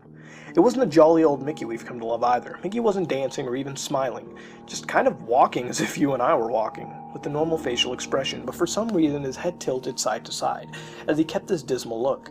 Up until a year or two ago, everyone believed that after it cut to black, that was it. When Leonard Maltin was reviewing the cartoon to be put into the complete series, he decided it was too junk to be on the DVD, but wanted to have a digital copy due to the fact that it was a creation of Walt. When he had a digitized version up on his computer to look at the file, he noticed something. The cartoon was actually 9 minutes and 4 seconds long. This is what my source emailed to me in full. He is a personal assistant of one of the higher executives at Disney and an acquaintance of Mr. Maltin himself. After it cut to black, it stayed like that until the 6th minute, before going back to Mickey walking. The sound was different this time. It was a murmur, it wasn't a language, but more of a gurgled cry. As the noise got more indistinguishable and loud over the next minute, the picture began to get weird. The sidewalk started to go in directions that seemed impossible based on the physics of Mickey's walking, and the dismal face of the mouse was slowly curling into a smile. On the 7th minute, the murmur turned into a blood-curdling scream, the kind of scream painful to hear, and the picture was getting more obscure. Colors were happening that shouldn't have been possible at the time. Mickey's face began to fall apart, his eyes rolled to the bottom of his chin, like 2 marbles in a fishbowl, and his curled smile was pointing upwards to the left side of his face. The buildings became rubble floating in midair, and the sidewalk was still impossibly navigating in warped directions, a few seeming inconceivable with what we as humans know about direction. Mr. Maltin got disturbed and left the room, sending an employee to finish the video and take notes of everything happening up until the last second, and afterward immediately stored the disc into the cartoon into the vault. A distorted screaming lasted until 8 minutes and a few seconds in, and then it abruptly cuts to the Mickey Mouse face of the credits at the end of every video with what sounded like a broken music box playing in the background. This happened for about 30 seconds, and whatever was in that remaining 30 seconds I haven't been able to get a sliver of information about. From a security guard working under me, who was making rounds outside of that room, I was told that after the last frame, the employee stumbled out of the room with pale skin saying "real suffering is not known" 7 times, before speedily taking the guard's pistol and offing himself on the spot. The thing I could get out of Leonard Maltin was that, on the last frame, was a piece of Russian text that roughly said, "The sights of hell bring its viewers back in. As far as I know, no one else has seen it, but there have been dozens of attempts of getting this file on rapid share by employees inside the studios, all of whom have been promptly terminated of their jobs. Whether it got online or not is up for debate, but if rumors serve me right, it's online somewhere under suicidemouse.avi. If you ever find a copy of the film, I want you to never view it, and to contact me by phone immediately, regardless of the time. When a Disney death is covered up as well as this, it means that there has to be something huge. Get back at me. TR. I've yet to find a copy of this, but it is out there. I know it. Sometime in late 2012, I was watching some suicidemouse.avi footage on YouTube when I came across an interesting comment. It talked about a game based off Suicide Mouse, and gave me URL. I went to the URL and redirected me to a file sharing site, 2shared. And sure enough, it was a download page for suicidemouse.exe. Naturally, I downloaded it, scanned it for viruses, and then started playing. When you first open the exe, you are greeted by that picture from Suicide Mouse's creepypasta wiki page, with a progress bar superimposed over it. The graphics are incredibly low-res, and they're also monochrome. When you start playing, the familiar Suicide Mouse tune starts playing, and you're in control of Mickey. Immediately to your right is a door. You can enter by pressing space. However, if you enter the door, the music stops, you're greeted with a blurry 8-bit head over a black background that covers the gameplay. And after about 2 seconds, it briefly flashes back, and then comes back with the text, "I am dead, you are next," crudely drawn over it. After about a second of that, a much more detailed Mickey appears, moves up and down a couple of times, and then the music starts again, and you're back in control of Mickey.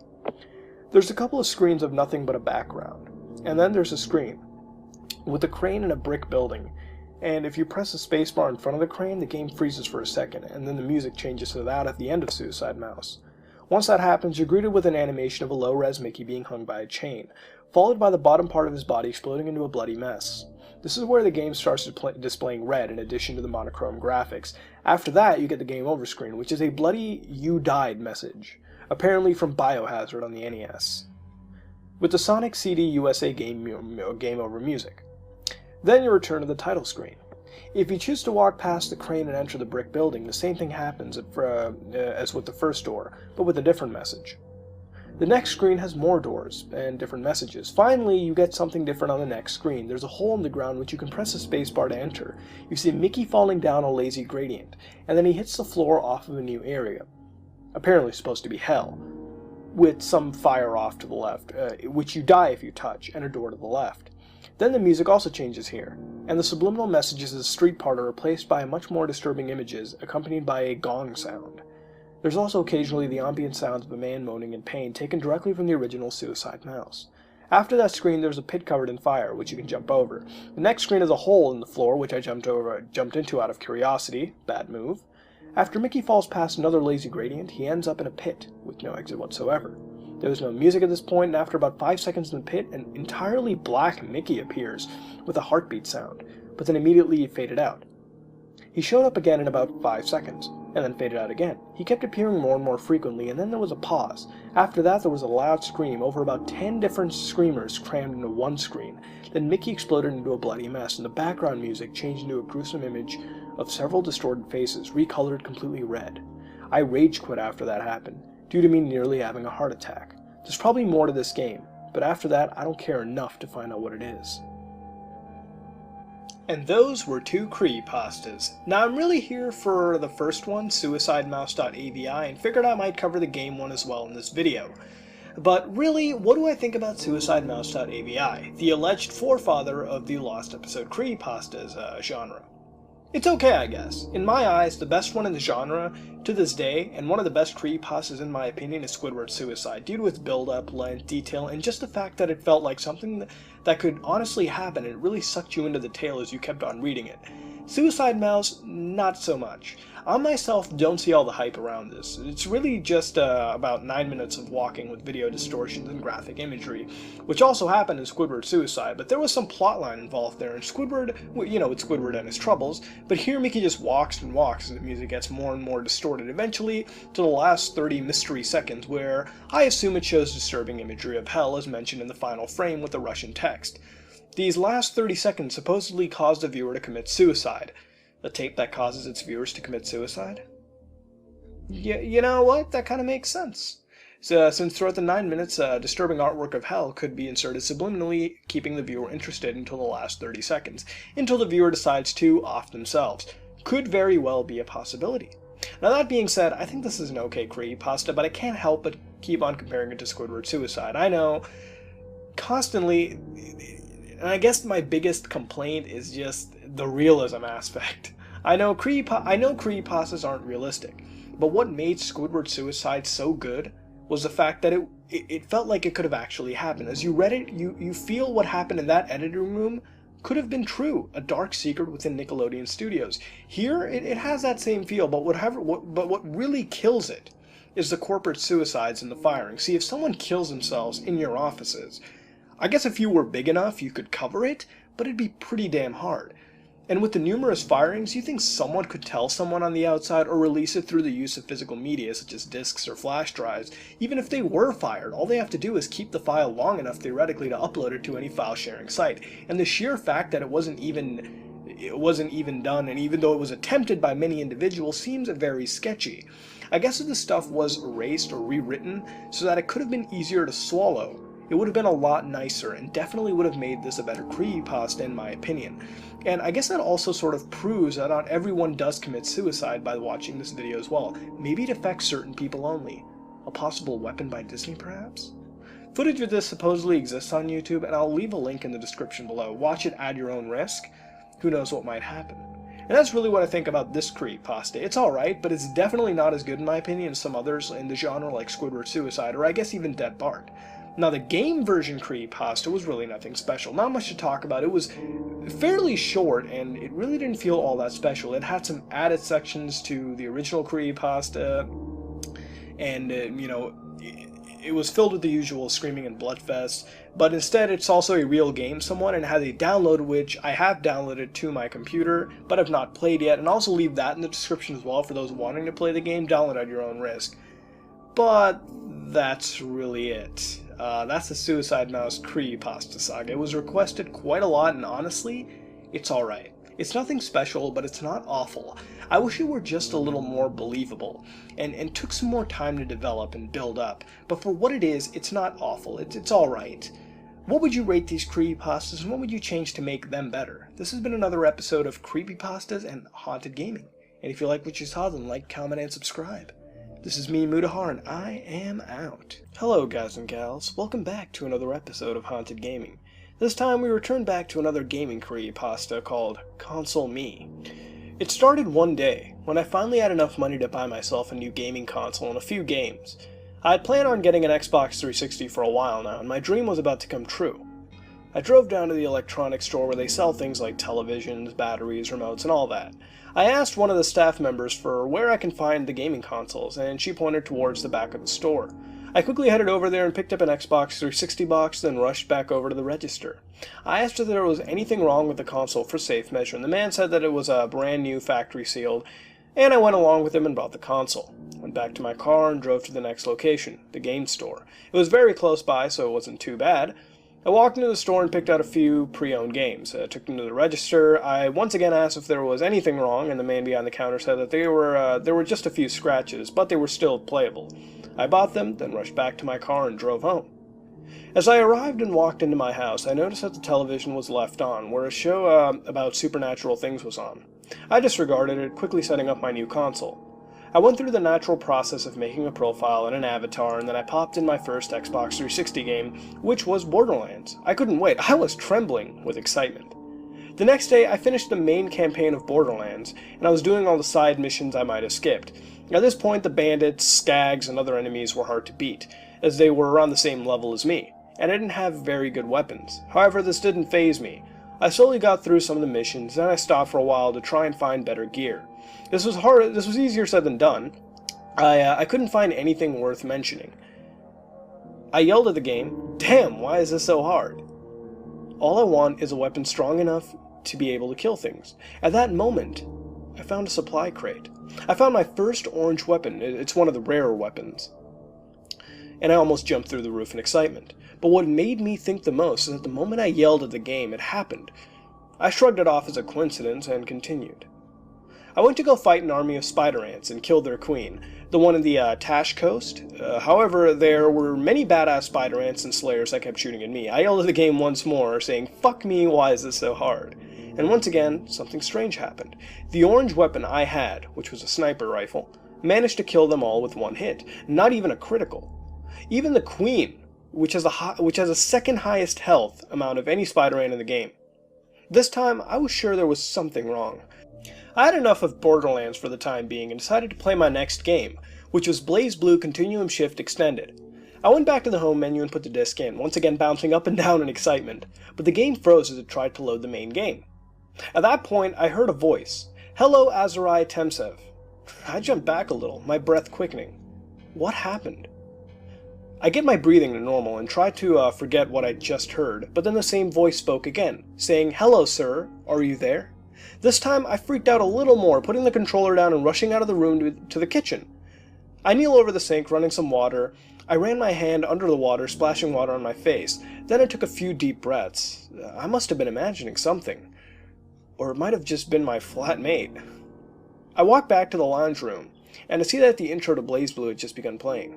I sat back in my seat and smiled as I saw how awesome it was. The game froze for a short moment, and that same voice said, "Help me." This time, I didn't take a chance. I ran through the house to my flatmate's bedroom, but he was asleep. I pinched my cheek hard to see if I was dreaming, but I wasn't. Could I have been hearing things? I slowly walked back to my lounge room where the title was showing. I pressed start and set up a storage device to save my data to. There were a few graphical glitches on the main menu where there were some off-colored pieces. I mean, I hadn't seen this, but comparing it to the majority of the background, it was off. The game ran smoothly though. Some of the commands might not register, but it was fine, as it wasn't too common. Every time I beat an opponent though, the game would freeze. Audio and video, and I could hear a background sound as if it was someone gasping for air. I disregarded this fact as my flatmate had light asthma, and his inhaler was close by, so there was no immediate danger. The game decided to play again, but it froze again. That voice from before coming back. Find the microphone. The headset. In the box, it gasped. I was curious, if a little bit freaked out. And then I looked inside the box, and there was indeed a microphone and headset, which is a little strange as I had not purchased one. It wasn't in the box when I opened it first, and the box didn't say it came with one. Reluctantly, I plugged it in the controller and strapped it into my head. "Hello," I said cautiously, waiting for a response. The voice had sighed, then made a sound as if it was a person getting up after a nasty fall. "Oh good, you're still there." I hadn't paid attention until now, but that voice sounded feminine. "Who are you?" I asked again. "My name is Cass. What about you?" she said, suddenly much more relaxed. I hesitated for a bit. Then I shook my head. I'm not too comfortable with telling. I heard a faint giggle and then a sigh. It must have come from this person. "That's understandable. Oh, I forgot. Would you like to continue playing your game?" My eyes widened a bit, and I responded with a yes, and the game started up again at the character select screen. "Did I give you a fright?" I shook my head, picking another character. At first, yes. I managed to stammer out, and I heard another giggle from Cass. "Sorry, I didn't mean to." She was very polite with a soothing voice. I picked the comms character and began a new match. Surprisingly, there was no apparent glitching. All the commands I entered happened. The menus didn't have that off-coloring, and it ran like a brand new game. Was this because I talked to Cass? I don't know. "What are you doing in my console?" I asked, trying to be polite as she was. "I was bound to you quite some time ago, sort of like a string attached to two persons' fingers. I didn't show up sooner because I had no means of contacting you." "What about one of the other consoles I have?" They weren't compatible. None had a microphone attachment. I looked away for a moment, then I looked back at the screen, still fighting matches with the computer, but my Nintendo DS has a microphone. She giggled, then tried to muffle it. "Don't you remember? Your flatmates didn't check to see if everything was working. That microphone never worked." I growled under my breath, then I shrugged it off, continuing to play my game, losing on this match. This Cass, she got bound to me. Since when? Wouldn't I have noticed a change? I shrugged off the thought, and then I turned off the console, then took a short nap on the couch. I woke up after an hour later, which is longer than my usual naps, turned on my Xbox again, and noticed that the opening scene had frozen the last frame. I heard what appears to be a droning. Then the menu eventually showed a few seconds later. "Why didn't you say goodbye?" I heard Cass's voice say. I was a little shocked. Then I strapped the headset on and responded, "Sorry, I didn't think of it." She huffed it off and went silent. While the fact that there's a real person on the other side of the television that can actually interact with me in my game, I felt genuinely sorry. I eventually started up BlazBlue again and played through the story mode. Hours passed, Cass remained silent throughout it. Even when I spoke to her, she still messed with the games whenever they got me frustrated. But did it almost hesitantly. Every time she did, I apologized, and I heard her sigh every time, as if trying to say, "Yeah, whatever." "Well, I'm going to go, it's getting late," I say as I begin to get off. "All right," Cass finally says after 4 hours of solid silence. "I'll see you soon, right?" "Yeah, as soon as possible." I heard a sigh of relief from her. Then I turned off my console and went to my room, tucking myself in the bed. During my sleep, I had a dream that seemed to be a recollection of what happened on that day, with a few details left out. I woke up repeatedly during the night, but by the time morning came, I had gotten enough sleep to not be exhausted. I rolled over and hit snooze on the alarm clock, then I looked behind it and saw another headset. Similar to the one for the Xbox, except it was white and connected to my DS. I sat up and stared at it for a while. Then I reached over and grabbed it, starting up my DS and strapping the headset to my head. "Hello again," I hear Cass say in a very cheery voice. "Isn't this great? I found a way we can stay together." I laughed nervously. Then I responded, "Yeah, I guess." Things were starting to get creepy now. I had a strange girl stuck inside my Xbox, and the same one now in my DS. Is she going to stalk me down and do something? Am I in danger? I decided to ask, "Excuse me, but why are you wanting to remain in contact with me so often?" I heard a very faint gasp, then silence for about 5 seconds. Then I hear her stammer, You had a hard time with your life, haven't you? You've had nobody to talk to all your life, right?" I quickly but carefully put the DS down and took off my headset, taking a few quick breaths. How did she know? I haven't told anyone. I hear Cass repeatedly saying, "Oh no." I put on the headset again, talking to her. "How did you know?" "I just did. I'm not sure how, but it's like I can see her memories." She sounded really sincere and even a little upset. I don't know what to say. "Well, I think it's best if we think of this later," I finally say. Then Cass agrees. I turned off my DS and put it in the headset on the top shelf of the bookcase. I walked out of the kitchen to get a glass of water, but I was starting to see things. There was a strange man hovering over someone defenseless. I couldn't make out any faces or hear anything, but he struck this person on the ground with what seemed to be a knife. I was at my limit. I fell backwards and landed on my backside, leaning up against a chair. My forehead was a little sweaty from worry, so I quickly crawled over to the sink, propping myself against it, washing my face again. My hands were shaky, and I felt as if my body would shut down from pure shock and anxiety. What had I seen? Why did I see it? Who were the people I saw? All these questions need answering. I took a quick drink. And then I turned around and leaned against the cupboard under the sink, closing my eyes and taking slow, deep breaths. I opened my eyes and saw that my hands were still a little shaky, probably because of the cold air from the open window blowing against them while they were wet from the sink. I dried them off with the tea towel and stood up slowly, looking around. I eventually walked into the lounge room, turning on my Xbox, with no freezing on the menu and no voice from Cass. Maybe she didn't feel like talking to me after what I'd said. I grabbed the headset, put it on, talking into the mic. "Are you there, Cass?" I slowly said, trying to hide my trembling voice. The home menu on the Xbox slowly faded into a picture what seemed to be a pure white room with no window, and a single person in the middle of the screen, sitting on a chair. It was a woman, smiling at me. She stood up and walked closer, waving as she did. "Yes, I'm here," the woman said. Now realizing that I can see her, I smiled slightly, sighing in relief. "Where are you?" I asked. She simply looked around while pacing, then shook her head. She didn't know. "What was it that I saw?" "That was a memory, one of mine. A man offered me a job, one that would change the face of communication for millennium to come. That was the man you saw. He betrayed me. He stuck a knife through my stomach and watched as he..." I leaned in closer, covering my mouth, as I saw her hide her face, shaking her head lots. No, I shouldn't.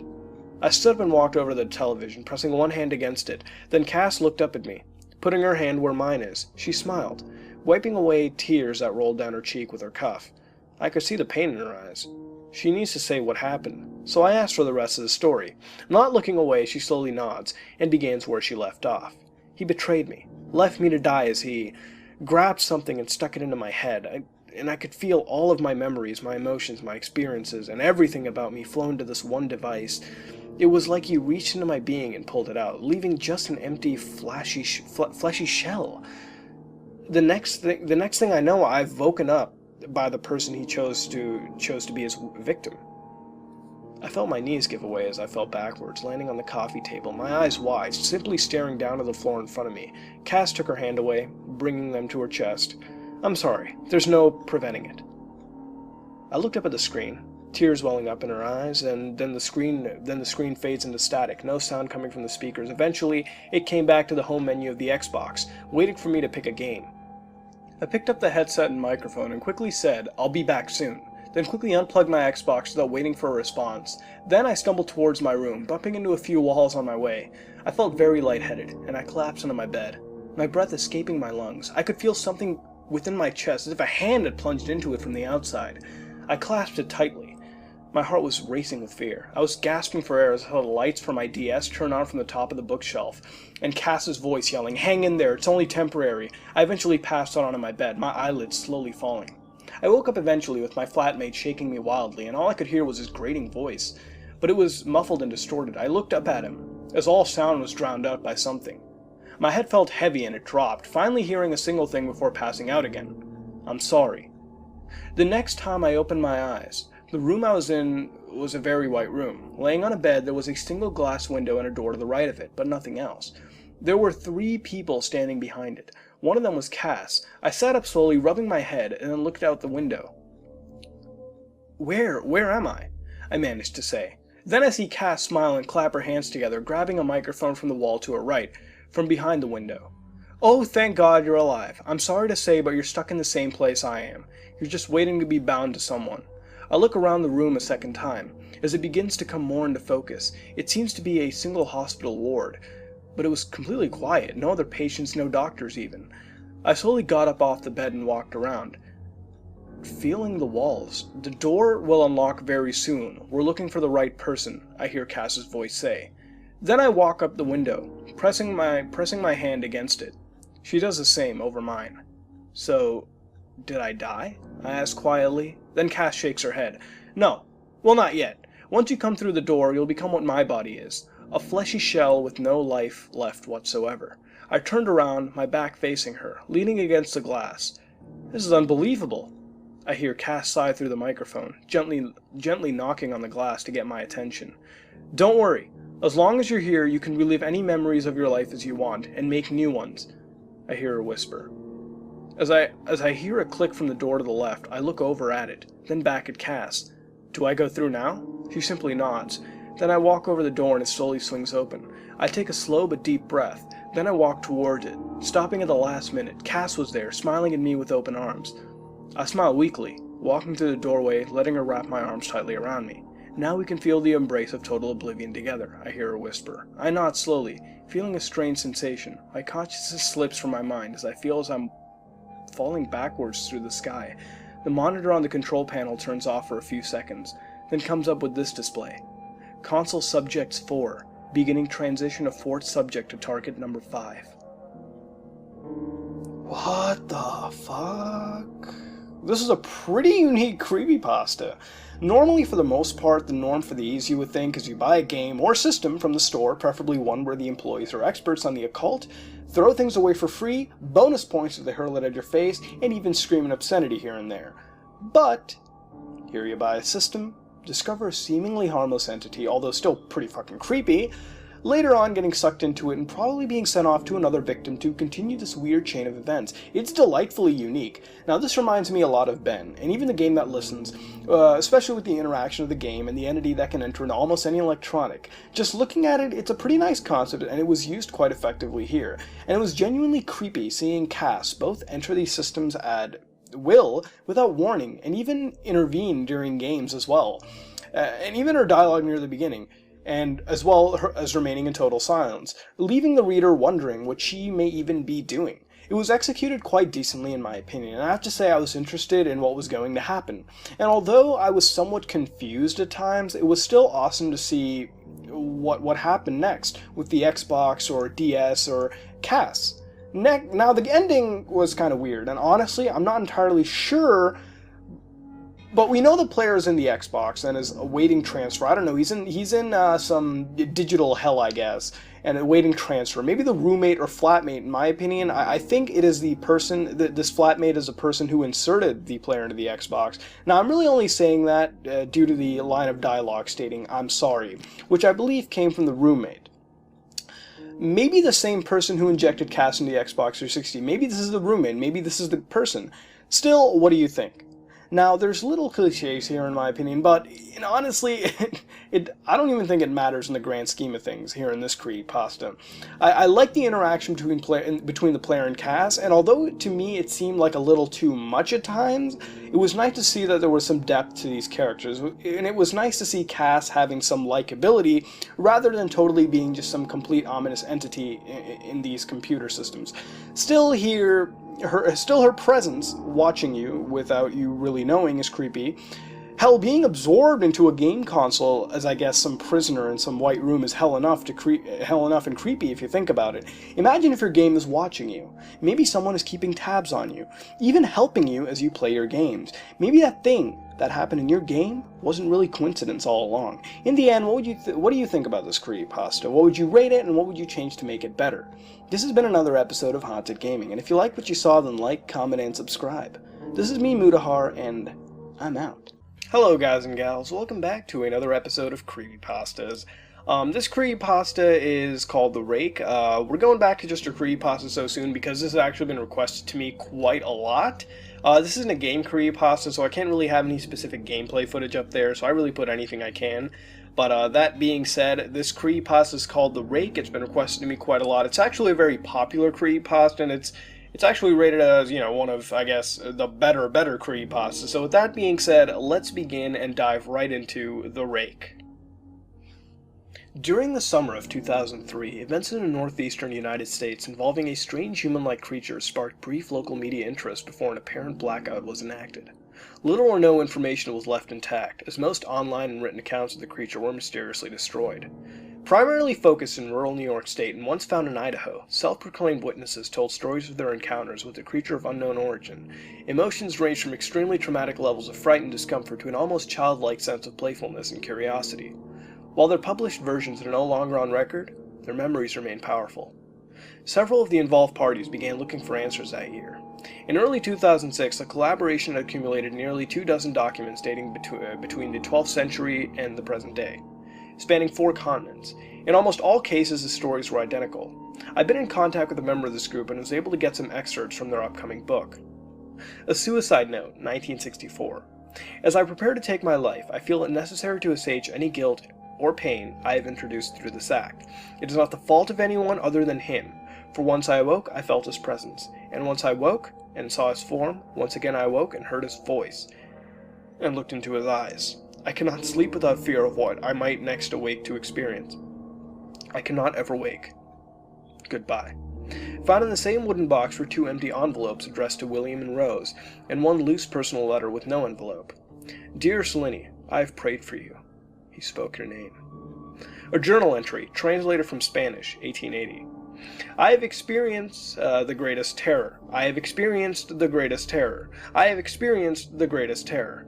I see his eyes when I close mine. They are hollow black. They saw me and pierced me. His wet hand, I will not sleep. His voice, and what presumes after its unintelligible text. A mariner's log, 1691. He came to me in my sleep. From the foot of my bed I felt a sensation. He took everything. We must return to England. We shall not return here again at the request of the Rake. From a Witness, 2006. 3 years ago, I had just returned from a trip from Niagara Falls with my family for the 4th of July. We were all very exhausted after a long day of driving, so my husband and I put the kids right to bed and called it a night. At about 4 a.m., I woke up thinking my husband had gotten up to use the restroom. I used the moment to steal back the sheets, only to wake him in the process. I apologized and told him I thought he got out of the bed. When he turned to face me, he gasped and pulled his feet up from the end of the bed so quickly, his knee almost knocked me out of the bed. He then grabbed me and said nothing. After adjusting to the dark for half a second, I was able to see what caused a strange reaction. At the foot of the bed, sitting and facing away from us, there was what appeared to be a naked man, or a large hairless dog of some sort.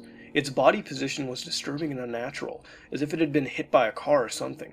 For some reason, I was not instantly frightened by it, but more concerned as to its condition. At this point, I was somewhat under the assumption that we were supposed to help him. My husband was peering over his arm and knee, tucked into the fetal position, occasionally glancing at me before returning to the creature. In a flurry of motion, the creature scrambled around the side of the bed and then crawled quickly in a flailing sort of motion right along the bed until it was less than a foot from my husband's face. The creature was completely silent for about 30 seconds, or probably closer to 5, it just seemed like a while. Just looking at my husband, the creature then placed its hand on his knee and ran into the hallway, leading to the kids' rooms. I screamed and ran for the light switch, planning to stop him before he hurt my children. When I got to the hallway, the light from the bedroom was enough to see it crouching and hunched over about 20 feet away. He turned around and looked directly at me, covered in blood. I flipped the switch on the wall and saw my daughter, Clara. The creature ran down the stairs while my husband and I rushed to help our daughter. She was very badly injured and spoke only once more in a short life. She said, "He is the Rake." My husband drove his car into a lake that night. While rushing our daughter to the hospital, they did not survive. Being in a small town, news got around pretty quickly. The police were helpful at first, and the local newspaper took a lot of interest as well. However, the story was never published, and the local television news never followed up either. For several months, my son Justin and I stayed in a hotel near my parents' house. After we decided to return home, I began looking for answers myself. I eventually located a man in the next town over, who had a similar story. We got in contact and began talking about our experiences. He knew of 2 other people in New York who had seen the creature now referred to as the Rake. It took the 4 of us about 2 solid years of hunting on the internet and writing letters to come up with a small collection of what we believed to be the accounts of the Rake. None of them gave any details, history, or follow-up. One journal had an entry involving the creature in its first 3 pages, and never mentioned it again. A ship's log explained nothing of the encounter, saying only that they were told to leave by the Rake. That was the last entry in the log. There were, however, many instances where the creature's visit was one of a series of visits with the same person. Multiple people also mentioned being spoken to, my daughter included. This led us to wonder if the Rake had visited any of us before our last encounter. I set up a digital recorder near my bed and left it running all night, every night, for 2 weeks. I would tediously scan through the sounds of me rolling around in my bed each day when I woke up. By the end of the 2nd week, I was quite used to the occasional sound of sleep while blurring through the recording at 8 times the normal speed. This still took almost half an hour every day. On the first day of the 3rd week, I thought I heard something different. What I found was a shrill voice. It was a Rake. I can't listen to it long enough to even begin to transcribe it. I haven't let anyone listen to it yet. All I know is that I've heard it before, and now I believe that it spoke when it was sitting in front of my husband. I don't remember hearing anything at the time, but for some reason the voice on the recorder immediately brings me back to that moment. The thoughts that must have gone through my daughter's head make me very upset.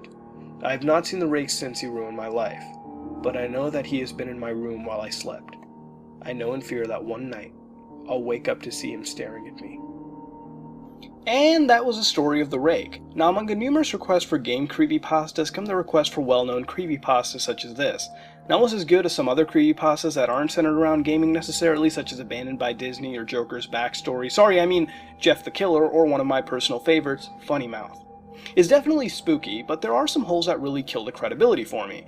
First off, the fact that there isn't information left and it's mysteriously gone on the internet is comedic since, let's be honest, we live in such an age where anything you post on the internet stays there to an extent, and it being gone makes no sense. Stuff stays on servers, people download it to hard drives or optical media and stash them away. It seems highly unlikely something as eerie and mind-boggling as this isn't kept and has been wiped from the internet clean, even though meaningless data and information is kept on record, so in that regard it doesn't really make any sense. Not to mention the fact that the press media, now I know the local newspaper took account of the situation with the local TV news not giving a flying fuck. I don't care how slow the news day is for you. This news is pretty huge, coupled with the fact that even the police noticed it. Now, they didn't really do an investigation, and I guess they found it to be a waste of time. I mean, they're not really going to believe that there's some chupacabra type thing running around killing people, right? I mean, that's not what's on their list of things to go hunt down, right? I mean, that seems like a stretch, at least for them. But that still kind of kills the credibility for me, because it's not really addressed later on, and if these key factors were rectified, this creepypasta would be a lot better in my opinion. The premise of some hunched creature or golem, I guess, breaking into your home, staring at you, speaking cryptically, catching little bits of dialogue on tape recorders, grabbing legs, and eventually killing in a brutal fashion, and just a creature that basically transcends throughout hundreds of years. I mean, if we look at the logs from the English Mariner, at least, this thing exists for hundreds of years, even long before the formation of the nation itself, or America. So this thing is sort of, it seems it transcends through time, which is, again, creepy as well. But that is genuinely spooky. Now, does it exist? Some people think so, and in a sense, it's sort of like the Chupacabra, or Bigfoot, or I guess Slender Man, where I guess some people, have supposed proof of its existence. Me, personally, not so much. I'm a skeptical guy, and with the surveillance equipment and technology we have today, I hardly believe if some creature like this existed, and we wouldn't be able to locate it, seems highly implausible. But hey, maybe you should go into the woods one night, maybe set up some tape recorders. Don't look at me, I'm not gonna do it. Who knows, you might just find something. But be careful. Do you think the Rake could possibly be real? Please let me know in the comments below. What would you rate this creepypasta, and what would you change to make it better? This has been another episode of Creepypastas, and if you like what you saw, then like, comment, and subscribe. This is me, Mutahar, and I am out. Hello, guys and gals. Welcome back to another episode of Haunted Gaming. This time we're doing a mindfuck creepypasta called Dividend. Who would do this to these animals? The man wrinkled his nose in disgust as he walked past several clear glass tubes. Inside it was filled with a green liquid. An animal of different species were placed inside, wires and tubes coming out of their bodies. There were about 20 species just in this row alone. What was worse was that these animals were still alive. In their tubes you could see them squirming, as if they were begging for death. The man had seen enough and left the room.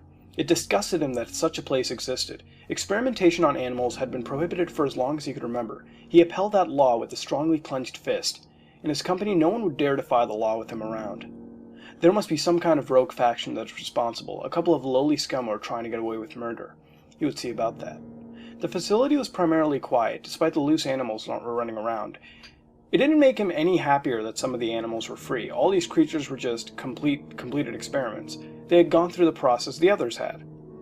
That was not even the end of it. He knew the mind track of the people in charge of the place would see to it that the animals undergo further experimentation.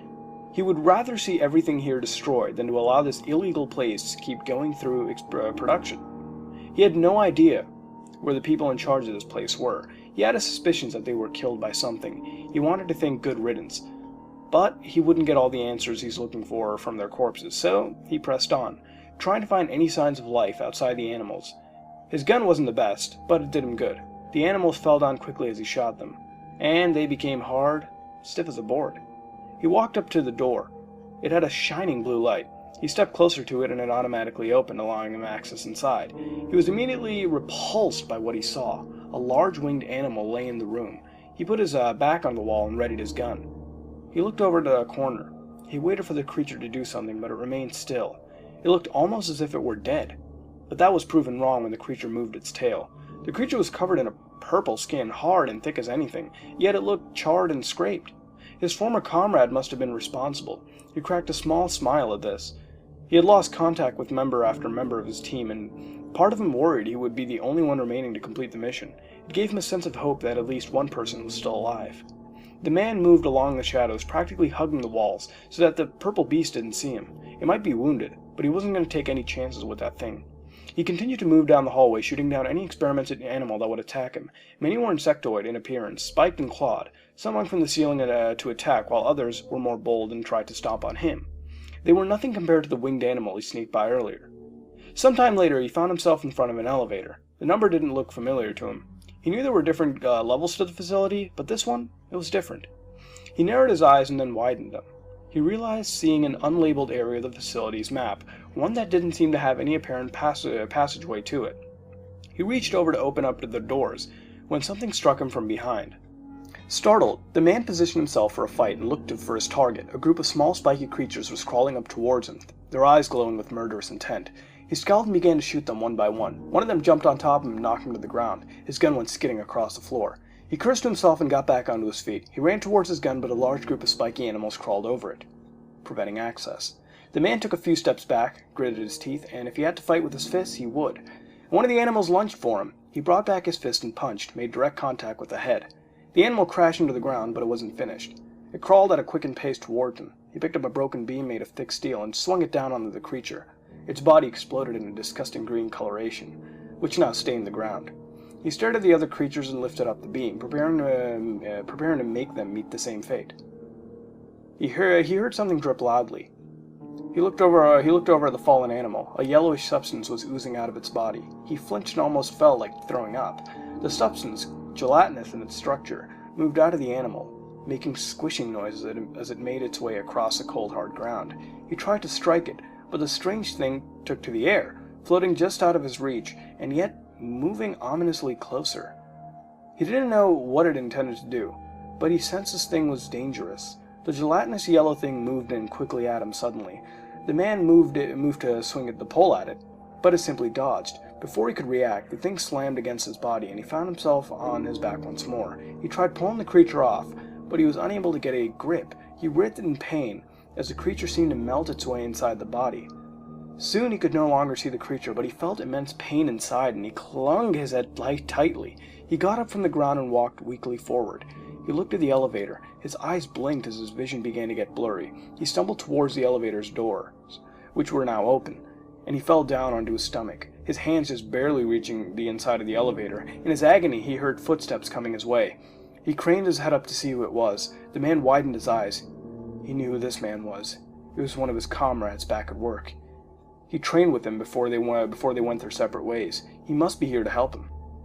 He rolled himself into his back and reached out towards his comrade, but the newcomer simply stared at him. The man withdrew his hand, confused by his comrade's behavior, but then he took a good look at his eyes. The irises and pupils had, in a split second, disappeared, making the eyes look like white marbles. "Do not worry," the comrade spoke. His voice was icy cold, to such a degree it seemed impossible for a human. "Everything is going well to our expectations. I must tend to my work, but do not despair. You will soon not feel the pain." The man's eyes shut tightly, and he screamed loudly. He collapsed onto the ground. The yellow creature re-emerged and began to cover his entire body. It devoured him, eating through his armor and suit. Soon all that remained was his armor, laying on the ground stained with blood and yellow stuff. Minutes later, a shadow loomed over the pile of purple spiked animals. They stopped where they were and looked up. The glow from their eyes dissipated almost immediately. They moved away cautiously as something reached down. A hand covered in armor grabbed the gun and lifted it up. The animals moved away even further as a newcomer inspected the gun. In the reflection, the face could be seen. It looked just like the same man from before, only with solid white eyes. It took a few steps, some yellow substance dripping off. This soon stopped. It saw something move in the corner of its eyes. It looked over and briefly saw a person dressed in red and yellow armor running on the platform above. The clone gave a soft scowl and uttered an icy phrase. "Samus Aran." Well, that was a pretty good shotgunning creepypasta, or mindfuck creepypasta. And was it good? In my opinion, yeah. See, my rating system for these is how long they are, but really not just length, since you can make anything super duper long, and it could still be complete shit, but rather how well it builds itself in the entire process, and this one did quite well.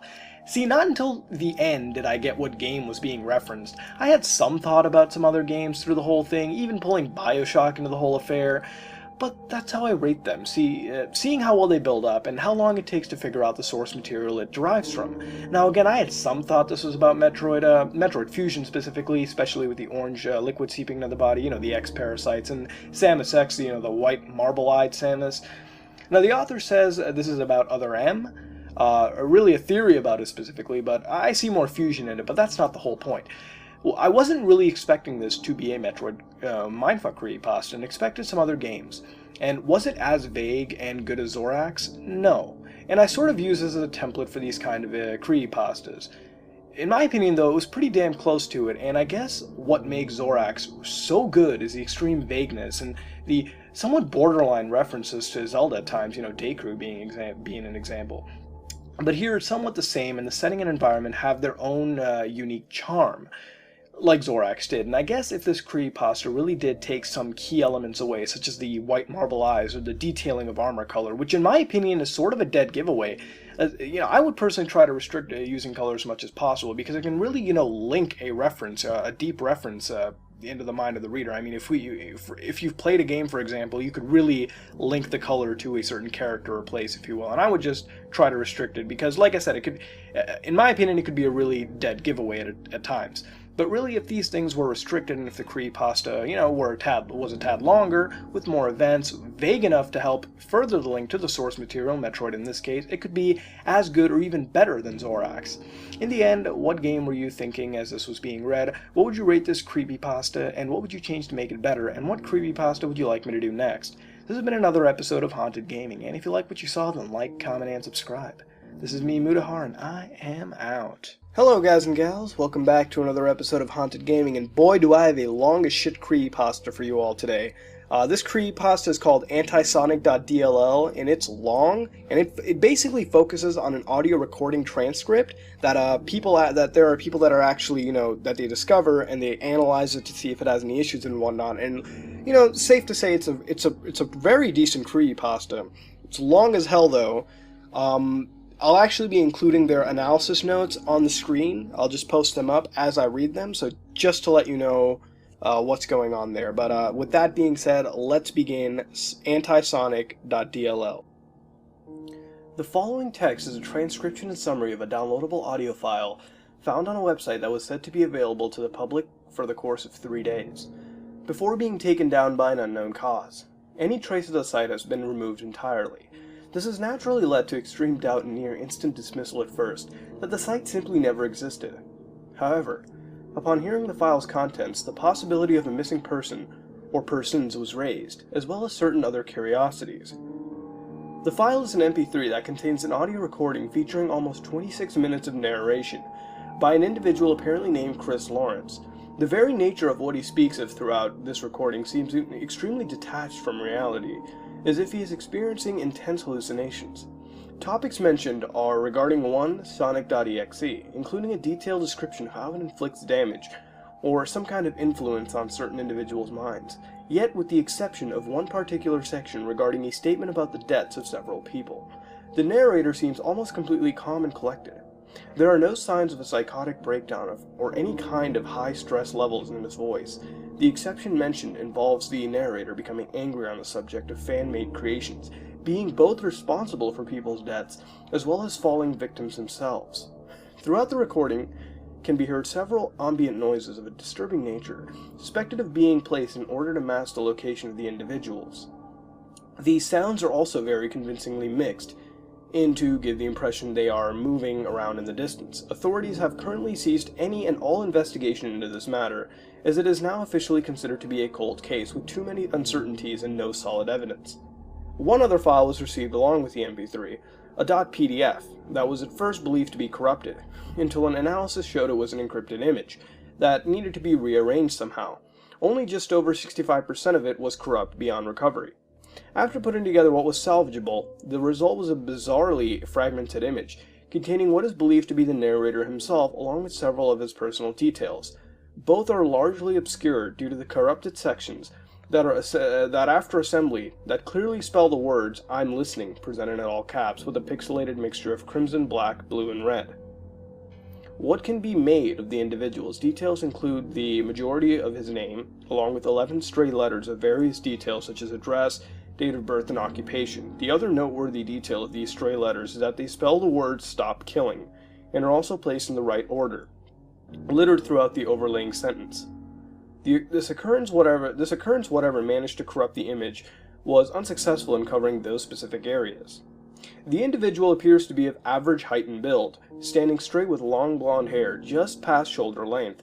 His face cannot be seen due to that part of the image being corrupted. He is wearing what looks to be nothing more than a simple set of jeans and a midnight blue shirt underneath a black hooded top, carrying what is questionably a set of firearms, consisting of what can be recognized as a Desert Eagle on the right hip, a Glock 17 on the left, and both a Remington 870 pump-action shotgun and an XM8 assault rifle on his back. Each firearm has a strange visual effect of being covered in some kind of dense, swirling fog.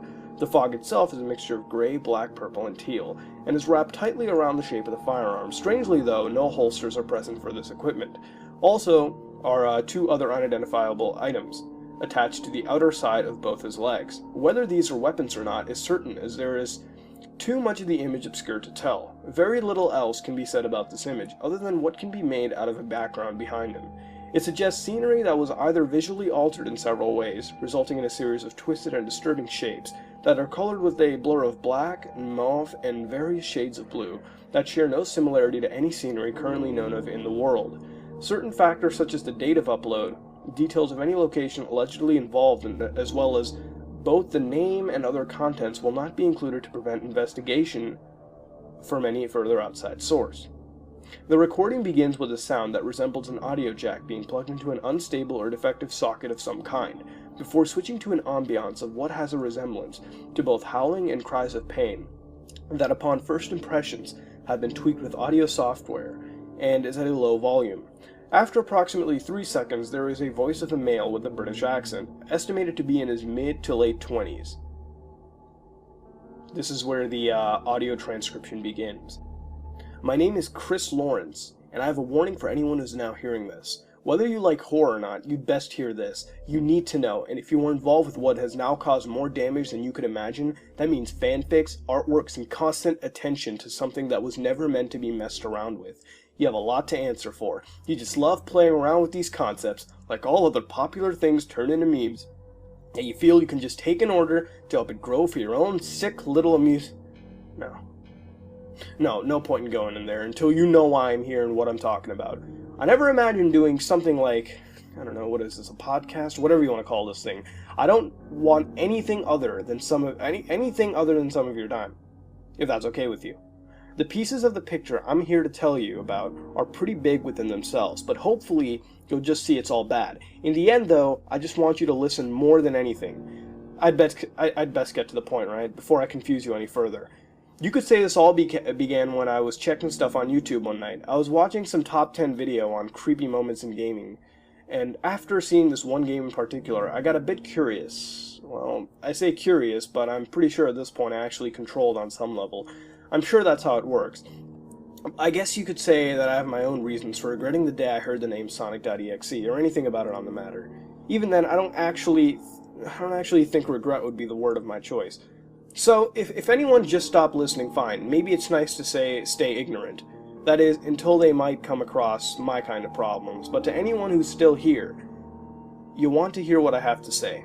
If you really want to know about this, and if you'll just understand or even believe that I'm trying to stop what follows in this thing's wake for real, then you will just stay the hell away from it.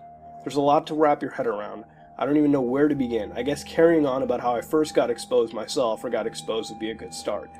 So I mentioned a list of creepy stuff in games, and this had me interested. I heard a couple of things about what it was, and some research followed. Research usually leads to something with a download link, but like I said, this was more than just fascination. I was being compelled without knowing it. And the more I think of it, the more I'm certain I was being called to since I first saw him.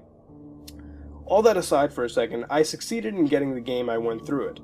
The version I got was just a replication of the original, though, extra stuff in it, but most importantly, it wasn't the actual thing. Now, if by chance you haven't seen what this thing is, it's basically the first Sonic game if it was done by Wes Craven on an especially bad day. I gotta say, as freaky as it must be for some people and that don't have the stomach for horror, and maybe even a few that do, it couldn't go unexplored forever. Violence is everywhere you look and all that, am I right? Seeing the characters after they were caught is what I remember most clearly, that and the face at the end. There were a couple of details that were a little off from what I saw in any vid. It's easy to say there's something about the eyes, but in this case, there really was something about the eyes, the pupils. They were darker than I saw beforehand, and that was in my monitor. But the really weird part was when I must have looked away for a second and back again. This time they were really bright, and it made his eyes look bigger. Oh yeah, and there was one other thing I had to mention. No feeling of fear, only interest. I obviously thought nothing of it back then. But now that I've had time to look back on all those points where I should have been afraid, it's amazing how much of an effect it has, and how much attention you don't pay. I felt I just had to find out anything else I could about it. I wanted to find the original version, didn't even know why. I do now, of course. But at the time, like I said, totally oblivious. But there was something in that moment that definitely signified things really starting. Shortly after that, Steam told me that someone named Gamma had added me as a friend. Curiosity got me, of course. I opened the chat to say hi, but without anything saying they were typing, they said hi first, and this person knew my name. I did feel a bit weirded out by that. I mean, it could have just been someone I already knew who found me on here. But I just played through that game, so I already had far-fetched ideas going through my head. I asked them how they knew me, and the response was a little strange at the least. At the most, it was just detached and insane. This person started going on about how I'd caught his attention and that they wanted to take me back to the beginning. I stopped soon after that, but I had the life scared out of me by laughter coming through my headphones. It was loud, made me smack them off of my head, and yeah, it was the same laughter I heard in the game. I checked to see if it was still up there. It was still up. Nothing was there, though. Then something came up in the chat and caught my eye again. The words, "Gamma is now deceased." Yep, you did just hear that from me. It might be that I haven't paid much attention, but I'm pretty sure Steam doesn't show that one. It gets better, though.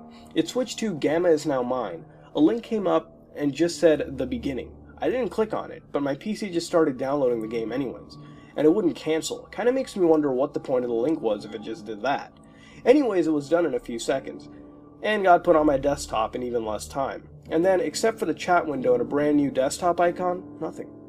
I would have believed this was someone who's good with coding and able to play a not-so-funny joke on me, but after everything else, you know what I was thinking, and you're probably thinking it too. Well, We both got proven right, very quickly. The screen went dead, and I heard something like scratching. Then slice marks started etching themselves into the screen. No, not a vid or anything, I mean actual scratches. My monitor was being ripped up in front of me. The screen was getting twisted up where it was cut. It was buckling and curling outwards, and underneath was something that looked like living tissue. There were words appearing. But I also heard something over the sound of the screen being destroyed, and it was coming from my headphones. Like a genius, I grabbed them to listen in. It was like several screams at once, only they were really distorted, quiet at first, but getting clearly louder. As more of it appeared, it was like I was hearing stuff from somewhere really nasty. Heard the laughter again, a lot louder than before, pretty much deafening actually. Only this time, it didn't come from the PC. It was more like something behind me. And then, complete silence. When it stopped, the words were in all caps saying, "I'm listening." My brain had a hard time with all this at first. I dropped the headphones and checked outside the door, only to see nothing there. Not only that, but when I looked back at my monitor, nothing. No scratches, just a blank screen. Now this is what got me thinking about the whole control thing to begin with. And I still wouldn't know if it wasn't pointed out to me. I doubted my own sanity, but only for a few moments. After that, I didn't have any problem with going near the PC, even after what I'd just witnessed. There was no fear towards it, but no curiosity this time. Didn't seem important back then, of course, but I probably should mention it now. Anyways, the PC was still running and the monitor was just fine. First thing I did was check Steam. No one named Gamma or anyone saying I've ever met him, except for the new game I had. Everything looked normal again. I do remember it having a new icon though, just those eyes with the blood trickling down underneath. Quite a sharp resolution too. I kept thinking on and off that I just imagined all of it. No one else in the house was kicking my door off its hinges because of the noise, but believe me, it felt so real. In the end, I was still unsure, but then I stopped thinking about that, because a very strange feeling started creeping up on me. It was like I wanted to sleep, but not because I was tired. It was more a sense of just not wanting to be awake anymore. No kind of depression or anything, but it just didn't feel like me. I just fell asleep like it didn't happen. Shouldn't have. I was shown the events of the game again, and it was almost exactly the same. One thing was changed. The look. There was almost nothing cartoony about it. Everything looked so grim and real. Imagine someone putting all these characters in places through Photoshop or something, then making them just a bit off of a human's height. Seeing them from what perspective for the first time. You've seen them in games, but in the flesh, as it were. The eyes were almost as big, though, so you might have found it a bit creepy. Some probably wouldn't even care because it's Sonic, but I cared, and I wanted to stop it, but couldn't on account of being locked in a room, being made to watch through a window. I never did get shown what he did to those poor guys. I only heard the screams and then static. I should point out, though, they weren't the screams you get in the game. They were fitting for each character. What I did get after all of it, though, was the freak busting through the window after he was done, growling something about suffering being a part of who I am. Can't remember the exact words, although the words I do remember was him yelling at me to wake up. I did just that in one hell of a hurry. Didn't even get much sleep. As I was sitting on the edge of my bed, I could have sworn I was still dreaming when I saw what was on my monitor. But I wasn't, unfortunately. It looked like a video clip of the freak. But he looked as real as he was in the dream. His eyes were completely fixed on me. Also, seeing as you know who I'm talking about, let's go with a pet name like Freakazoid. I'll come up with something demeaning for him later. You don't really have a clue who or what he is, but you know what he looks like. And you may think you know what he does, but you don't. You really don't. It was a dark background, so I could barely see anything other than him. But I could just about make out something like a crimson sky. And there was some kind of shapes dancing and twisting around in the distance, like they were something that was alive. After a few seconds, I realized this wasn't a video clip, no loop. Freakazoid was actually staring at me with a toned-down smile on his face. That feeling hit me again, only this time it was more like needing to do just one more thing before you go to sleep. You know, like 5 more minutes on a game or one more vid to watch. I actually felt I needed to get to him, no trace of common sense at all. The desktop came up by itself, but the background was still the same thing, until he started looking at the game. The screen went a bit strange after that, giving a split second of red static here and there. The mouse cursor flew about all over the screen as well. It all stopped with the cursor being right next to the icon. My hand just went to the headphones, then the keyboard and mouse. I clicked on it and it was just like before, without the updated look, the music, scenery, murders, the words, the characters, and the way they got locked out when they died. There was just one small detail you might want to know about. My hands were stuck to the keyboard and mouse. No, I didn't mean I needed to keep my hands on them. I mean I tried to remove them, and it was like everything was stuck to the desk, except that I was able to slide the mouse around. I played through the end, seeing the same ending. 3 rounds of static, followed by that laughing. Then there was another round of static. The picture stayed the same, but now it said, "What are you?" Yet another round of static, and right, okay. I don't know if this is even going to work, and don't ask me how I'm going to do it, but I'm going to do it. Audio undergoes a second of strange interference before cutting to approximately half a second of static. The transition is followed by what can be heard as wind blowing, as if the recording was made in an outside environment. This consistently remains for the rest of the segment. 4 seconds in, there is a voice of a male with a slightly diluted American accent. Males' voices would appear to be a heavily modified voiceover, including a substantially low tone from a pitch shifter. However, there is no sign of tampering of any kind through except of the beginning and the end of the segment, visible or otherwise. First visible sign of tampering throughout the entire recording to this point, implying a crude yet unknown transition from the recording to the current segment. Indications show that the segment was placed into the recording during the process itself, without the aid of another audio device. Having fun? I hope so. I hope you enjoyed watching all those sealed fates, and you knew they were sealed. You knew what was going to happen in them, and yet you just watched. Although you did more than just watch, didn't you? You took control of them, led them to me, gave them up. You are as responsible for their deaths as I am, Chris. There's something about you, something I can see. I wish to take a closer look at you. Let's talk in private, shall we? Background effects are added, and is what appears to be a modified sound clip of screaming in a room that carries an echo. This loops throughout the rest of the segment. Several more screams are introduced into the background, all of which have been determined as a mixture of clips that have been traced to several sound archives, TV shows, videos from such sites as YouTube and video games. A high-powered device of some kind is heard charging up. This particular effect has a strong tremolo effect mixed in, but does not share any kind of resemblance to any known device or form of media. The audio cuts back with the same transition described at the beginning of this current segment. Okay, what you hopefully just heard, that was his voice. What he said to me, I know. It doesn't really add up that I'd have to show you. But I did just show you, I hope. What happened after that, well, all I really remember is a screen flashing and hurting my eyes, but he was moving with every second of it. The last thing I remember was a shot of his whole body standing straight with his arms stretched out in front, and he had the same look on his face from before. Then everything, and I mean my actual vision, went completely red, then to black. Next thing I know, I woke up. Well, let's just say somewhere else. I can't tell you because I don't know. Quite a few things have happened since then, my own adventures through this, but I've already driveled on for what must be half an hour now. Besides, there's another important part you need to hear.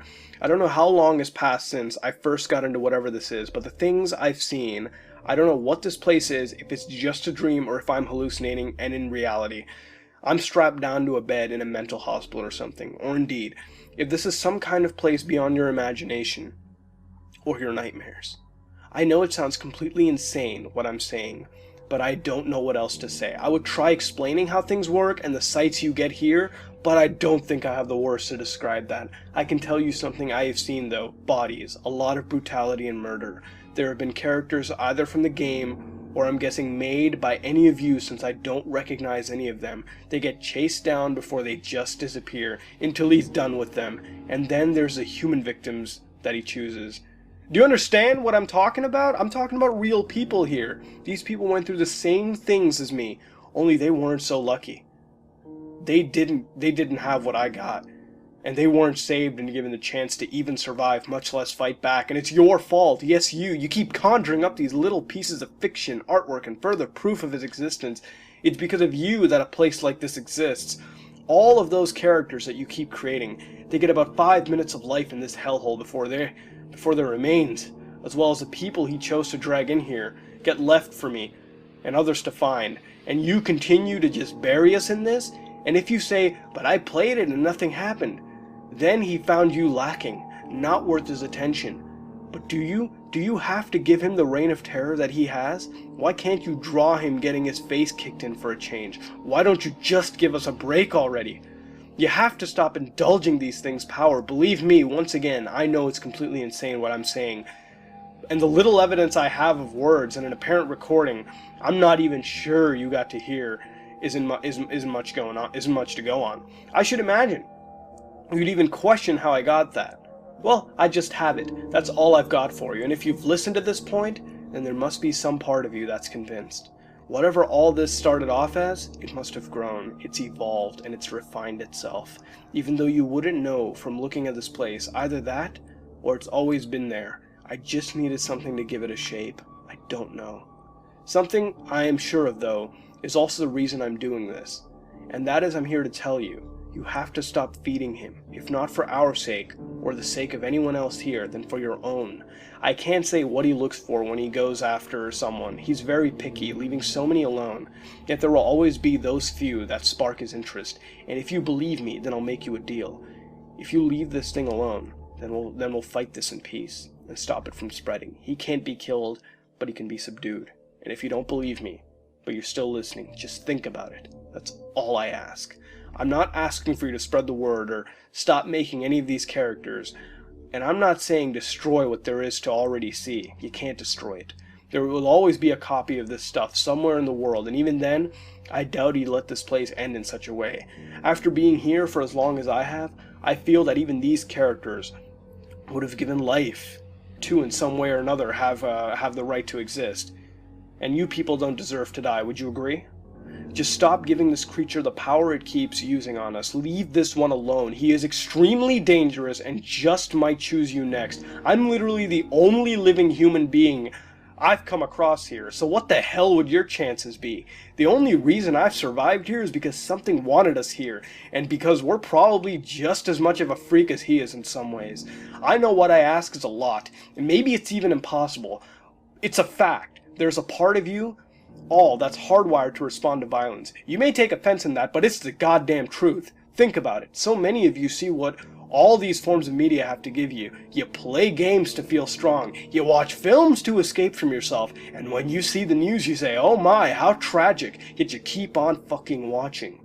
Just as long as it isn't happening to you. That's not some sick psycho you have keeping locked up inside you. That's just human nature, ever since the start. I think the reason I survived this might be because I try to stop the horror rather than watching it from behind a monitor or TV. I've survived and I'm still fighting back, even though this is a dark, brutal place where no one was meant to live. But there is some life here. There's a lot of enemies, but there's no allies. Make whatever judgment you see fit about what I told you. It's not like it should matter to me anymore, but if this is some kind of home for Sonic.exe, then we are the anti-Sonic.dll. And we'll continue being a thorn in that fucker's side until our last breath. You have been warned, so if you're still stupid enough to put yourself in this much danger, it's at your own risk. The following segment is mostly inaudible due to the unexpected interference mixed with a distorted scream that resides for approximately 4 seconds. The sound clip has been cut up and rearranged. What follows is pitches of static that continue until the end of a recording. One or two other notable points is the sudden presence two distinctly different voices. This is most likely explanation for the transition between tenses I and we. The second voice, that of a male with an American accent. Second point is what appears to be a distorted cries, making their way from a distance to what is assumed to be the narrator's location, as well as a low presence of a deep-toned male's laughter. The voice has a resemblance to that of an individual heard in an earlier segment. Second visible sign of tampering throughout entire recording indicates what has been determined as a powerful type of jamming signal, theoretically designed to overwhelm the output of any electrical device. The results seem to be that it renders the device inoperable. The evidence suggests that there is a delay between the signal's impact and its effect. All known jamming tech available does not possess the specific properties of this signal. Narrator found, unknown, surprised it, Narrator, not my fault. Drag thit. Unknown, agree? Here? Narrator, we ha, other choice, hope, to know, said, we fight alone in peace. Unknown, amen here. The static continues on.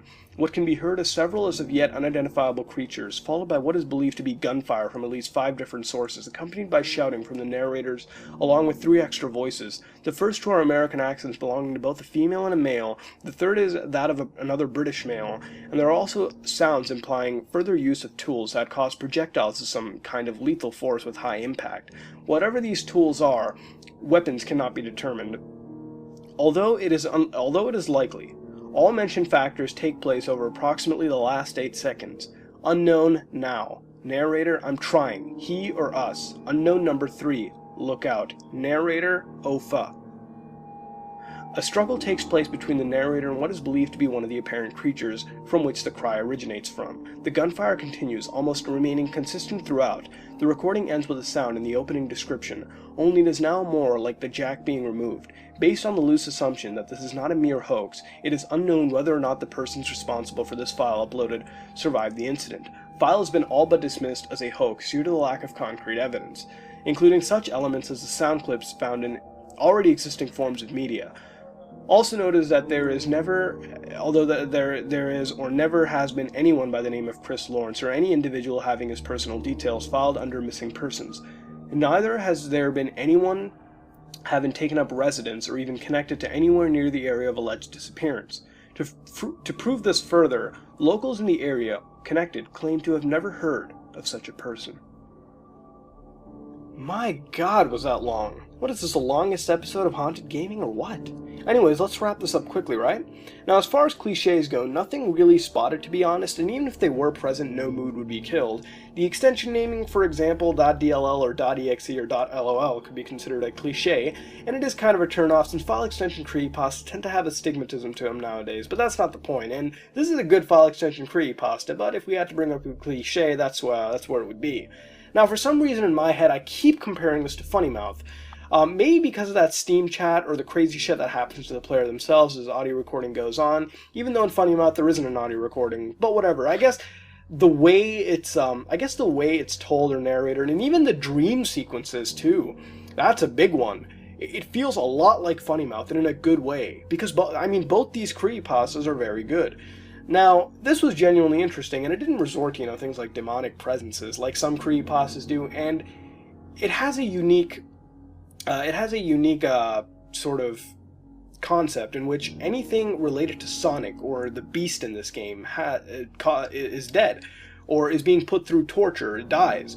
And our constant curiosity gives it this power, sort of how in real life the only reason Sonic.exe is really popular is because we keep talking about it, making videos on it, playing games, that it helps create.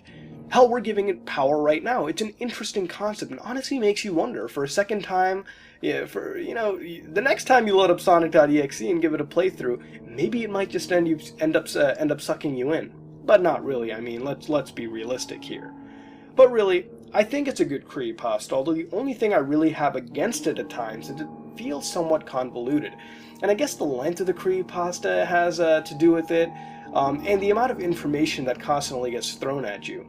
I think it could have been a tad shorter, and it could have been easier to understand for some people if it was if it was a little shorter and just it got to the point a little more quicker. But that's not that big of an issue, Hell, you'd be sitting here for a while if this was Happy Appy or Godzilla NES, so consider this a very, very short creepypasta compared to those two.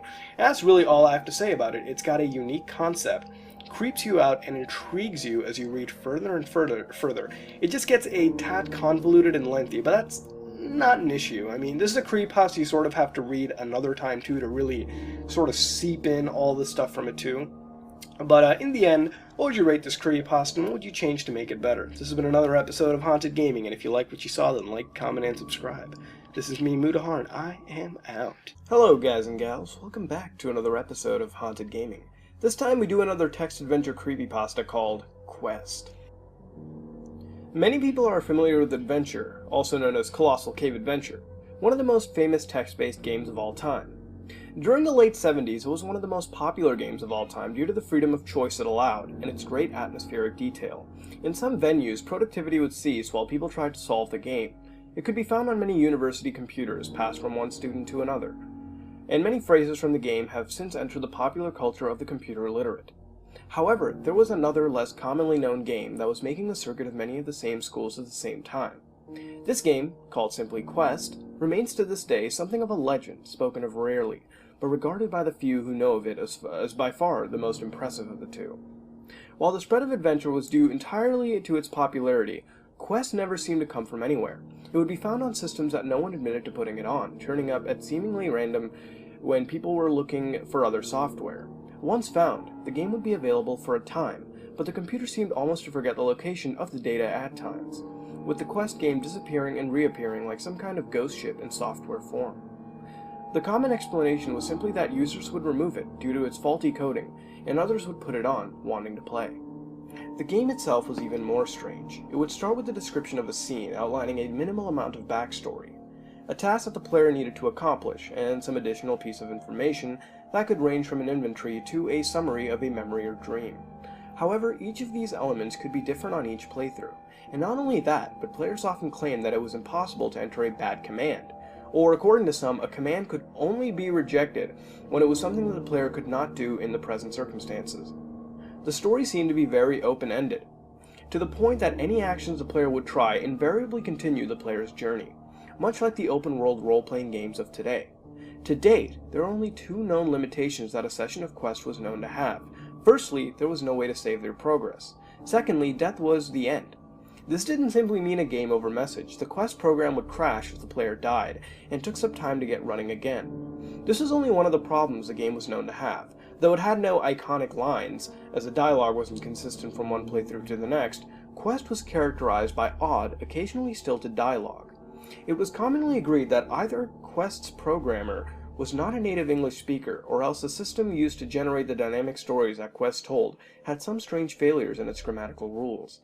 During play, the game would be prone to occasional freezes and slowdowns, taking up to 10 minutes to process the results of some actions. Players would complain that the computers with Quest were prone to making strange noises while the game was running. The biggest thing that troubled players, though, was an entity that existed within the game. It wasn't a character or creature, but rather a behavior of the game itself, a way of presenting prompts as if attempting to engage the player directly that caused players to personify the game itself as the narrator, or sometimes the storyteller. Sooner or later, each player would be asked for an input outside of simply telling the game that what you wanted to do next. It was like the game wanted you to tell the story with it, and indeed, some players claim to have given detailed answers to these off prompts, and have their replies integrated into the story of their session. Eventually, though, the game would begin to ask questions of a more personal nature, usually starting with the phrase, "Are you feeling lonely?"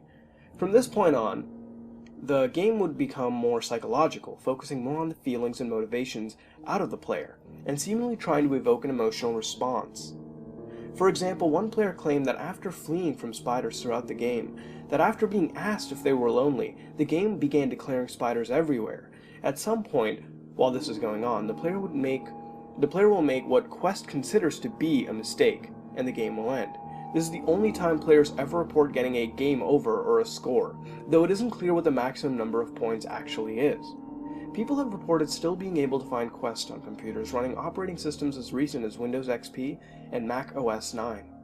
In all this time, the experience players describe is still the same. Quest shows up randomly in a file search, and brings up a game in a green-on-black display. However, with the advent of a more modern operating system, tales of this mysterious game have become little more than stuff of legend. Indeed, many modern users laugh at the idea of such a game. Others, however, view the tale of Quest with suspicion and fear. Is it something to fear? Who can say? Questions about who made Quest, where it came from, and how it came to be on so many computers persist to this day. Perhaps, though, these questions will never be answered. Perhaps in this modern age, Quest has finally disappeared for good.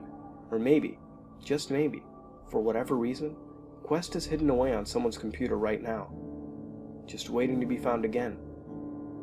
So, that was a short creepypasta. Quite a contrast from the last one, Antisonic.dll, right? But was it good? Yeah.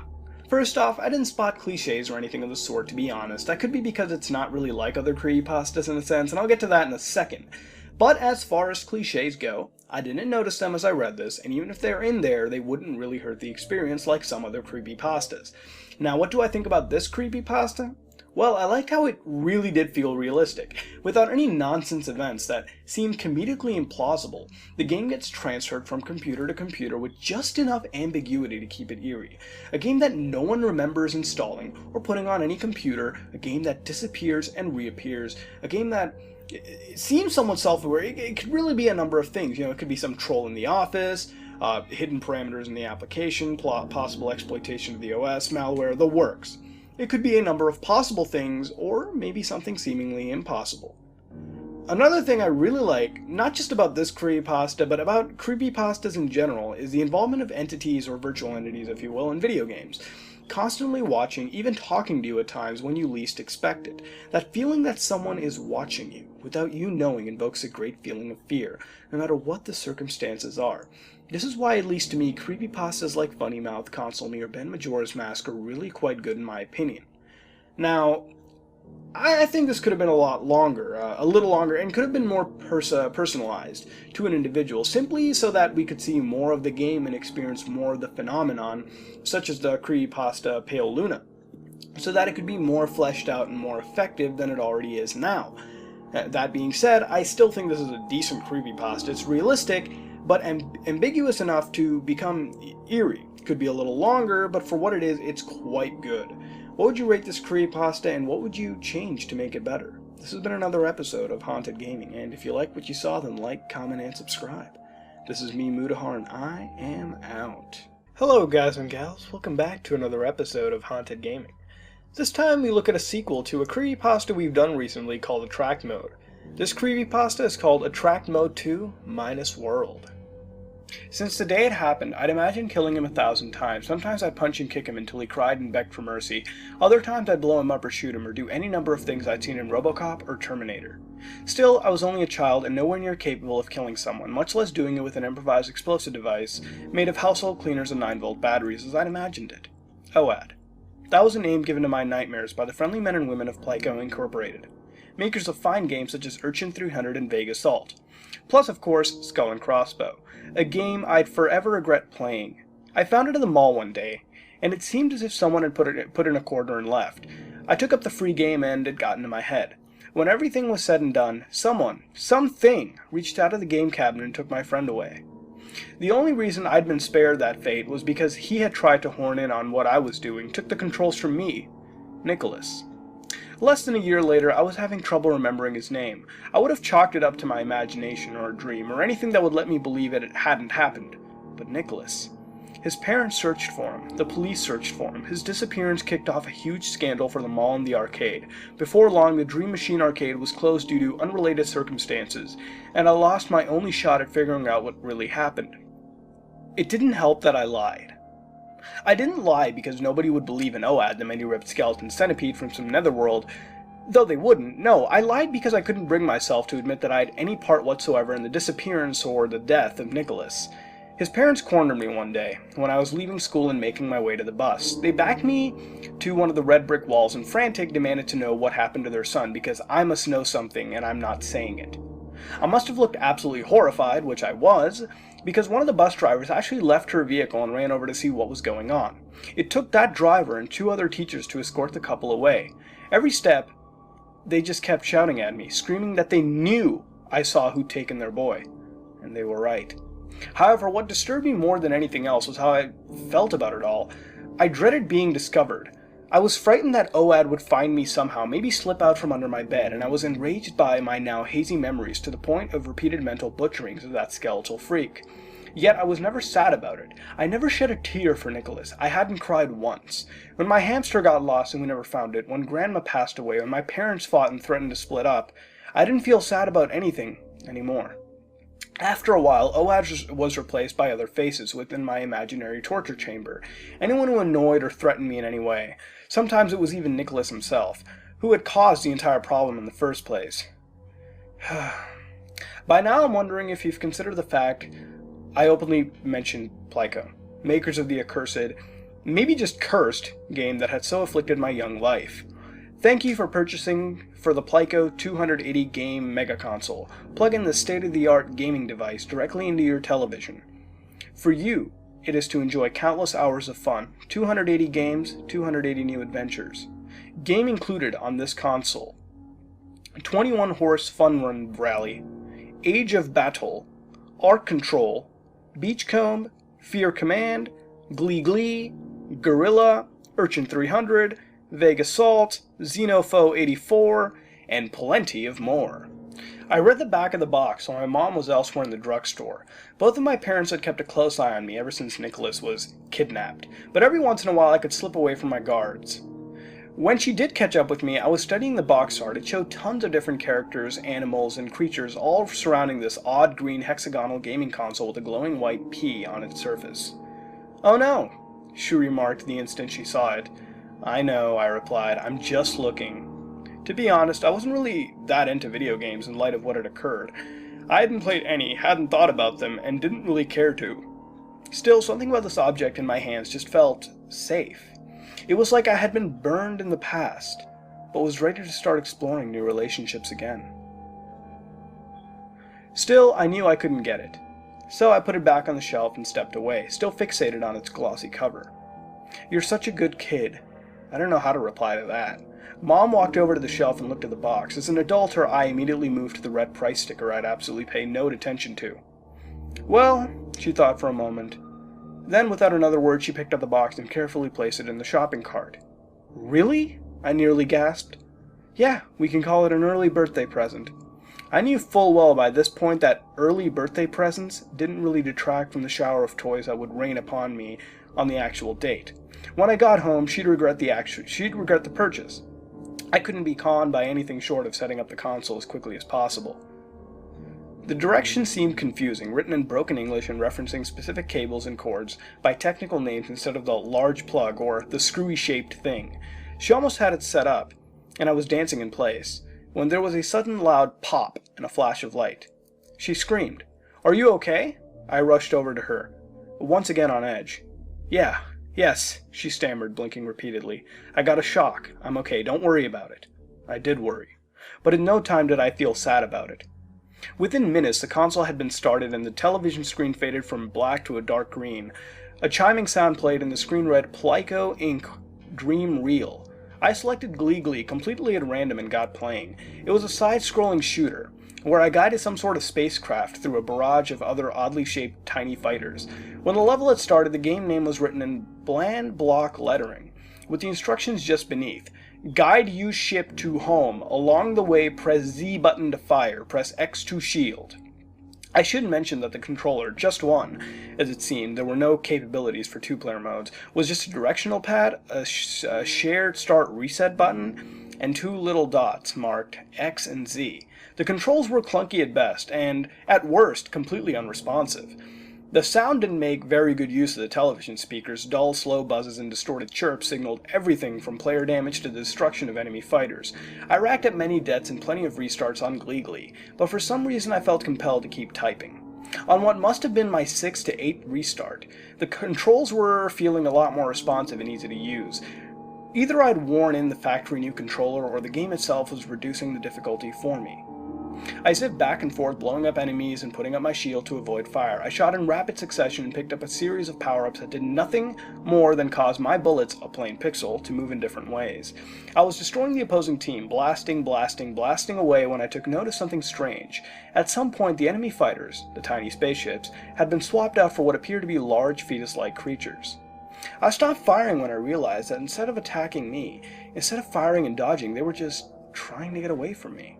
At some point I stopped defending myself against and smoothly transitioned into peppering defenseless pre-birth beings with deadly fire. I let the game run for a few minutes as I'd watched the spectacle. A space fetus would drop into the screen and then slowly float away from my ship, though they were formed of the most basic pixel imagery.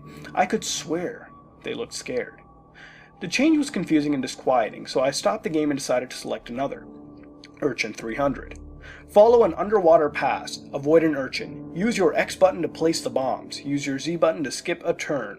The screen became a grid of 10 by 10 tiles, and the center was a little person. and all around and placed randomly were 4 round spiny urchins. The urchins were easily twice the size of the player sprite, and had a single large rolling eyeball on top of their heads? I moved the little man into another tile, after which all the urchins moved 1 tile closer to him. I quickly got an idea. Every time I moved, the urchins would try to get a little closer to me. It was reasonable to assume that if any of them touched me, I'd be dead. Rather, the little guy would be dead. I pressed the Z button to place a bomb, figuring I could somehow trick the urchins onto it. Unfortunately, I had mixed them up in my head, and the Z button was to skip a turn. The urchins drew closer, and I hadn't even moved. Using the correct button, I dropped a bomb, a cartoon spherical bomb with fuse, and moved on to the next tile. Above me and to the right, 2 urchins moved onto the same tile, creating a single urchin with 2 eyes. The eyes didn't rotate anymore, and instead fixed straight forward, out of the screen and onto me. By moving cleverly and placing bombs in much the same manner, I eventually guided all the urchins, even the unpleasant 2-eyed urchin, to their destruction. Each time one touched a bomb, it would burst into the most pleasing, multicolored explosion. It was a dazzling flash that immediately drew my attention and made me want to see it again and again, over and over. I was about 3 levels in, when I was surrounded by mounting numbers of urchins, that I finally slipped up. Seeing no way out of a corner I'd painted myself into, I quickly tapped the X button and skipped enough turns for the urchins to close in and end the round. As soon as the first urchin touched the player sprite, a sudden ear-splitting shriek emanated from the speakers. I physically jumped at the unexpected scream and quickly turned the volume down. I watched in impotent dread as the urchin knocked me down, undulated over me, and began spinning its eyeball even more wildly than before. It bobbed up and down, all the while making the sound of teeth grinding bone. When it was finished, the urchin moved off the tile, leaving nothing behind but a trail of dark red blood that marred the playing field as it slowly made its way across the screen. At this point, I was ready to select another game, and I'd already realized that the system might actually never get played again after today. My thumb was over the start reset button, a split second away from plunging down upon it when the screen stopped me cold. Nicholas 2 of 3. The grid reappeared, still smeared with blood. The urchins had been randomly placed again, and there was my sprite at the center of the screen. "What?" I whispered, completely focusing on the little man. I put the controller down and crawled on hands and knees to the screen. Nicholas? I didn't even know what I was looking for, or what the game had meant. For all I knew, the main character just happened to have the name, like Mario or Samus.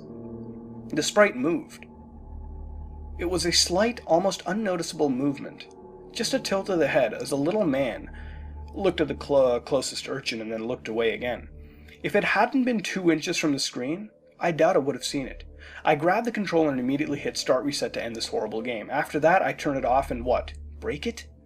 As soon as I ended the game, the urchins all made an unanimous, sweeping movement towards the player, towards Nicholas, before they reached him. As a second ear-splitting shriek ripped through me, regardless of the volume setting, the screen faded to dark red.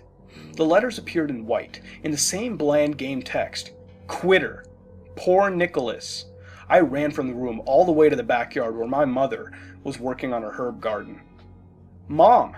What, is something wrong? Mom! Mom!" I ran into her arms, nearly knocking her over. "It's Nicholas." Her face immediately turned from concern to shock. "What, dear? What? Did you remember something?"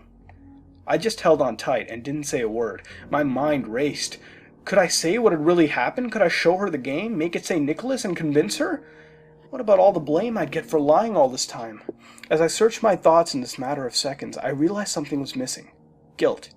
I didn't feel guilty anymore. I didn't care about lying or continue to lie. I didn't feel guilty for what happened to Nicholas, and I didn't necessarily care if he ever came back. In the absence of this emotion, I couldn't put my finger on why I'd even run to my mom in the first place. It was like I'd suddenly been relieved of a heavy burden and no longer had any fear of repercussions. "Never mind," I finally replied. "Everything is okay." Calmly and in a way I'm sure must have confused my mother, I strolled back into the house, to the console, and sat down in front of it. I looked through the main menu again and decided to play something new. Xenophoe 84. Nothing makes sense in Minus World. A familiar skull face flashed on the screen only briefly, and within moments all I could feel was a blinding sense of rage. "Hi, Nicholas." I grinned cruelly at the little man on the screen. "Now we can play again, and again, and again."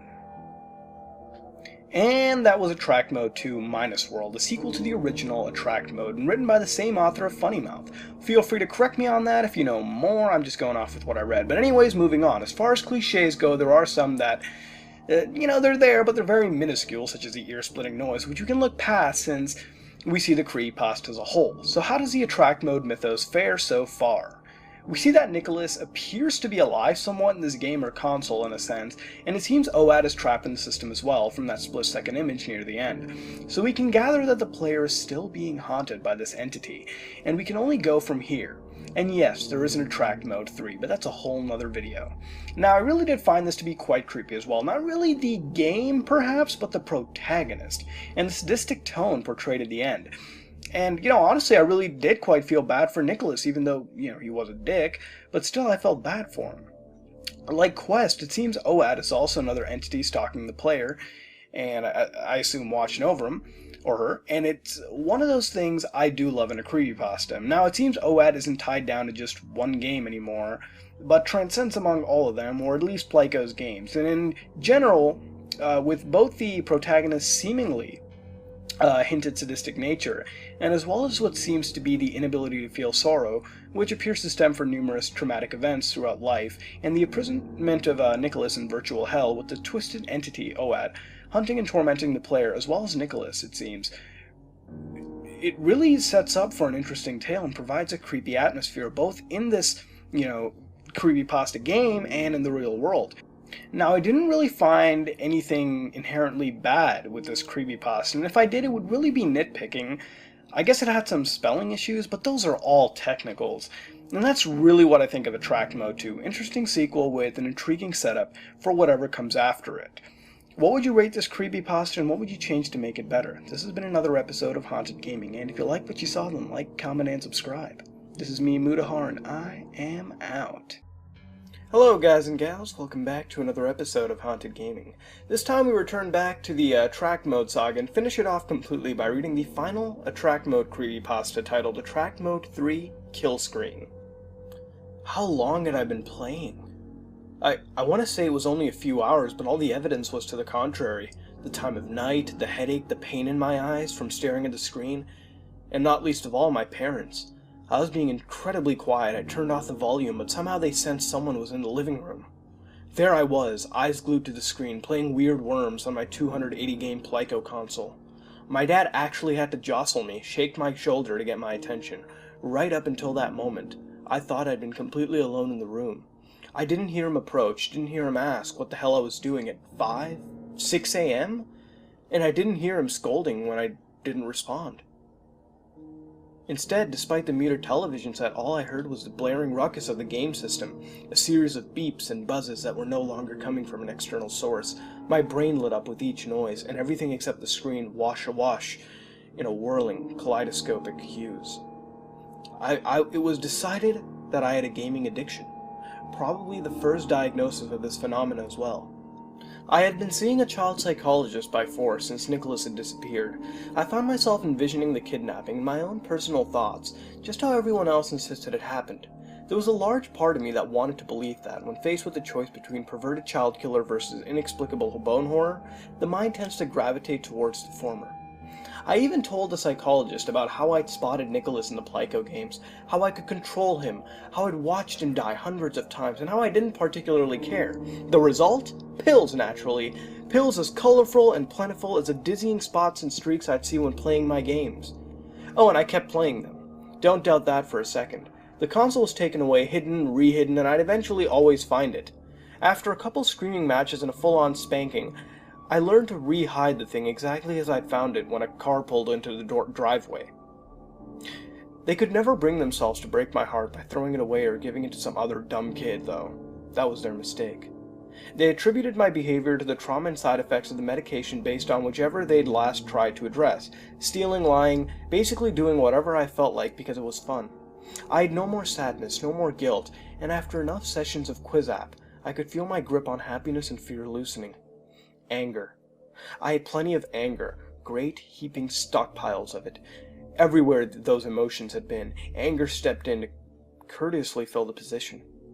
I became enraged at the simplest things, even things I myself had caused, and things that were intended to fill me with joy. When Christmas came around and I was expected to open my presents in front of my parents, my cousins, and my aunt, I flipped out. There was nothing wrong, no flaw in their behavior, or absence or presence I had wanted. I was just pissed at the idea that anything new was occurring. They took away the presents, wrapped in shiny paper and bows and all that, took them away and said I couldn't have them until I apologized. I never apologized, and I didn't need any of that shit because I knew where the console was hidden.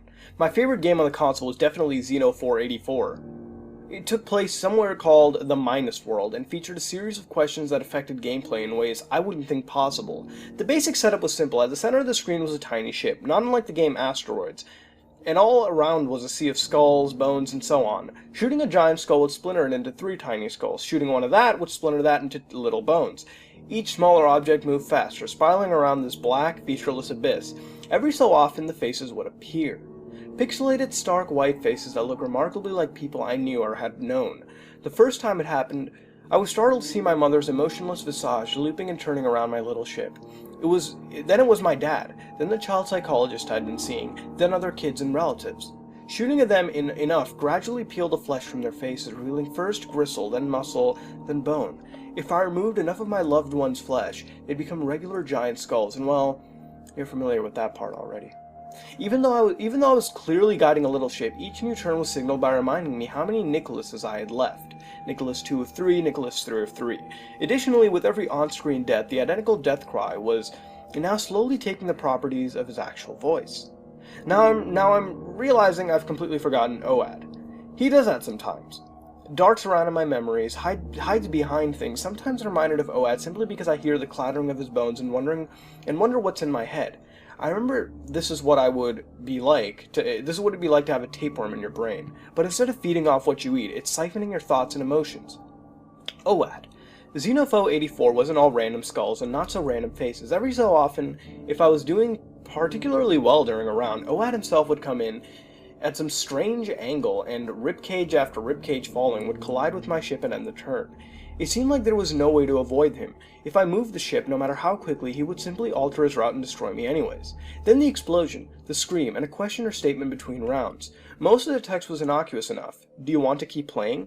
And do you think you will win? Some of the more disturbing lines back then I could feel disturbed ranged from I hate you to Nicholas hates you and do you know how far you've gone? It was OAD who told me, in that white block lettering, to throw away the pills. He even told me where the console was going to be hidden next, when my parents suspected I'd been getting at it. I will be in the attic.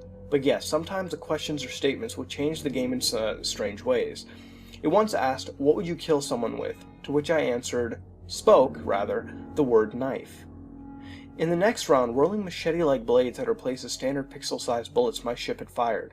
Using this method, I had received power-ups like flamethrowers, bazookas, and even an ill-conceived request for a bigger ship. All that did was make the ship on screen easier to hit, and I could see Nicholas in the cockpit clawing at the hatch desperately, his face, only a few pixels in width, frozen in a black-eyed scream. I was getting better at the game.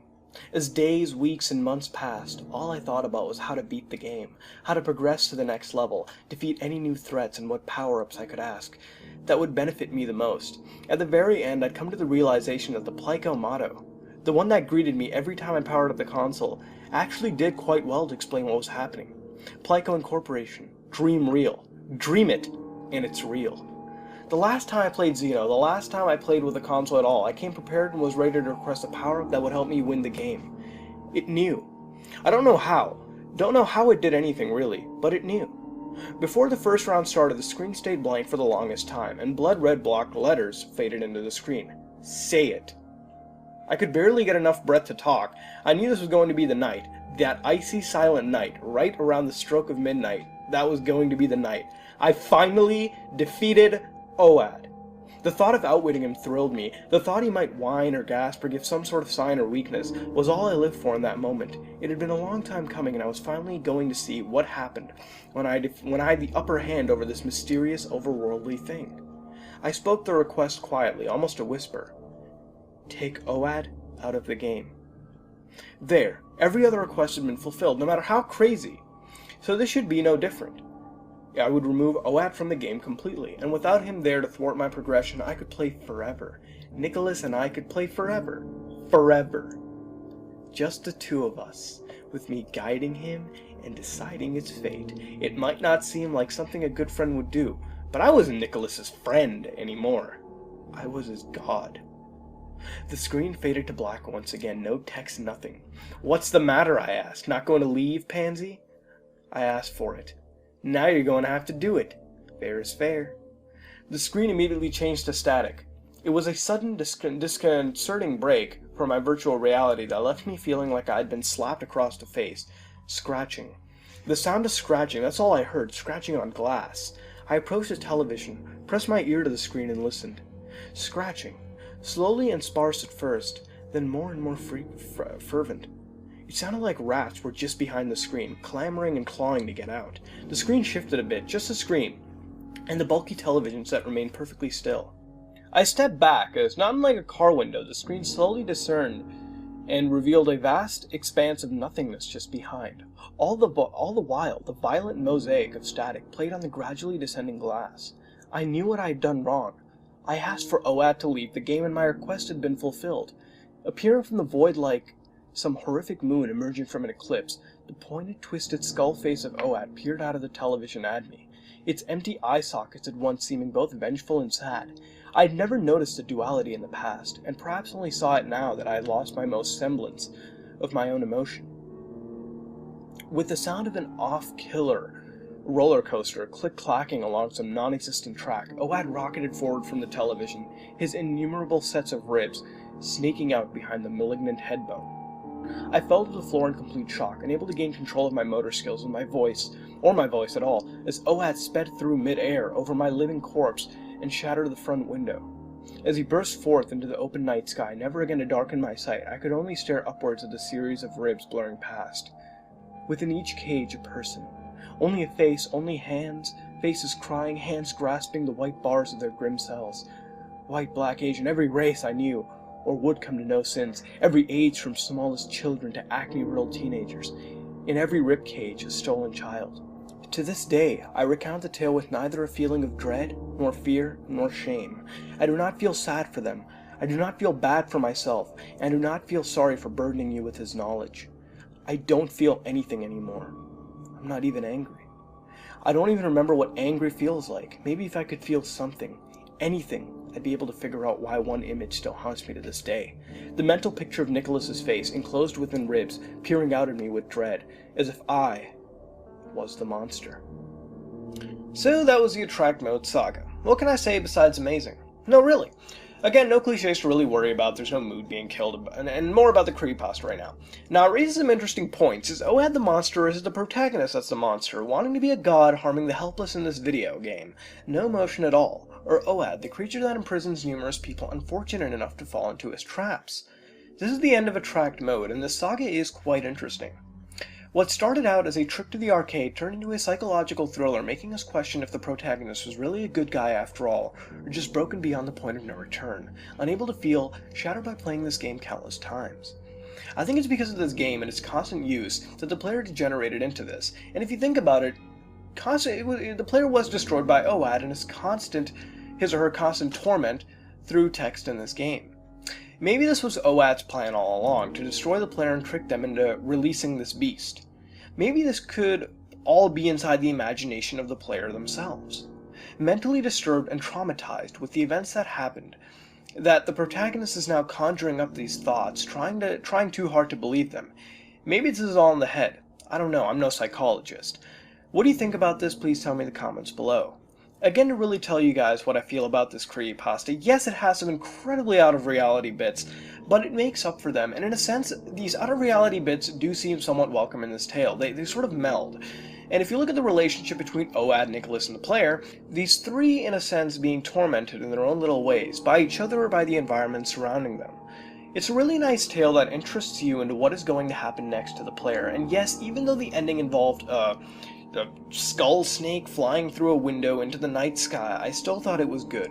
Maybe it goes back to the theory I was talking about in the beginning. This is all in the player's imagination, trying to repress the memories and loss of Nicholas in the arcade. Although personally I would have liked a more realistic ending rather than extreme paranormal circumstances, it's quite decent, and it ended on a nice note.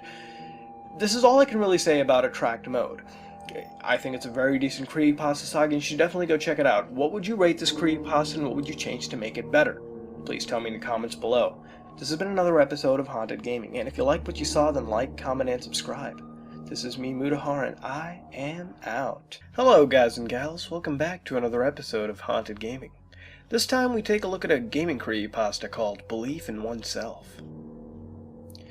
Hello, Internet. I feel like this is the best place to tell a story to all of you today. It's been 4 years since I was detained for being mentally unstable by the government. A false accusation at best, but I guess they have their reasons. Ever since I was a child, I was different, not physically, but mentally. I was diagnosed with OCD at an early age, and I hallucinated things often. Not unlike your average drunk. The difference is, after 20 years of having to put up with my visions, people have gotten used to it. No one seems to trust me or what I say after all. I could just be seeing things. Maybe I'm envisioning me typing this post right now, but enough about me. Let's get to the story. It all started 5 years ago. I was 16 and my older brother had left for college. While I was interested in card games, poker, war, even things like Magic the Gathering, my brother was a huge video game buff. He absolutely loved all video games. Nintendo, Sony, Microsoft, Capcom, Konami, you name it. He owned nearly every main console from the NES to the Game Boy Micro. It was what he referred to as his collection. However, his favorite system without a doubt was a Nintendo GameCube. He had nearly every game worth your while for the GC, and he played it by far the most out of all the consoles. He'd often brag about having 10,000 hours in Melee. Him and me were very distant. We didn't really like each other, because he couldn't put up with me being so wrong all the time due to my chronic hallucinations. I tried so hard to make him love me, because he was the only person even close to my age that I knew. My parents were my only friends. However, when he left for college that day when I was at school, he left me a box, just your average box, probably filled with stuff from the attic or something. When I opened it, to my surprise, was his cherished GameCube. I couldn't believe my eyes, and I probably shouldn't have in retrospect. Inside that box was an absolutely obscene amount of games, as well as everything from Wave Race to Paper Mario 2. On top of these games was a single letter, entitled To Mark. I sat down at the table and ripped the envelope open. Dear Mark, I haven't been a brother to you. It has taken me 16 years to realize that, but I finally have. I cannot even begin to understand what you've gone through, so I won't try to empathize with you. But I do know that your life has been hard. Take this as a token of my love. It is that GameCube, along with all 150 of the games I had. I know you'll like video games if you just give them a try, so have fun. I want you to. Your brother, Chase. It was something I've always watched him do, play video games. It seemed like such a fun and interactive world, and I longed to get involved, but he would never let me. He always said that I wasn't mentally capable of playing them. Despite this, I wanted to please him, so I played. And played, and played, and played. Through all 150 of his games, I got 100% completion on every single one of them. It took me a whole year, but once I finished, I called him up and told him about my accomplishment. All 150 games? You're really getting to like video games, aren't you? I wish I could congratulate you. But you're not quite done yet. There's one more game in there. Go play it. It's one of my favorites. I'm sure you'll love it. He hung up. 151, I thought? Perhaps I missed something after all. I went back to my game shelf, and lo and behold, after scanning the shelf, I did see a game that I hadn't played yet. Super Smash Bros. Melee. How did I forget that one? It was his favorite after all. I asked my dad to play a few rounds with me, and he obliged. I popped the small disc into the GameCube and loaded it up. I couldn't believe what I had missed out on. This game is so much fun. He had unlocked all the characters and all the stages, a true completionist. After playing 3 rounds, my dad went back to making dinner. So I tried playing a classic mode run by myself. I selected classic from the menu and began playing. Being the new player that I was, I selected 5 lives in very easy mode. I progressed through the levels, but at the 5th one, I died. Expecting to respawn at the top of the screen, instead I got sent to the continue screen. I did a double take and reevaluated my thoughts. I knew I had 5 lives. After getting mad at the game for a bit, I wanted to continue, but no option was there. In fact, there were no options, just a black screen and the word continue on it. A bit freaked out, I turned off the GameCube and played some solitaire to relax myself. A bit later, after I'd calmed down and rationalized that the game was just glitching, I went and phoned my brother and explained what had happened. "You're just hallucinating again, bro. Calm down and try again. The game worked fine when it was with me. Maybe the disc needs to be cleaned or something." He hung up. Maybe he was right, that I was just hallucinating. After all, I pretty much do it all the time in my life. After cleaning the disc off, I sat down and played again. Selected classic mode, played through it, etc., etc. Died on the 7th level this time, and again, I got booted to the continue screen. This time, however, though, instead of continue, it said nobody. I also noticed that my player character, usually in the background in the form of the trophy, wasn't there. Needless to say, I freaked out. There was no way the game could just do that. But it couldn't be a hallucination either. I've never hallucinated while playing video games before. I was sure of it. So what was it? I asked myself.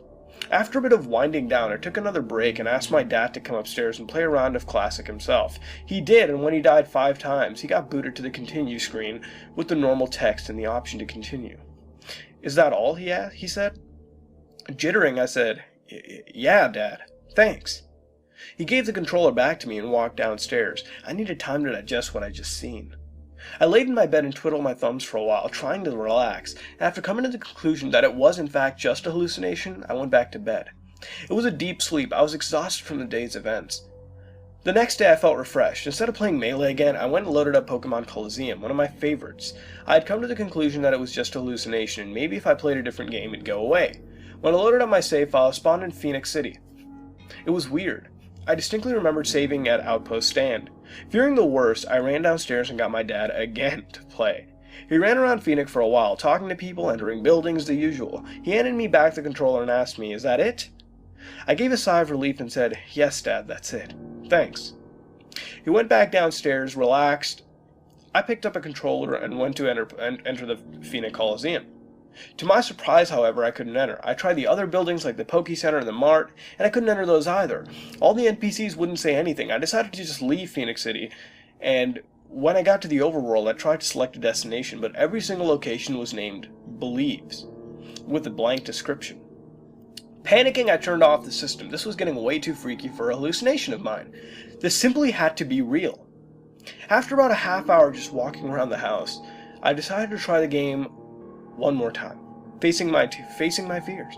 I loaded up the game again and was booted to Outpost Stand. All the NPCs talked and the game was normal. I could leave the area and go anywhere I wanted. This only served to make me more skeptical. I was ever vigilant, looking for the slightest sign of something being off. After thoroughly searching through the game and finding it completely normal, I began to play the game for real this time. It was fun, and I played all throughout the night. I couldn't wait for tomorrow. My fears of hallucination vanquished, I eagerly awaited getting some time on Super Mario Sunshine. Waking up in the morning, I bolted straight to the GameCube. It felt just like old times, booting up the thing without everything going all hallucinatory. I booted up Super Mario Sunshine, selected my save file, and after the loading screen I landed in Delfino Plaza. Everything seemed fine, the NPCs said normal things, I could leave the area and all that. Then I turned my head up to the sky to see the skybox, usually filled with bright and puffy clouds. Instead, it only had 3. 3 gigantic clouds that each spelled the letters Y-O-U. I snapped. Everything in my body just wanted to yell out in frustration. Inside my mind, the all-familiar debate raged, real or hallucinatory. I was sick and tired of being toyed with. My rage was simmering inside my body, waiting to be released, but for some reason I didn't blow my top just yet. I was intrigued. These were definite words that the game was showing to me, words with meanings, like the game was trying to tell me something.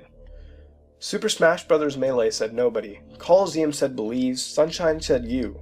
It was at that moment that I realized what was happening. The games were telling me what I'd already known. Nobody believes me.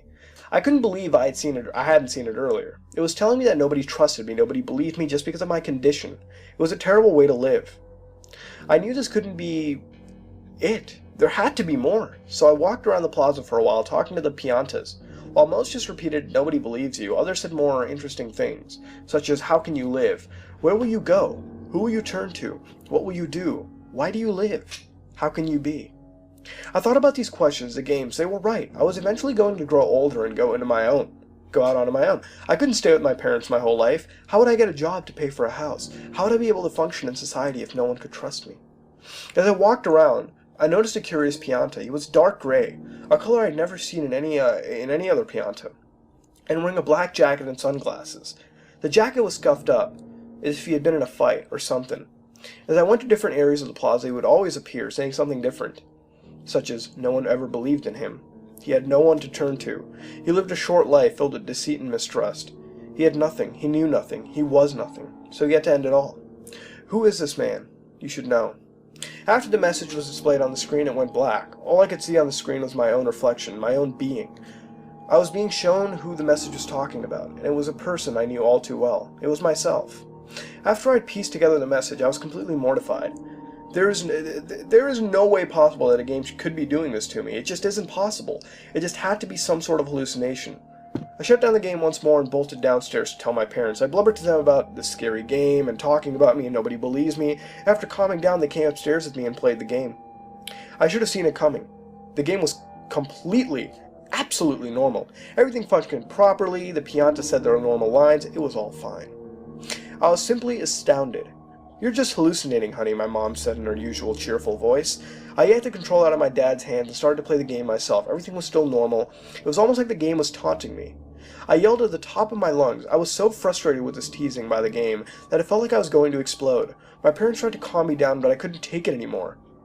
It was beyond the point of the reason. Every single one of these games is different for me. It can't be a hallucination. It has to be real.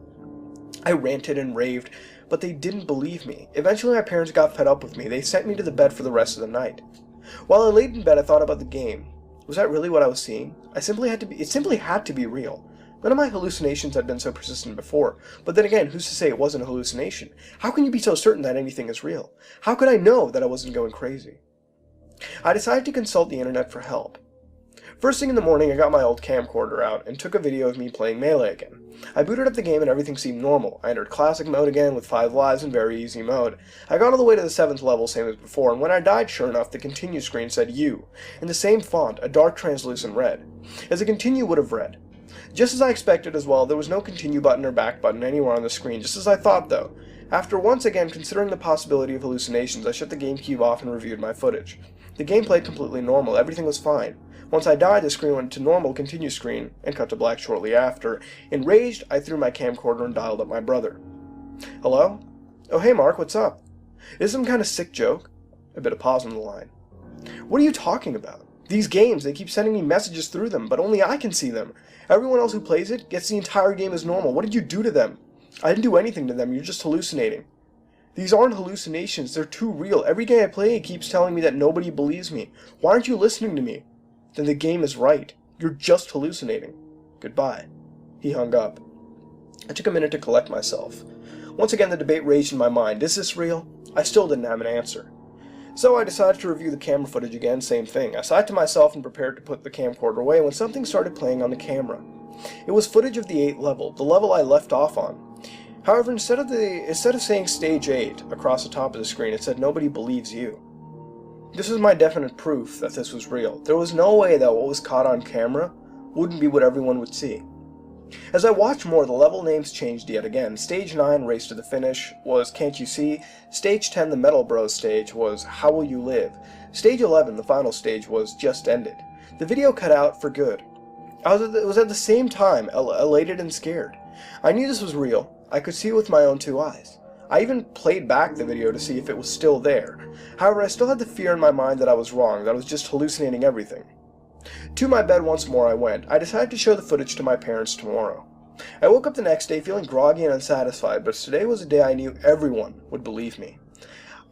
I corralled my parents in the living room, hooked up my camcorder to the TV, and fast-forwarded to the end of Stage 7. I even got my brother on the phone to listen to my parents' reaction, but guess what happened? I'm pretty sure you know. Nothing.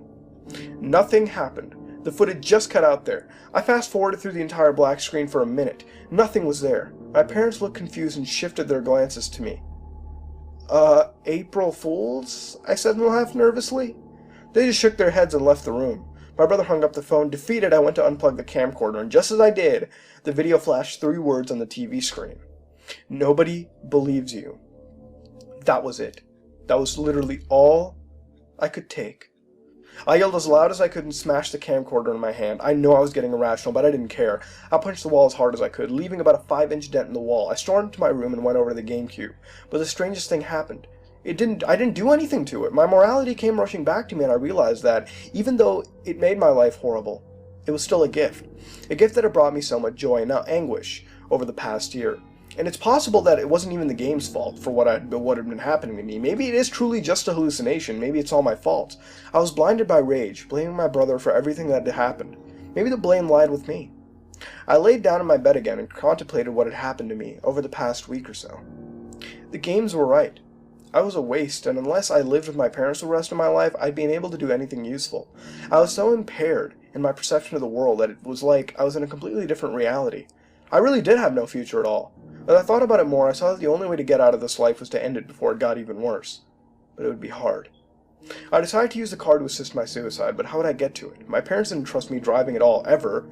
I decided that I'd have to wait until nighttime to do this. Set my alarm clock to 1 in the morning and fell asleep. Hopefully the alarm would actually wake me up.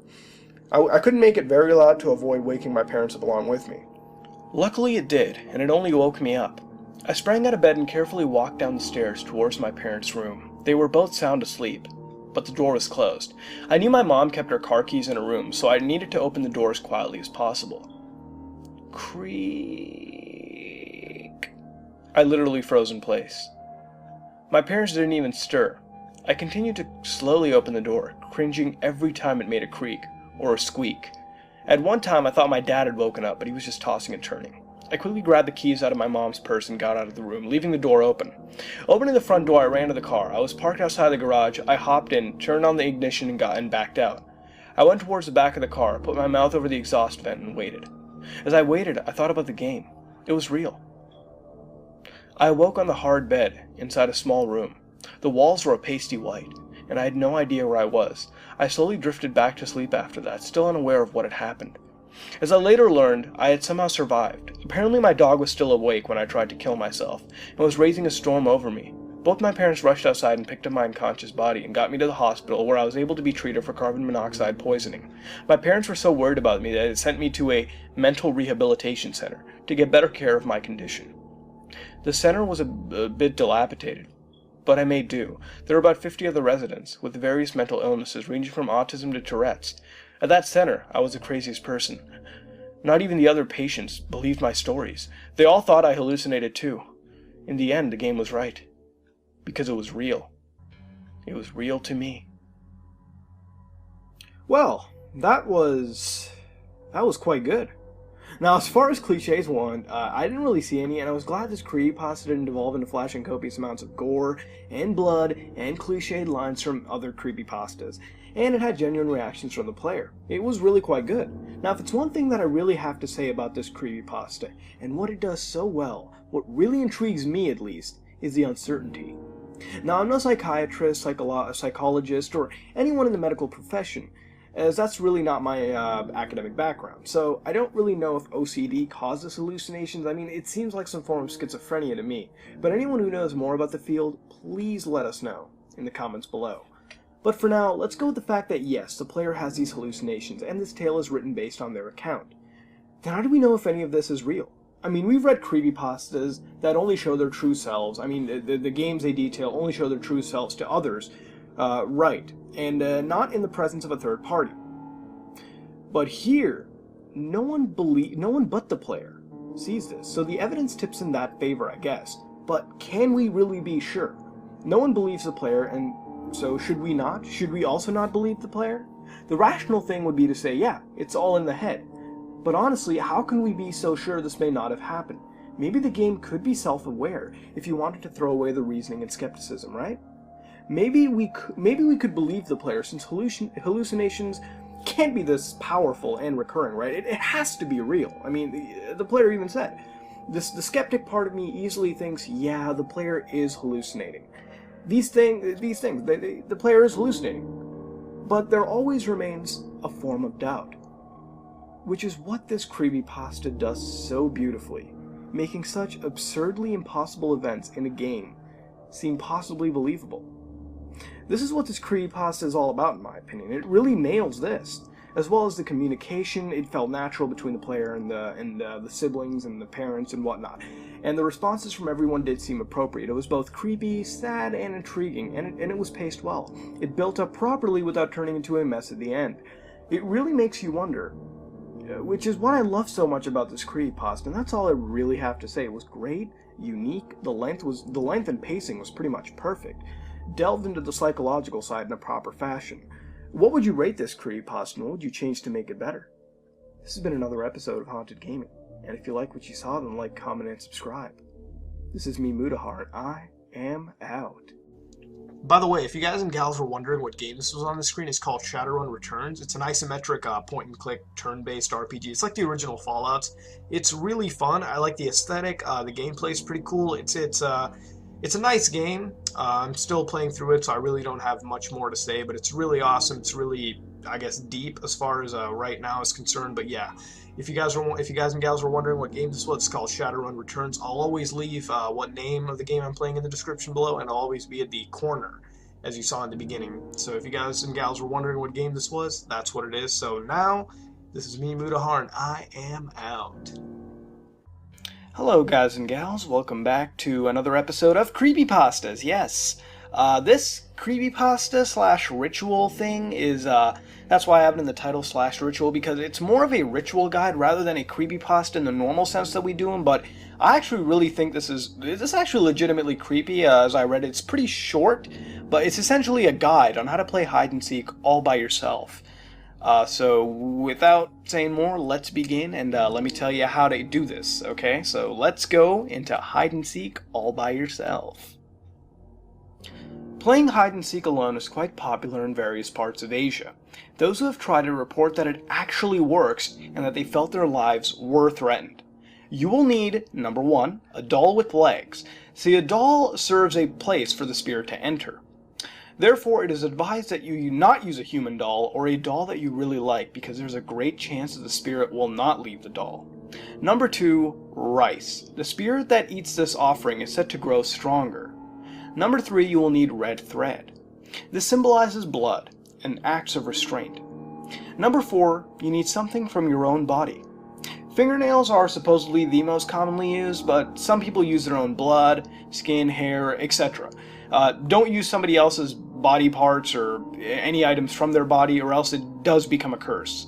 Number 5, you will need a weapon. Something to stab the doll so that you can anger it.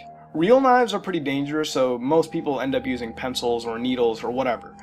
Number 6, you will need salt water or alcohol. Without this, the game actually can't end. This material, the salt water and alcohol, is used to get rid of the spirit. Next, you will need a hiding place. Pretty self-explanatory. Final thing you will need is a name. See, giving a spirit a name is the most powerful thing a human can give. Names give these spirits humongous power. Now, step number 1.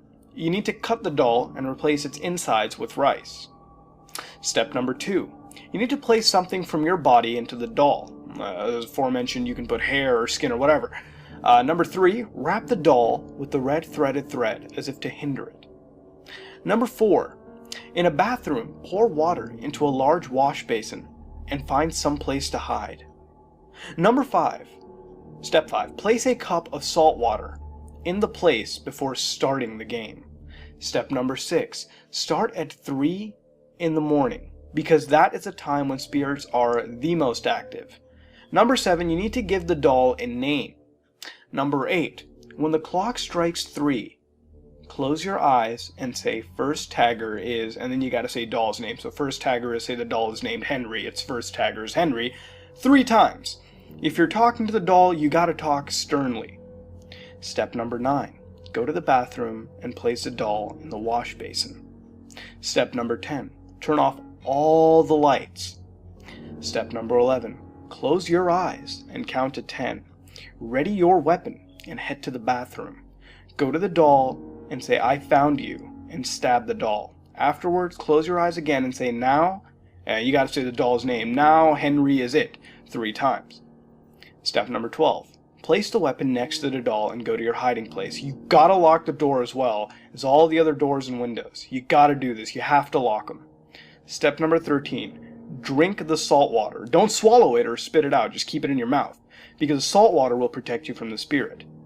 Now you can play this game, but when you want to end it, take any of the leftover salt water or alcohol. Find this doll. Keep in mind that if the doll isn't in the bathroom, then there may have been instances of it actually being outside, okay? There have been instances. When you find this doll, spray the salt water in your mouth onto the doll, and do the same with the excess water you have left. Close your eyes and shout, "I win, I win, I win." The spirit in the doll will give up, and the game ends. It is advised to dispose of the doll by burning it. Now here's some important things. Number 1, keep this game under 2 hours, because after 2 hours, the spirit in the doll is going to be way too strong. You can't remove it then. You gotta play alone, by the way. The more people there are, the higher chances that someone might end up getting possessed. Number 3, don't go outside. Number 4, when hiding, be absolutely silent. Number 5, turn off all electronics before starting, cell phones, whatever.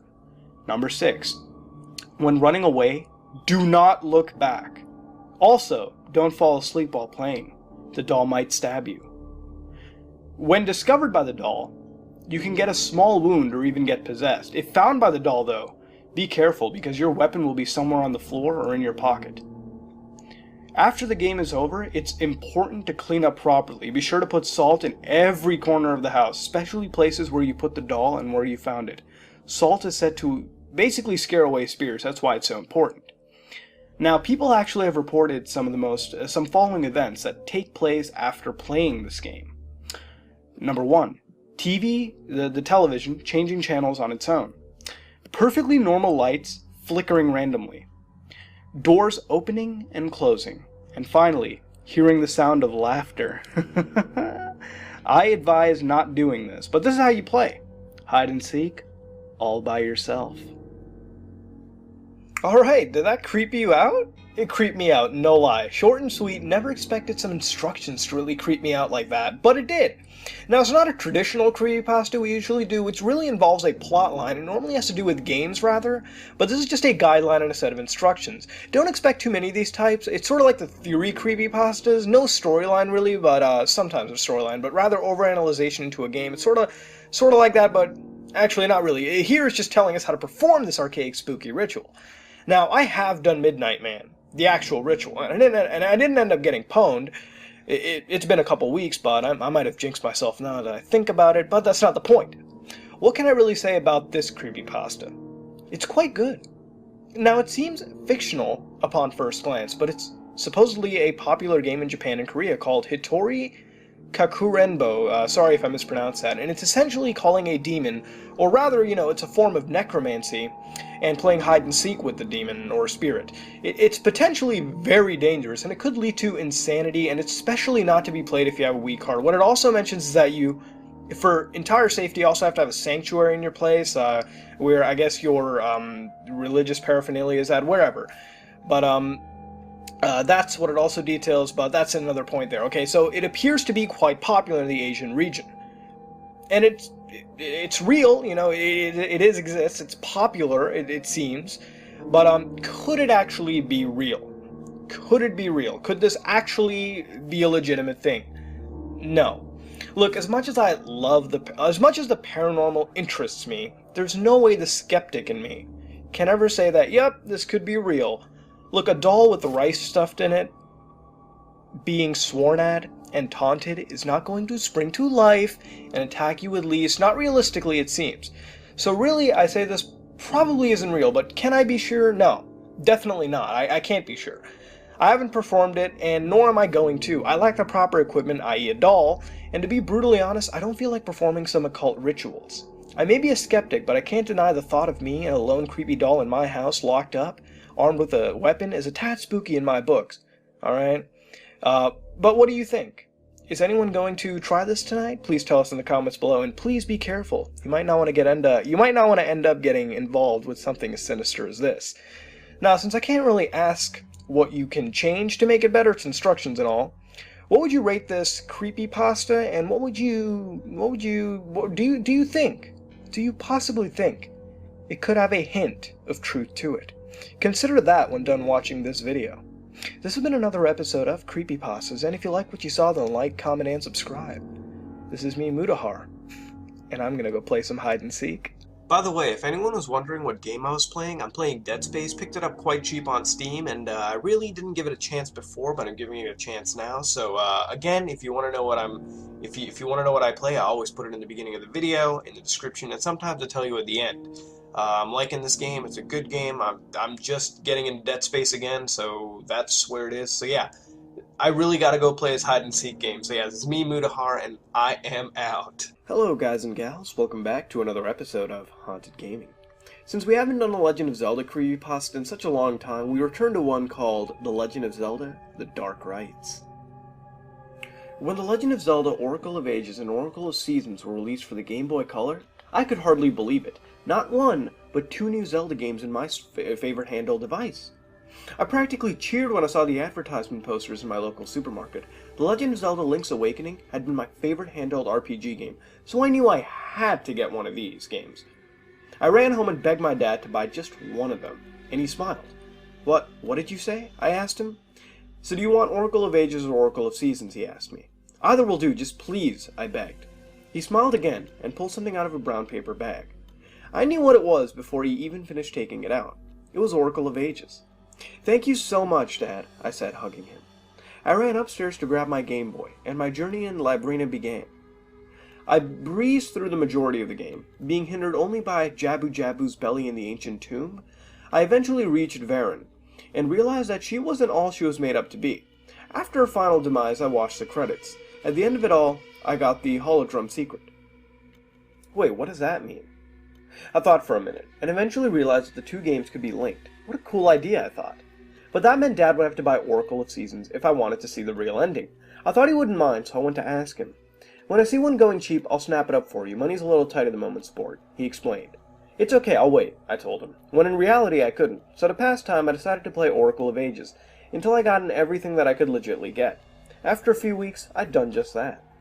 I knew that if Oracle of Seasons didn't arrive soon, I'd have to find something else to pass the time. Luckily, though, a few days later, it did arrive. After constantly thanking my dad, I ran upstairs and put it into my Game Boy, replacing Ages with Seasons. I noticed just how similar the two games were just by watching the cinematic intro. The first thing that caught my eye, however, was that there was already a file on there. It was called Chris. I decided to leave the file there, as respect to the original owner, and start afresh. I found Seasons to be easier than Ages, and got through it faster than expected. Even Onox's Dark Dragon form was simple enough. After the credits, though, I expected the Labrina secret. But all I got was coding where the password should have been. A glitch, I thought? The game then reset itself, and I went back to the menu screen, but there was a problem. My file wouldn't load properly, because all I got was Korn's face staring at the screen. I then realized that I had lost all my progress. I cursed and decided to check the Chris file. It seemed normal enough for me. Just a completed file with all that could be obtained at that point. Just like my file. What a coincidence, I thought. Then I remember the whole reason I got this game. The link function.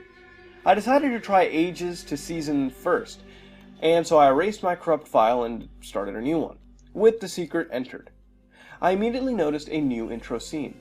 Characters like Impa, Bippin, and Blossom recognized me from Labrina. There were secrets to enter into my Ages file, so I could get new items like Bombchus and Bigoron's sword, and a guest appearance by Zelda herself. The story was the same with slight differences, and I eventually defeated Onox for a second time. I then got the penultimate ending, with the fight against Combe and Kotake Twinrova occurring before fighting Ganon himself. Victory achieved! I watched the ending and got the password Hero Secret. I wrote this down and set about completing Ages with Chris's file from Seasons. I expected the same kind of thing, which was exactly what I got. Then I realized a change. Instead of calling me Chris, the characters would call me the Imposter. I thought this was part of the Seasons-linked game storyline and continued as normal. That was until I reached the final essence of time. As I entered the ancient tomb, I entered a cutscene with Coombe and Kotake at the Room of Right's altar. The following text ensued. "Do you think he knows what we know?" "No, he doesn't, and won't." "No, he won't, because he'll experience the same pain Chris felt." "Yes, the imposter thinks this is all a game. Things will turn out horribly for him. And then it will be a game no more." The cutscene ended suddenly. I had a feeling that the Gerudo witches were talking about me, and wondered what they meant by the same pain Chris felt. I knew this wasn't part of the storyline. but couldn't figure out what was happening. After all, my original file on Aegis had been fine. Was it the result of linking? I wasn't sure, and carried on like it was nothing. I got the last essence and proceeded to challenge Varen. It seemed like she knew about the same pain Chris felt, because she told me that her death would change nothing, and that I would still be unable to stop Twinrova from completing their plan. I beat her final form and was immediately teleported to the Room of Right's basement. Kuma and Katake were flying in front of me. "We have no need of Princess Zelda anyways," they said. "We have you. You will be the sacrifice. Witness the flames of the Dark Rites burn, the flame of sorrow, lit by the Sorceress of Shadows Varen. The flame of destruction, lit by the General of Darkness Onox, the flame of despair, lit by Chris." What do they mean, I thought. Oh, you don't know about Chris, do you? His demise lit the flame of despair. We fought him, and he fought well, but we were too much for him. His avatar destroyed, we proceeded to destroy his mind. Thus the final flame of the Dark Rite was lit. Now we have our sacrifice. Ganon will return, through your real body. Prepare for your doom. My head spinning, Kuma and Katake becoming one, and Twinrova attacked. Then it hit me. I wasn't fighting for Labrina, or Holodrum anymore. I was fighting for my life. Even though I'd fought her before, Twinrova had some new tricks up her sleeve. She could summon Dark Links, much like Varen, and a crystal with a Link clone inside. Hitting it damaged me, like hitting Din in her crystal form when Onox summons it. I tried to avoid damage wherever possible, and wore the Heart Ring L2 to keep me alive. I had a magic potion at the ready, but wasn't sure it would work. Twinrova taunted me throughout the battle too, saying how I was fighting in vain, and that the summoning of the Evil King could not be stopped. I dealt several blows in the robe, paralyzing her, and shot out a mystery seed. It was a finishing blow. Twinrova did the same death animation as usual, but her text had changed. "So you bested me, but you only withheld the summoning. Watch your back, because we'll be watching you." She started exploding. "Always watching." And then she disappeared. The stairway appeared, and I proceeded to walk up to the Room of Rites. After the battle with Ganon, the flames were usually diminished. They burned vigorously, though. I couldn't leave the door, and the stairway closed behind me. Falling down the hole still did damage. But as I tried it a second time, I noticed something. Every time I took damage, there was faint laughter in the background, similar to an old woman's laugh. I guessed it was Kuma and Katake, haunting me from the grave. Resetting the game and reloading the file spawned me in the same location, with one less row of hearts. My Heart Ring L2 wasn't working either. I knew what was happening. They wanted to kill Link. I knew what I had to do. I turned the game off and took it out of the Game Boy. I then proceeded to put it back in its box and put it in my cupboard. There it lay for around 3 days before my dad asked me how my games were coming along. I told him that they were just doing fine. The next day, I went to my local supermarket with both games in hand. After Aegis seasons began playing up, they referenced an imposter scene in Labrina, and I still heard Kuma and Katake laugh when I took damage in game. I realized that I'd have to dispose of both games, to rid myself of this horror, because even starting a new file didn't stop it. Anyways, the clerk in the store asked why I was selling the game, and I told him that I beat him fully, and plan on starting again. But they started playing up, so I decided to sell them to buy new ones. He asked me if I wanted to swap my ones for some new ones, but I knew Kuma and Katake would continue haunting me in those games, so I told him no thanks, because I saw some cheaper elsewhere, so I'd buy them there. He didn't mind and took the games to test. They played fine, and he paid me £20 for each. I went home and felt better, knowing that those Gerudo witches couldn't hurt me now. I enjoyed the rest of my day, and went to bed, ready to start gaming afresh. Oh, how naive I was. I dreamed that I was Link, and I was on my way to save Zelda from Ganon. I had this dream before, but things felt different this time. Everything looked, well, gloomier. The wildlife, the people, even the sky, everything just looked gloomy. I eventually did arrive at Ganon's castle, and the door was open, but before I entered, though, I heard laughing, in an elderly woman's tone. I went in, and inside the castle it looked exactly like the Room of Rites. In the second room there were several statues, all staring in different directions. There were 4 doors to go through. Just like in-game, the direction the statues didn't look, I would go through. The next room repeated this process. This happened about 10 times before I finally reached a different room. I knew what was coming. I saw Kuma and Katake in the Room of the Flames of the Dark Rites. They were in front of the table. Someone was lying on it, but I couldn't see them. The following conversation took place. "So, imposter, you really think you've stopped us? You were the true sacrifice, but that doesn't mean we can't use another host for Ganon. Yes, watch the destructive capabilities of a demon in your world. Watch as human lives feel despair, sorrow, and destruction all at once. You're helpless to stop us from this attempt, imposter." Everything then went black. I woke up feeling worried, though. I knew that they were probably serious. I wondered what they were capable of.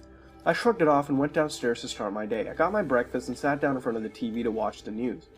About 5 minutes in, a story caught my eyes. 10-year-old boy kills parents with fork. It sounded interesting, so I listened to the story. What I heard made me have this feeling of dread, the more I heard, though. A 10-year-old boy was insane, and screamed demonic phrases at his parents before stabbing them both in the heart with a serving fork. He then proceeded to wreck his home before attacking people on the street outside his house. Police were forced to shoot, to kill, to prevent further loss of life. At the same moment, his heart gave out. Witnesses claimed they heard laughter, very faint. They all agreed that it sounded like an elderly woman. This is already enough for me to confirm Twinrova had succeeded in their sacrifice. But what the boy said, while in his fit of rage, sealed the deal. I am Ganon. Destroy all, kill all. The media blamed the games for the parent's death and his behavior, but I knew it wasn't the games. Twinrova had succeeded in summoning Ganon into the real world.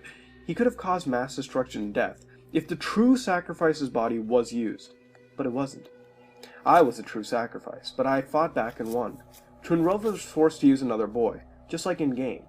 When Link beats Twinrova before Zelda was ready to be sacrificed, they were forced to use another body, namely their own.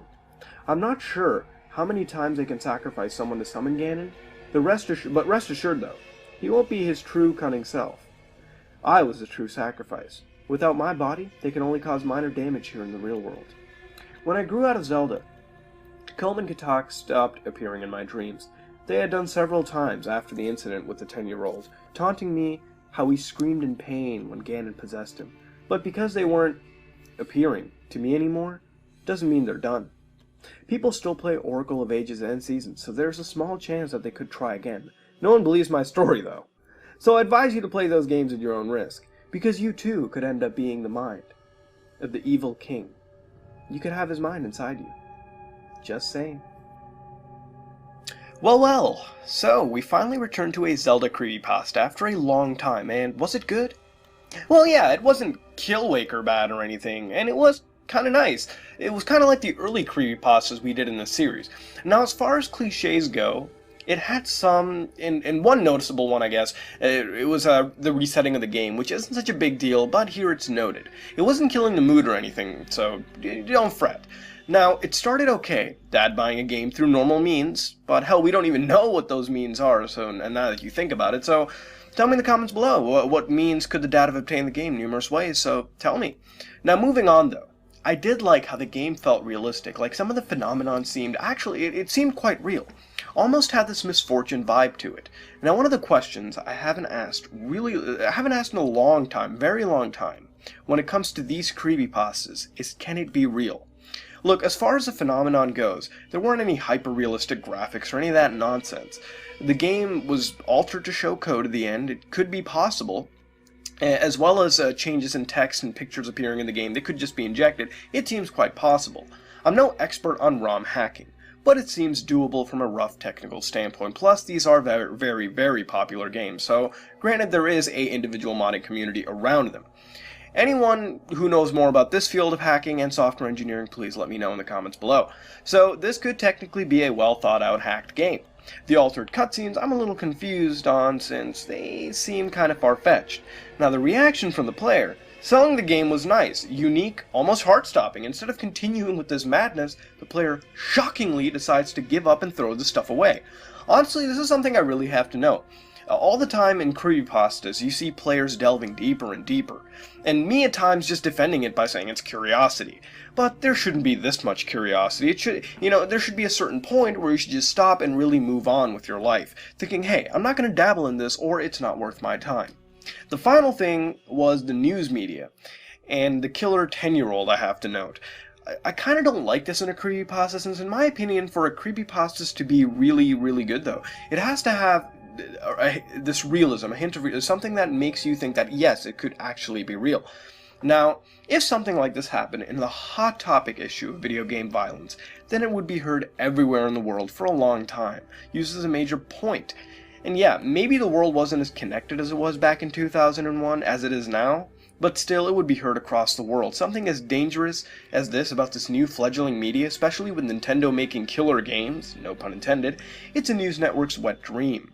But really, this is what I think. It's a nice creepypasta. It has some unique things in it.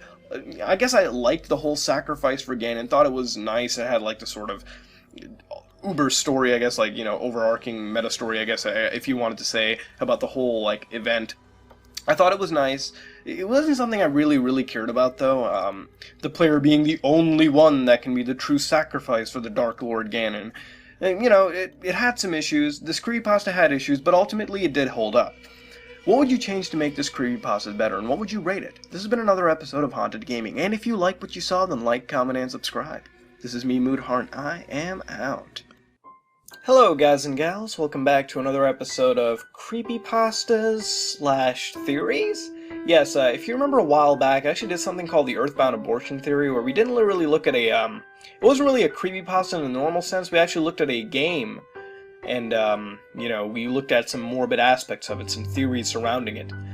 Here, we're actually looking at, rather the Pokemon show, and we're actually looking at a theory where, Ash is actually in a coma, and the entire world of Pokemon is actually all in his head, as Ash is actually in a coma dreaming this all up, all these fantasies up. So basically that's what this creepypasta is about. Now before we begin, I'm going to let you know, this does cover some mature sort of topics. It's a little more, I guess you could say, mature in a sense. So again, if you don't really want to handle all that, if you don't really want to go into it, then I suggest you not watch the video. Just letting you know ahead of time. So with that being said, let's begin Ash's coma.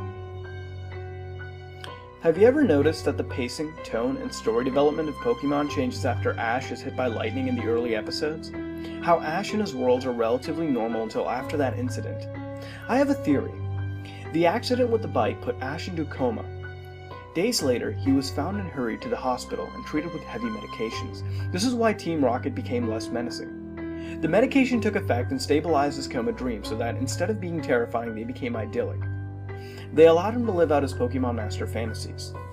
After the beginning episodes, the series is a result of Ash's subconscious mind fulfilling his desires as well as an attempt to escape reality. Should Ash realize he's in a coma, he would wake up and suffer brain damage, so he must take down all of his mental barriers one by one. If he can do that, he can come to grips with who he is and escape his coma. Further evidence comes from the realization that even though his journeys take him vast distances, he never usually travels by bike due to having developed a phobia of them. The coma in fantasies explains why he never changes much, physically. It explains the worldwide socialism, as he thought up a safe system of government that would run smoothly and keep the world going, allowing his adventures to work like they do. It also explains how a child can go off on his own into a world of dangerous and untamed animals. In addition, it explains why every town has the same police officer and every Pokemon Center has the same nurse. Joy and Jenny he knew from his hometown, and they act as a safety net or anchor, allowing him to feel safe no matter where he goes. They represent stability. The professors represent Ash's ideals, which is why Gary became a professor. The fantasy also explains why every time he enters a new region, that virtually no one has heard of him, despite his conquests. How else could Paul, the rival of the Sinnoh area, not know of someone who placed in at least the top 16 of all 3 leagues and destroyed the Orange League and Battle Frontier? Moving on to the characters closer to him, Ash's traveling partners are aspects of himself he can enjoy but cannot associate with himself. Brock is Ash's repressed sexuality. Ash fell into a coma, a virgin, and as such needed an outlet for his growing sexual frustrations. However, since he can never experience sex, Brock must never succeed. Brock's stay with Professor Ivy was an attempt by Ash's mind to suppress his sexuality. Brock isn't just a projection of Ash's sexuality, but also a projection of Ash's fatherly instincts. He leaves his siblings to journey with Ash because he can't cope with having that much responsibility. You may notice that James got much more dialogue in this part of the series, as well as getting more touchy-feely with his Pokemon and exposing much of his backstory. Ash didn't enjoy this much, which is why Brock returns horrified and refuses to speak about it. Ash's subconscious was repressing him at the time, so other than a general feeling of dread, he has no idea what happened. Further evidence of Brock being Ash's sexuality is that he keeps returning to the series after Ash meets a new female aspect of himself. Misty is the first such aspect we encounter. Because she is the first and is merely an aspect of Ash, are explanations as to why Misty plays such a prominent role in the show, but is ultimately unattainable, since he never really knew her before the coma. Since Misty is his initial love interest, if only subconsciously, he needed her to reach a certain level of womanhood. He felt that people could only have relationships after they've matured. In practice, however, he finds he can't cope with it, as he lacks real-world experience. He wants the normal, pushy, arrogant Misty he knew, thus not telling her to keep Togepi. We can see this arc in the constant berating of his sexuality, but her eventual mellowing until she had faded into the background. Since Ash was quite attached to her, this was traumatizing. After this experience, anyone around him threatening to mature quickly ends up leaving only for another, more naive villain to enter his life. Gary Oak is what Ash wants to be. He is wish fulfillment. He succeeded and then settled down to a normal life. Ash needs someone to succeed in his world, or he won't be able to validate it, or will start questioning why he is where he is. It's a subconscious trap to keep him from becoming too aware of his situation. His mind must have figured out that awareness of the coma would snap him out of it, so it took something the boy already loved and built a way out for him with it. However, Ash is too complacent to make a final stand and fight his way out of it. He can't escape, which is why he keeps encountering legendary Pokemon. They're his mind's way of showing him he can do great things if he tries. It's a way to encourage him to push forward. Team Rocket are the qualities of himself that Ash deems negative, but is coming to terms with. Jesse and James want to appease Giovanni, Ash's father figure. To achieve this, Jesse will trick the submissive James into doing her bidding. Meowth especially wants to appease him because he remembers the good times with Giovanni. This places Meowth in a category known as Ash's corrupted innocence. This is apparent because Meowth is able to speak. In fact, the whole reason Meowth can speak is so Ash can eventually accept the aspects of Team Rocket as parts of himself. Ash had issues with his father, so he put him atop the evil corporation and demonized him. There may be an actual Team Rocket in the real world of Pokemon, but it's doubtful that Ash's father is their leader. Ash likely feels the split between his parents was partly his fault, but also partly blames his father. The split caused his mother to move out of the city down to Pallet Town. This is one reason why Ash initially embarks on his journey to escape the turmoil at home. The whole organization, including Butch and Cassidy, is symbolic of his inability to escape his father's machinations. James's implied homosexuality, which does not necessarily make Ash homosexual, and also gullibility, while Jesse is vanity and manipulation. Since Meowth has a potential for rehabilitation, it doesn't want to be evil. This once again fits with the conflicting personalities and demonized self theory. Team Rocket cross-dresses because Ash is exploring his gender, a different facet than what Brock represents sexually. And this was a method that allowed his gay/vain side to experiment freely. When he found that it wasn't something for him, his free side stopped playing with it. Max came with May.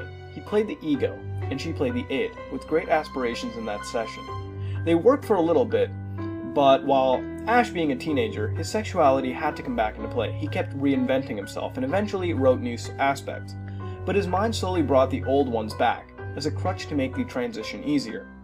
Dawn is Ash, giving himself a chance to love, since he already established Misty as someone he'd not likely go anywhere with. He created a new super female, one that was more like him and less violent. You may note that while both May and Misty had no tolerance for Brock's behavior, Dawn seems to try to shrug it off. Tracy, the breeder, was a possible future for Ash that he discarded. This future was one that he was sent off to work with the professor, Ash's ultimate ideal of a father figure, when Tracy disrupted the dynamic Ash and with his other possibilities. With Ash's mind fighting the coma and Ash viewing this person as a comparison, Tracy was quickly replaced with a more threatening rival. Pikachu represents Ash's humanity. This explains the episodes where they got separated and Ash desperately wants to find him. Even to the point of working with Team Rocket, aspects of himself he would never normally associate with, but for some reason cannot. Team Rocket wants to steal Pikachu and hand him over to Giovanni. Jesse and James will always oppose Ash because he is terrified of the thought of his humanity lying in the hands of his father. However, this is the same reason he will work with those aspects of himself in order to save his humanity. Ash couldn't evolve Pikachu because that would mean challenging his concept of who he was, which was something he wasn't comfortable with, while still working through his original issues. The narrator is Ash's higher mind, recapping and explaining the progress he made and the tribulations he will face, allowing insight into how to best awaken him. Team Rocket's methods gradually become more and more ludicrous because Ash is only a child dreaming these things up. This is why Team Rocket's disguises are always believed. He knows it's them, at least on a subconscious level, but chooses to ignore it so he can better himself. In a sense, the Ash who wants to escape is sabotaging the Ash who wants to stay lost in his mind so that there can be more conflict and hopefully an eventual escape. The escape is a consequence of coming to terms with who he is. As mentioned previously, Team Rocket are a method to Ash to deal with grounds he's uncomfortable with tackling on his own. You may recall that early in the show, though, there were animals and references to animals. For example, the fish in the aquarium of the Cerulean City Gym, or that the Pokédex lists Pikachu as rat-like. These animals don't matter to Ash's psyche, so they don't come into play much. If Ash loved puppies, everything would be about different breeds of dogs, and a dog fighting circuit. But as the series goes on, you'll see fewer realistic animals and more Pokemon. This could be a sign of Ash's mind deteriorating. As he's in the coma, he's losing concept of some animals and machinery and replacing them with Pokemon. It could explain things like Electro-Pokemon working as power generators. These are signs that his memories of the old world are slipping more and more as time goes by.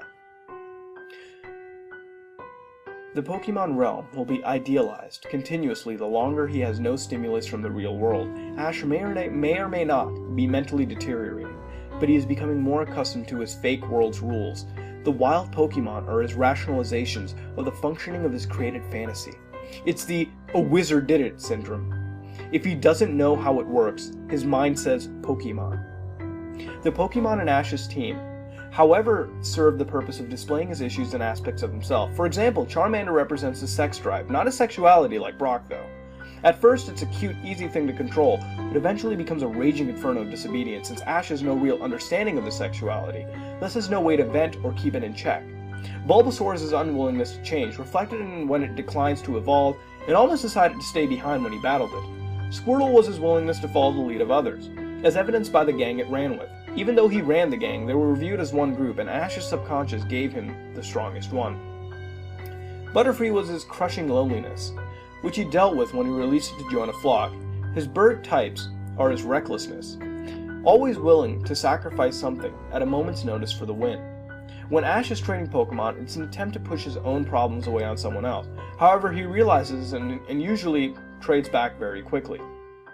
Not only are Ash's Pokemon a manifestation of different parts of himself, the Pokemon of other trainers are as well. Coffee and Cans were symbolic of Team Rocket's willingness to change, hence their evolutions. Once his mind was able to overcome that roadblock and allow them to change once, it gave him the chance to truly change. An interesting note is that Pupitar is a rationalization, a Pokemon arrival caught before they met. Even Ash would become suspicious if everyone he met had no carryover Pokemon from previous places he had been to. Other trainers are more direct forms of his issues. Ones he must either come to terms with or outright suppress. Gym leaders are more primary aspects of his personality, with each Pokemon being stronger than the last to display a level of skill he could only be capable of if he gave into it. In effect, he is doing battle with a part of himself that he would rather not have in control. Originally, Ash had the battles, which evolved into team battles and contests. The explanation for this is that his issues became more and more complicated as the means of dealing with them needed to become more complex. The fact that he uses issues he has already dominated to win is a sign he's growing stronger. Ash releases his Pokemon because his mind is forcing him to get go of them. The second he raises an overpowered team, a tournament comes up, and after fighting his way through it, he has to go through a new land for new challenges. However, with an overpowered team, there wouldn't be any more challenges, or any way to motivate them further. The Ash that wants to stay in the coma and keep journeying hands has solved issues over to Professor Oak so he can continue and overcome the unresolved ones. This is essentially his mind forcing him to deal with his issues. Ash's rivals in the Elite Four are ultimately the strongest parts of the cycle. Having Pokemon that are essentially godlike, they represent both what can be attained and what is unattainable. Ash's rivals are all possible futures he envisions for himself. Note that they are all older than him. This originated with Gary Oak, someone Ash knew from real life, and built up into a sort of god within his mind. However, Gary progressed and changed to suit Ash's vision of himself and his ultimate desire, eventually settling down into a professor role after beating the Elite Four. With Gary Oak in retirement, his mind needed a new rival for him. Thus the births of Richie, the good aspect of his rivalry, and Paul. Paul is his mind's last-ditch efforts to snap him out of it, to force Ash to actually come to terms that his perfect world is not the best option or path to waking up. Paul is Ash's shadow, one that wants to push on even harder and harder. He is a part of Ash that will stop at nothing to escape the coma world. Mewtwo is the new form of treatment, done with electrical impulses and a machine to know Ash out of it, talking down every last one of his mental guards, the original Pokemon in the movie, mind you. In Ash's mind, Mewtwo and his clones were, in the real world, a treatment for the mental safeguards that were protecting Ash and keeping him comatose, the Pokemon of his coma world. The clones were counters to the issues Ash had thought solved, and each appeared to Ash as the exact copy of his defense. The clones didn't play by the rules of Ash's world. They didn't use any special attacks or moves. They just beat down their counterparts through brute strength. The treatment was, in theory, working. There were side effects, though. The electrical jolts were beginning to affect Ash's nervous system. If the treatment continued, he would be paralyzed. His mind manifested this in a dream world by petrifying him. Were it not for the end of the treatment by Ash's mother, who knew her son wouldn't want to live in a world he couldn't explore? Ash would have remained as stone forever. After this, Ash needed to recover from the damage caused by the electric therapy. In order to reduce the dangers Ash's consciousness felt from it, his subconscious began downplaying the effects in this world, which is why Pikachu's electrical attacks, once noted for their strength by Team Rocket, no longer has any effect on Ash, other than comic relief. As we can see, Ash may well have been trapped forever in this world. However, like every dream, like everything, there is a beginning and an end. What would happen if Ash never recovered? In his hospital room, we see Delia, obviously distraught. She's talking to a doctor with a grim look on his face. The man is saying their insurance is up and the boy has had no change in brain activity in years. The shock of taking him off life support has a very small chance of awakening him. She tearfully agrees. Back in Ash's world, he has finally defeated the Elite Four, and one by one the people around him disappear. Eventually everything is black. Pikachu comes dashing towards him, glowing brighter and brighter in the darkness. Eventually he reaches Ash, and the two embrace one last time. In the hospital room, his life signs began fading. Ash mutters his final words. "I want to be the very best." He will die never having known his dream, except as naught but a dream. When he comes back to reality, he knew it all for the lie it was, knew it as his imagination, knowing that all his efforts, ambitions, and friends were nothing. He will let go. As he utters his final words, he barely opens his eyes and sees the silhouette of his mother, her face hidden by her hands wiping away tears. They make eye contact, and one final realization fills him before he loses all strength. He sees that his mother was holding out hope that he would recover all the time. He sees her and finds that her hope had been broken as she'd come to realization that she'd outlived her only child. He dies knowing that he is loved, but that it means that one person closest and most real to him is utterly crushed. Still, there are other possibilities. The fountain of time flows in mysterious ways. One could not go back against the current, such as Gatsby. However, one could never see what is waiting for him downstream. Ash finally defeats Lance, only to be confronted by not Gary Oak, but a mute mirror image of himself. The voice of the narrator speaks to him, telling him that now he can finally escape the prison of his own mind. One by one, his friends appear and melt away into more copies of himself, cheering him on. After a long, tough battle against himself, with the assistance of all his Pokemon he had ever befriended, he jolts awake. In his hospital room, he sees his parents asleep. He finds himself unable to speak, though. Ash pushes forward towards his recovery. He goes through physical therapy, training harder and harder with rehabilitative Pokemon, until he can walk on his own again. This time, an older and wiser Ash sets out on a journey. Just like last time, though, he's late getting to Professor Oak's laboratory, where there's only one Pokemon left. He suddenly recalls all his memories of his life, and realizes all his friends are gone forever. As he sets out with his new companion, he finds the world is darker than he imagined, more real. Pokemon and people die. He too has aged. He vows to become the Pokemon master he dreamed he was. He vows to himself. He vows to them. "I will be the very best." Oh my god, what a theory. Now, it's not a creepypasta in the traditional sense we do them. It's not focusing on a hacked game, but rather the whole Pokemon series, I guess specifically the show rather than the Pokemon games and whatnot, and raises some interesting questions. Now, as far as the whole theory goes, with that Ash is in a coma in the real world, and it does have some interesting points that make you do question this Pokemon world. One of them was the idea about Nurse Joy and Officer Jenny. That's a pretty big point considering the fact that it's quite unreasonable, even by cartoon logic, to go by the assumption that they're all just cousins that are identical for some reason, which to I respond as bullshit. As well as taking a look at the representation of Pokemons and how they sort of portray characteristics, and the portrayal of Team Rocket as well. Even the look at the Pokemon movie, which was very interesting, as Ash was getting this sort of treatment in the real world. The clone Pokemons and Mewtwo represented this treatment, this cure, and it was an interesting take at it too. It definitely did raise even more questions.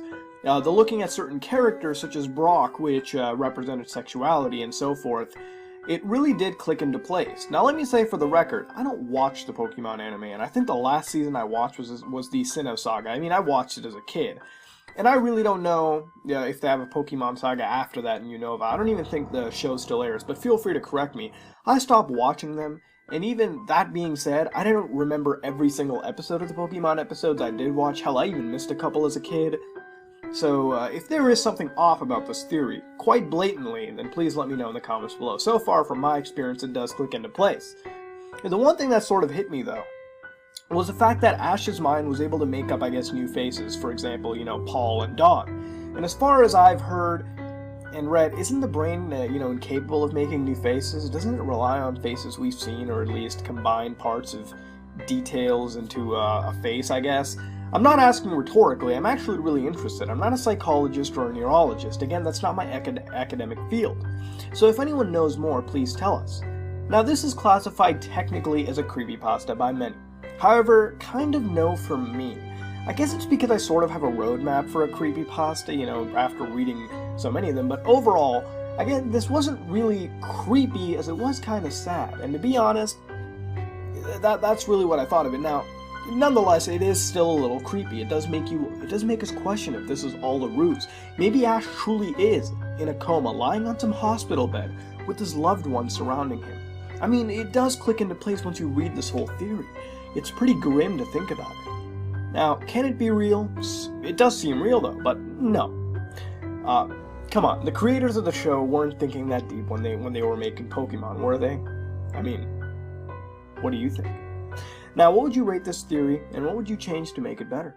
This has been another episode of Creepypastas/Theories, and if you like what you saw, then like, comment, and subscribe. This is me, Mutahar, and I am out.